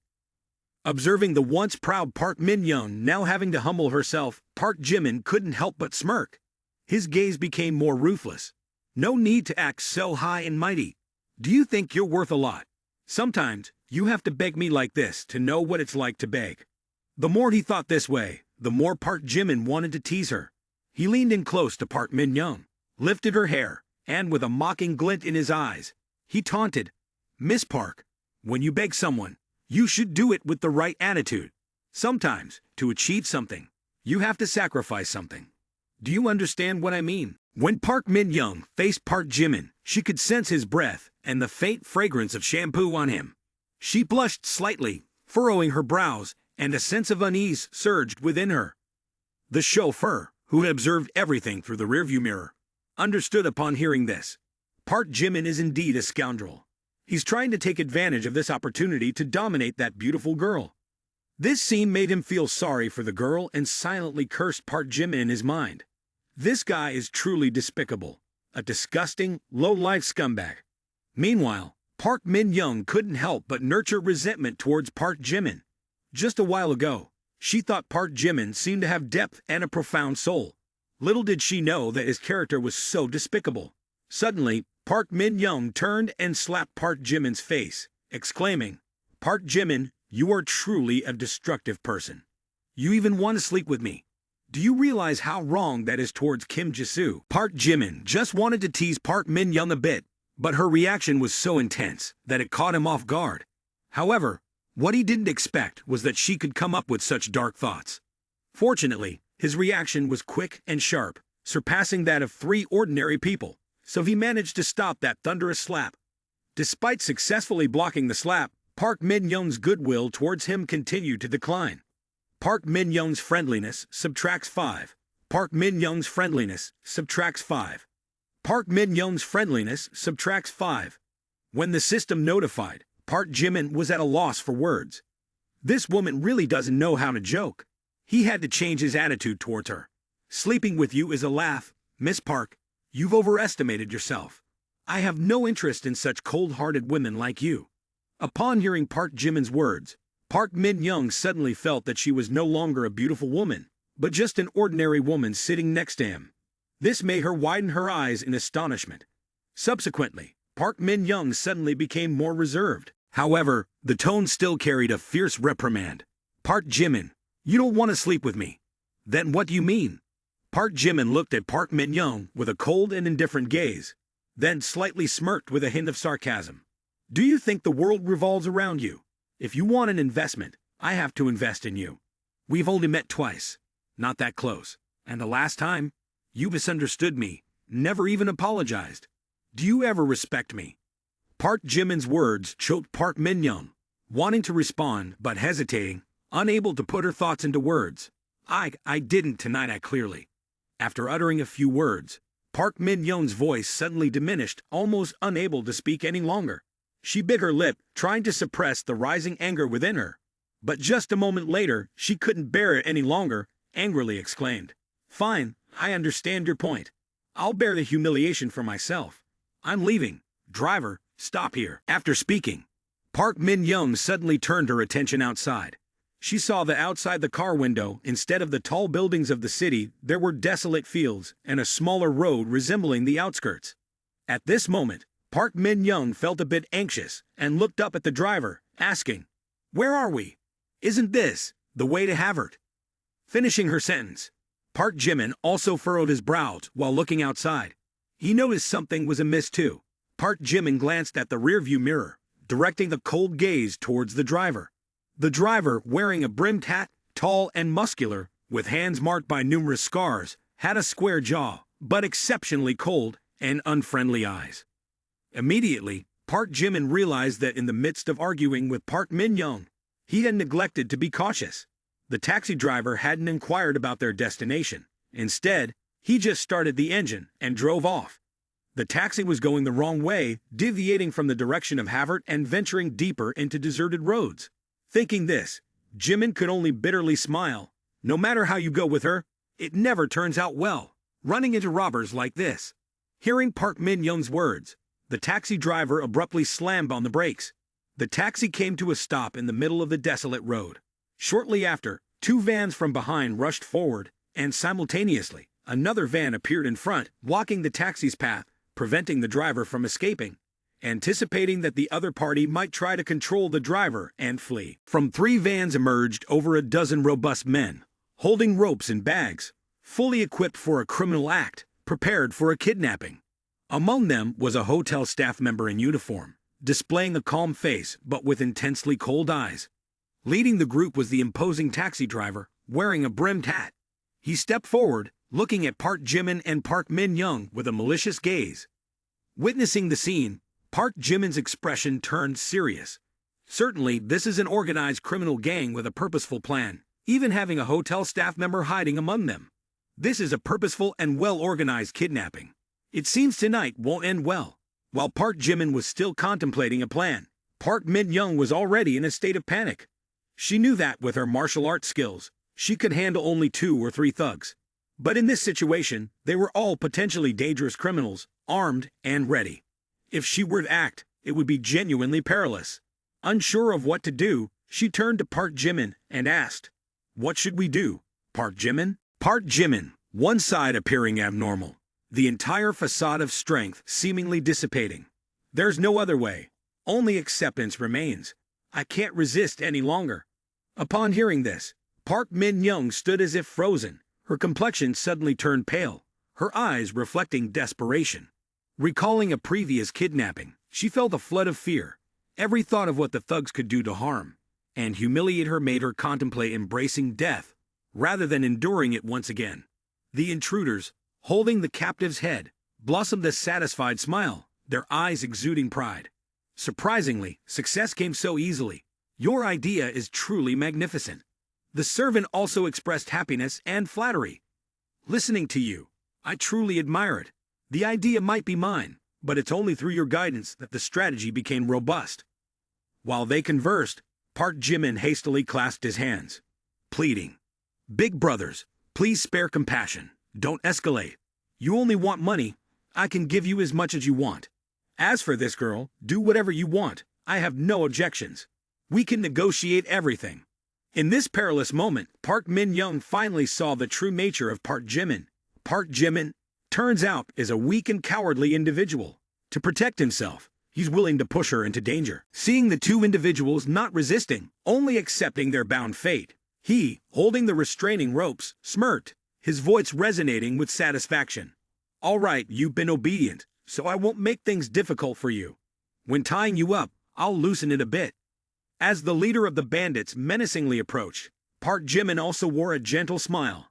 However, just a second later, his actions became more resolute than anyone expected. He delivered a powerful kick directly to the head of the bandit leader. The kick showed no mercy, unleashing full force.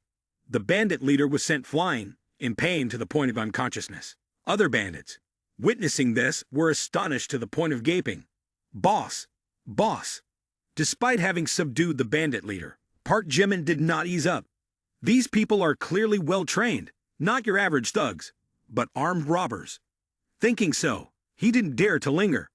While they were still in shock, and before they could react, Park Jimin swiftly unleashed a second kick, followed by a third.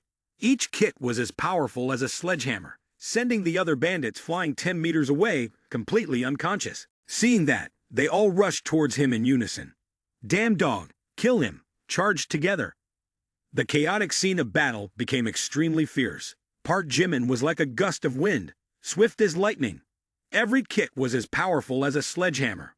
Alone, he could take on the entire gang of thieves. Even the second elder couldn't help but feel terrified. He was adept at the deadly skills of combat, capable of taking a life with a single blow. He had trained in survival combat for over a decade, participated in battlefields in Africa, and had killed more than 20 people. Although his speed and physical strength were not on par with Park Jimin, he relied on experience and tactics to resist against Park Jimin. However, at this moment, with just a few basic moves, he was punched straight in the face by Park Jimin. The punch was so powerful that it left him dazed, his mind spinning, almost losing consciousness. At this moment, all of them couldn't believe that they were being overwhelmed by a young man who hadn't even shed blood in battle. This kid has explosive strength and an incredible speed, even stronger than the elite special forces. The only flaw in this kid's ability is the lack of diverse combat experience. At this moment, the guy in the service uniform raised an alert. He pointed towards Park Min-young and shouted loudly, "Old Three, lead a few guys to restrain that guy over there.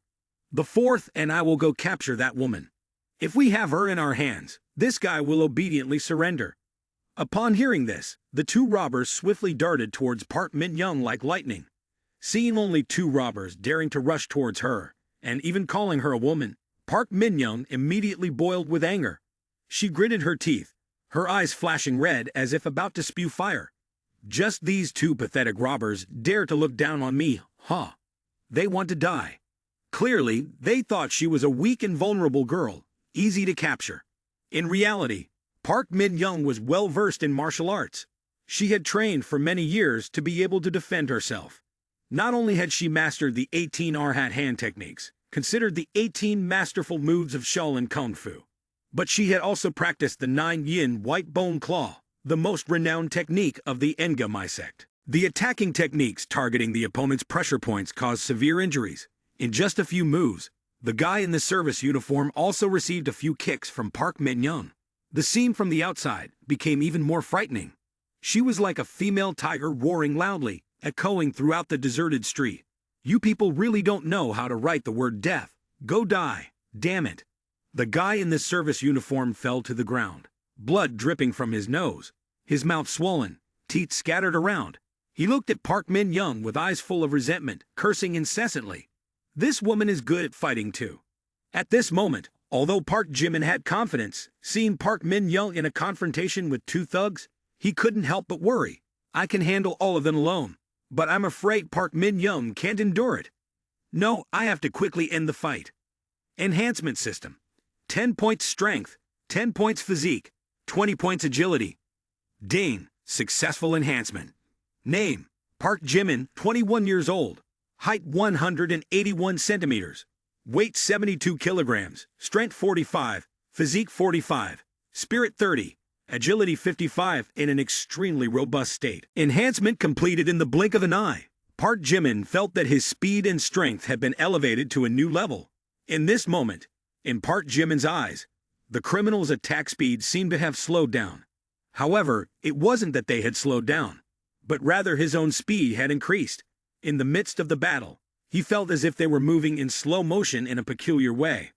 1 strike, 2 strikes, 3 strikes, 4 strikes, 5 strikes, 6 strikes, 7 strikes. At that very moment, in the eyes of the criminals, Park Jimin was like a lightning flash, appearing and disappearing in the blink of an eye. They all saw him unleash a strike, but fundamentally couldn't react in time.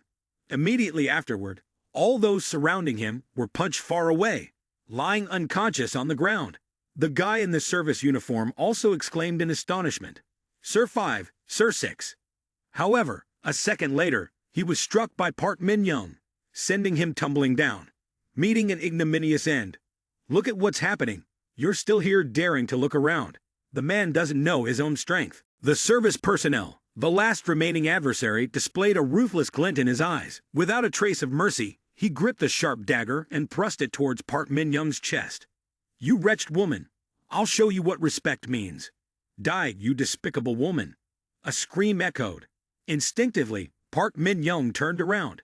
But when she saw the dagger approaching, it was already too late. She couldn't evade in time, only able to stare as the razor-sharp blade drew closer. At the moment of impending danger, Park Min-young felt like she was about to be fatally stabbed in the blink of an eye. Suddenly, a sturdy figure stood firmly behind her. The advancing dagger was halted by an ironclad hand, unable to take another step. Under the sharp blade, blood streamed from Park Jimin's hand. Using a knife on women is not a commendable habit. It seems I need to teach you a lesson. Upon turning around, Park Min-young was shocked, blood flowing profusely from the wound onto the street. Her whole body trembled, her eyes wide, as if trying to escape their sockets. She stared intently at the arm, gripping the razor-sharp dagger, exclaiming, "I almost died. Park Jimin, you saved me again." Park Jimin shouted, "Evil will self-destruct. Just die." With those words, the hotel service staff member was sent flying 3 meters high by a kick from Park Jimin. This kick carried a force equivalent to 4 to 5 ordinary people, combined with robust physique and astonishing speed. The area struck practically turned into minced meat, leaving him only able to cry out in agony before falling to the ground. After rolling around on the ground for about 10 turns, he lay motionless, taking his final meal right there. In the pitch-black night, the corpses of the ruthless marauders lay scattered, fresh blood flowing into rivulets. The air became so heavy it was stifling, and the pungent smell of blood made everyone shudder. Unbelievably, those ferocious predators had become feeble prey, powerless to resist under Park Jimin's hands. At this moment, Park Min-young remained standing in stunned silence, trembling as she called out, "Park Jimin."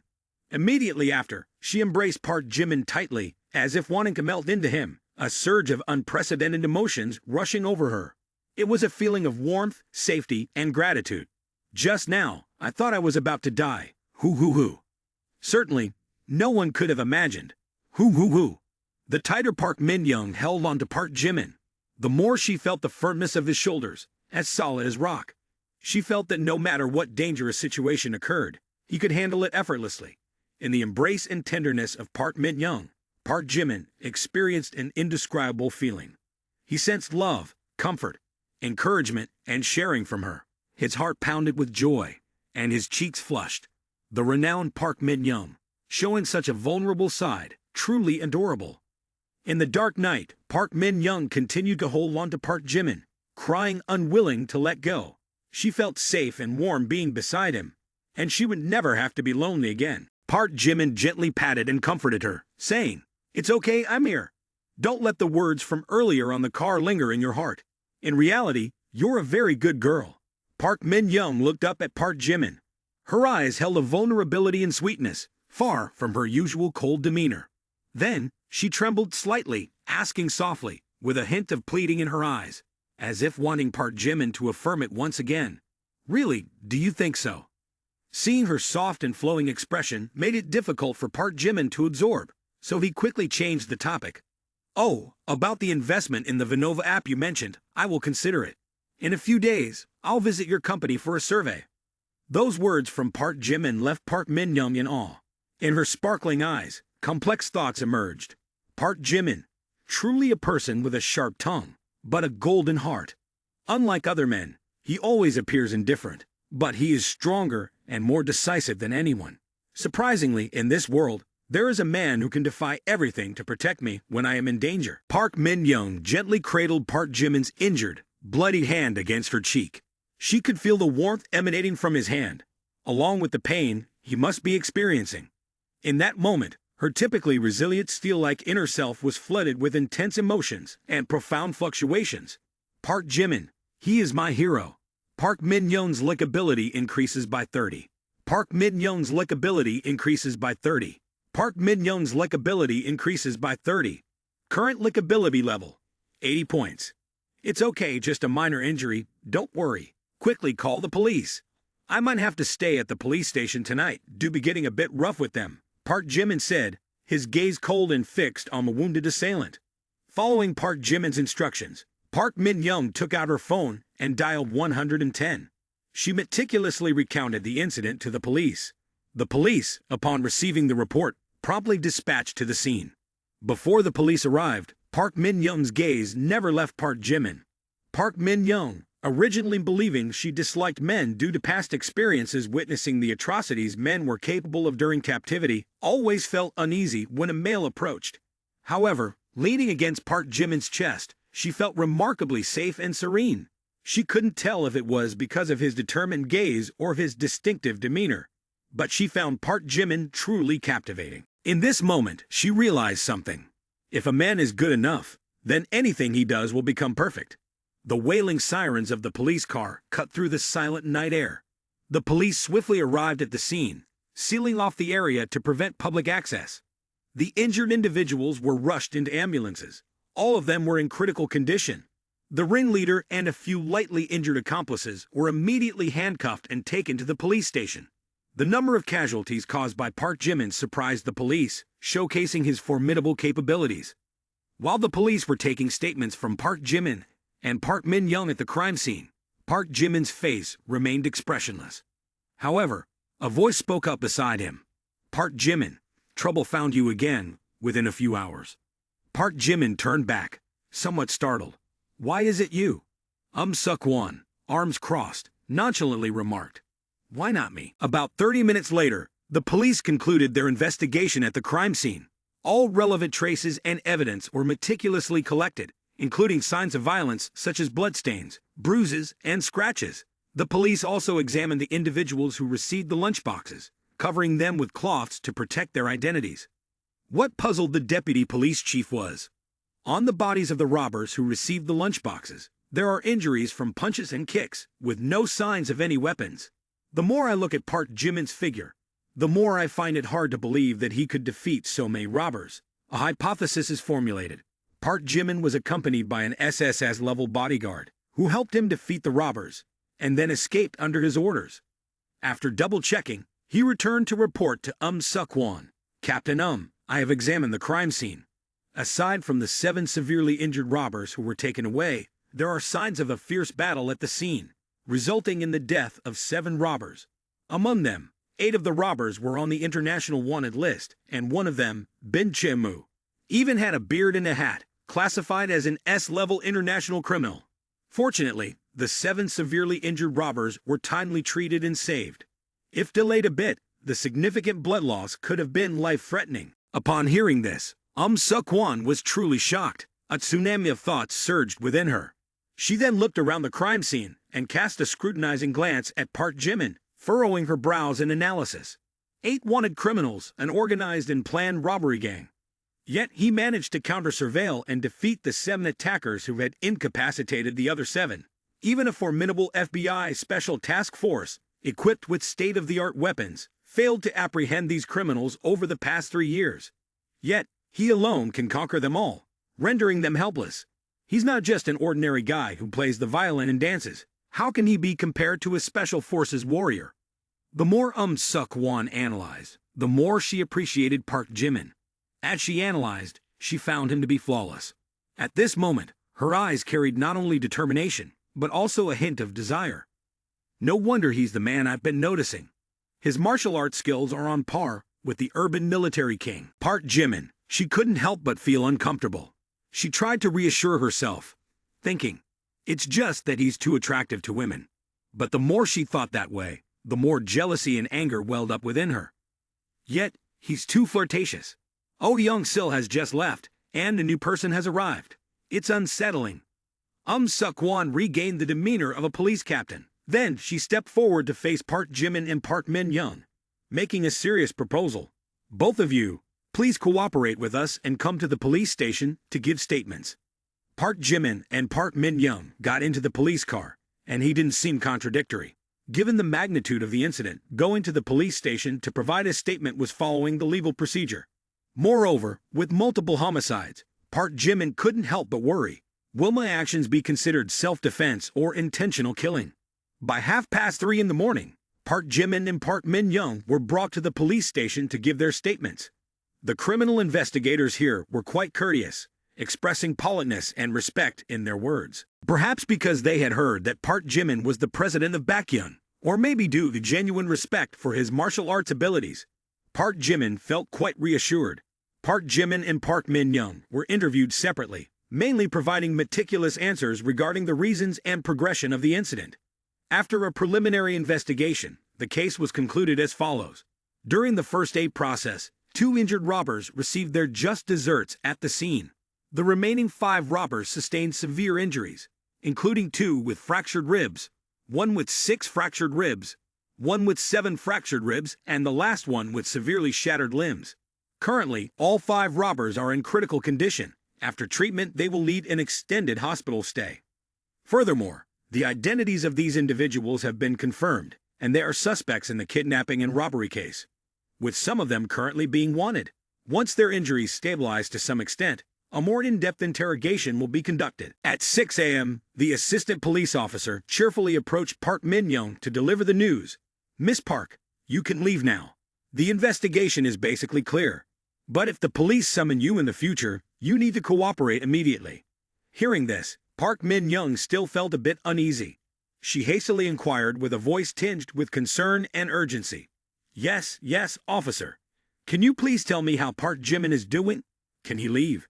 In response, the assistant police officer shook his head with a bitter smile. Him. No, he can't leave. The captain is currently instructing him. Having stayed awake all night coupled with the challenging interrogation, Park Min-young was physically exhausted and desperately wanted to find a place to rest. However, when thinking about Park Jimin still being questioned, she couldn't find peace of mind. She feared that something might happen to him. After a moment of contemplation, with a determined look, Park Min-young said, No, if he's not leaving, I'm not leaving either. I'll stay here and wait for him. Hearing this, the assistant police officer sighed helplessly. Well, fine. You can wait then. Within the police precinct, Park Min-young received excellent treatment. Not only was she provided with water and light snacks, but there was also a comfortable resting place for her to wait in contentment. This demonstrated the power of beauty. Wherever one goes, beauty is admired. Even though the investigation had concluded, the assistant police officer still found it puzzling. It's strange. The captain not only wanted separate statements, but also instructed me to turn off the camera. Does she want to do something secretive? Park Jimin sat in a special interrogation room, physically exhausted, his eyes reddened from tiredness, and his soul uneasy. He yawned widely, feeling restless. Oh my! What is Suk-won doing? Making me sign a statement with my hands cuffed. Could it be she's upset with me for calling her a rain sister? Suk-won, feeling uneasy, checked if the camera had been turned off. Then, She didn't forget to buy an additional breakfast for Park Jimin. As the door to the special holding room opened, Suk-won entered carrying a breakfast tray. She placed it in front of Park Jimin, saying, "Come on, have something to eat." Park Jimin paid no attention to Suk-won and began devouring his food like a hungry tiger. Since his enhancements, he felt an increase in his appetite, thinking, "I didn't expect her to be a police officer, and a captain at that." Seeing her man eating the breakfast she bought and enjoying it made Suk-won feel pleased. Though she outwardly maintained a semblance of annoyance from the incident at the party, she said, "You still don't know a lot of things." Suk-won's favorability rating increased by 5 points, and the current rating was 50 points. When the system announced this, Park Jimin felt a bit surprised, pondering, eating a bowl of noodles can increase favorability. This woman is really strange. Couldn't it be that eating noodles makes someone handsome? Well, let's eat quickly and get out of here. After some thought, he found it quite reasonable. After finishing the hearty meal, Park Jimin raised his cuffed hand and asked, "Officer, I am the victim here. There's no need to keep my hands cuffed like this. When can I leave?" Suk-won noticed that Park Jimin still paid no attention to her. She approached, leaned in close, lifted his chin, and asked, "Don't you want to stay with me?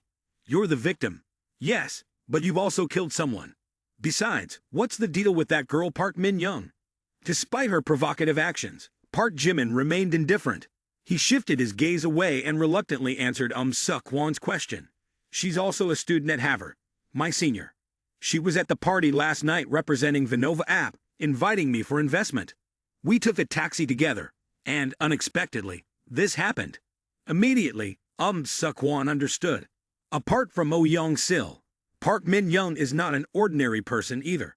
Both of these women actively approached you for money, and furthermore, the beauty of Park Min-young is extraordinary. Suk-won felt a bit uneasy. Thinking so, Suk-won entertained a wild idea. She firmly grabbed his uncuffed hand and forcefully ripped off his white shirt, revealing a robust physique marked with bruises. Seeing this, Park Jimin's expression darkened, and he asked, "Officer, what are you trying to do?" Since the charity event last night, Suk-won had been impressed with Park Jimin. However, as she got to know him better, her fondness for him grew even stronger. Her current actions displayed a deep affection for him, considering him as her treasure. However, she still couldn't express her feelings in front of him. Angry, Suk-won took out a box of ointment and placed it forcefully in front of Park Jimin, saying, "What kind of ointment are you using? Show the strength of someone who fought so many people. Let me see your injuries." Suddenly, Suk-won pulled out a box of ointment, leaving Park Jimin surprised. He looked at her, wondering why she cared so much about him. Right at that moment, a loud voice echoed, bringing Park Jimin back to reality. "Park Jimin, what's your attitude? You're an adult now, scared that I might snatch your tofu." Hearing that, Park Jimin felt embarrassed and awkward. He quickly waved his hand with a bitter smile. "No, nothing at all. The police department is a bit strict today, avoiding any unnecessary intimacy between men and women. Or maybe I should do it myself. You've been on duty all night. Can't disturb you." Despite verbally refusing her, deep down, he felt utterly helpless. A man on the outside must surely protect himself well. But in this situation, encountering a tough and imposing female police officer like her is indeed a difficult challenge. While still contemplating this, Suk-won directly pressed him onto the table. Her actions seemed very serious and caring. "Don't move, young man. If your hands and feet are clumsy, it may cause infection to the wounds. Listen to me." Suk-won's coercive ointment application made Park Jimin feel violated and extremely disappointed. Eventually, Park Jimin could only remain silent as Suk-won applied the ointment for him. Growing up handsome is also a kind of trouble. Excessive attention is not always a good thing. However, right after that, Park Jimin felt that something was off. He looked at Suk-won with a wary gaze. "No, this woman wants to tempt me. We've only known each other for less than a day, and she must have a personality that enjoys probing into others. Oh my, a low-grade trick, effective only on my past.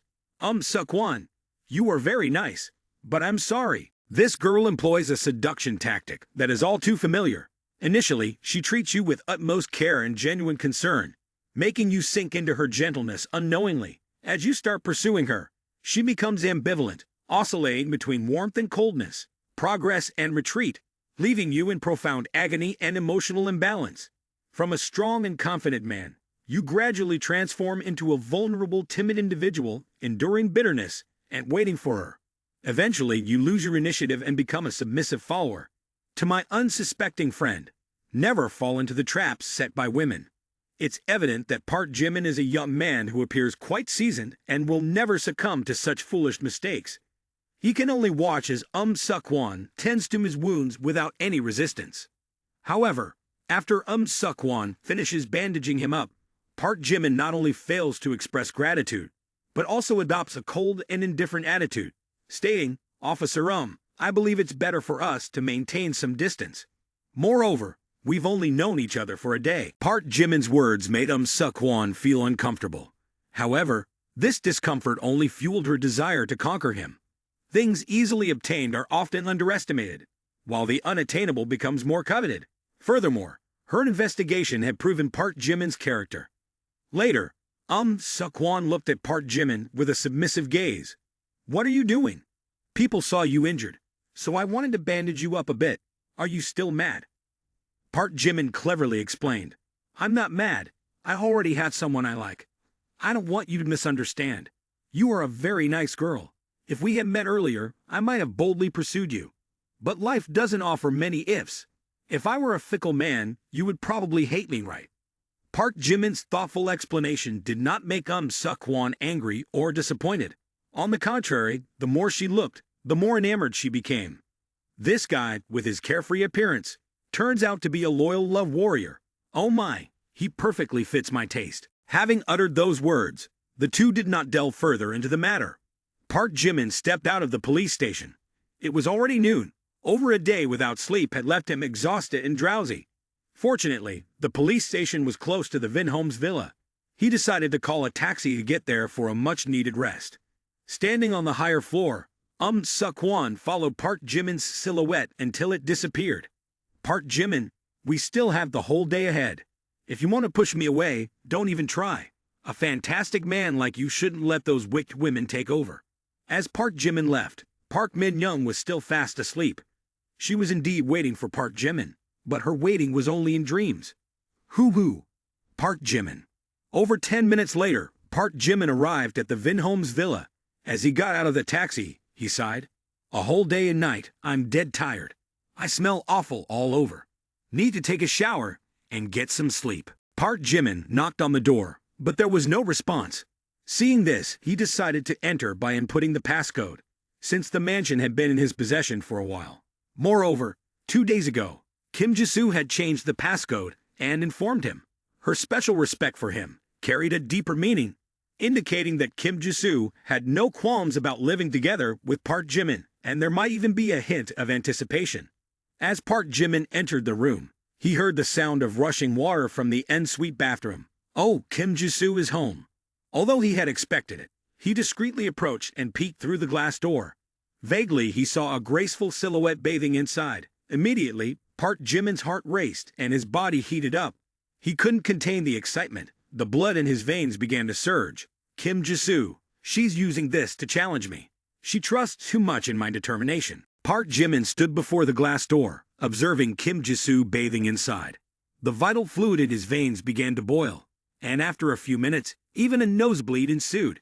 At this point, he almost couldn't control his own will. Two conflicting thoughts echoed in his mind. Should I enter? Kim Ji-soo probably wouldn't mind. But no, I can't risk disappointing my beloved. Just go in, take a bold step. As the dark thoughts began to overshadow reason, Park Jimin approached the bathroom door, his hand ready to push it when suddenly the bathroom door swung open unexpectedly. The abruptness startled him, leaving him rooted in place, unsure of what to do. Stepping out of the bathroom, he was captivated by a beautiful figure. The person was not clothed, only wrapped in a bath towel, exuding a seductive charm. Wet hair cascaded gently down the shoulders, and the skin was as fair as porcelain. The individual stood there, smiling at Park Jimin, their gaze tender like the morning sunlight. At that moment, the person spoke. "Kim Ji-soo, your bathroom is almost as big as mine, but it's genuinely comfortable here." In an instant, Park Jimin immediately froze, and the woman in front of him did the same. standing in astonishment as she gazed at Park Jimin. Immediately, she recognized that the person in front of her was not Kim Jisoo. Following that, a piercing scream, like tearing through the azure sky, echoed, shaking the entire room. Upstairs, Kim Jisoo, upon hearing Jun Sun's scream, couldn't help but feel alarmed. "Scoundrel! Who are you? Get out of here quickly!" she shouted. In the next moment, Jun Sun hastily retreated to the bathroom, crying and fuming while hurling a barrage of curses. Park Jimin, equally agitated, retorted, "Why should I leave? I haven't even asked who you are. Why are you bathing at Kim Jisoo's house?" In the bathroom, Jun Sun sobbed loudly, tightly wrapping the bath towel around herself, attempting to conceal her nudity. She then realized her clothes were still outside, and the unfamiliar man made her shiver. At this point, Kim Jisoo rushed down from upstairs, looking at Park Jimin with a bit of astonishment. After putting on her clothes, Jun Sun went outside and immediately embraced Kim Jisoo, crying uncontrollably, "Oh, Kim Jisoo, save me! There's a pervert here. He peeped at me while I was bathing, and I'm so embarrassed. I wish I could disappear. Kim Jisoo, you have to help me." Oh. Kim Jisoo also embraced Jun Sun, comforting her while explaining, "Oh my, Sun, please don't cry anymore. It's all just a misunderstanding." Park Jimin looked at Jun Sun and said, "Kim Jisoo, help me explain a bit. I want to shower first." Hearing this, Jun Sun angrily yelled at Park Jimin, "Misunderstanding? What misunderstanding? This man is truly a scoundrel. He saw my body and didn't even apologize. Kim Jisoo, what's the relationship between you and him?" Kim Jisoo knew that Park Jimin's actions were somewhat inappropriate, but when confronted by her best friend, she put on a composed expression and explained in a calm manner, "Oh, he's just a friend of mine." Jun Sun, upon hearing Kim Jisoo's words, immediately sensed something was amiss. Without hesitation, she questioned, "Friend?" Then, she began to ponder, "Not okay. Really not okay. Kim Jisoo, for the first time, protecting a man like this. Couldn't it be that there's something between you and him?" Her intuition was becoming more accurate, and she realized that her best friend was hiding something. Subsequently, she reiterated her question, "Who is he?" Immediately, Kim Jisoo's cheeks flushed red. She stammered and hesitated, almost unable to articulate her words. Jun Sun angrily exclaimed, "Kim Jisoo, you have to make yourself clear. You're now a little aristocrat yourself, so stop hanging out with those lower-class guys. It's embarrassing." Upon hearing this, Kim Jisoo's face immediately darkened. She raised her eyebrows and responded irritably, "Lower class? Who are you talking about? Is it him? Kim Jisoo, look at yourself now, living in a grand mansion, making a decent income as a streamer. You're part of the elite. How is a mediocre guy like him worthy of you?" When it came to Park Jimin, Kim Jisoo's angry expression turned somewhat embarrassed, and her cheeks flushed. She hesitated as she looked at Jun Sun and said, Sun, he is Park Jimin. Park Jimin is a really good person, and he is genuinely excellent, not like what you might think. When I invited Sun to my house, I may have been a bit too boastful, making her think I actually bought this mansion. In this society that values resources and social status, his excellence can easily be translated into wealth. He's still very young. He has to seize the opportunity for a proper marriage. At yesterday's auction, a tycoon directly spent 500 million to buy a piano, probably as a romantic gift for his lover. Isn't that sweet? You need to find a man like that. Someone romantic is my ideal choice. He is my crush. Having said that, Jun Sun angrily decided to go upstairs to find Park Jimin for revenge. At this moment, outside the mansion's flower garden, a sudden doorbell echoed. Simultaneously, a voice resonated, "Hello, is Miss Kim Jisoo here? Your delivery has arrived. Please check and accept the package." Upon seeing the tall delivery man, impeccably dressed, Jun Sun couldn't resist her curiosity and asked, "Kim Jisoo, what did you order online?" Upon hearing the question, Kim Jisoo recalled Park Jimin's call from the previous night and replied, "Oh, it's Park Jimin. He mentioned last night that he wanted to give me a gift. Seems like it's a piano." Upon hearing this, Jun Sun's eyes filled with even more disdain. She arrogantly walked outside, loudly proclaiming, A piano? I want to see what kind of piano that lower-class guy can give Kim Jisoo. Just don't let it be a piano model. Kim Jisoo, infuriated, retorted from behind. Son, you better stop talking. I'm getting angry. As they opened the door, both girls were startled as they looked up at the sky. A helicopter was flying at a low altitude, emitting a deafening sound, and the wind blew down, making their hair flutter. From the airplane, a voice emanated from the loudspeaker. Alert, alert. This is the police. The cargo has arrived at the scene, and there's no abnormality. In front of the two girls stood a colossal truck carrying a piano, weighing up to 15 tons. The truck was constructed from robust steel and thick tempered glass, capable of withstanding the impact of explosives, bullets, and various other weapons. Even the truck's cabin was equipped with applications to counter chemical and biological weapons. Furthermore, the Cargo Protection Force was armed with heavy weaponry, ensuring strict security and readiness to handle any emergency situation. The sight before them caused both girls to tense up in fear, accompanied by skeptical expressions. Dan, to gift a piano. Do they really need to mobilize such a large force? Oh my God, could this piano belong to Seo? As the careful staff placed the grand piano in the mansion's living room and positioned it in the center of the space, the instrument remained shrouded in a red cloth, adding an air of mystery and allure.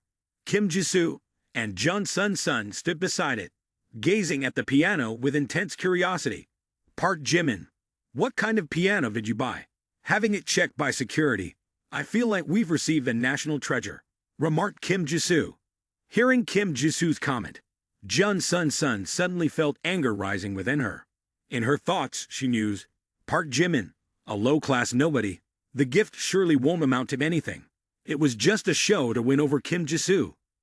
Jun Sun approached the piano, grabbed the red cloth, and forcefully pulled it while exclaiming loudly, Hemph, it's just pretending. Probably an actor hired by the store. The less confident a man is about his gift, the more effort he puts into wrapping. Let me see what this is all about. The cloth fell away, revealing a translucent glass piano intricately engraved. Under the reflected light, the piano sparkled brilliantly, almost blinding to the eyes. Reacting quickly, Jun Sun covered her eyes and exclaimed, What is this? It's too dazzling. Before the two girls stood a transparent glass piano, resembling a giant crystal block. Every detail on the piano was intricately engraved, with the instrument's body designed in a soft rectangular shape, as gentle as the curves of a young woman. The piano keys were made of white glass, reflecting dazzling light.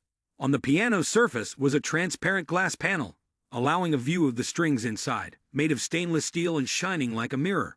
When the artist touched the piano keys, the strings vibrated, creating melodious and ethereal sounds. All combined, it created a harmonious and exceptionally refined ensemble. Kim Jisoo stood in awe, unable to believe her eyes. The glass piano in front of her left her feeling overwhelmed and moved. She had never seen a piano so beautiful. Made of transparent glass, reflecting sparkling light, the delicate engravings on the piano were meticulously crafted, making her feel as if she were admiring a work of art. At this moment, she gently touched the piano keys, sensing the smooth and cool texture of the glass.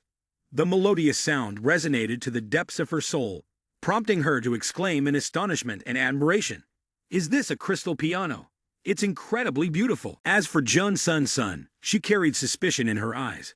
She approached and circled the piano, even tapping her fingers on its material, but the piano remained unfazed. Each clear and crisp note resounded, pleasing to the ears. Here, how much does a crystal piano like this cost? She exclaimed. At this moment, the doubting Jun Sun's eyes grew more intense. She pondered, could he be a tycoon? Did I misjudge him? It's impossible for any tycoon to look as unkempt as this lower-class guy, seeming no different from the guards under my house. On the television screen, the charity auction at Gyeongbokgung was being replayed, addressing her questions. Yesterday, the charity event at Gyeongbokgung was a great success. Prominent figures were in attendance, and an astonishing scene occurred during the auction. Our city's mysterious tycoon, Chairman Baekhyun, appeared and spent 500 million to purchase a crystal piano, breaking the auction company's record. As the handsome image of Park Jimin, holding a bidding paddle with the number 5, appeared on the TV screen, Jun Sun couldn't help but be shocked. Her eyes widened and her mouth gaped open as she heard the price of the glass piano. 500 million for this piano. Simultaneously, she couldn't believe her eyes. The man who peeped at me bathing is none other than Park Jimin, one of the wealthiest and most powerful young tycoons in the city. Then, she recalled his cold gaze and distant gestures, not at all resembling a generous man willing to spend on such a luxurious item. Witnessing her close friend in such shock, Kim Jisoo quickly spoke up to explain. Son, I've told you before, Park Jimin is truly outstanding. I'm not just talking about his wealth. I value his character and inner qualities even more. Park Jimin descended from the upper floor, having cleaned up. When he saw the crystal piano placed in the living room, he couldn't help but express surprise. Oh, the piano has been delivered already. I thought it would be tomorrow. That was quick. Park Jimin's voice resonated like a fire alarm. In less than a second, Jun Sun's eyes immediately turned toward him. Before Jun Sun's eyes, Park Jimin was wearing a white button-up shirt, with only half of the buttons fastened, showcasing a robust chest along with 8 well-defined abdominal muscles and the distinct lines of a V-shaped figure. She couldn't believe that Park Jimin, who seemed a bit slender, possessed such a muscular and well-defined physique. Moreover, she even admitted that Park Jimin's physique is even more stunning than that of professional male models. Immediately, a masculine fragrance wafted into Jun Sun's nose, leaving her feeling flustered. Oh no, he's too handsome. Kim Jisoo felt similarly. Despite having interacted with Park Jimin day in and day out, she never expected his physique to be so impressive. With well-defined muscles and a perfect V-shaped figure, causing her heart to race and her cheeks to flush. Unable to contain her emotions, she quickly approached Park Jimin and expressed her gratitude. Thank you, Park Jimin. I really love this gift. It's just too expensive. But if it weren't, how could it be worthy of me? I'm a priceless treasure in your heart. Oh, right, you have a business meeting later. Do you want me to accompany you? It's about time to visit Park Min-young's office. Kim Jisoo really wanted to go on a date with Park Jimin, but with Jun Sun in tow, she would feel like carrying a weight. Moreover, glancing at Jun Sun's darkened expression, she assumed that Sun wouldn't want it either. However, Park Jimin's enticing invitation still made her pause for thought. Even though Sun is my close friend, leaving her alone at home might not be good. It could potentially hurt her. Kim Jisoo hesitated for a moment, but ultimately decided to decline Park Jimin's offer. I'm sorry, but I can't go with you. My best friend is visiting today, and I can't be the type of woman who forgets her friends for the sake of indulgence. As Park Jimin stepped out of the mansion, he muttered to himself the words Kim Jisoo just said, forgetting friends for the sake of indulgence. At that moment, an announcement from the system unexpectedly echoed in Park Jimin's mind. Ting. Kim Jisoo's favorability level +1. Kim Jisoo's favorability level +1. Current favorability level 98 points. Due to the target's favorability exceeding 95 points, for each favorability point gained, reward for the owner, +10 enhancement points. Reward for the owner, +20 enhancement points. Current enhancement points, 29 points. The unexpected joy arrived, momentarily surprising Park Jimin, but he quickly responded. Then, a faint smile appeared on his lips. Kim Jisoo, truly a knave girl, considering that green tea as your friend. She's paying attention to me.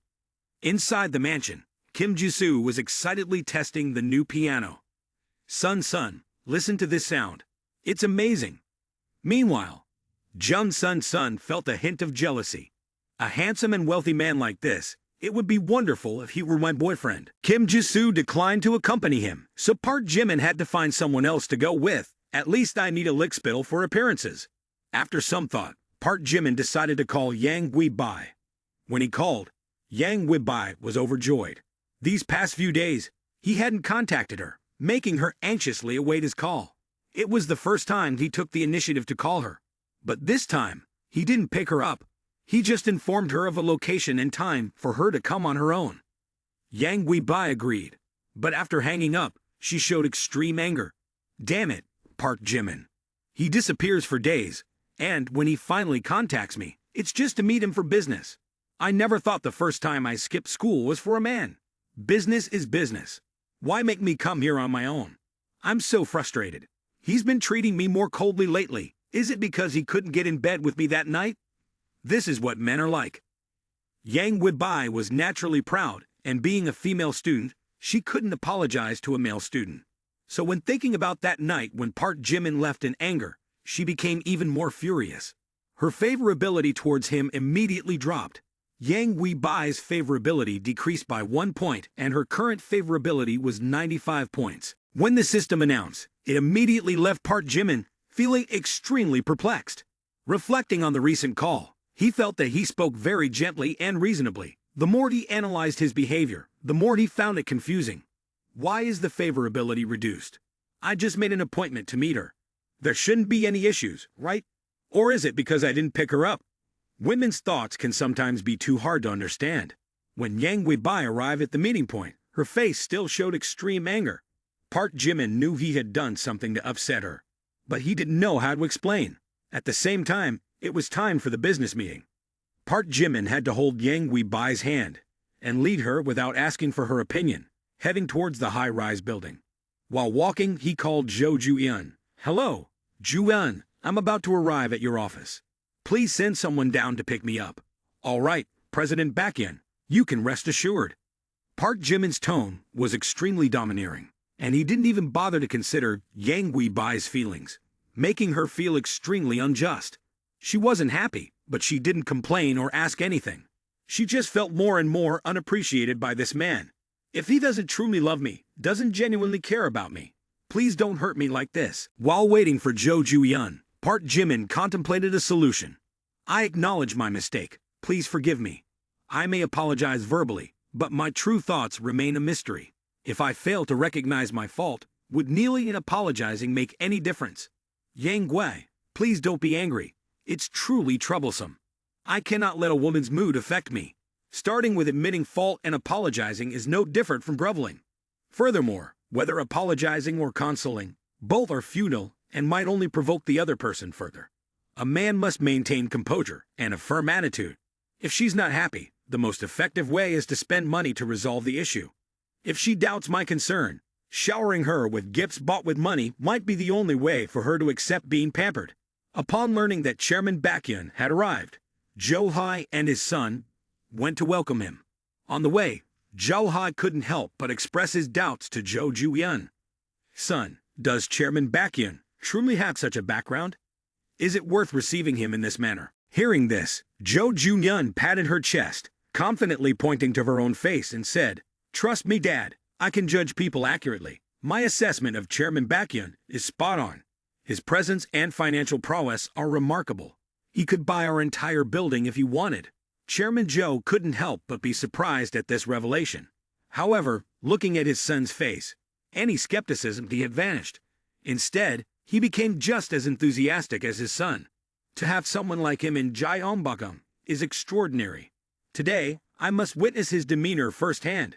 This golden tower has 40 floors, each 3.2 meters tall, towering over 130 meters in total.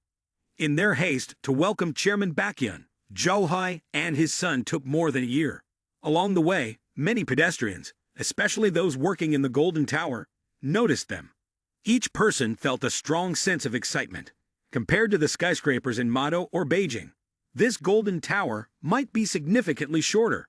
Nevertheless, in Gyeongbokgung, a skyscraper like this is considered a symbol of economic development and a workplace for many successful individuals. Certainly, the appearance of the owner of the Golden Tower immediately sparked discussions among onlookers. "Oh, what day is it today? Chairman Jo personally coming to welcome someone." Hearing this, Jung Hoseok, who had just stepped into a company in the area, curiously asked, "Who is Chairman Jo? Is he powerful?" "I'm just an intern, Jung Hoseok. Our entire building belongs to Chairman Jo. Although I have my own company and consider myself somewhat wealthy, last year's income didn't even reach 1 million. But in front of Chairman Jo, it's not worth mentioning." Jung Hoseok looked at her insecure boss, bowing to Chairman Jo in such a manner, leaving her astonished. This is the world of the wealthy. Last year's income of 1 million is nothing compared to a dog in front of Chairman Jo. At this moment, Jung Hoseok couldn't help but widen her eyes, seemingly unable to believe what she saw. Before her was a handsome young man in a stylish suit. Next to him was an incredibly beautiful woman, flawless in appearance, causing anyone who saw her to be in awe. The two slowly approached alongside Chairman Joe. Oh, this person seems familiar. It's him. At this moment, Jung Hoseok stood frozen in place, feeling as if all three of her souls had departed. Despite knowing that Park Jimin had become wealthy recently, she never imagined that he would be this affluent. The owner of a high-rise building in the heart of Gyeongbokgung, and the entire staff in the building were welcoming Park Jimin. Chairman Baekhyun, greetings. I am Jo Hai, the owner of this golden tower. My son has spoken highly of you for a long time. Welcome, welcome. Chairman Zhao is being too kind, personally coming to welcome you. It's truly an extravagant gesture. Chairman Baekhyun, come this way. Come this way. I'll introduce you. Julan, take the elevator. If my son introduces, it might take until evening. Or, should I introduce you? Ha ha ha ha, you two are really amusing. This scene immediately left Jung Hoseok astonished and terrified. She stood still as if petrified, her stack of papers in hand uncontrollably falling to the ground. Oh my, why is Park Jimin here? Chairman Joe personally welcoming him. Park Jimin and Yang Bai followed the father and son Joe for a tour. In half an hour, they still hadn't finished exploring the first 3 floors of the Golden Tower. The actual area was overwhelmingly vast. Everyone in the building knew Chairman Joe. When they saw him leading guests on a tour, each person warmly greeted them. Park Jimin in particular also spotted Jung Hoseok. However, he remained silent and didn't bother to greet her. In the past few days, Jung Hoseok hadn't approached him either. It seemed that Park Jimin was indifferent, making her feel embarrassed and lacking the patience to continue their ambiguous relationship. After the somewhat boring tour, Jo Hai began to give a general introduction to the Golden Tower. Chairman Baekhyun, this building started construction in 2011 and was completed in 2012. It's been 9 years now. Currently, there are around 300 companies leasing space. The first to 10 floors serve as a commercial center with clothing stores and a cinema. Particularly, the second floor of the building has direct access to the subway station, where many snack shops are concentrated. Additionally, from the first to the 5th floor of the building is a shopping paradise for fashion enthusiasts. Here, you can find all the world-famous fashion brands, from men's and women's apparel to luxury boutiques. From the 6th to the 21st floor, the building transforms into an entertainment and resort haven. The 6th floor hosts a modern cinema with a large screen and surround sound, providing viewers with a perfect cinematic experience. The 7th floor features a hot pot restaurant with delicious dishes from around the world, an ideal place for gathering with friends and family. The 8th floor houses a premium fitness club with state-of-the-art equipment, allowing participants to enhance their health and maintain a fit physique. The 9th floor is a KTV lounge with excellent sound and lighting, providing a fantastic space for relaxation and entertainment. Additionally, there is a lineup of top 50 supermodels nationwide to ensure attentive service. From the 10th to the 21st floor, a luxurious hotel system awaits, offering fully equipped rooms to provide users with a premium resort experience. From the 22nd floor and above is the commercial office area, where companies from various fields converge. Financial management firms, gaming companies, agencies, and Win Media offices are all present. It is a vibrant and bustling area, a gathering place where successful entrepreneurs and ambitious young individuals. Chairman Joe persisted in his introduction, even though his voice was hoarse. Although the retail sector is experiencing a downturn, the building's location is excellent, so business remains vibrant. Park Jimin and Yang Bai followed along, glancing around as they walked. With no time to thoroughly inspect each floor, Yang Bai, feeling a bit suffocated, grumbled, her mood dampened. It's boring. If it's just about business, there's no need to drag me out here, calling me out and then ignoring me. The more she thought, the more frustrated she became. I skipped school for you, and you treat me like this? It's infuriating. At this moment, Jo Hai strained his voice a bit too much, his throat hoarse. He waited for Jo Ju-eun to come and assist. Chairman Baekhyun, how about I personally guide you through each floor? No need to hurry.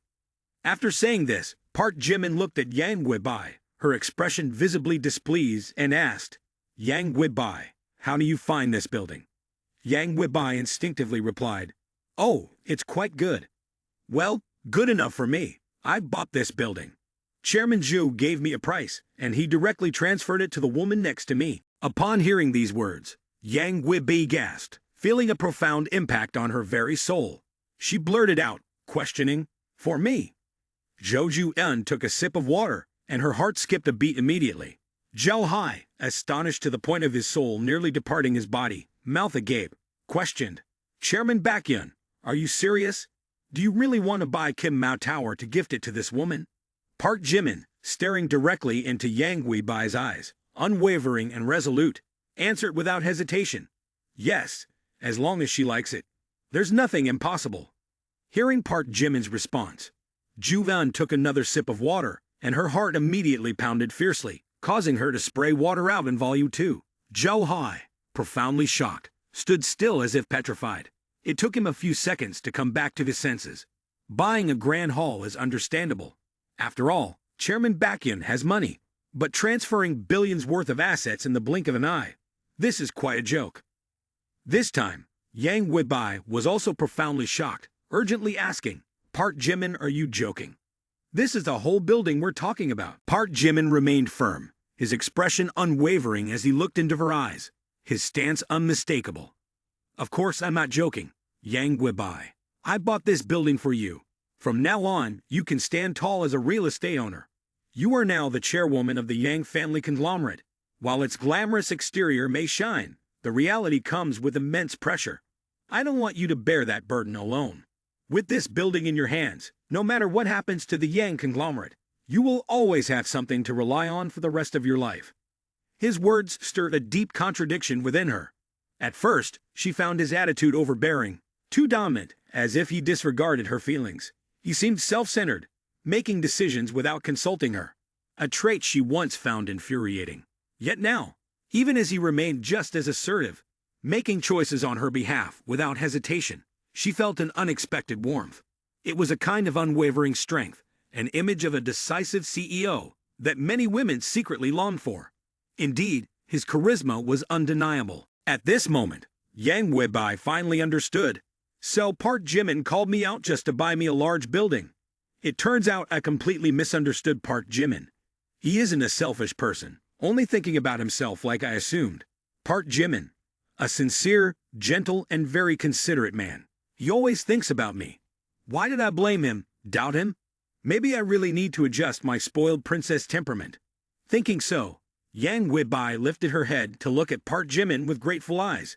She felt a mix of emotions, moved, ashamed, and remorseful. In this moment, Yang Guibai was dazed, her cheeks flushed, her eyes filled with affection. She felt as if she were wrapped in warm arms, with nothing to fear. She also felt incredibly happy, as if she had found a man she could rely on for a lifetime. Yang Guibai's favorability rating increased by 3. Current favorability rating, 98 points. Yang Guibai's favorability rating broke through to 98 points, rewarding the owner with a bonus of 20 points, and the remaining owner with a bonus of 49 points. While Yang Guibai and Park Jimin were immersed in each other's gaze, the detestable old man Zhao Hui appeared, shattering the romantic atmosphere. "Hey, have you two finished your discussion?" Instantly, Park Jimin became irritated, his fur standing up like an annoyed cat. Yang Guibai also shouted loudly, a rush of heat flushing her head and turning her face red. "Chairman Baekhyun, the selling price of this building is 2.6 billion. What do you think?" At this point, the detestable old man Zhao Hui, with a slightly hesitant tone, continued. "The process of buying or selling a large building is quite complex. First, permission must be obtained from the relevant authorities. Then, the rental issues of the companies and stores within the building need to be addressed. There are also many other considerations, such as legal procedures, taxes, and so on. However, with money, everything can be resolved." Upon hearing this, Park Jimin felt that the process of buying or selling a large building was quite complicated. However, when the detestable old man Zhao Hai mentioned that money could solve everything, he immediately decided without hesitation. "All right, exactly 2.6 billion. Let's start the procedures. Once everything is in order, I'll transfer the 2.6 billion today." After completing the buying and selling procedures, the detestable old man Zhao Hai immediately summoned all the employees working in the building for a handover ceremony. "Chairman Baekhyun, the contract and ownership transfer have been completed, and your funds have arrived. At this moment, you are officially the new owner of the Kim Mao building. All the employees turned their gaze towards Park Jimin, applauding enthusiastically. Park Jimin gestured towards Yang Weibai and declared, I just provided the funds. The new owner of the building is Ms. Yang standing behind me. Upon hearing this, Yang Weibai stood in place, somewhat bewildered. Shortly after, dozens of workers simultaneously turned to look at Yang Weibai, who was standing next to Park Jimin. They gazed at her with eager admiration, then collectively turned towards her, bowing their heads in salute. Hello, Chairman Yang. Yang Weibai, just an undergraduate student yet to graduate, suddenly became the owner of the Kim Mao skyscraper. In front of her were dozens of employees bowing in respect. At this moment, Yang Weibai naturally felt an indescribable sense of elevation, a mix of excitement, joy, and a hint of anxiety. So, this is the feeling of being a landlady. No wonder my dad spends the whole day at the company and doesn't come home.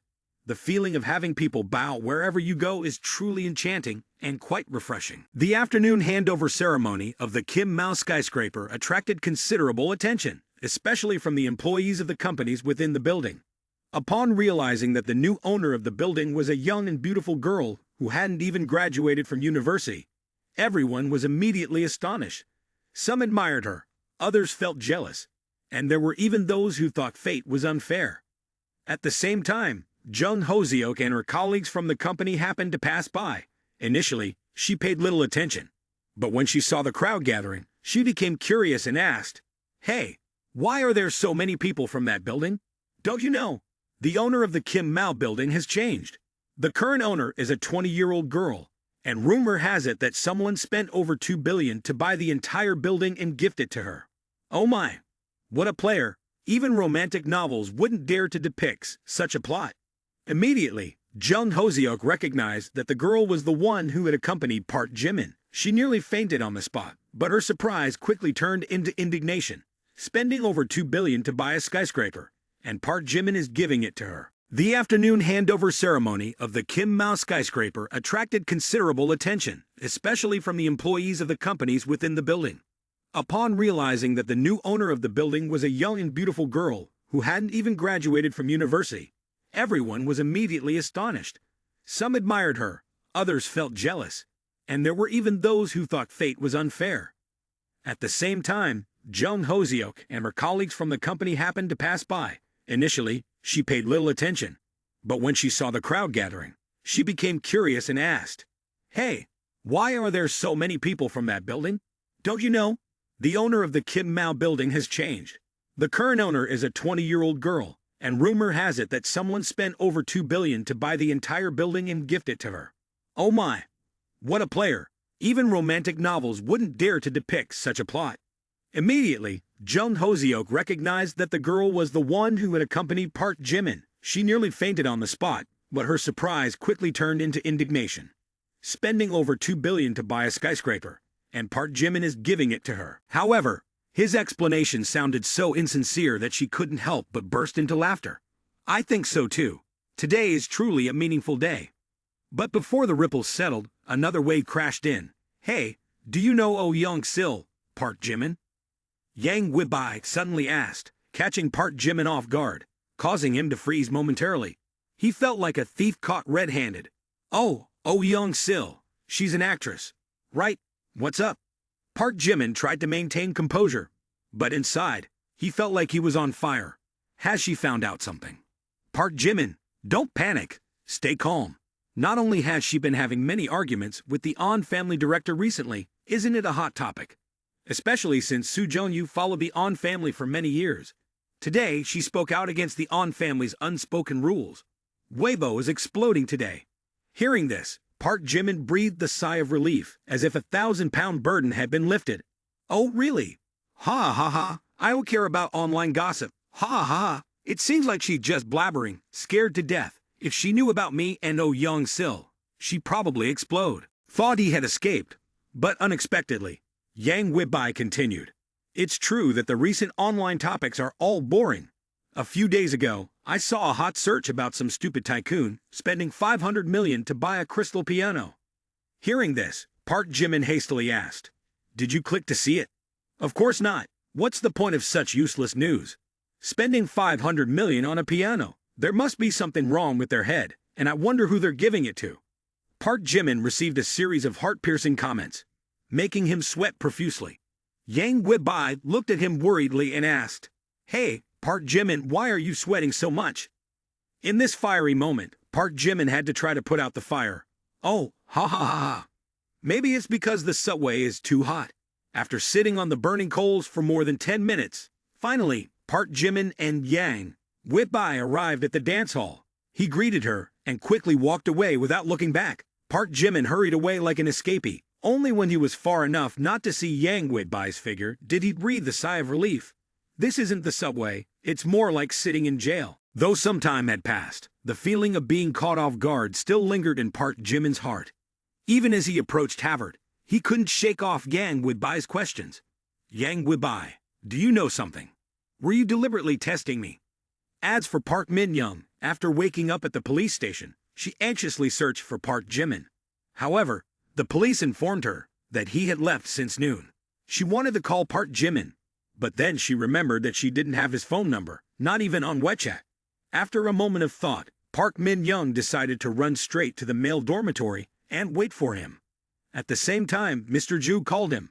Park Jimin picked up the phone, and on the other end, Mr. Zhao exclaimed, "Jimin, quickly come back to the dorms and see the commotion." Park Min-young and Jae-han have been standing downstairs at the male dormitory for 6 hours, not sure who they're waiting for. Hearing this, Park Jimin was both shocked and anxious. What does Park Min-young want? Park Min-young stood waiting for Park Jimin under the male dormitory for a whole 6 hours. She remained there, gazing towards the row of male dormitories, and then casting longing looks toward the dormitory gate, anticipating someone. This scene sparked curiosity and commotion among a group of male students. "Oh, that's Park Min-young Jae-han, the campus beauty of Harvard University. Why would she come back here after graduating? She's been standing here since the afternoon. Seems like she's waiting for someone. Whoever it is must be impressive, making Park Jae-han stand here like a stone statue. Oh, is she not a lesbian?" As they approached, the male students became tense. Some even hesitated to get closer, mainly due to the excessively beautiful goddess that caused 99% of them to feel insecure and self-conscious. From 3 in the afternoon until now, over 20 male students tried to find Park Min-young, using various methods to obtain her contact information. Without a doubt, all these attempts were met with rejection. Not only that, but she also showed an unfriendly demeanor. Even when rejecting them, she spoke harshly. Even Park Jimin himself experienced a stern rebuke. Park Jimin still hadn't returned to the dormitory, causing Park Min-young to worry and fret. After a while, she picked up her phone to check. It's been 6 hours, and still no sign of Park Jimin. What should I do now? Woke up this afternoon and found Park Jimin nowhere to be seen. Suddenly came here. Whenever I can't find him, my heart gets anxious and restless for some reason. Could it be that I've developed feelings for Park Jimin? No way. Park Jimin is Kim Jisoo's boyfriend. Thinking of Kim Jisoo, Park Min-young felt a pang in her heart. She didn't want to compete with Kim Jisoo for Park Jimin, nor did she want to engage in any opportunistic behavior. However, she couldn't deny that she was genuinely starting to like Park Jimin, a feeling that was both painful and confusing. As Park Jimin entered the dormitory and navigated through the crowd, he spotted Park Min-young standing there. Is that Park Min-young? Is she here to stop me? Recalling how Park Min-young had once blocked him in a taxi due to business collaboration issues, Park Jimin concluded, it must be her. She won't let go of the company's funding issue. For sure, at this moment, Park Min-young, who was usually as cold as ice, suddenly appeared unusually gentle. As soon as she loudly uttered the words, Park Jimin, Park Min-young seemed enchanted, quickly walking towards him. She ran faster and faster, standing in front of him in an instant, but she didn't stop there. She directly collided with his chest, then joyfully buried her head in it. Park Jimin was also taken aback. He had just brought Yang Webai back to the university and unexpectedly encountered this situation. An unexpected attack. It's too strong. What is she trying to do? He wondered. At this moment, a strong aura enveloped the entire male dormitory. If looks could kill, Park Jimin would have died countless times. Oh my god, what am I seeing? Park Jae-han embracing someone. Who is this person? Exclaimed the onlookers. In this moment, Park Min-young felt that Park Jimin was like a lighthouse in the darkness, illuminating a small ray of light in her otherwise gloomy inner world. This ray of light allowed her to see hope, feel warmth, and no longer fear loneliness in the dark. It was this steadfast and warm feeling that provided comfort. Park Jimin stood still like a statue, not uttering a word. Previously, Park Min-young had always been distant and indifferent to him, but now she appeared so gentle and warm, leaving him unable to comprehend. Nevertheless, being embraced by the school's top beauty made him feel incredibly comfortable. The atmosphere around the male dormitory became increasingly intense. Park Jimin slowly pushed Park Min-young away, his gaze complex, with a slightly reproachful tone. Park Jae-han, I already had a bad reputation at school. If you do this, won't I be completely buried? Hearing that, Park Min-young hugged Park Jimin even tighter, speaking in a sweet voice, Don't push me away. Let me hug you a little longer. Just a little longer. The three roommates of Park Jimin witnessed this scene, their eyes wide open as if they couldn't believe what they were seeing. Minho, give me a slap. Park Jae-han is hugging Jimin. Where is this happening? Especially Gil On-gang, who considered Park Min-young as his goddess for the past 3 years. Now, seeing Park Jimin being embraced by her, he almost went insane, declaring, No way, Jimin, I want to kill him. While the male students were angrily grumbling, the sky suddenly echoed with thunder, and heavy rain poured down relentlessly. This year's rainy season seemed endless, with almost non-stop rain every few days. The thunderstorm caught everyone off guard, and large raindrops fell like marbles, prompting the people to hastily seek shelter. It's raining. Let's go quickly. Park Ji-han. It's pouring like this. Let's go back to the dorm to take cover for a while. It's too cold. Let's avoid the rain. Having no choice, Park Jimin reluctantly took Park Min-young back to dorm 503 to escape the rain. On the 3rd floor, Park Jimin's roommates felt extremely tense, seeing him bring a girl. Inside the room, dirty clothes and smelly socks were scattered all around. Without anyone reminding them, the 3 roommates took the initiative to clean up. In just a moment, the room became neat and tidy. After Park Min-young arrived at 503, Park Jimin politely said, Park Jae-han, feel free to sit. I'll make you a cup of tea. Hearing that, Park Min-young obediently complied. She sat down on the chair next to Park Jimin's bed, her eyes curiously scanning the entire room. Is this a boys' dorm room? It's not like the messy and dirty ones they talk about in stories. At this moment, Park Jimin's 3 roommates followed him to the back. In their eyes, Park Jimin suddenly became a magnificent deity. Jimin, you dare to bring Park Ji-han to the dorm room. What are you thinking? Hearing this, Park Jimin chuckled wryly. Don't talk nonsense. You guys think I wanted to bring her here. Except for Mr. Hung and Mr. Joe, who seemed excited. Gil On-gang stroked his chin, his eyes revealing deep thoughts. There's something not right with this kid. He still wants to take her somewhere. While Park Jimin was chatting with his roommates, suddenly Park Min-young's voice rang out. Hey, Park Jimin, you've left your unwashed pile of dirty clothes again. What's this all about? Hearing that, Park Jimin turned back in surprise, only to see Park Min-young holding up his underwear, her eyes wide open, and her face blushing. Gil On-gang had doubted the relationship between the two before. But in this situation, there was no room for further debate. Only in an abnormal relationship would Park Min-young dare to hold up Park Jimin's underwear. Previously, the events that transpired couldn't be put into words. Adding to it, Park Jimin didn't come home last night, so it was almost certain that the mystery of the sea snails had finally unraveled. From this point on, the mystery was no longer a secret. At 10:30 in the evening, the heavy rain had subsided, but this season still held the possibility of continuous rainfall. Park Min-young sat motionless in the room, and the presence of Park Jimin's roommate only made her more awkward. She almost didn't say anything, occasionally forcing a shy smile. But then, she suddenly remembered the incident with Park Jimin's underwear, and her face turned red as she hurriedly bowed to cover her embarrassment. Park Min-young didn't know why she did that. Perhaps she felt indebted to Park Jimin. However, with Park Jimin having so much money, he surely didn't need her compensation in financial terms. On the other hand, Park Jimin lacked nothing. Coincidentally, he also had a pile of dirty clothes lying around, and that was something small she could help him with. But somehow, holding up the right pair of underwear in that manner could easily be misunderstood. It was too embarrassing, and she felt like crawling under the ground, thinking, How did I end up holding his underwear? I want to disappear. Park Jimin stepped outside onto the balcony and noticed that the rain had stopped. He turned back to Park Min Young and suggested, "The rain has stopped, Park Jae-han. Let me take you home." "Okay, sure."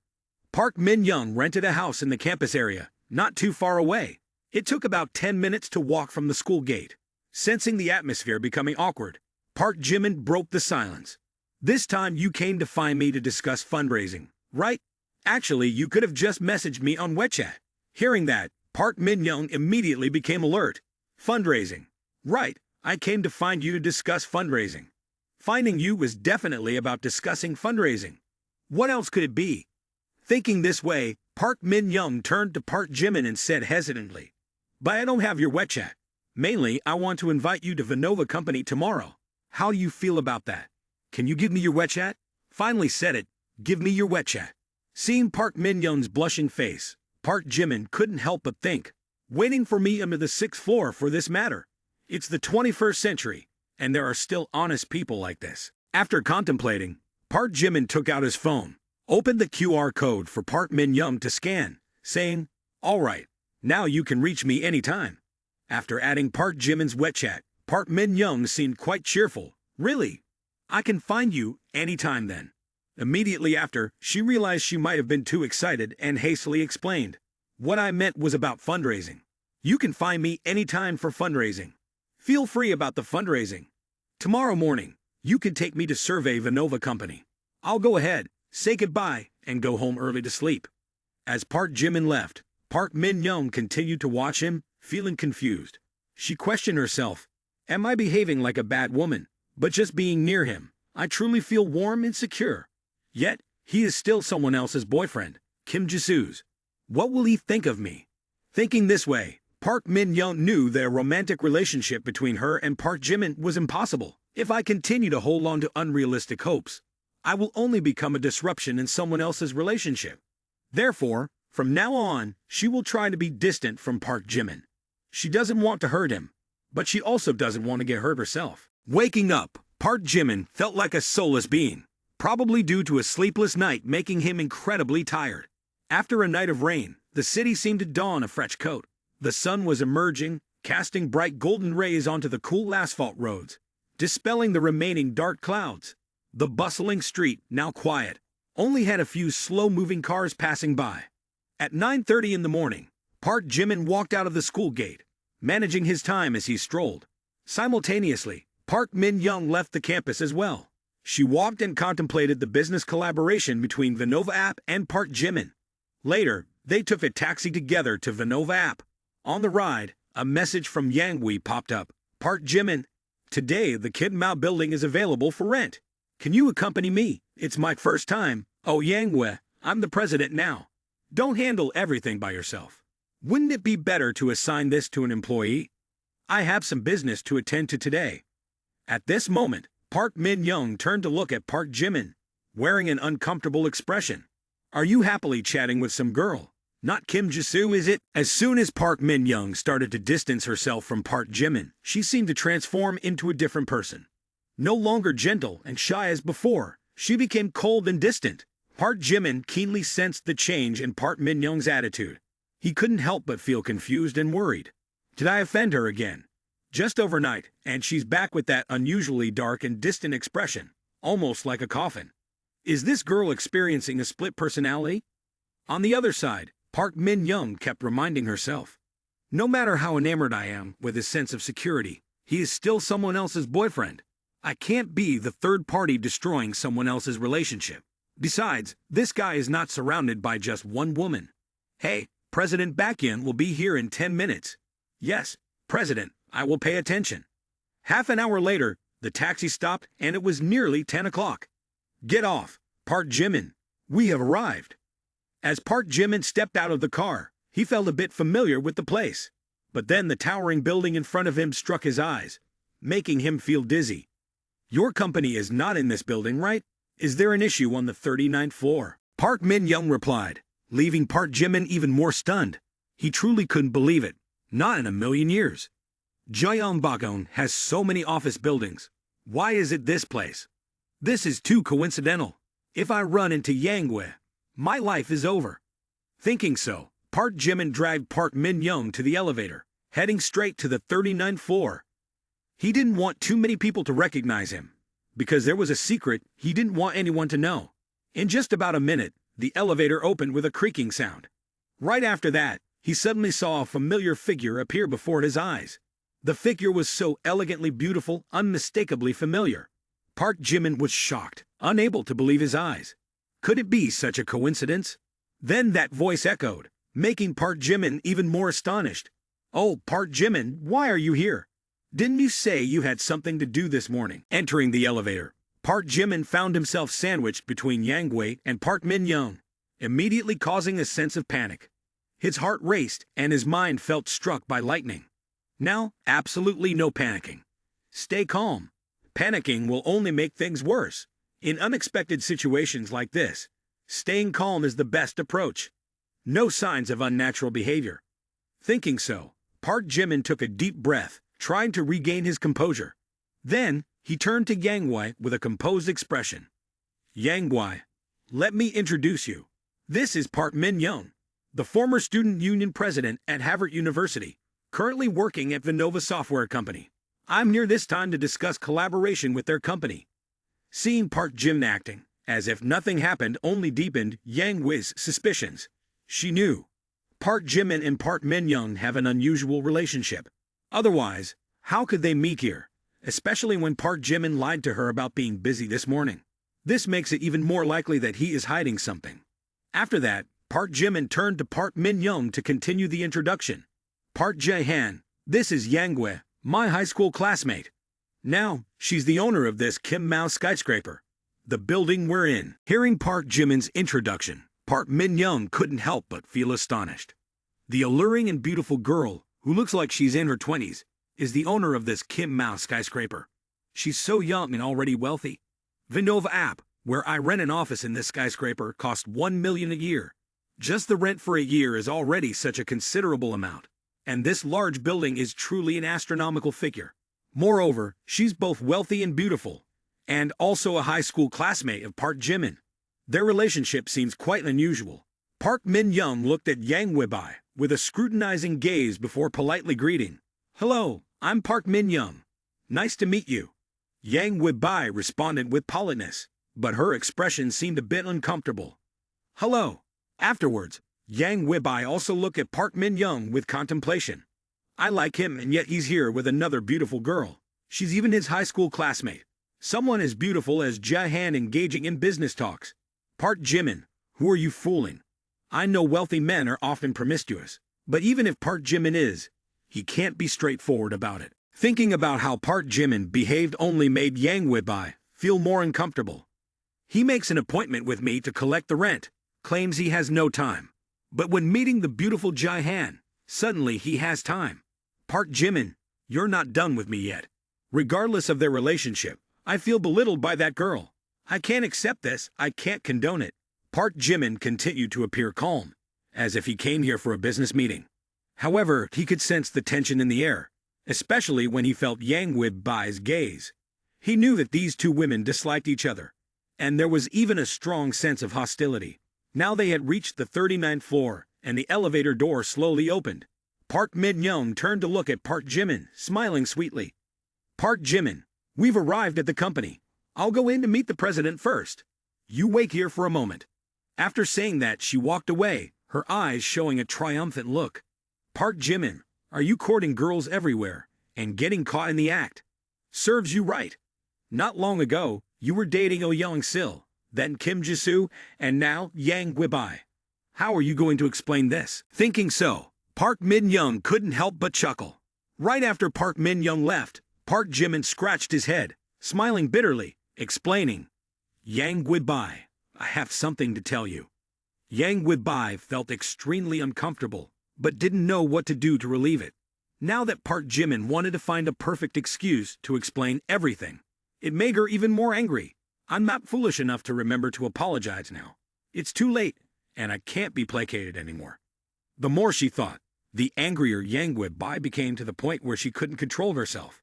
She shouted at Park Jimin, "Explain yourself." Park Jimin immediately stepped closer to Yang Wei, leaned in close to her small ear, and said in a low voice, "Yang goodbye. You have to be careful with this person." Hearing Park Jimin say that, Yang goodbye completely didn't understand what he meant. Then, she asked a bit confusedly, "Why should I be careful?" Seeing Yang goodbye starting to get a little perplexed, Park Jimin approached again, placed his hand on her shoulder, and looked straight into her eyes, saying, "She is a famous lesbian at Harvard University, only likes to flirt with beautiful girls. I'm worried she might make you transgender." Yang Wei was immediately startled upon hearing that. "What? Is it really true?" Park Jimin nodded emphatically. "Of course, it's true. Trust me. If you don't believe it, you can ask around. There must be someone who knows. I'm concerned that she might harm you." After hearing this, Yang Wei felt extremely bewildered and anxious. If I become the target of her pursuit, I have no idea what might happen. Then, she looked at Park Min-young running towards them, a bit of fear welling up inside her. Park Min-young approached in a hurry, saying, "Park Jimin, come in.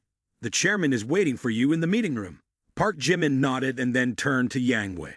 "All right, wait for me a bit. I have a meeting with their company to discuss a project. If there's time during lunch, we can eat together." Yang Wei nodded, feeling a bit complicated inside. If Park Min-young is indeed a lesbian, it means that Park Jimin and she had no past relationship. Because homosexual individuals, both physiologically and psychologically, have an instinct to connect with the same sex. She is the president of the student union at Harvard University, and I need to find someone to confirm this a bit. I remember having a classmate studying at Harvard, named Park Jin Ryu or Hyun Jin Ryu. He was a short-distance runner who once won the championship at the school's sports festival. He used to pursue me, and until now, he hasn't given up. Usually, he would frequently send me messages, but they were just meaningless words. Due to concerns about affecting our relationship as classmates, I blocked his phone number. I'll try asking him. After some thought, Yang Wei decided to call Hyun Jin Ryu. At this moment, Hyun Jin Ryu was outside the sports field of Harvard University. He quickly heard the ringtone of his phone, and, as he looked at the screen, unexpectedly saw Yang Wei's number, the goddess he had fondly remembered since high school. The proactive call excited him. "No way, oh my, Yang Wei is calling me. Could I be the lucky one to reverse the situation? Could it be that the ultimate goddess has finally noticed me? After 5 years of persistent efforts and endless sacrifices, have I finally touched her heart?" Hurriedly, Hyun Jin Ryu answered the call with an enthusiastic voice. "Yang Wei, my fellow student, why you've have time to call me? What's going on?" Yang Wei replied, "Well, Hyun Jin Ryu, my fellow student, I want to ask you something. In your school, is there someone named Park Min-young? Do you know her?" Hearing Yang Wei inquire about Park Min-young, Hyun Jin Ryu couldn't help but feel a bit surprised. "Oh, you're talking about Park Min-young, the reigning beauty of Harvard. There are very few male students unfamiliar with her, but she graduated this year. Why are you asking about her?" "Just curious. Is there something related to Park Min-young's psychology?" At this moment, two young men observing his posture couldn't help but whisper to each other. "Why is he standing here showing off like that? Is he crazy or something?" Hyun Jin Ryu, upon hearing Yang Wei's inquiry about Park Min-young's psychological issues, began to speculate in his mind.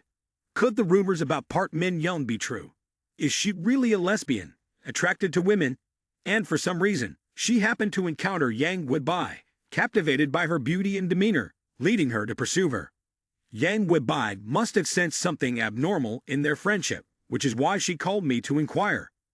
Thinking this way, Hyun Jin Ryu couldn't help but feel pleased, and then he couldn't help but smirk and say, "This is my opportunity." Next, Hyun Jin Ryu began recounting the story vividly and authentically, mentioning Park Jae-han, a pitiable figure that you might not be familiar with.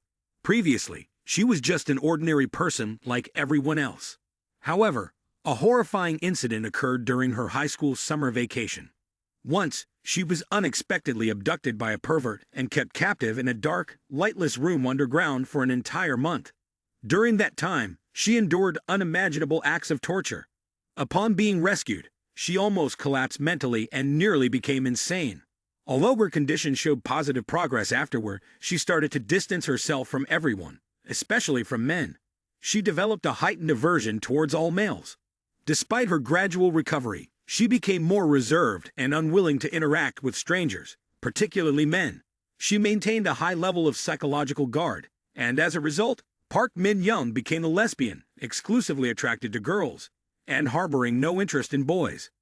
She has captivated many female students in the school, and there are some girls who simply need her to hold their hands, as the rest is entirely up to her decision.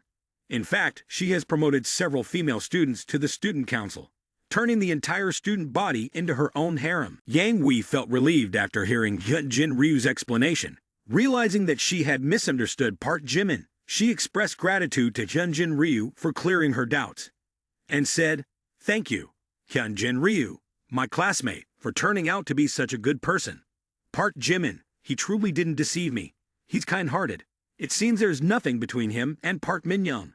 Park Jimin, why did you mention him like that, my classmate? Yang Wei paused for a moment, and then continued. Is it Park Jimin, right? Tell me, I was worried that he might be tempted by her, so I called him. But now that I know the truth, I feel more at ease. Thank you, Hyunjin Ryu. After saying this, Yang Wei immediately hung up the phone.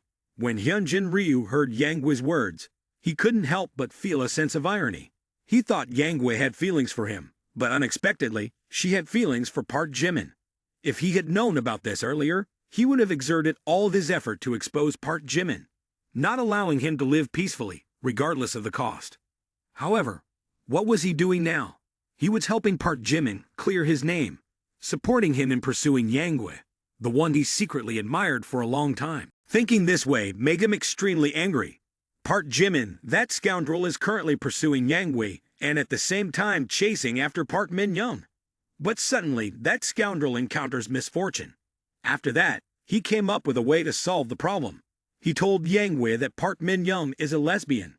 No, I have to make her see his true face, he thought. Oh, why is she balking me now? Yang Wei, listen to me. You absolutely should not trust Park Jimin's words. He's just deceiving you. He's a playboy who spends his days flirting with girls. Do you know that not only Park Min-young but also many other female students in the school have fallen for his tricks? Even his ex-girlfriend was stolen by this flirtatious Park Jimin. Hyunjin Ryu tried to explain, hoping that Yang Wei would see the true nature of Park Jimin. However, unfortunately for him, Yang Wei added him to her blacklist, and his messages couldn't be sent. This made him feel like he was going crazy. At this point, Yang Wei seemed to have her own judgment. Well, it seems that Park Jimin didn't deceive me. As for Hyunjin Ryu, when he first talked to me, he knew nothing about the situation.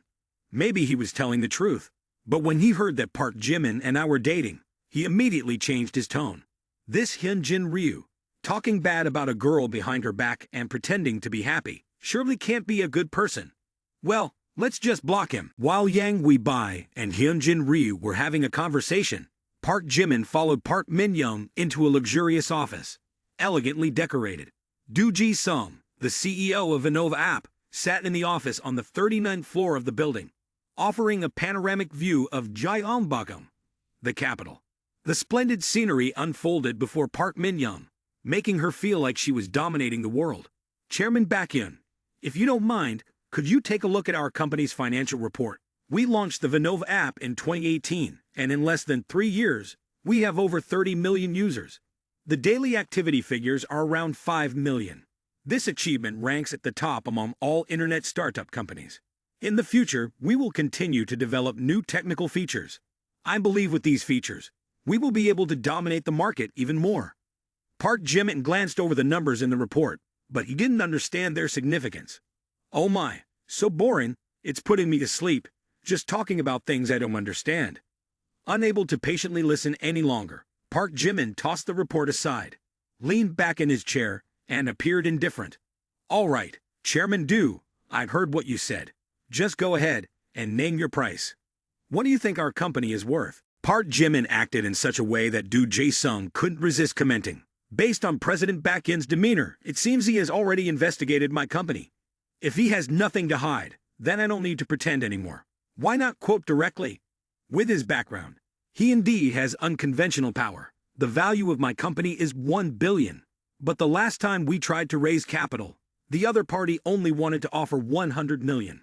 I hope President Baekhyun won't lowball the price too much. After careful consideration, Do Ji-sung also spoke frankly. President Baekhyun, let's be straightforward. Our company is valued at 1 billion.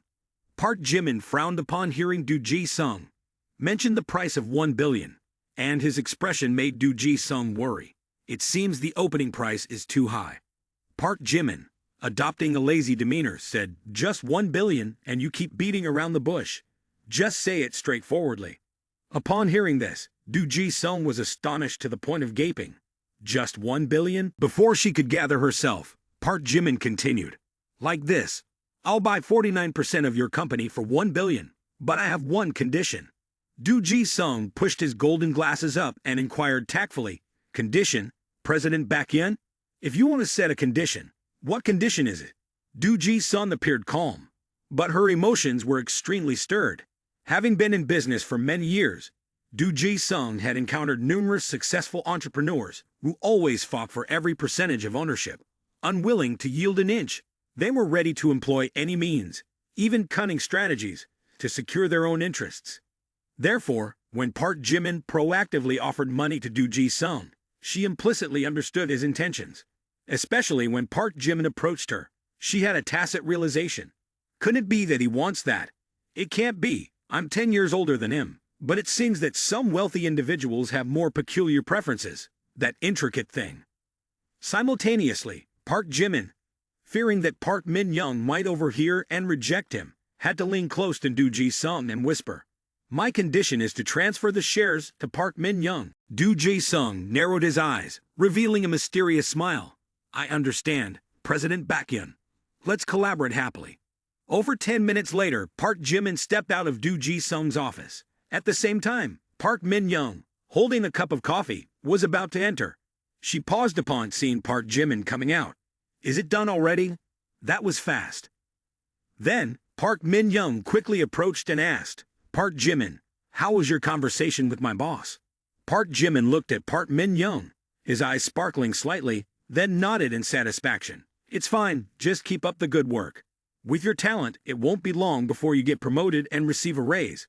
Park Min-young laughed nervously and continued, I'm not thinking about promotions and raises. I want to ask about your intentions. Upon hearing that, Park Jimin furrowed his brows slightly. Intentions? What do you mean? Park Min-young suddenly asked seriously, the girl outside, Yang Wi-bai. Don't think I don't see the relationship between you two. I'm asking you, who do you choose between Yang Wi-bai and Kim Ji-soo?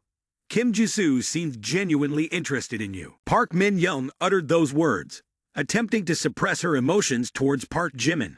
Her rationality told her, you can't have any relationship with him. But her subconscious always remembered him, creating a sense of contradiction and entanglement within her. What are her intentions? Isn't this question also asking herself about her feelings for him, for Kim Ji-soo? However, Park Jimin's next words made her change her thoughts. Why do I need to choose? Everything is mine. Park Min-young was stunned by Park Jimin's statement. She couldn't believe that a man could utter such arrogant words, disregarding morals. Immediately, a feeling of discomfort and anger surged in her heart. You and your arrogance. But right after that, she found no hatred in her heart for Park Jimin. Perhaps, compared to deceit, Park Jimin appeared more genuine. He didn't hide his true nature and showed no signs of pretense or coercion. Park Jimin laughed coldly, his eyes revealing a clear mockery. Exactly. Not allowed. Park Min-young was so angry that her face turned purple. She glared at Park Jimin and scolded, you are truly skilled, uttering such vulgar words. I never thought you could stoop this low. Before Park Min-young could finish her scolding, Park Jimin immediately cut her off. Why act like you didn't know I enjoyed playing around? You know I'm a terrible person, but yesterday you still hugged me and let me take you home. I find you quite contradictory. If you like me, why not openly admit it instead of asking me whom I choose? Why not ask if I can choose you? As Park Jimin spoke, Park Min-young's cheeks turned red, and she had no words left to retort. She knew Park Jimin was right. She loved him, but she dared not admit it. She feared being hurt, afraid of disappointment. Seeing Park Min-young silent, Park Jimin felt even more triumphant. If you truly want to protect Kim Ji-soo, you shouldn't have seduced me yesterday. Emotionally, I feel more straightforward than you. What right do you have to lecture me? Think carefully before looking for me again. Don't offer yourself anymore." After saying this, Park Jimin turned away and walked off. Stepping outside the skyscraper, Park Jimin took a deep breath, still in a state of shock and excitement. He turned to look at the tall building, where the self-proclaimed beauty queen stood on high ground, smirking, pointing at the beauty queen's nose, and scolding her was truly refreshing, very comfortable. Afterwards, Park Jimin walked away with a confident and arrogant posture, paying no attention to the gazes of those around him. His words were like a splash of cold water directly on Park Min-young's face, forcing her to confront the harsh truth. Am I really that hypocritical? If so, I have no right to lecture him. Park Min-young stood there, torturing herself over her actions. She felt pain and shame, as if someone had stabbed her in the heart. Suddenly, a voice rang in her ears, snapping her out of her confused thoughts. "Min-young, why are you still standing here? President Du has called for an emergency meeting of all employees. Hurry up." That voice startled Park Min-young, her thoughts in disarray. An emergency meeting for all employees.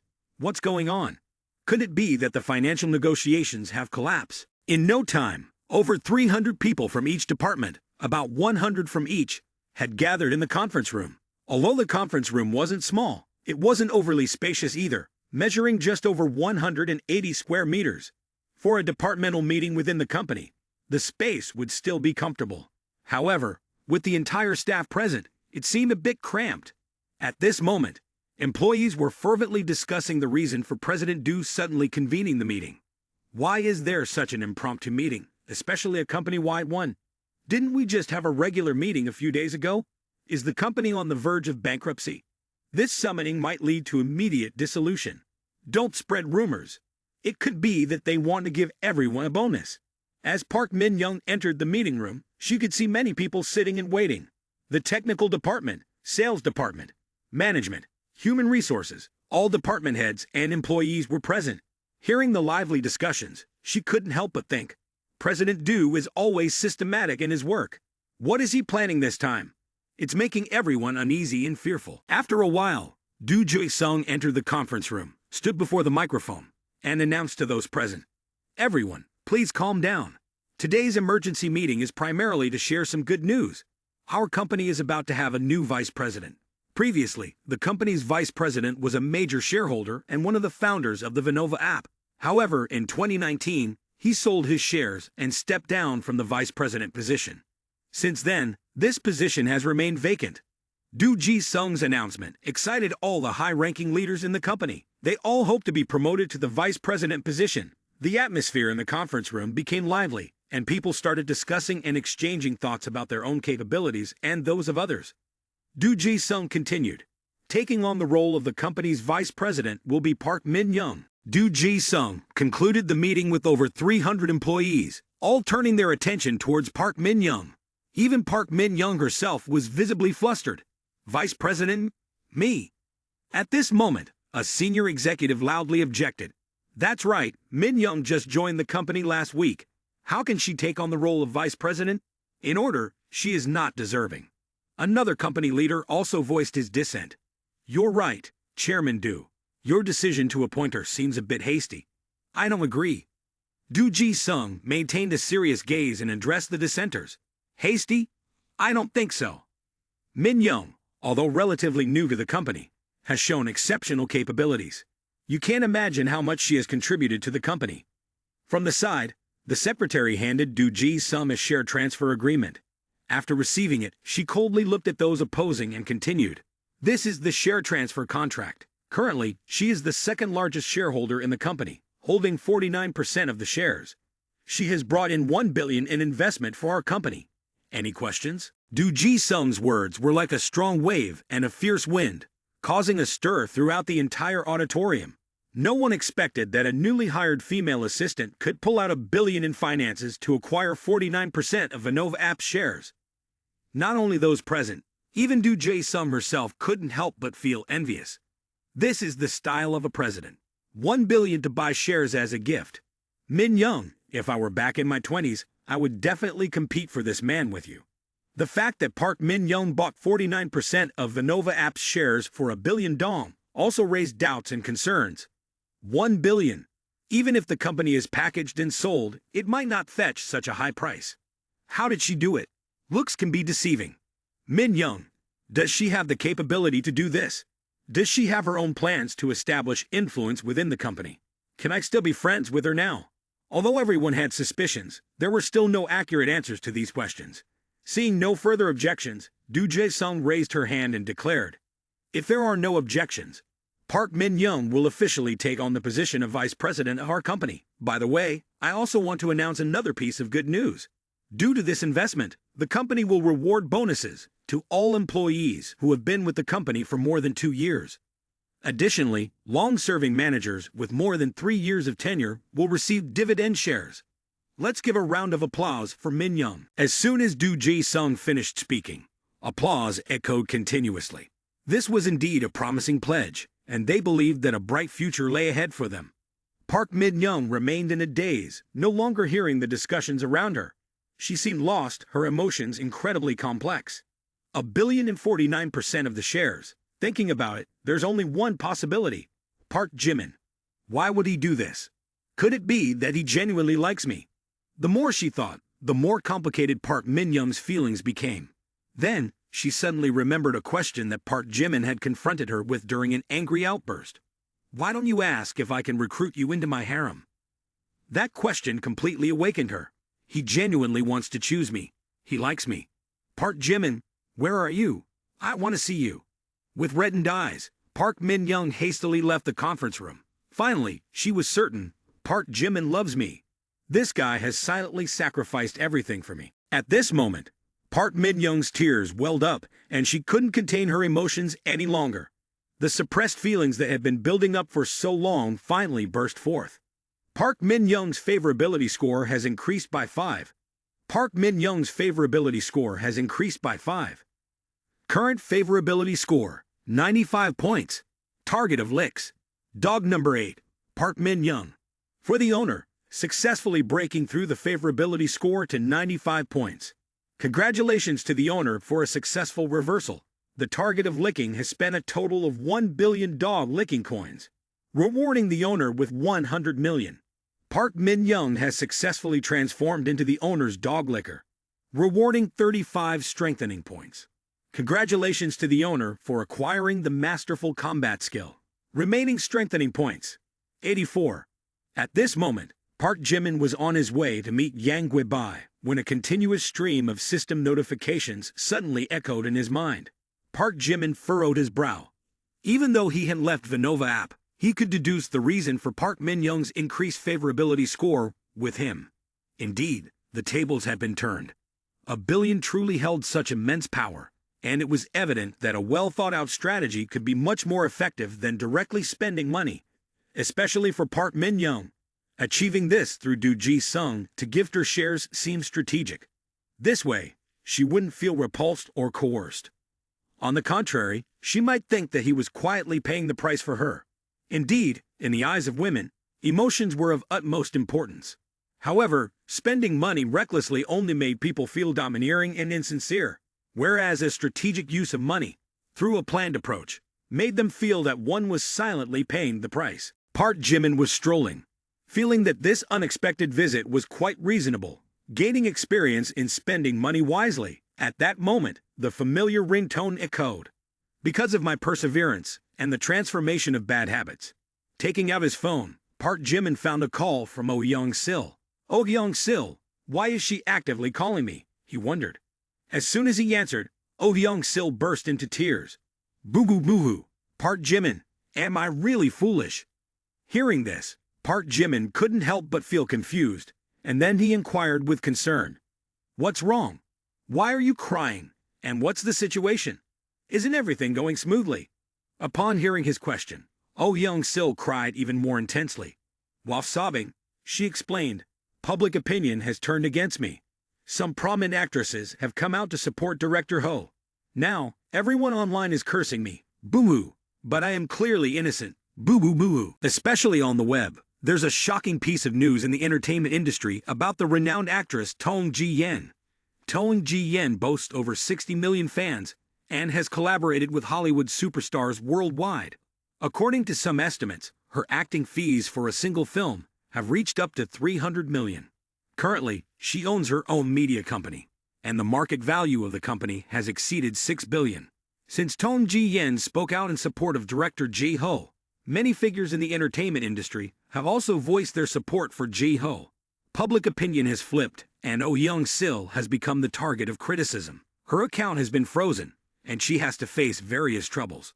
Upon hearing this, Park Jimin also became visibly angry. It's turned upside down. Even with 200 million spent, the tables have been turned. This is no different from playing League of Legends, getting counter-jungled in the bottom lane. Alright, stop crying. I'll help you sort this out. After promising to help Oh Young-sil handle the matter, young man Park Jimin hastily searched for the rumored magazine.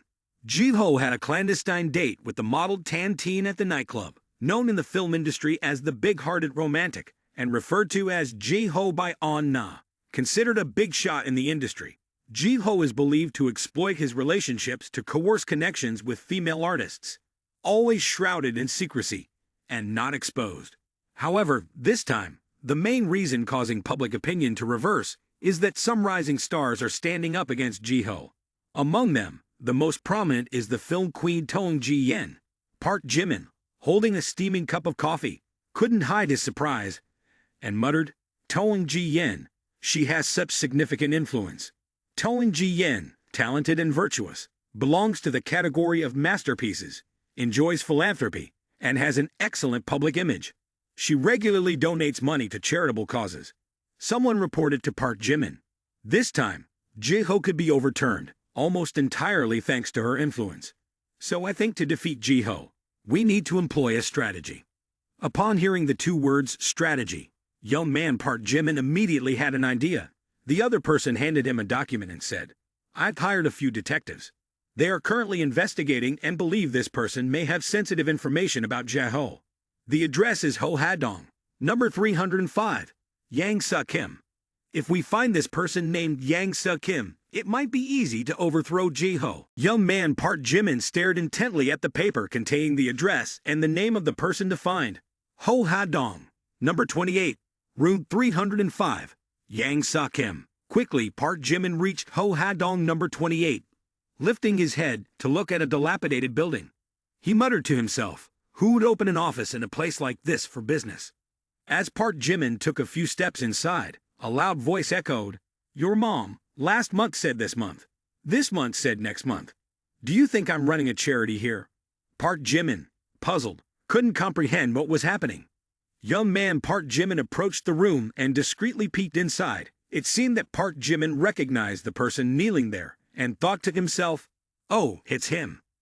The stout person held a baseball bat and pointed it straight at Yang Se-kim's face, saying, "Yang Se-kim, if you don't pay today, I'll cut off one of your hands." Yang Se-kim knelt, clasping his hands, pleading, "Young Master Ji, give me a few more days. I'm preparing for a new film. It's guaranteed to be a huge hit, and I'll pay you back 10 times the amount borrowed when it becomes successful." Ji, infuriated, lunged at Yang Se-kim, squeezing his face. "Should I lend you more considering your talk? I heard your decline is because you offended the film industry big shot Ji-ho. Do you want to rise again?" Stout Yang Se-kim, with his face swollen from the squeeze, still tried to plead. "Young Master Ji, my new work is genuinely promising." The enraged Ji was about to strike with the baseball bat, while shouting loudly, "A film. Today, I'll make sure you remember this for life." Unexpectedly, the voice of young man Park Jimin rang out, "Stop, stop, let me deal with him." As he finished speaking, a punch landed on Ji's face like a thunderbolt, distorting his expression. A tooth flew out, leaving his lips with a bloody gap.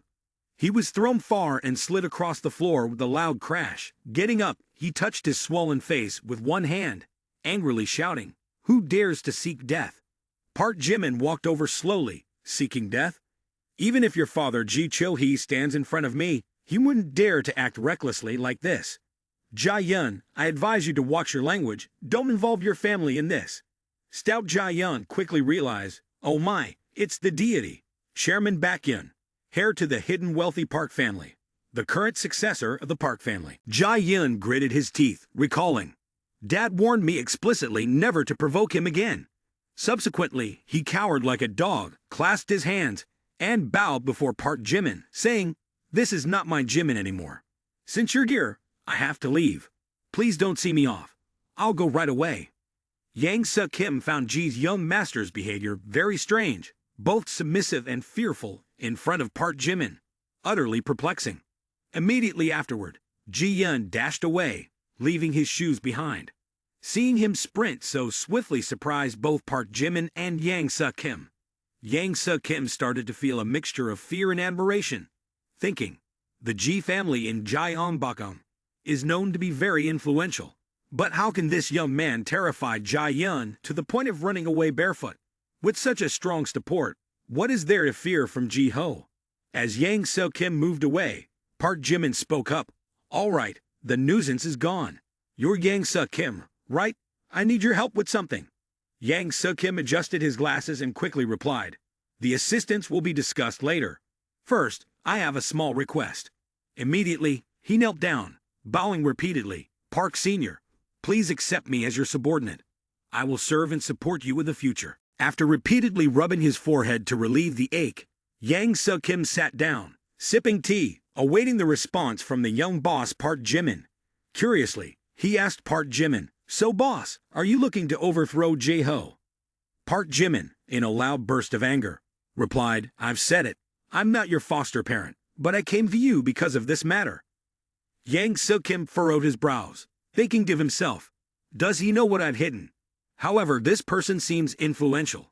Maybe I can offer him something. Thinking so, Yang Suk-kim told Park Jimin, I can indeed overthrow Ji-ho, but I have conditions. Park Jimin, nonchalant, said, speak and let the price be known. However, Yang Suk-kim confidently asserted, I don't need money. If not as a foster father, invest in me. I want to act, and I will prove to them that Yang Suk-kim can rise from any fall. Observing Yang Suk-kim's determined expression, Park Jimin thought to himself, such passion for art, truly living up to the title of the former genius director, helping him might be worthwhile. After a moment of contemplation, Park Jimin remembered the film company he recently established for Oyeong-sil, realizing it would be a suitable fit for Yang Suk-kim. He said to the stout man, I just opened a film company for Oyeong-sil. Go and talk to her. If the funds are insufficient, give me a call. Yang Suk-kim excitedly exclaimed, a loyal friend speaks truth to his friend's son. With your father's words, your son can be at ease. Afterward, Yang Suk-kim confidently took out a USB and said, this is my secret weapon.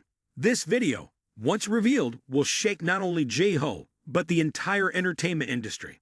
The stout man then connected the USB to the computer, and as Park Jimin watched the video on the screen, he questioned in amazement, your assassin's weapon is this video.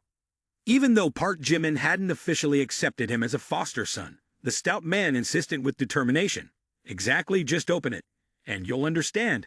Saying this, Yang Suk-kim pressed the button to open the video. Once the video played, Park Jimin was left astonished, unable to contain himself, exclaiming, what is this? The video depicted an intimate scene between a couple, leaving Park Jimin in disbelief. Film queen Toling Ji-yeon having a relationship like this with Ji-ho. Unbelievable. With this, I can blackmail them for a significant sum.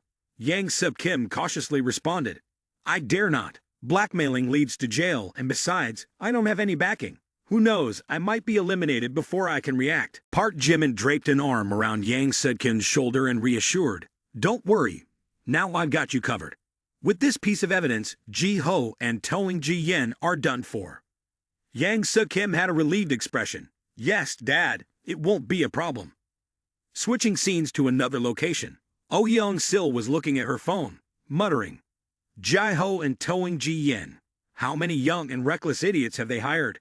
It's been 3 days of constant insults and relentless spamming. Frustrated, Oyeong-sil tossed her phone aside, saying, it's not a big deal.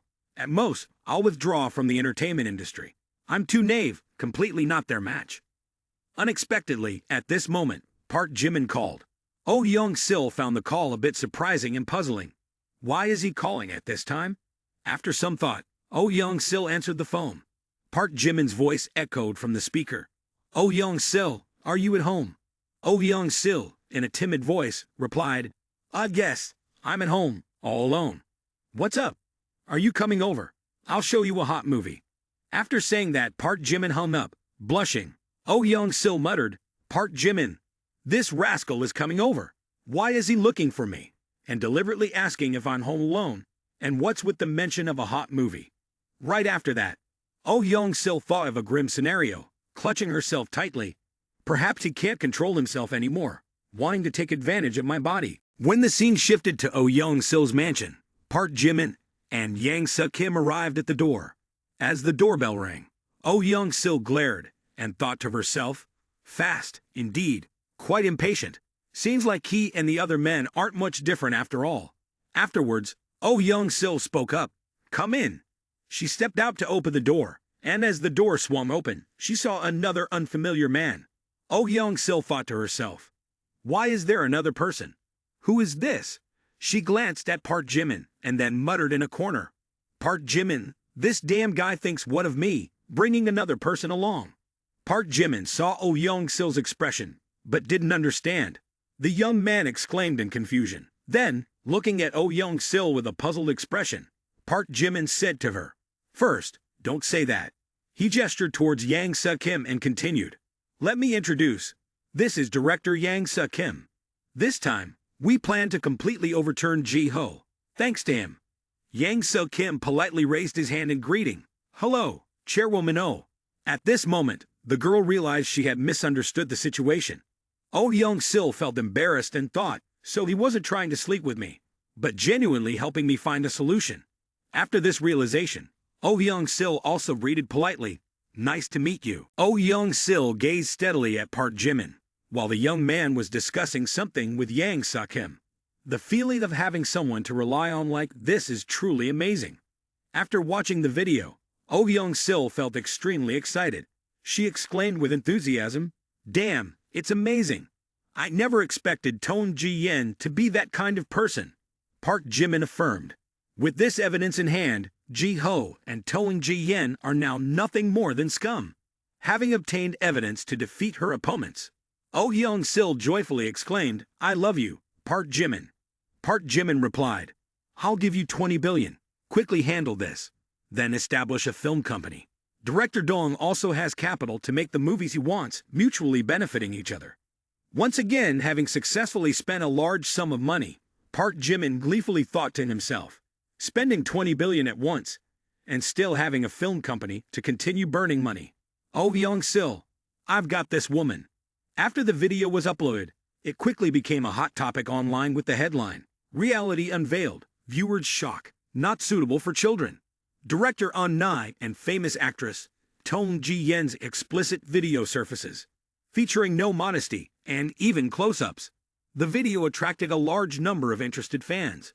This is currently the hottest topic on social media. Right after that, under the media pressure, a slew of reporters converged towards Tong Ji-yen to dig for information. They approached Tong Ji-yen for an interview, asking, Mrs. Tong Ji-yen, please explain the video posted online today. Can you clarify your relationship with the director An Na? Tong Ji-yen remained silent. Before the journalist could hear a response from her, her female assistant spoke up. Step aside. Step aside. These are entirely fabricated stories. That video is a fake. Stop bothering my actress. After escaping the media's encirclement, Tong Ji-yen quickly rushed into her car and slammed the door shut. Frustrated and grinding her teeth, she pondered, who is playing with me? Why is there a video at that moment? Switching scenes to the Jindu Hotel.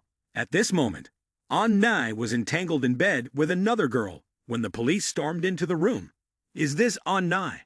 We have received an accusation alleging that you forcibly assaulted several young actresses. Cooperate with the station for our investigation. If not, we will have to use force. Quickly, handcuffs were placed in the hands of An Na, also known as Ji-ho. Looking at the handcuffs in his hands, he felt as if he had fallen into an abyss. It's over. Everything is over. Transitioning to the personal press conference of Oh Young-sil, the recent scandal surrounding the alleged forced relationship of the actress, Oh Young-sil was once again overturned. All truths have been clarified, and Oh Young-sil is holding a press conference to announce significant news. The press conference attracts a large crowd of journalists. In front of the gathered audience, Oh Young-sil speaks. Today, I invite you all to this press conference to announce some news. Oh Young-sil, along with director Yang Suk-kim, holds a sign with the name of their new film production company, Young-sil Film. She declares, I and director Yang Suk-kim will establish a new film company. Next, the company will allocate a budget of 2 billion for director Yang to shoot a new film. We hope everyone is looking forward to it. Upon hearing the figure of 2 billion, everyone in the room expresses amazement. Oh my, 2 billion, truly rich and generous. Oh Young-sil has turned the tide. I wonder which conglomerate is backing her. After speaking, the media professionals continuously film and take photos to create content for their news. Transitioning to the dormitory. At this moment, in his room, Park Jimin opens his phone to watch Oh Young-sil's press conference.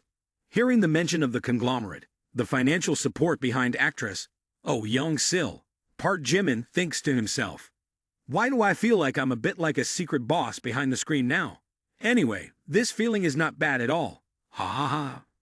Below the dormitory, Hyunjin Ryu, holding his phone while walking, mutters, Humph, Park Jimin, the dead dog causing trouble in the school is not enough. He even dares to disturb the goddess Yang goodbye. I'll see if you survive this time. After that, he immediately calls Kim Jisoo. Hello, is this Kim Jisoo, my fellow student? I'm Hyunjin Ryu from the Physical Education Department.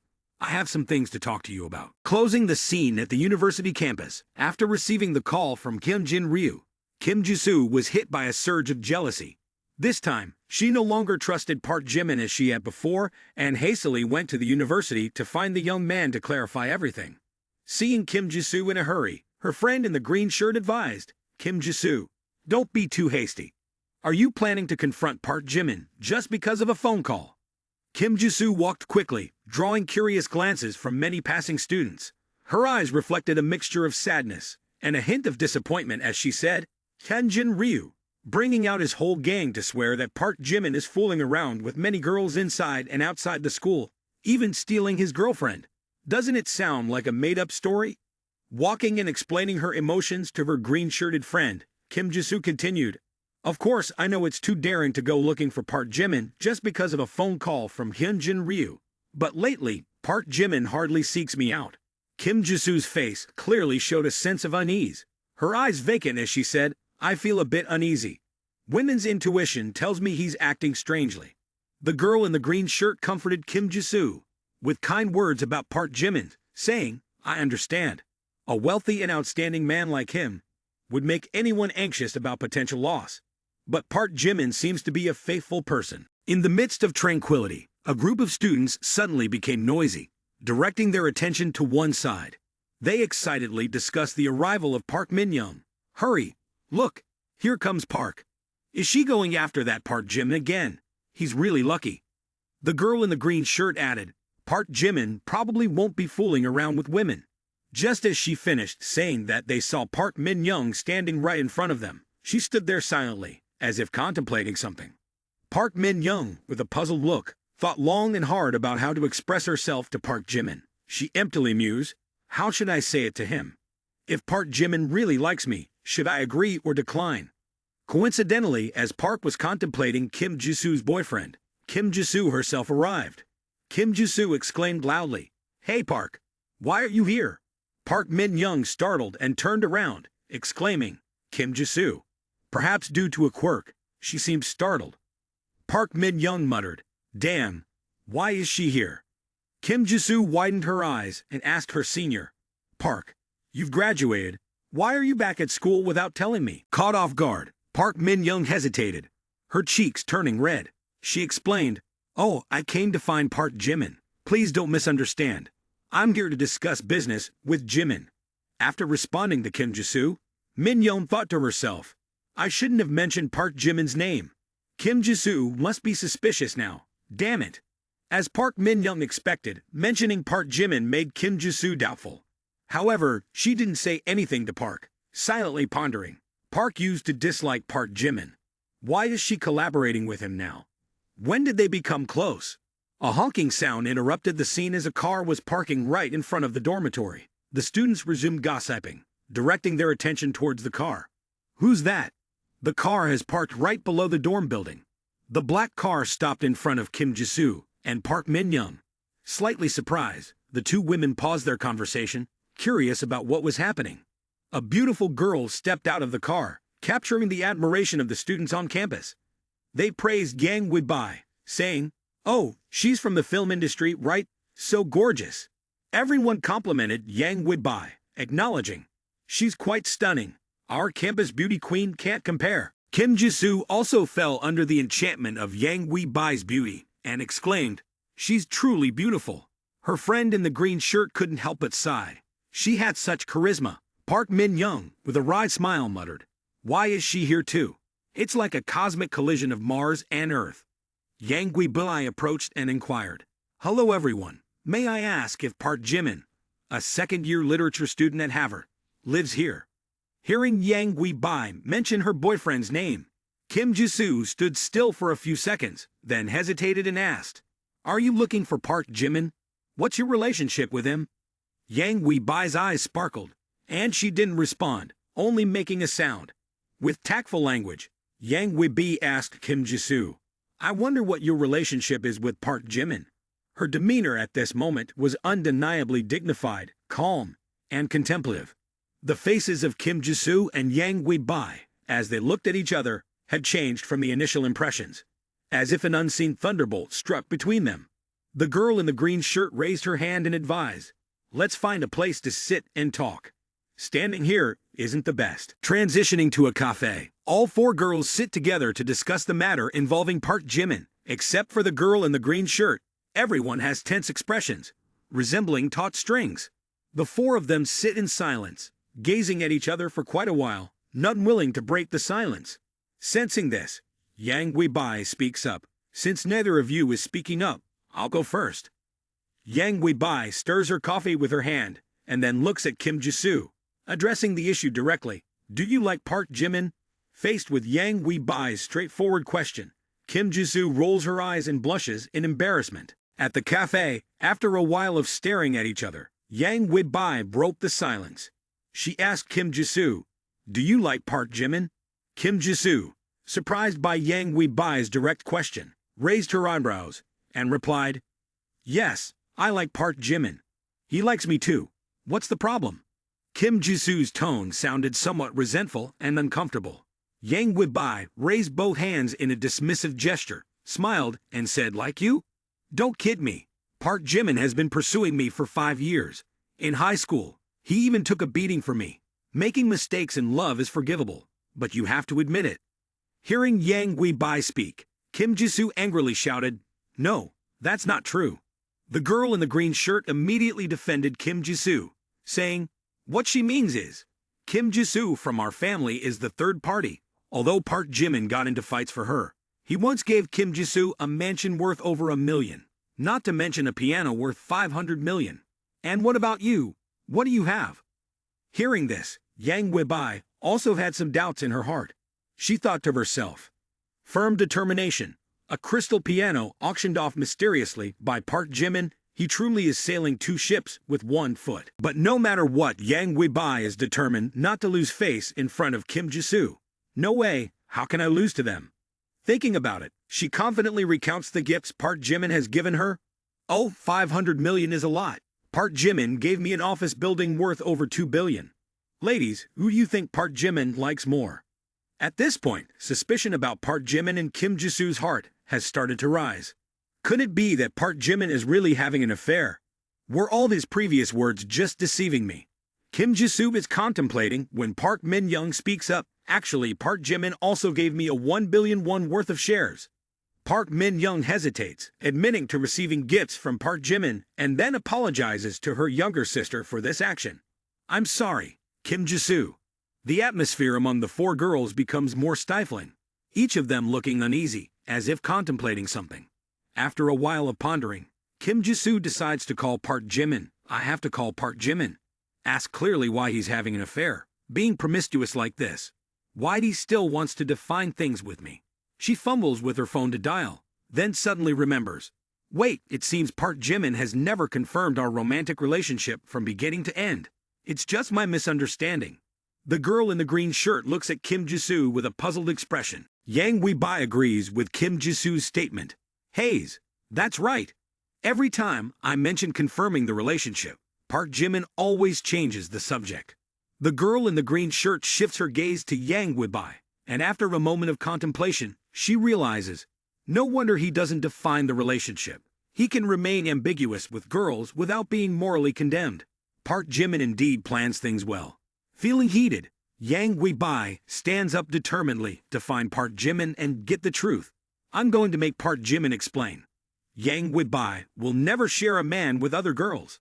The girl in the green shirt raises her hand to stop Yang Webai, as if she has a different plan in mind. This sister is slow. She doesn't realize that not breaking up makes him even more advantageous. Park Jimin relying on wealth, teasing the emotions of these girls, he deserves 1,000 deaths.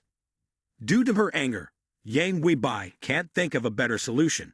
She blankly asks the girl in the green shirt, "You say that, but if we don't break up, would it really leave him in peace?" After calming down, the four girls collaborate to devise a plan to teach Park Jimin a lesson. What is the asset that Park Jimin uses to deceive people? Money, right? He has too much money. Even if we decisively break up, he won't suffer any loss. He'll just deceive someone else. So we need to do this first, and then, at this point, it will be like this. The four girls now unanimously join forces, each determined to confront a deceiver like Park Jimin. It appears that in this situation, Kim Jisoo's friend in the green shirt is the calmest and offers the most insightful suggestions. Her gaze is profound, containing more resentment than the other girls. She outlines a plan, advises the others to help each other seek revenge, continue pretending to be innocent, cute, act like you don't know anything. Then spend his money heavily, spend it aggressively, making him bankrupt, sow the wind, and reap the whirlwind. Hearing this ingenious plan from the girl in the green shirt, the other three girls find it very reasonable. Exactly, just spend all the damn money from Park Jimin, and he won't be able to swagger around anymore. This is retribution for the female community. Switching to Kim Jisoo's villa, she and Sun are currently scheming on how to retaliate against Park Jimin. Kim Jisoo, hesitant after hearing Sun's suggestion, says, "Is it really appropriate? Sun, I always feel a bit aggressive in demanding something from others." Sun looks deeply into Kim Jisoo's eyes and says, "Sympathizing with those scoundrels is being ruthless to yourself. Just do as I say. Send a message to Park Jimin." Seeing Kim Jisoo still hesitating, Sun urges, "If you can't, I'll help you write it." Park Jimin's phone lights up with a message notification. He looks surprised as he sees the message from Kim Jisoo. "Park Jimin, lately I've been wanting to start my own business, creating a live stream platform. What do you think?" Reading the message, Park Jimin thinks to himself, wanting to start a live stream platform is quite normal. Is she implying that she wants me to invest money? Or is this her well-thought-out idea? Or is someone influencing her? Coincidentally, I have the Big Cat TV platform on hand, wondering who I should give it to. After contemplating for a moment, Park Jimin replies to Kim Jisoo's message. "Your idea aligns with mine. I've previously acquired a bankrupt livestream platform, Big Cat TV, intending to gift it to you. Live streaming won't last forever, so owning a business is the way to go. I've prepared a 50 billion investment for you." Sun, upon seeing Park Jimin's message, twists her face in surprise. "He wants to gift you a live stream company, huh?" Kim Jisoo looks at her friend with an indifferent gaze, responding, "Seems like it. Plus, he's ready to invest 50 billion. Initially planning strategies to squeeze money out of Park Jimin, they never expected him to immediately throw in 50 billion. This leaves Sun infuriated, while Kim Jisoo has a different perspective on Park Jimin. He had everything well thought out, prepared for his own career. At this point, Kim Jisoo no longer blames Park Jimin, but instead feels deeply moved. Despite knowing he's quite cunning, he's genuinely considerate. Not only does he care about my emotions, but he quietly helps me grow. After a while, Sun starts urging again. "Kim Jisoo, stop being sentimental, quickly finish this. 50 billion is not a small amount. Don't let that guy swallow his words later." Kim Jisoo, with her hands on her now tomato-red cheeks, asserts Park Jimin is not that kind of person. He values promises. Sun snatches Kim Jisoo's phone, sending a message to Park Jimin while muttering, "Only promises that are fulfilled are true promises. Don't be moved to death just by a cake. Let me help you push him a bit more." Upon receiving Park Jimin's response, Sun Sun immediately bursts into a frenzy, as if she wants to crush the phone in her hand. She thinks to herself, "Oh my, why can't I meet such a generous man? Even willing to share with others, I would agree immediately." Earlier, fearing that Park Jimin might back out, Sun Sun took Kim Jisoo's phone and sent a confirmation message to him. "So if you agree, don't back out. No problem. Tomorrow, someone will handle the paperwork to transfer the company to me." At this moment, in the university dormitory, Park Jimin is lost in thought. The person talking to me on Kim Jisoo's phone is definitely not her. The tone and voice are unfamiliar. Perhaps Jun Sun Sun, the green tea girl. Anyway, if you want to spend money, I'll let you spend freely until you've had enough. Transitioning to Yang Weibai's home, after returning, she immediately tells her mother about Park Jimin. But her mother doesn't believe it and presses. "Are you saying that Park Jimin is having an affair? Today, with some girls, we cross-referenced and found out that he is developing romantic relationships with multiple girls simultaneously." Yang Weibai's mother still can't believe this, saying, "Really? In relationships with several girls at the same time? Park Jimin doesn't seem like that kind of person." Yang Weibai slowly sits down on the sofa and continues. "Although the relationship hasn't been officially established, it's almost like that." While conversing with her mother, Yang Weibai's phone lights up, and she glances at it, saying, "Oh, who's sending messages in the group?" Her mother asks in confusion, "Which group?" Yang Weibai lifts her phone to show her mother and says, "This is a group some of us girls created. Inside is the revenge plan against Park Jimin, making him regret." In a group chat named Avengers of Revenge, Kim Jisoo sends a message. "Hey, I just told Park Jimin that I want to start a live stream platform, and he immediately gave me Bigga TV, plus an additional investment of 50 billion. Jun Sun Sun sends 6666666 in the group, and Yang Weibai reads the messages, turning red with frustration, muttering, "Oh my goodness, he directly hands out 50 billion just like that. What does Kim Jisoo have that I don't? How am I inferior to her in looks?" Seeing her daughter's unhappy expression and drawing from the experience of a middle-aged woman, Yang Weibai's mother advises her, "Yang Weibai, listen to your mom. I feel like these girls are scheming to deceive you." Yang Weibai is shocked to hear her mother say that. At this moment, Yang Weibai's mother begins to reminisce about her own love story. She emotionally recounts for Yang Weibai, "In the past, your father and I, our family backgrounds were vastly different. I worked hard, and only then did we finally achieve this happy marriage." After speaking a few sentences, she gently wipes away tears, her face revealing a melancholy expression as she recalls the difficult past. Tears continue to flow from her eyes despite her efforts to hold them back. Yang Weibai's mother recalls the meeting with Park Jimin, remembering his determined expression when he expressed interest in buying shares from the Yang family. "Let me put it this way, I'm willing to invest 500 million to buy 60% of the shares of Yang family's Chorm Group." From that moment, she sensed that Park Jimin's background was far from ordinary, and she wanted to match her daughter with him to benefit from his wealth. Since then, she has always urged Yang Weibai to capture Park Jimin's heart. Now faced with this ironic situation, her mother provides words of advice. "Even though our family resides in Gyeongbokgung, it's considered quite prestigious compared to Park Jimin's background. It's just a small clan. Your relationship with him is bound to encounter many challenges." She begins to analyze and enlighten Yang Weibai on the intricacies of relationships, helping her understand the complexities often found in romantic affairs.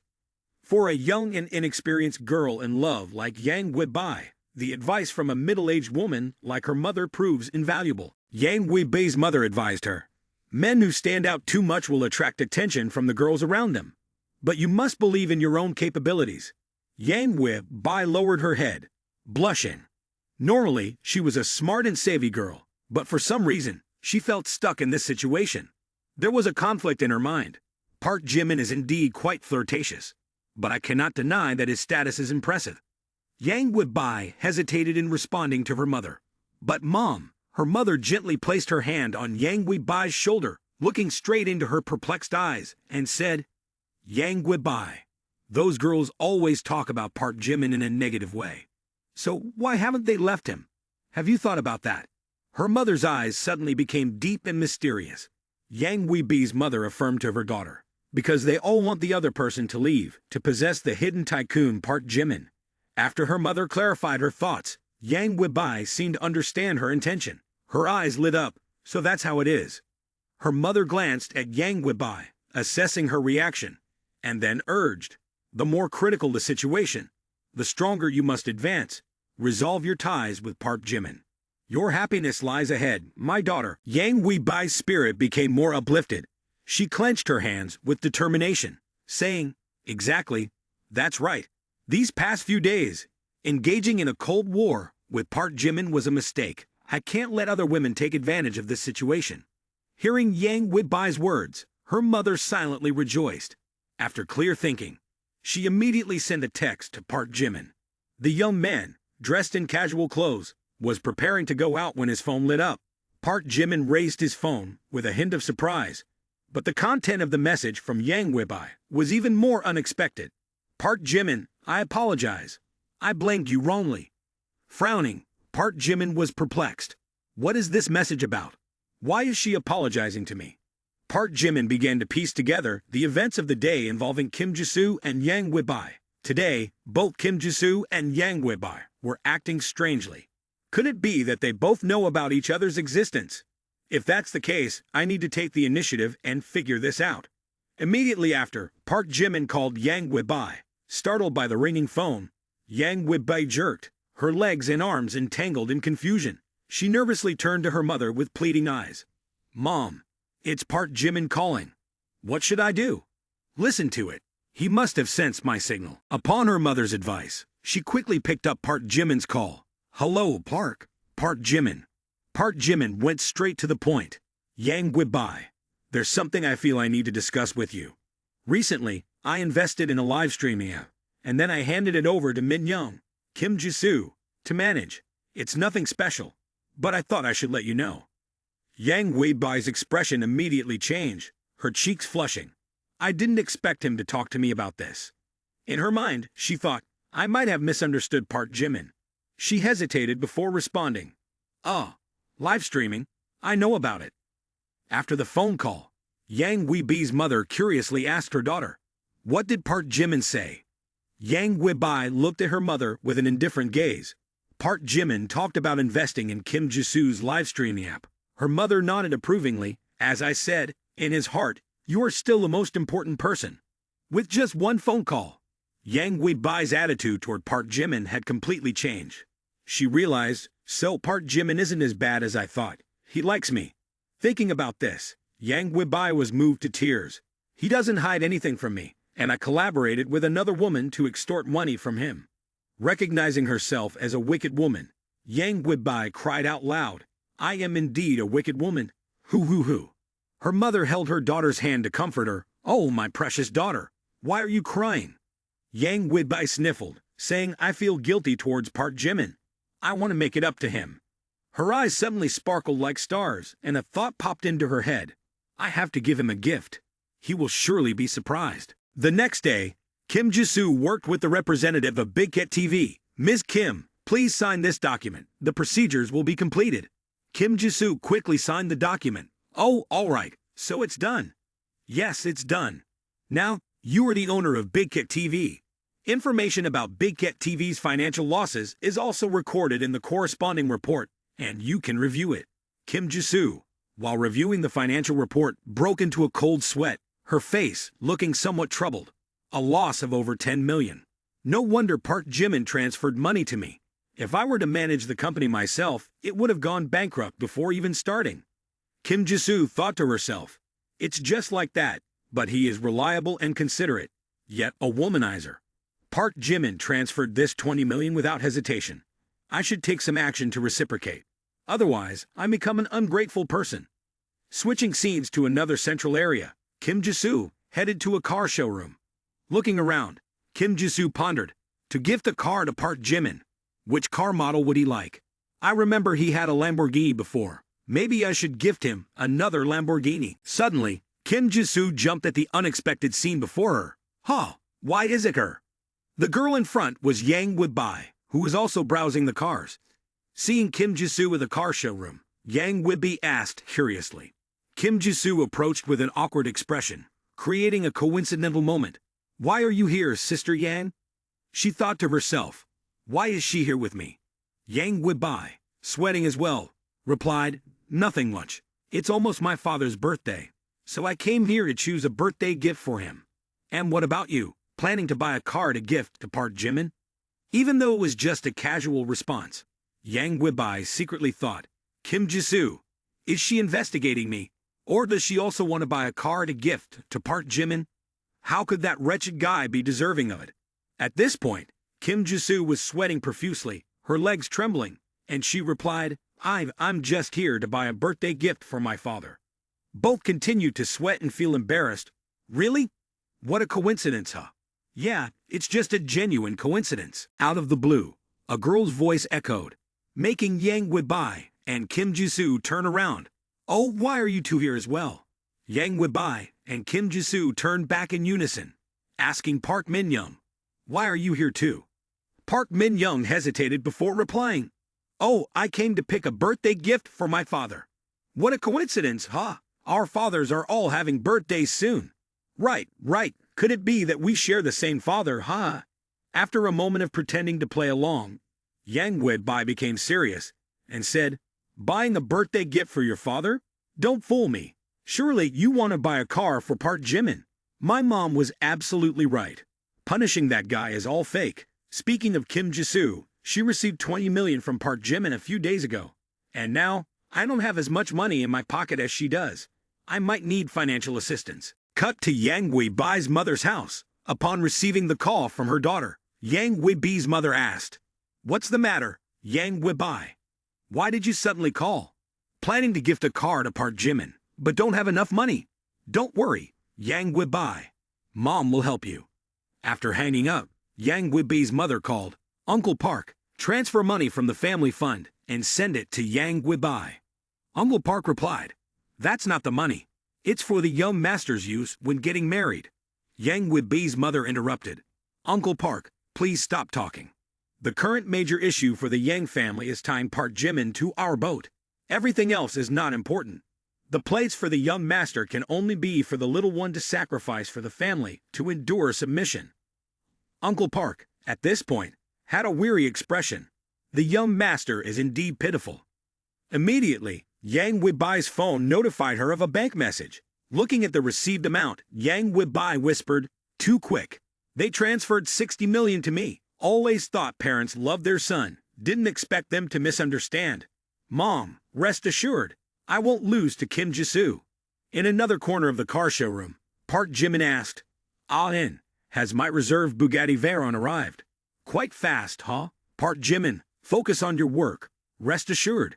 Let's go to the VIP lounge and sign the contract. At this moment, Park Jimin, the young man, scanned the surroundings, then suddenly had a nosebleed.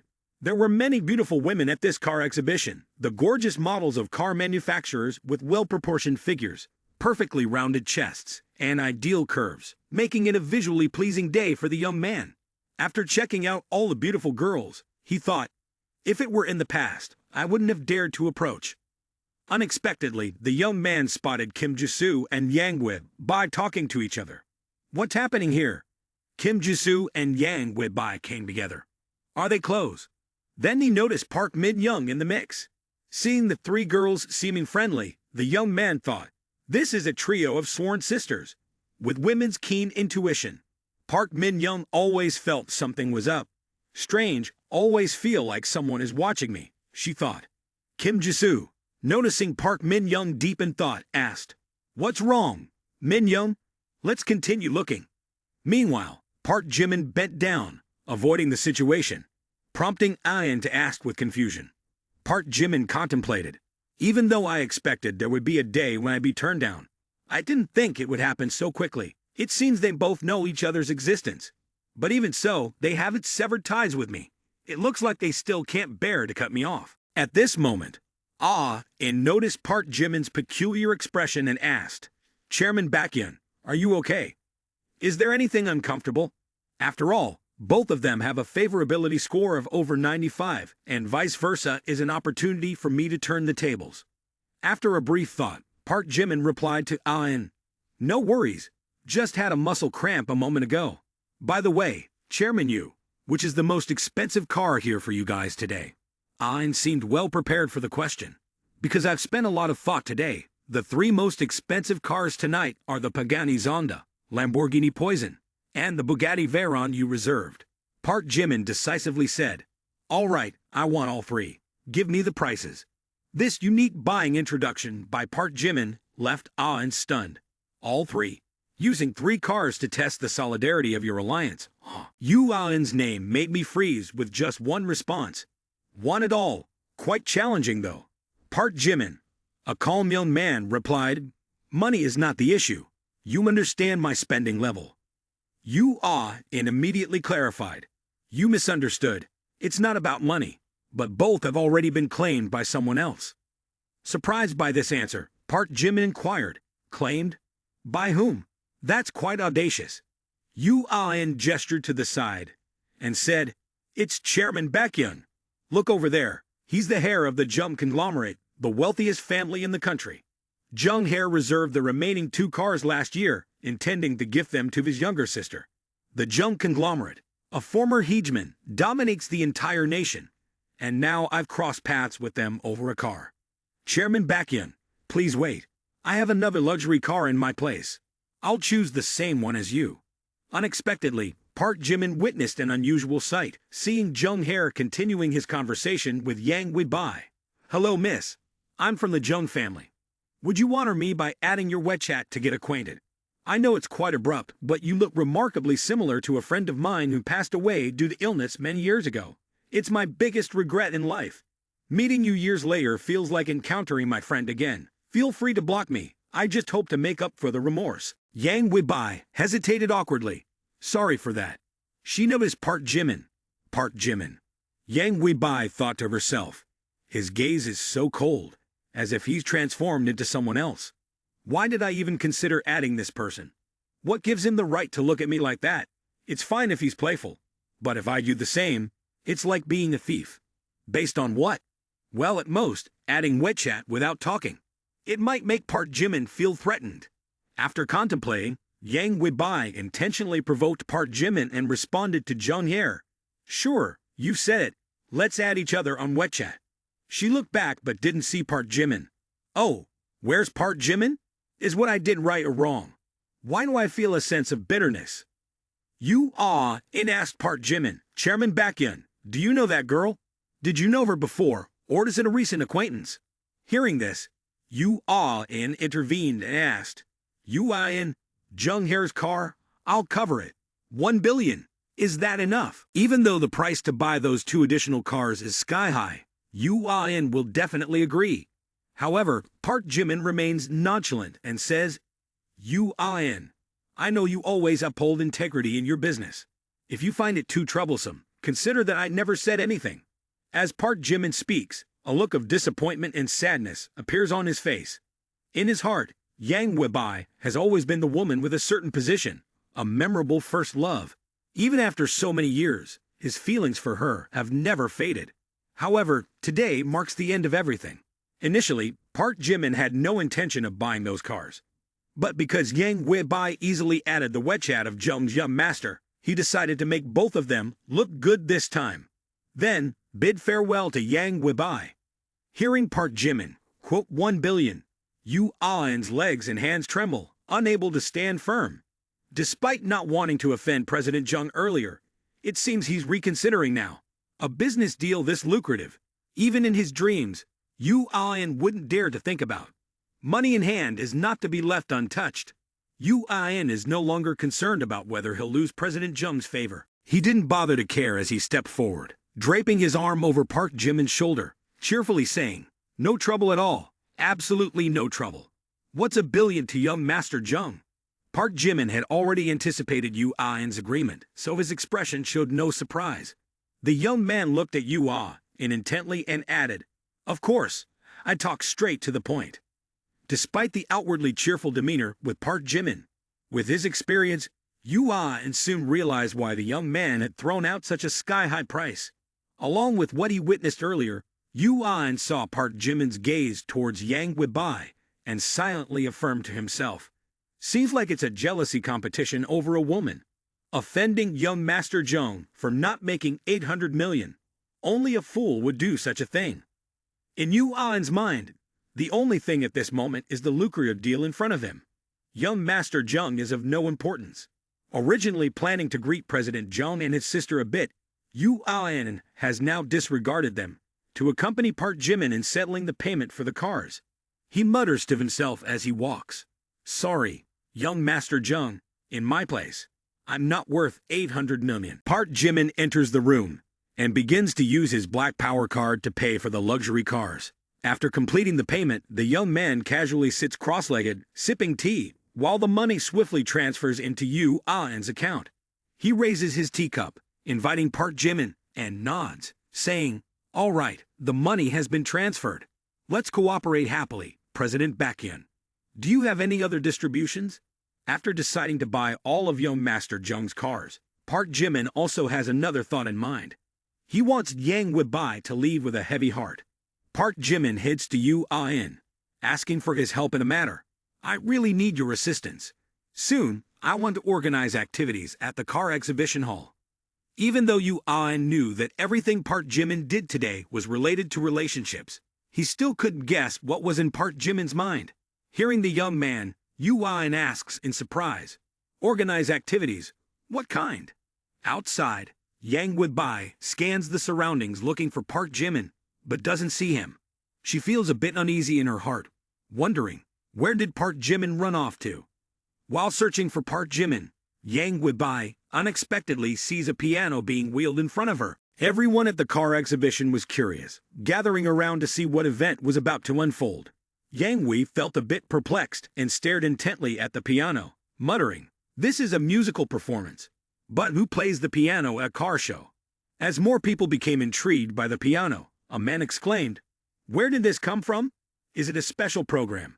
Young people, too, were drawn to the piano as it was brought out, discussing amongst themselves, "Is this from some manufacturer's press conference? Robert?" The murmurs and discussions grew louder, with people wondering, "I wonder what's going on." Emerging from a white haze, Park Jimin stepped forward and approached the piano.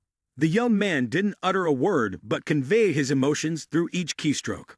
Witnessing this, Yang Wei felt a sense of unease and thought to herself, "Park Jimin, what are you trying to do, playing the piano? I've never heard a song played by Park Jimin, but the sound of this piano." Yang Wei suddenly realized the emotions embedded in Park Jimin's piano playing, so melancholic that she was momentarily captivated. But her tears had already fallen. Yang Wei quickly wiped away the 2 streams of tears rolling down her cheeks. She cried uncontrollably, like a child who had just lost their candy, saying, "This piano sound is just too sad." Park Jimin poured his soul into each keystroke. He closed his eyes, playing the piano with the spirit of a man going through heartbreak, about to part ways with his girlfriend. His hands gently glided over each curve of the keys, causing the listeners' hearts to ache. Anyone who had experienced an unrequited first love while listening to Park Jimin's music couldn't hold back their tears. Someone sobbed and exclaimed, "The piano sound is so beautiful. It reminds me of my first love." Another person said, "I think I saw my late grandfather. Who is this guy, and why, when I hear his piano, can't I help but shed tears?" In that crowd, Kim Jisoo and Park Min Young were also present. Kim Jisoo sensed that Park Jimin's mood today was not very good. Park Min Young glanced in Yang Weibai's direction and murmured, "Is it because of what happened with Yang Weibai earlier?"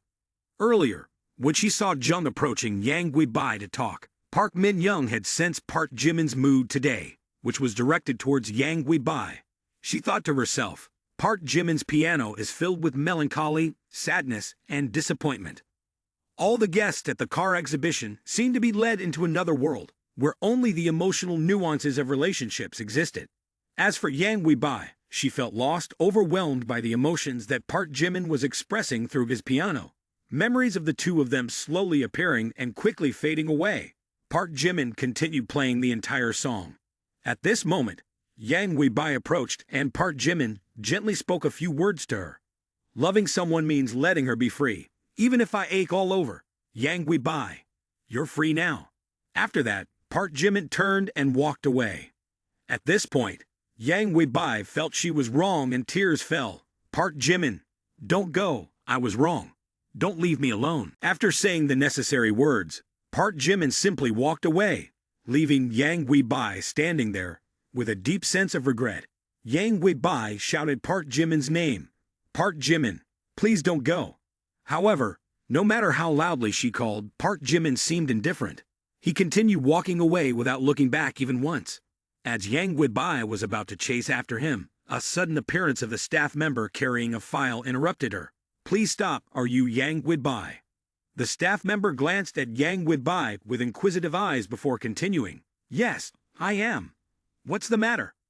Yang Bai replied. The staff member opened the file and handed her a document, saying, earlier, Chairman Baekhyun purchased the most expensive Lamborghini poison for you. This is the purchase contract. Please verify. Yang Bai stood frozen for a few seconds upon hearing this, carefully examining the contract. Indeed, it was as described. The paper was a contract for the purchase of the car. Just moments ago, Park Jimin had said his farewell to her. Now, with the delivery of the purchase contract, Yang Bai couldn't believe her eyes and asked the staff member again, did Park Jimin buy this car for me? In her heart, a thought emerged. Could it be that he came here to buy a gift for me? The staff member confirmed. Yes, that's correct. With admiration in their voice, they added, Chairman Baekhyun chose the most expensive one with just a glance, showing generosity and sincerity. Following that, Yang Bai followed the staff member to the room for the contract and vehicle collection, her mind in turmoil. At this moment, what she regretted the most was accepting the WeChat contact from that young master. Yang Bai's tears involuntarily fell, and she blamed herself. He treated me unconditionally well. And what have I done? She felt a chilling shiver, as if entering an icy space where Park Jimin's presence lingered everywhere. She realized in shock, and for a petty quarrel, I've damaged the trust he had in me. Despite her efforts, she couldn't contain her emotions. Yang Bai sat on the floor, holding her face and crying loudly. Boo-hoo, Park Jimin. Seeing Yang Bai in such pain, Kim Jisoo and Park Min Young approached to console her. Sister Yang, don't cry anymore. Calm down. That's right, don't cry anymore. Just as the staff member was looking for Kim Jisoo and Park Min Young, the two arrived at the scene. Oh, there's also Miss Kim and Miss Park. Chairman Baekhyun also bought each of you a luxury car worth millions. Here are the purchase contracts. Upon hearing this, Kim Jisoo stood frozen, while Park Min Young bowed her head in contemplation. The two girls turned to look at Yang Bai and understood why Park Jimin had acted the way he did today.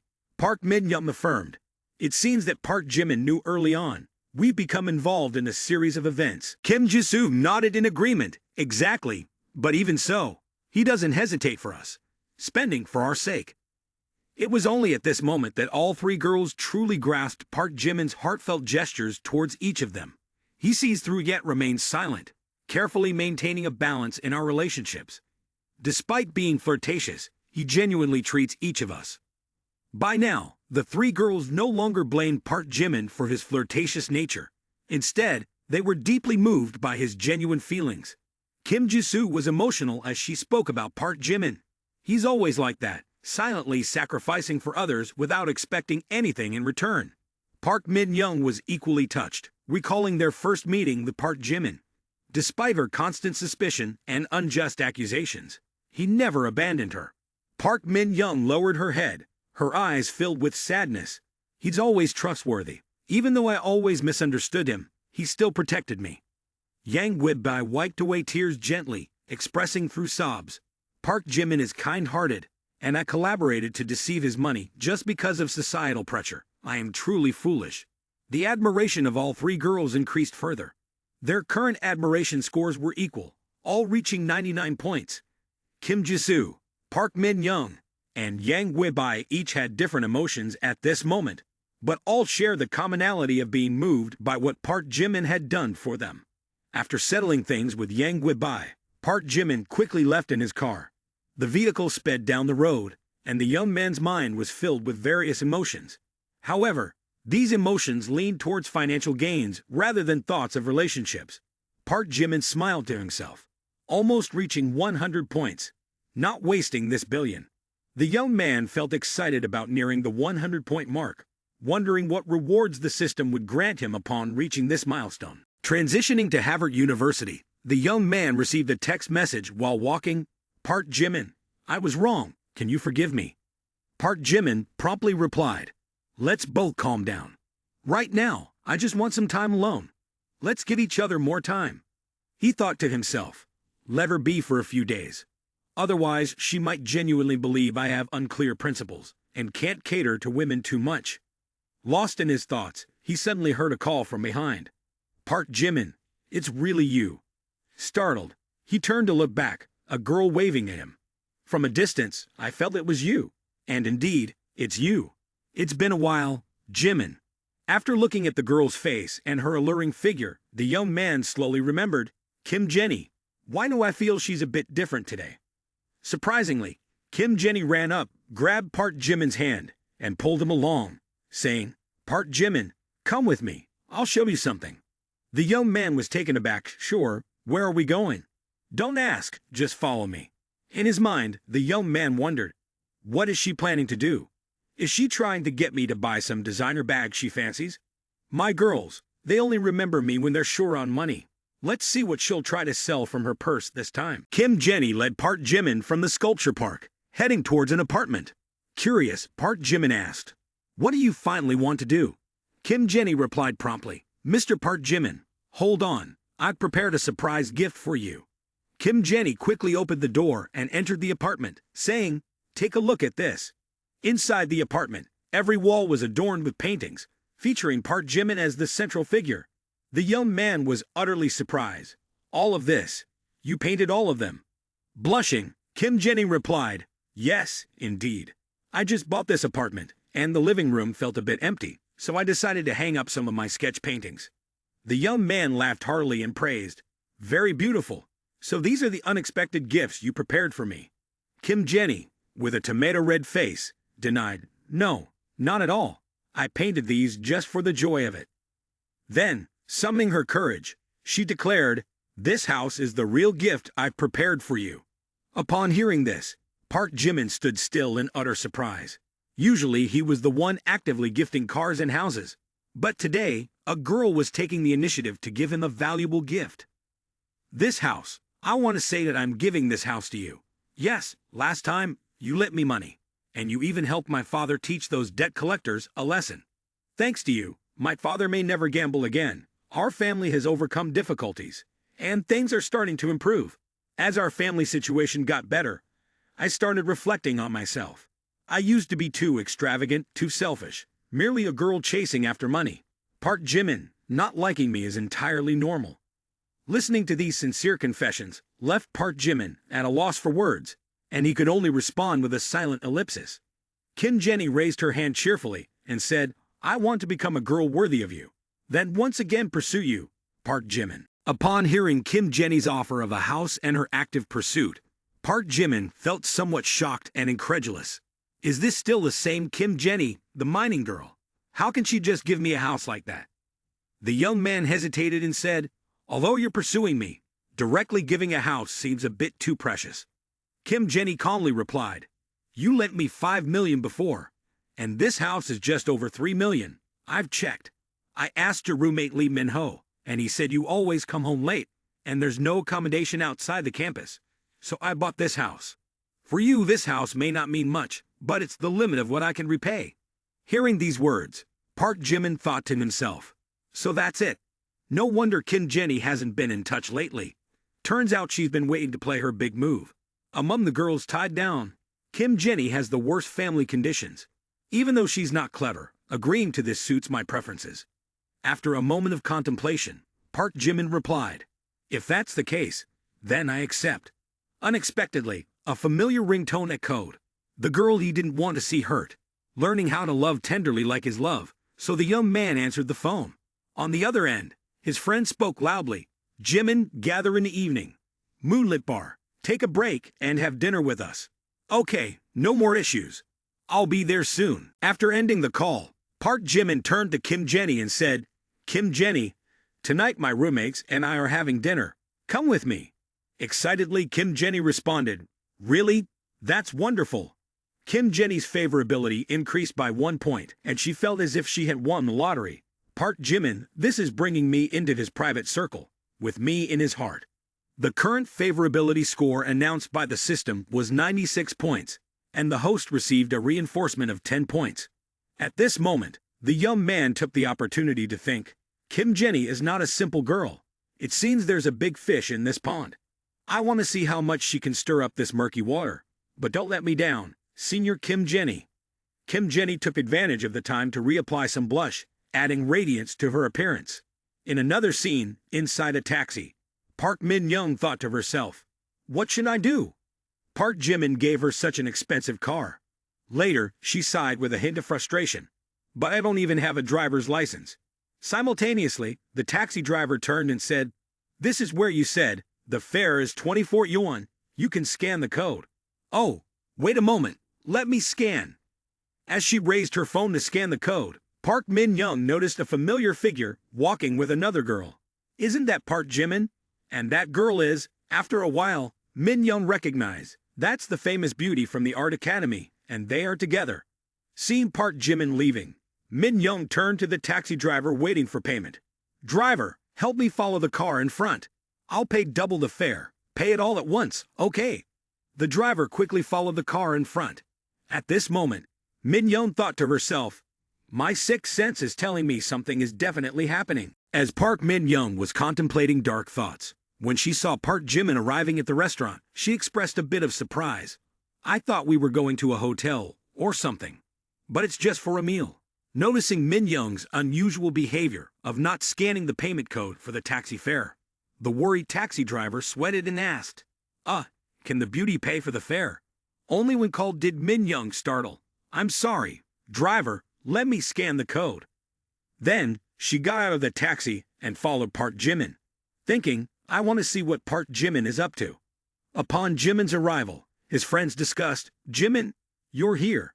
The girl behind you looks familiar. Seeing the beautiful girl holding hands with Park Jimin, they exclaimed, indeed, she looks very familiar. After a while, one of them realized, green beans. Isn't this the beauty Kim Jenny? Jimin, you sly fox, how come there are so many beautiful girls around you? Seeing his friends waiting for him for quite some time, and with a girl by his side, Park Jimin politely spoke, sorry for being late. Kim Jenny. These are my roommates. You might have met them before.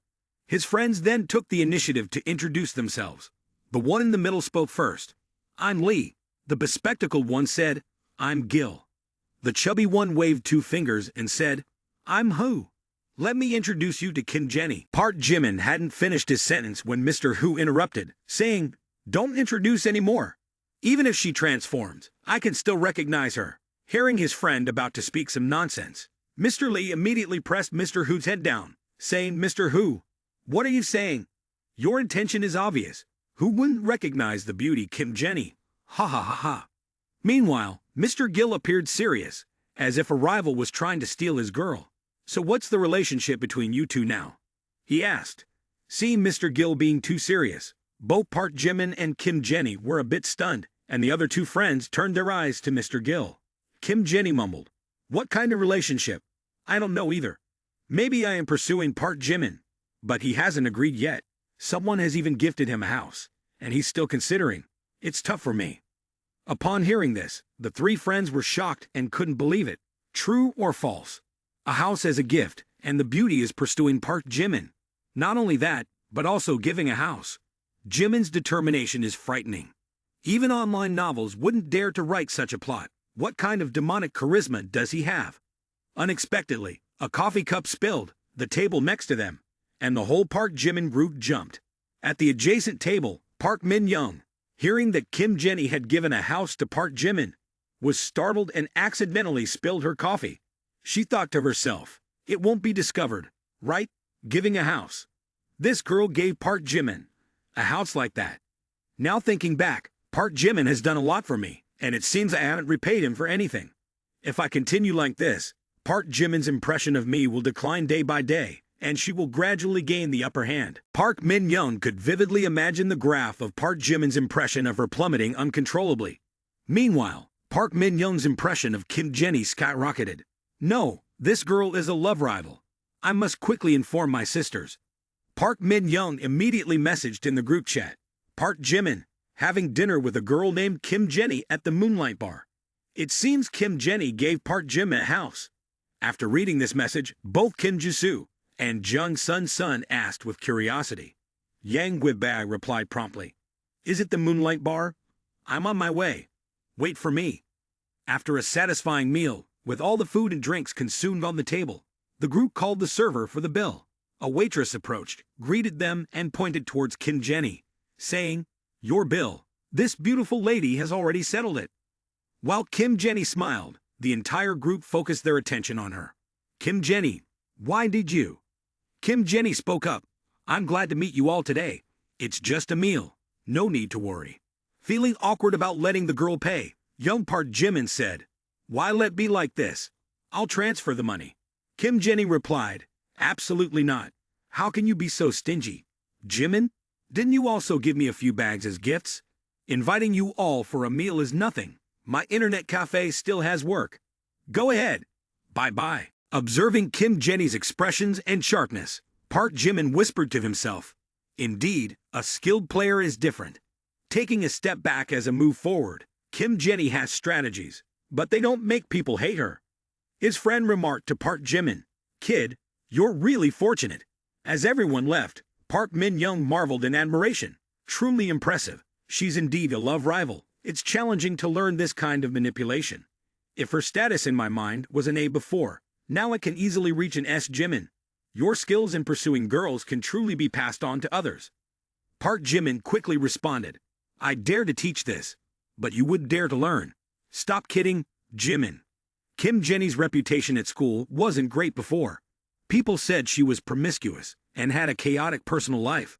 But after getting to know her, I find her quite open-minded. If you really want to be with her, don't hurt her feelings. The serious young man reassured, Lee, you can trust me.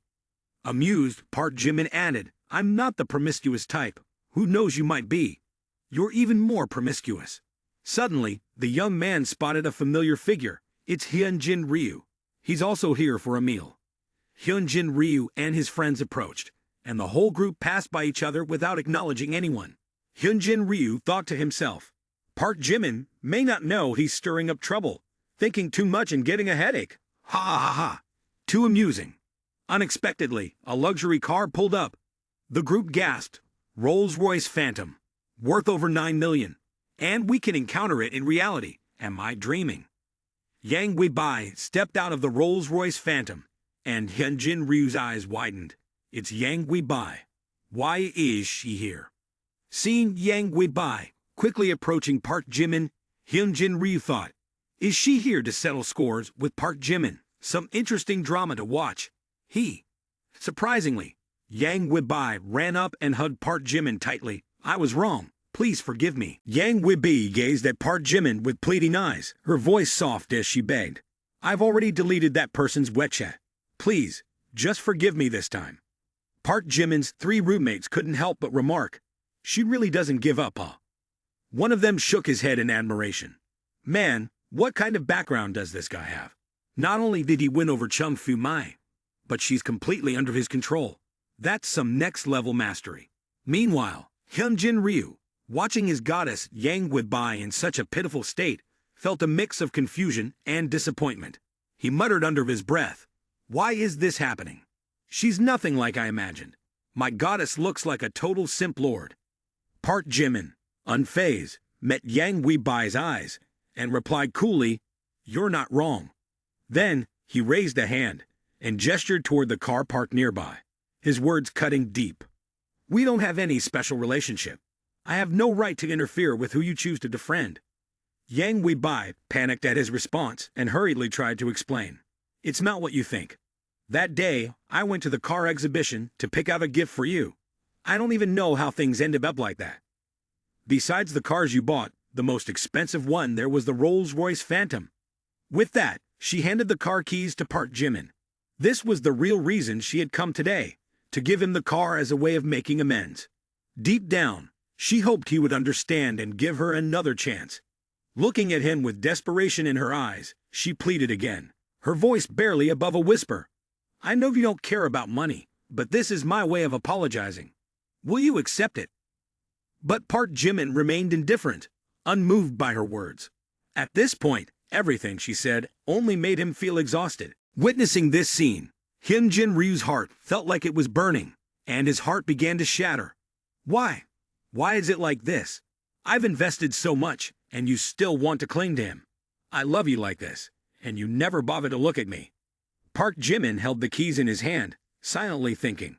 Yang Guibai, even with the understanding of having to let go, still retains the demeanor of a spoiled princess, making progress. After pondering, Park Jimin turned to Yang Guibai and said, "Thank you for your gift. Unfortunately, I no longer believe in love. I won't cut down a forest for you. You also have to accept reality. I've taken the car. I just don't want to put you in an awkward situation." Park Min-young had been spying on Park Jimin for half a day, planning to leave when suddenly he called her name. "Park Min-young, sneaking around for half a day. Come over here. I'll take you for a walk." Park Jimin's unexpected move left everyone there surprised. Park Min-young frowned, not understanding what Park Jimin was thinking. How can he use Yang Guibai's car to take me away right in front of her? Park Jimin's roommates also became puzzled when they heard him call Park Min-young. In their minds, a big question mark appeared. Park Min-young approached the car with an awkward expression. "Park Jimin, it's not a good idea. This car was a gift from Miss Tu to you. It would be better to take her for a stroll instead." Park Jimin didn't bother to look at Yang Guibai. He opened the car door and said to Park Min-young, "If it's a gift to me, then it's mine. I can take whoever I want. Get in the car. Don't waste words." In a forced situation, Park Min-young had no choice but to obey Park Jimin and got into the car. She grumbled as she stepped in. "Fine, I'm sitting. No need to be aggressive."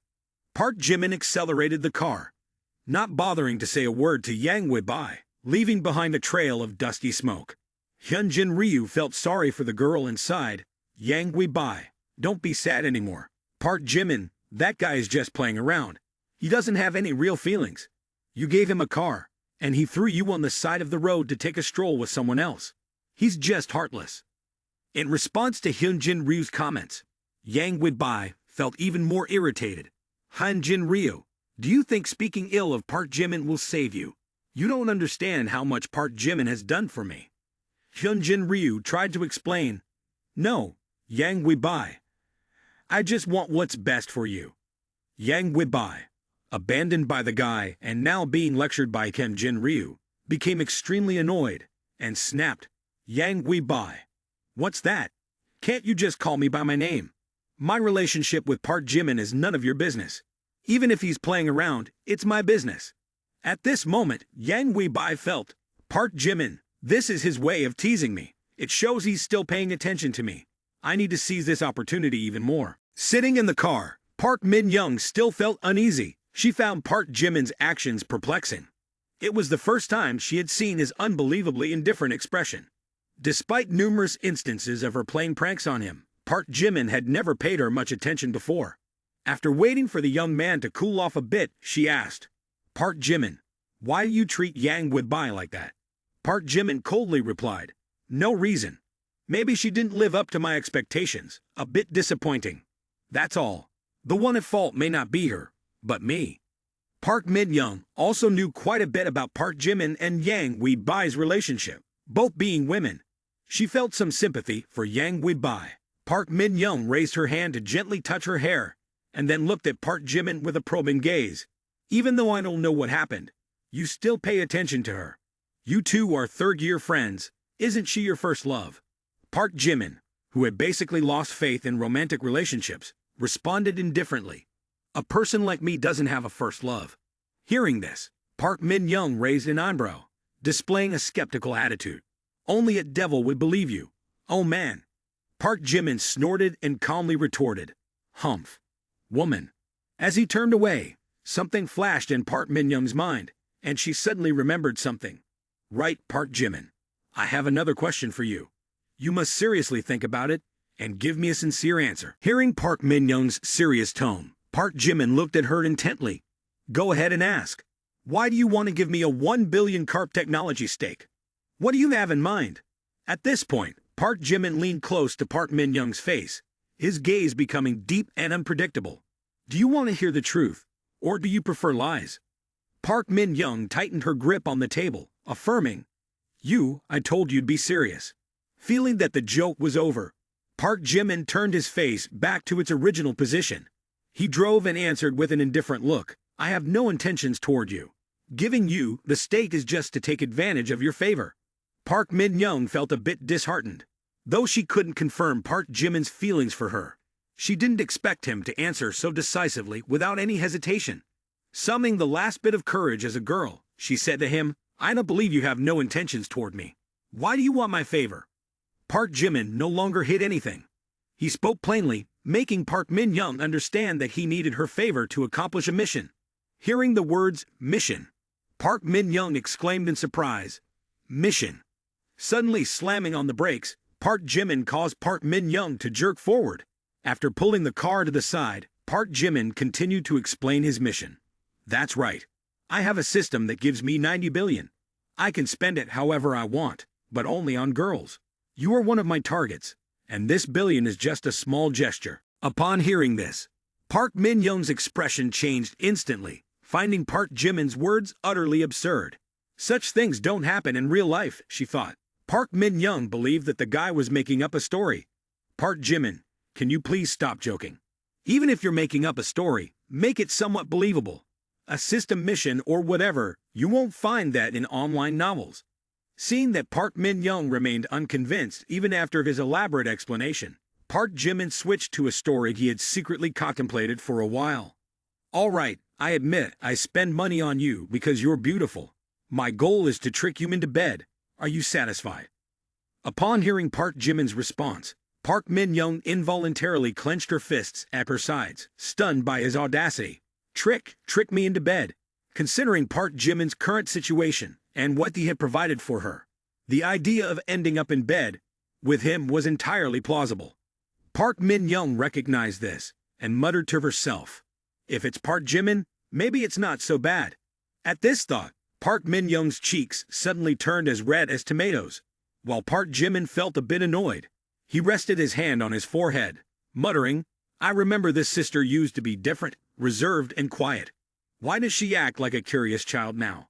Is this some kind of contrast? Park Jimin took Park Min-young back to her residence in the small villa area. Looking down from above, Park Min-young observed Park Jimin driving away and remarked, this Park Jimin, always eloquent, but never seen him lift a finger or take a step, quite strange. If he genuinely wants to trick me into bed, there are plenty of opportunities. Besides, he has enough money to attract countless other girls. After analyzing for a while, Park Min-young still thought to herself, I still feel Park Jimin's purpose is not simple, could it be? As she was still pondering, Yang Widbai called. Hello Yang Widbai. Oh, Park Jimin, he's back. Yang Widbai anxiously asked. Miss Park, I have an unreasonable request. If you don't mind, can you let me know? Park Jimin, did he say anything about me? Park Min-young replied, I asked about that, but it seems he doesn't want to talk about it. I didn't dare to inquire further, and yes, there seems to be something I can't quite understand. Yang Widbai asked, what is it? Park Min-young explained, I want to know why Park Jimin is investing in goldfish technology and giving me shares. He says it's because he wants to have my favor, but I always feel that this reason is not quite genuine. I also don't feel like I'm worth $1 billion. You mentioned something similar, and Park Jimin told me the same thing. But I also feel that his gains and the price he pays are completely disproportionate. It's too unusual. Yang Widbai analyzed. Could it be that he's playing a very large game? Since he crazily spent money on the Livestream app, enhanced the reputation of Chairman Baekhyun. He has been cautious every step of the way. First, investing in a supermarket, acquiring Big Cat TV, investing in Goldfish Technology Company, appearing like a loser. But in reality, it's a strategic plan and a 1,000-mile victory. Park Min-young agreed with Yang Widbai's analysis, saying, exactly, our Goldfish Technology has developed a new intelligent algorithm from the research department some time ago. Is it possible that Park Jimin invested because he saw this potential? That's right, this is the initial form in which Park Jimin created a business map for himself. I understand now. Everything is clear. So his flamboyant appearance is just a disguise to not reveal his business intentions while setting off smoke bombs. It's very likely to be the case. This man is truly cunning, deep beyond measure. Why does he resemble Zhuge Liang so much? Park Jimin will be the man who changes the world. Is that the message Miss Park is waiting for? A message from Kim Jisoo read, Sister Yang Webai, my company is about to open, and I remember you own Kim Mao Building. Can I rent a floor from you at a negotiable price? No problem. Yang Webai thought to herself, could this also be arranged by Park Jimin? At the dormitory, Park Jimin kept sneezing continuously. He thought to himself, after enhancing my attributes, my body is basically immune to diseases. Why am I still sneezing? Is someone mentioning me? After pondering, Park Jimin told his friends, guys, all eyes on me. Look straight at me. I declare something. What's up, Jimin? You're at a critical moment. One guy decisively said, I've decided to move out. The friends jumped up hearing this. What are you saying? Then, the group of friends shed crocodile tears and clung to Park Jimin, taking turns saying, Jimin, you're going to move in with Kim Jenny, right? Don't. I want to be in a relationship. That's right, you haven't taught us how to woo girls yet. How to woo wealthy girls. I also want to receive cars and houses as gifts. Can you tear out the last page and pass it on to me? The young man ran his fingers through his hair, struck a pose, and declared, this cannot be taught. The key lies in appearance. The scene shifted to Kim Jisoo's house, where Jun Sun Sun stated, Kim Jisoo, everything is ready now. Big Cat TV is entering the preparation phase, so we need to start recruiting and hiring people. Kim Jisoo agreed with Jun Sun Sun's opinion and responded, exactly, I've decided that the first talented person I'll recruit is you. You will be the CEO of the company. At that time, I'll also bring up Minji, and we'll be at United Front. Jun Sun Sun hesitated and said, I can. But, seeing her friend's concern, Kim Jisoo reassured, don't worry, your salary will not be lacking. But I must say, what we need most now is professional manpower, especially in the live streaming field. Upon hearing this, Jun Sun Sun suggested, since you won't be hosting, check WeChat to see if anyone is suitable. I remember there's someone, the owner of a live stream company, but it seems they fell out with someone and are reportedly struggling now. At a cafe, a girl's voice rang out, get lost. A guy had a glass of cold water thrown in his face. He ran his hand through his hair and said, fine, I'm leaving. You still think I have to endure your face, Siu Hyen? The angry girl exclaimed, Zhao, you mooch off my family. We were engaged, and now you want to break up? Yes, I want to break up. Now that your company is gone, you're constantly in debt, unable to give me the life I want. A man's youth is short, and you're already old like this. You can't provide for me. Someone else can. It's just that you didn't try hard enough. I'm leaving. I've settled the bills. Judging by your pocket, you probably don't have money to pay. Bye-bye, auntie. The people at the cafe witnessing this scene started gossiping. Oh, raising a younger man. That's really something. An old cow eating young grass. Feels sorry for Auntie Gear. It's really pitiful. Siu Hyen lowered her head, feeling both embarrassed and humiliated, thinking, damn, men are too materialistic and pragmatic. I don't accept it. I'll definitely have a chance to start over. At 30, there's still time. At this moment, Kim Jisoo's phone rang, surprising Siu Hyen, who asked, why is it her? Kim Jisoo's first words were a proposal. Hey, Sister Hyen, do you want to start a business with me? The current situation was like waking up from a bad dream to find a golden opportunity. This morning, while Park Jimin was still sound asleep in bed, he heard the sound of a creaking door. Startled, the young man thought to himself, someone? Why would there be someone in my house? Park Jimin immediately woke up, sat up, and pondered, during the day, could there be a thief in the house? Without even putting on his shirt, the young man hastily stood up, quietly grabbed the vase of flowers on the table, and tiptoed towards the door to prevent any noise. Park Jimin thought, daring to steal from me. They don't want an easy escape. The door opened with a creak and then slowly swung open. Inside, Park Jimin clenched his teeth, preparing for the worst-case scenario. This time, he would confront this detestable thief head-on. As the door swung wide open, Kim Jenny stepped in, holding a box of food in her hand. Seeing Park Jimin inside with his peculiar actions, Kim Jenny was incredibly surprised. She didn't expect Park Jimin to move in so quickly. Moreover, Park Jimin was holding the vase of flowers sneakily, prompting her to ask in astonishment, "Park Jimin, what are you doing?" Park Jimin grimaced as he realized that before him stood Kim Jenny, not a thief.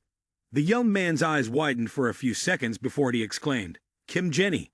After a moment, Park Jimin placed the vase of flowers on the table and hastily grabbed a shirt to put on. Kim Jenny awkwardly turned away. Park Jimin inquired, "Kim Jenny, why did you come without saying anything? I thought you were a thief," was even planning to teach him a lesson. Having said that, she opened the door and stepped out of Park Jimin's bedroom.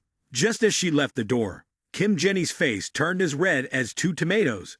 "Sorry, Jimin, I didn't know you moved in so quickly. I wanted to redecorate the bedroom." In her mind at this moment, all she could think of were images of Park Jimin's muscles. Amazing, a not bad physique, and even an 8-pack. Although it was just a quick glance, she had already admired that fantastic body. Kim Jenny felt somewhat satisfied. Park Jimin wasn't one to be outdone. Upon seeing the opportunity, the young man immediately chased after her with a demand. "All right, no need to explain anymore. You've seen me clean, it's only fair if I get to see you too. Don't I deserve that?" At this point, Park Jimin probably had changed his clothes, and Kim Jenny opened the door to step in again.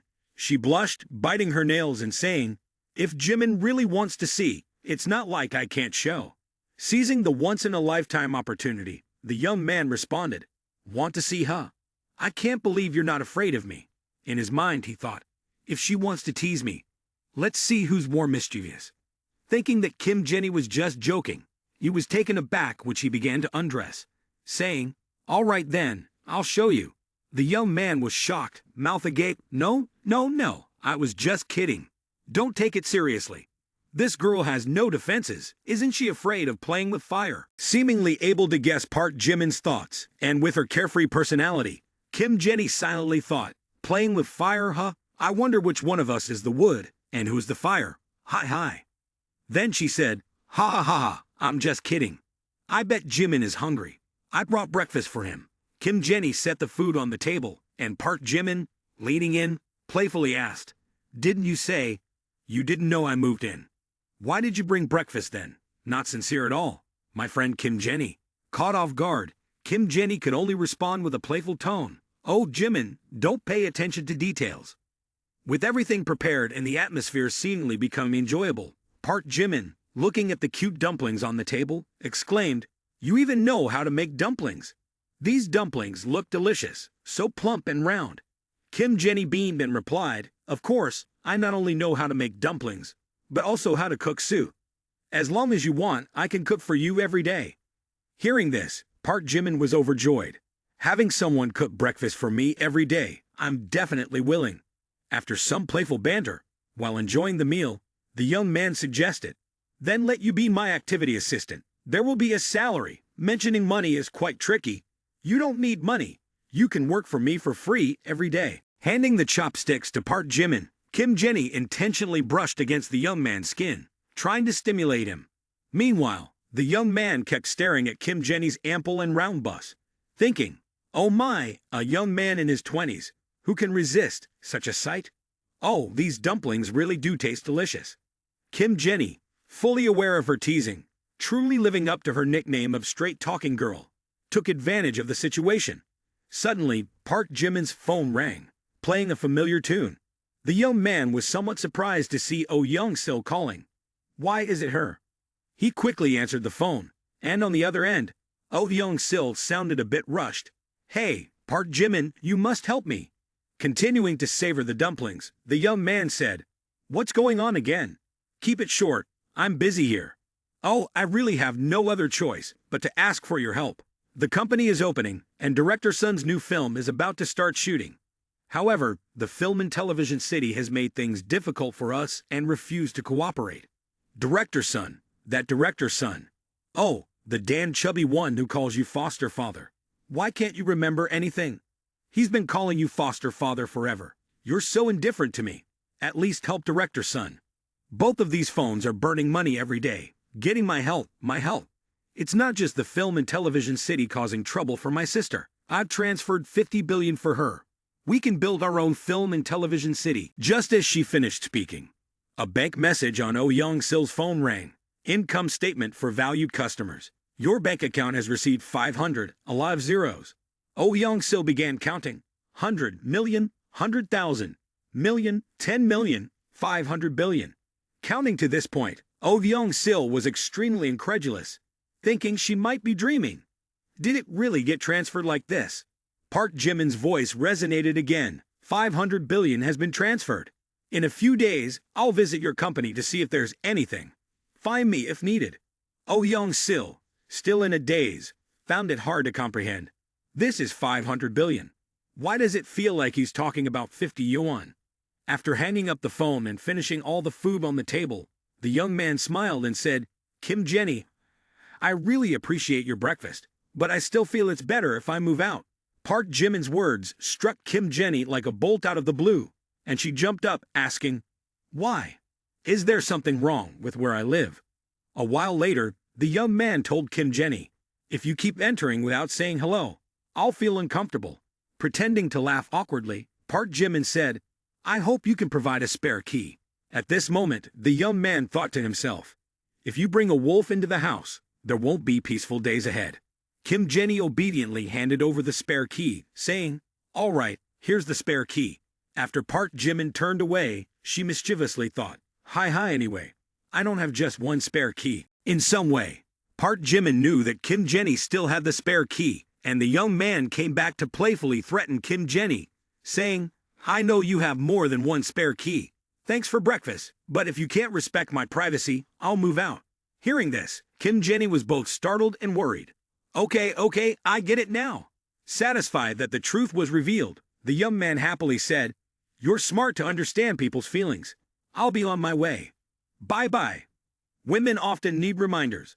Otherwise, they might take advantage. Last time was just a gentle lesson. After saying goodbye to Kim Jenny, Park Jimin walked towards his car to leave. Just as he opened the car door, unexpectedly, he heard someone calling, Jimin, over here, over here. Park Jimin turned around to see his friend and his friend's girlfriend approaching. Jimin, you finally arrived. Hello, Park Jimin.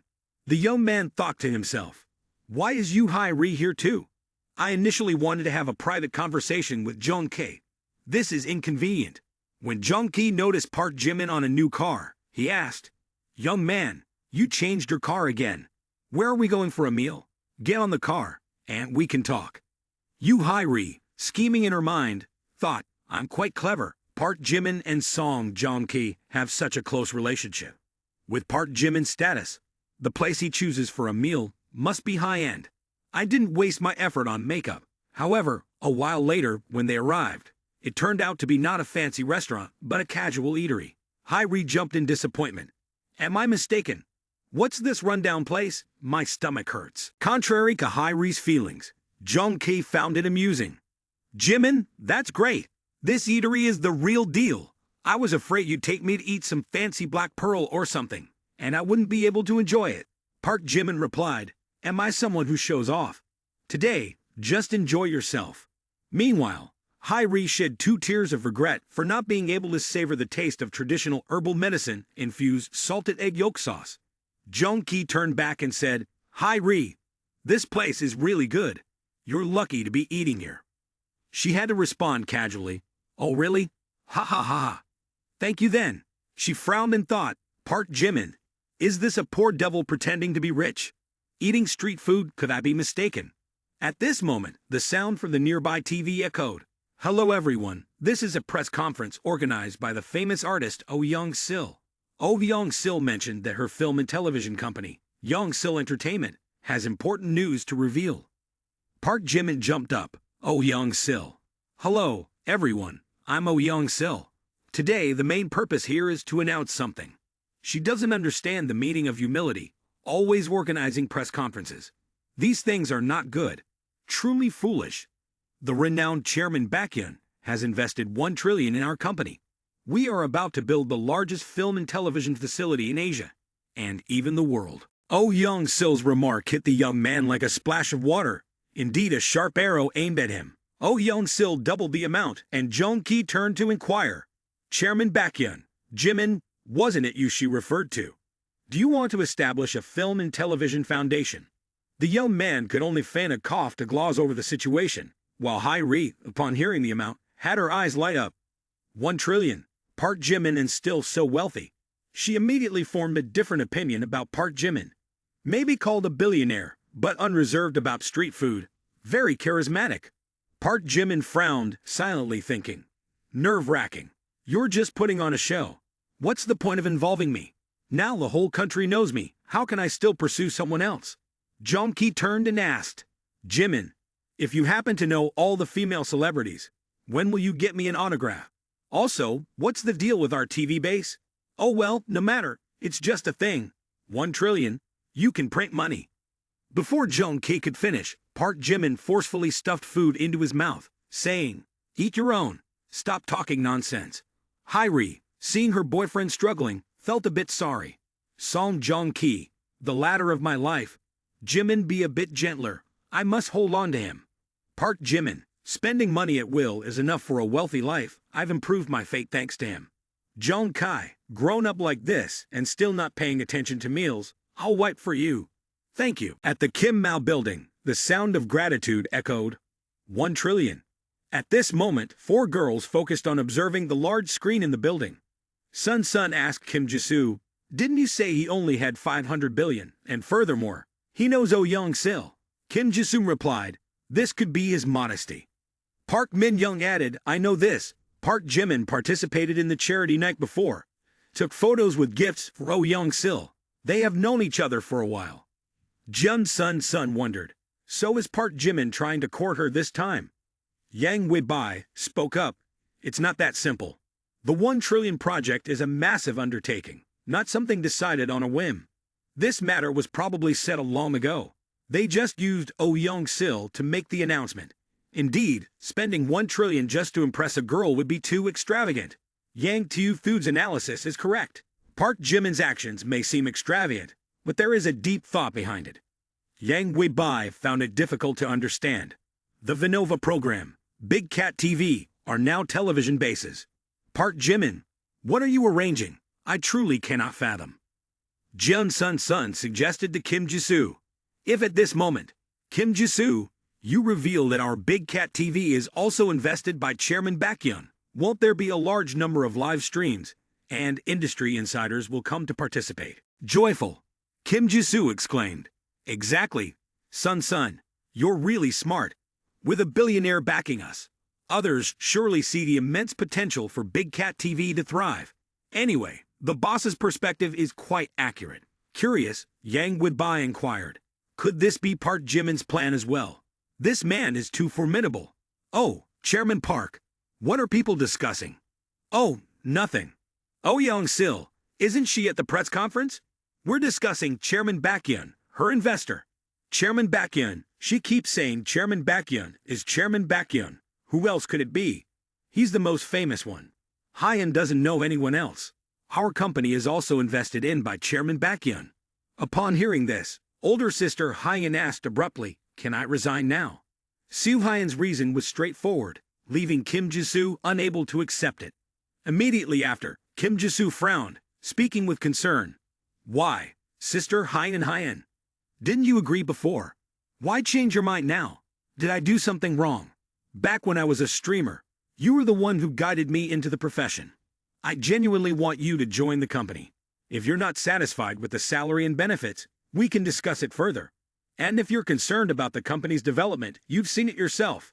We have Chairman Baekhyun backing us. Without saying anything, it's okay. However, the mere mention of the person who brought disgrace upon Seo Hyun prompts an indignant outcry. It's none other than Chairman Baekhyun. Sensing a momentary loss of control, Seo Hyun quickly composes herself, endeavoring to modulate her voice. I want to resign, unrelated to others, primarily because this company is invested in by Chairman Baekhyun. Seo Hyun hesitates briefly, then decides to reveal the truth. Honestly, because I offended Chairman Baekhyun, and also due to my own pride and disregard for others. My previous company went bankrupt. If Chairman Baekhyun finds out I joined your company, I know I'll face retaliation, and I fear it might affect you. Seo Hyun's words left Kim Jisoo somewhat perplexed. What? Chairman Baekhyun caused your company to go bankrupt? Subsequently, Kim Jisoo attempts to sift through memories of Park Jimin. Park Jimin seems like a kind person. He's gentle, courteous, considerate, and has never done anything to disappoint me. Contemplating this, Kim Jisoo feels a bit troubled. Moreover, Sister Hyen is truly a talent. Currently, in a short period, no one seems to match Sister Hyen for the high-level management position in the company. I really don't want Siu Hyen to leave. No, I have to inquire about this from Park Jimin. Afterward, Kim Jisoo took out her mobile phone and dialed Park Jimin's number. While calling, she encouraged Siu Hyen, speaking with confidence. Don't worry, Hyen. Park Jimin isn't someone who fusses over trivial matters. I'll talk to him. On the other side, Park Jimin had just finished his meal. Alongside Jong Ki and Yu Hai-ri, he was preparing to leave the small restaurant. Jimin, see you next time. After saying this, Som Jong Kai walked away with happiness overflowing. He decided to buy Yu Hai-ri a handbag. Park Jimin, feeling helpless, remarked, "All right, call me in a bit." Just then, the familiar ringtone echoed. "For you, I've learned patience. For you, I've changed bad habits." Park Jimin picked up the phone, and on the other end, Kim Jisoo spoke. "Park Jimin, there's something I want to discuss with you." Hearing this, Park Jimin felt uneasy. She's come knocking at the door so quickly. Does Kim Jisoo want to question me about investing 100 billion in Oyeong-sil? Kim Jisoo won't easily let this go. If it's true, things will turn ugly. But there's no way to avoid it. The only choice is to face it. With these thoughts, Park Jimin made a concerted effort to calmly respond. "Oh, what's going on? Just tell me." Although mentally prepared for every situation, Kim Jisoo's question took Park Jimin by surprise. Has Hyen, in the past, wronged you to the extent that you would appoint someone to bankrupt her company? Confused, Park Jimin inquired. Siu Hyen, who is she? What are you talking about? Angrily, Kim Jisoo retorted, you bankrupted her company. And now you pretend not to know who she is. It's Hyen. She used to manage a streaming company and crossed you, so you made her bankrupt. Understand? Park Jimin quickly recalled who Siu Hyen was. Unpleasant feelings surged within him. He harbored no goodwill towards this woman, especially after learning she had impersonated him to deceive others. Fearful that she might overthink, he responded, "Ah, I remember now. People like her are quite arrogant. I taught her a lesson, mainly because she impersonated me to deceive others. It's infuriating." Having heard this, Kim Jisoo decided to address the issue decisively. Park Jimin, here's the situation. Hyen is currently working at my company. I find her suitable for a position, and I want to consider hiring her. She has also learned her lesson. However, she's concerned because you have invested in the company, fearing you might create difficulties for her in the future. I believe you two can resolve your past conflicts. I advised her to sincerely apologize to you, and perhaps you could forgive her. Park Jimin pondered for a moment, showing a slight concession. If she truly acknowledges her mistake, I don't need to pursue and eliminate her. As for who Kim Jisoo wants to recruit, I don't want to interfere. As long as she doesn't bring up the matter of me investing 100 billion in Oyeong-sil, everything can be negotiated. Okay, tell her to apologize. Kim Jisoo handed the phone to Siu Hyen, her eyes full of hidden meanings. Siu Hyen held the phone, emotions surging within her. The company I personally built has now gone bankrupt because of Park Jimin. The new house I just bought is already on deposit, and I was about to get married. But now, everything has disappeared. Every terrible thing that happened to me originated from this man. I hate Park Jimin to the core, and now I have to bow my head and apologize to him. It's too humiliating, but now I've lost everything, with no other choice. Siu Hyen took a deep breath, swallowing the bitterness, and spoke with difficulty. I apologize, Chairman Baekhyun. I was wrong before, and I hope you won't hold it against me. In the future, I will definitely try my best to assist President Trieu and be a good employee. All right, let's put this behind us. After saying this, Park Jimin decisively hung up the phone, not wanting to linger any longer with Siu Hyen. Siu Hyen knew the pressure of offending such a big shot like Park Jimin. Hearing Park Jimin's words, she couldn't help but sigh with relief. Thank you, Kim Jisoo. I feel much relieved now. Seeing the results, Kim Jisoo was extremely delighted. Hyen, I told you. Park Jimin is actually very nice. In the future, let's be a family and work together. After hanging up, Park Jimin also highly praised Siu Hyen. Seo Hyun, she knows how to compromise when necessary. It can be said that she is an exceptional character. In Kim Jisoo's company, Seo Hyun will undoubtedly be very helpful. Unfortunately, not everyone is highly intelligent. Some people need a wake-up call. On the other hand, the press conference continued, the atmosphere lively with continuous questions thrown by reporters. Chairman O, Chairman Baekhyun, did you really invest 100 billion to build a film studio? Chairman O, I have another question for you. If the Young-sil Broadcasting Corporation is indeed starting the construction of a film studio, where will the studio be built? Moreover, with a massive investment of 100 billion, this project is undoubtedly enormous. So Chairman O, won't it take several years before your new film studio can be inaugurated? Oh Young-sil confidently answered the reporter's questions. Regarding the choice of a location for the film studio, of course. At this moment, Oh Young-sil's phone rang. I apologize. I need to take this call. After hanging up, Park Jimin immediately criticized from the other end of the line. Oh Young-sil, you're quite clever, turning the tables on me like that. Upon hearing Park Jimin's question, Oh Young-sil couldn't help but feel flustered. She stammered in response. I didn't. Park Jimin continued his interrogation. You spread the word everywhere that Chairman Baekhyun invested 100 billion in you. How do I live modestly after this? Park Jimin's question left Oh Young-sil speechless. She didn't know how to respond. I live modestly. Oh Young-sil thought that Park Jimin was joking when he declared the 100 billion investments, and now he couldn't take back his words. However, it was not about the money. His accusations enraged her. Modest? What modesty? Playing the piano online every day, gifting expensive items to female streamers, making headlines on Weibo. Modesty? Participating in auctions for pianos, buying necklaces worth hundreds of millions. Modesty? Stirring up trouble everywhere and getting exposed online. What kind of piano romantic, basketball superstar, speedster superstar are you? You really know modesty. Oh Young-sil fell silent, causing Park Jimin to want to criticize her more, but he decided to stop himself, saying, All right, enough. Talking more at this point is useless. The press conference is over, so help me with something. Okay. While the media awaited eagerly, Oh Young-sil continued her phone conversation with Park Jimin. Listening to Park Jimin discuss an issue requiring assistance, Oh Young-sil, surprised, inquired, an event. In her mind, she thought, President Baekhyun must be executing some plan again.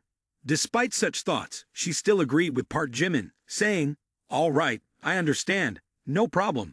After concluding the call with Park Jimin, Oh Young-sil returned to the press conference and apologized to the media, stating, I apologize, everyone. I just received an important call from our investor, President Baekhyun. Immediately upon mentioning President Baekhyun's name, the room buzzed with excitement, and people began to speculate. Indeed, President Baekhyun. It seems Oh Young-sil has important news this time. This is likely unique information. The mysterious President Baekhyun is finally making an appearance. Oh Young-sil stated, President Baekhyun informed me that he has just acquired the struggling live streaming platform Big Cat TV, and the app is on the brink of bankruptcy, set to return online. Please stay tuned. Our television network will become the strategic partner of Big Cat TV. By then, news about our latest films will be broadcast on Big Cat TV. After Oh Young-sil concluded her speech, reporters immediately raised their hands to ask questions. A series of inquiries were posed, mostly related to President Baekhyun. Ms. Oh Young-sil, was this collaboration prearranged? Do you have any relationship with President Baekhyun? Next, does President Baekhyun have plans to invest in any specific industry? Does President Baekhyun plan to establish a live streaming platform? After Oh Young-sil's statement spread online, the majority of streamers showed great interest. In the livestream company's break room, 3 female streamers read the news and began chatting. Normally he's generous with money for female MCs like that. Surely, when hosting shows for his own network, he won't be stingy. Right, I think maybe I should consider switching over there. My union's commission is too harsh now. This is President Baekhyun we're talking about. Even if I breach my contract, moving to Big Cat surely won't be a loss. In a prominent livestream company in the city, the owner was watching Oh Young-sil's press conference. Hearing the news she revealed, he muttered to himself, President Baekhyun, wanting to build a live streaming platform. Nowadays, it's already completely saturated, so even with strong financial backing, what can he achieve? As he spoke, an alarmed employee rushed in without knocking, exclaiming, "Boss, it's not good. It's falling apart.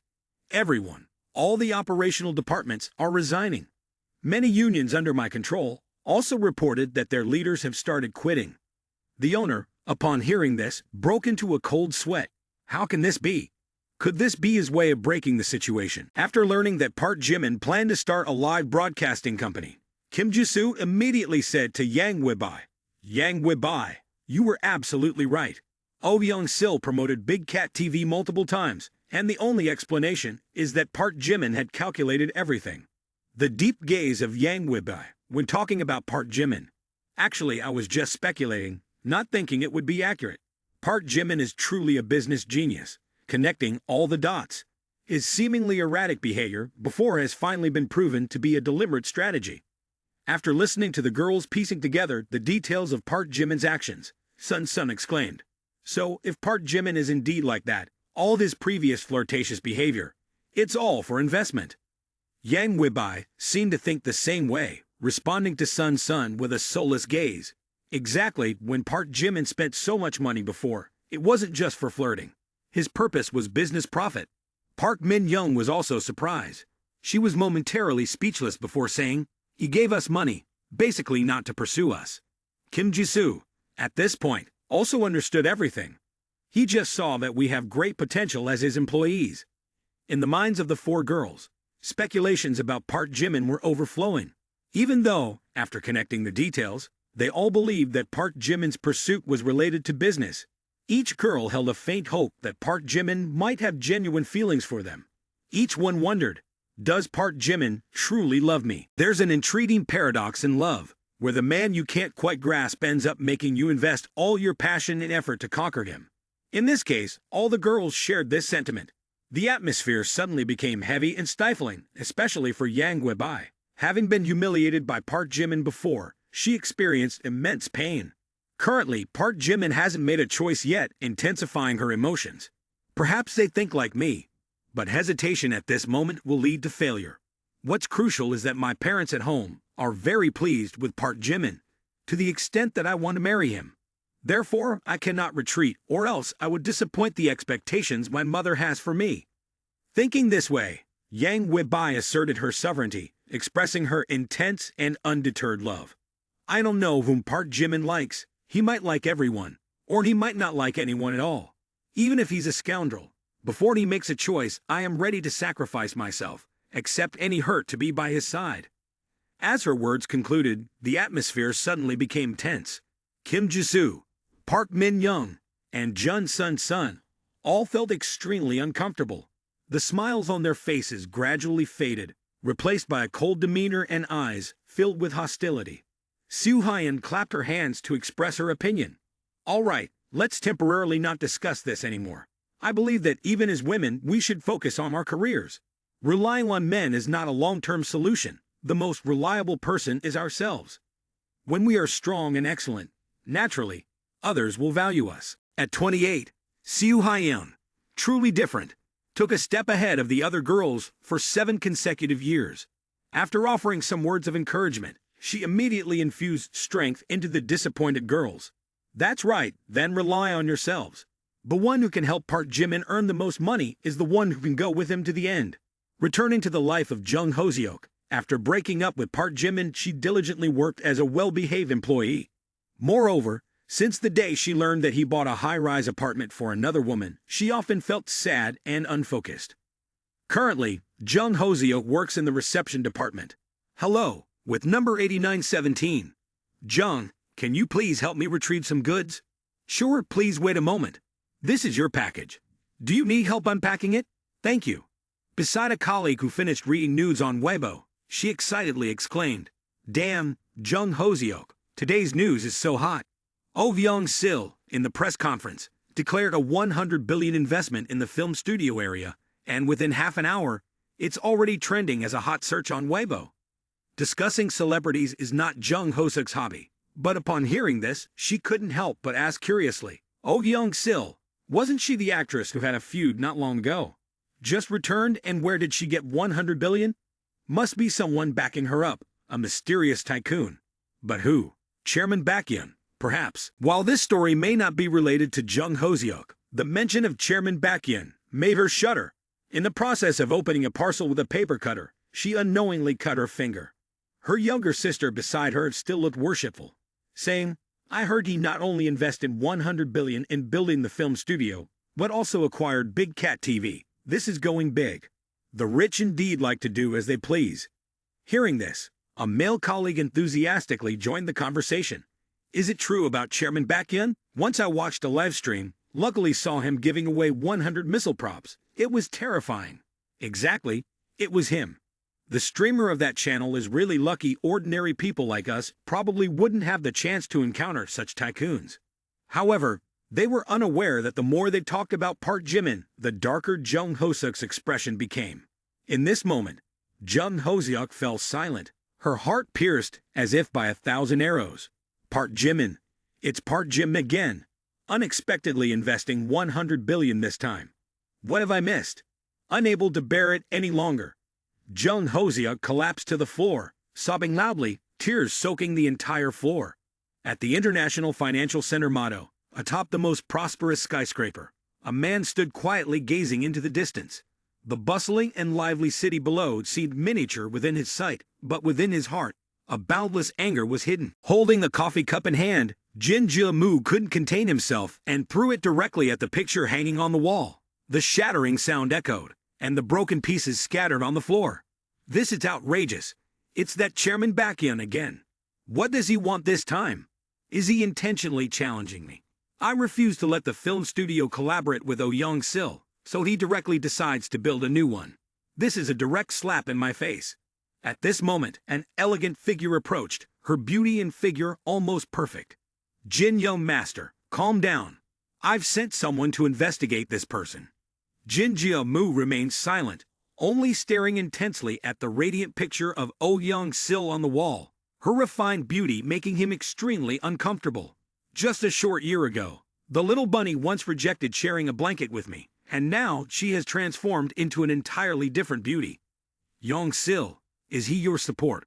He helped you bring down Wang Hu and Fang Jingyan, but they were just two dogs I raised. The feeling of not being able to possess her body from a year ago made Jin Jia-mu somewhat regretful. Afterward, he stood up, his voice deep, and his eyes flickered with sharpness. "Go investigate. Within 3 days, I want detailed information about this person. However, this Chairman Baekhyun is a mysterious tycoon, so we must be careful in dealing with him. Oh Young-sil, do you think you could shake the position of a brothel by merely constructing a film city? You are too naive. In China, my Jin family has been arranging for many years. Whatever Jin Jia-mu values will ultimately belong to me.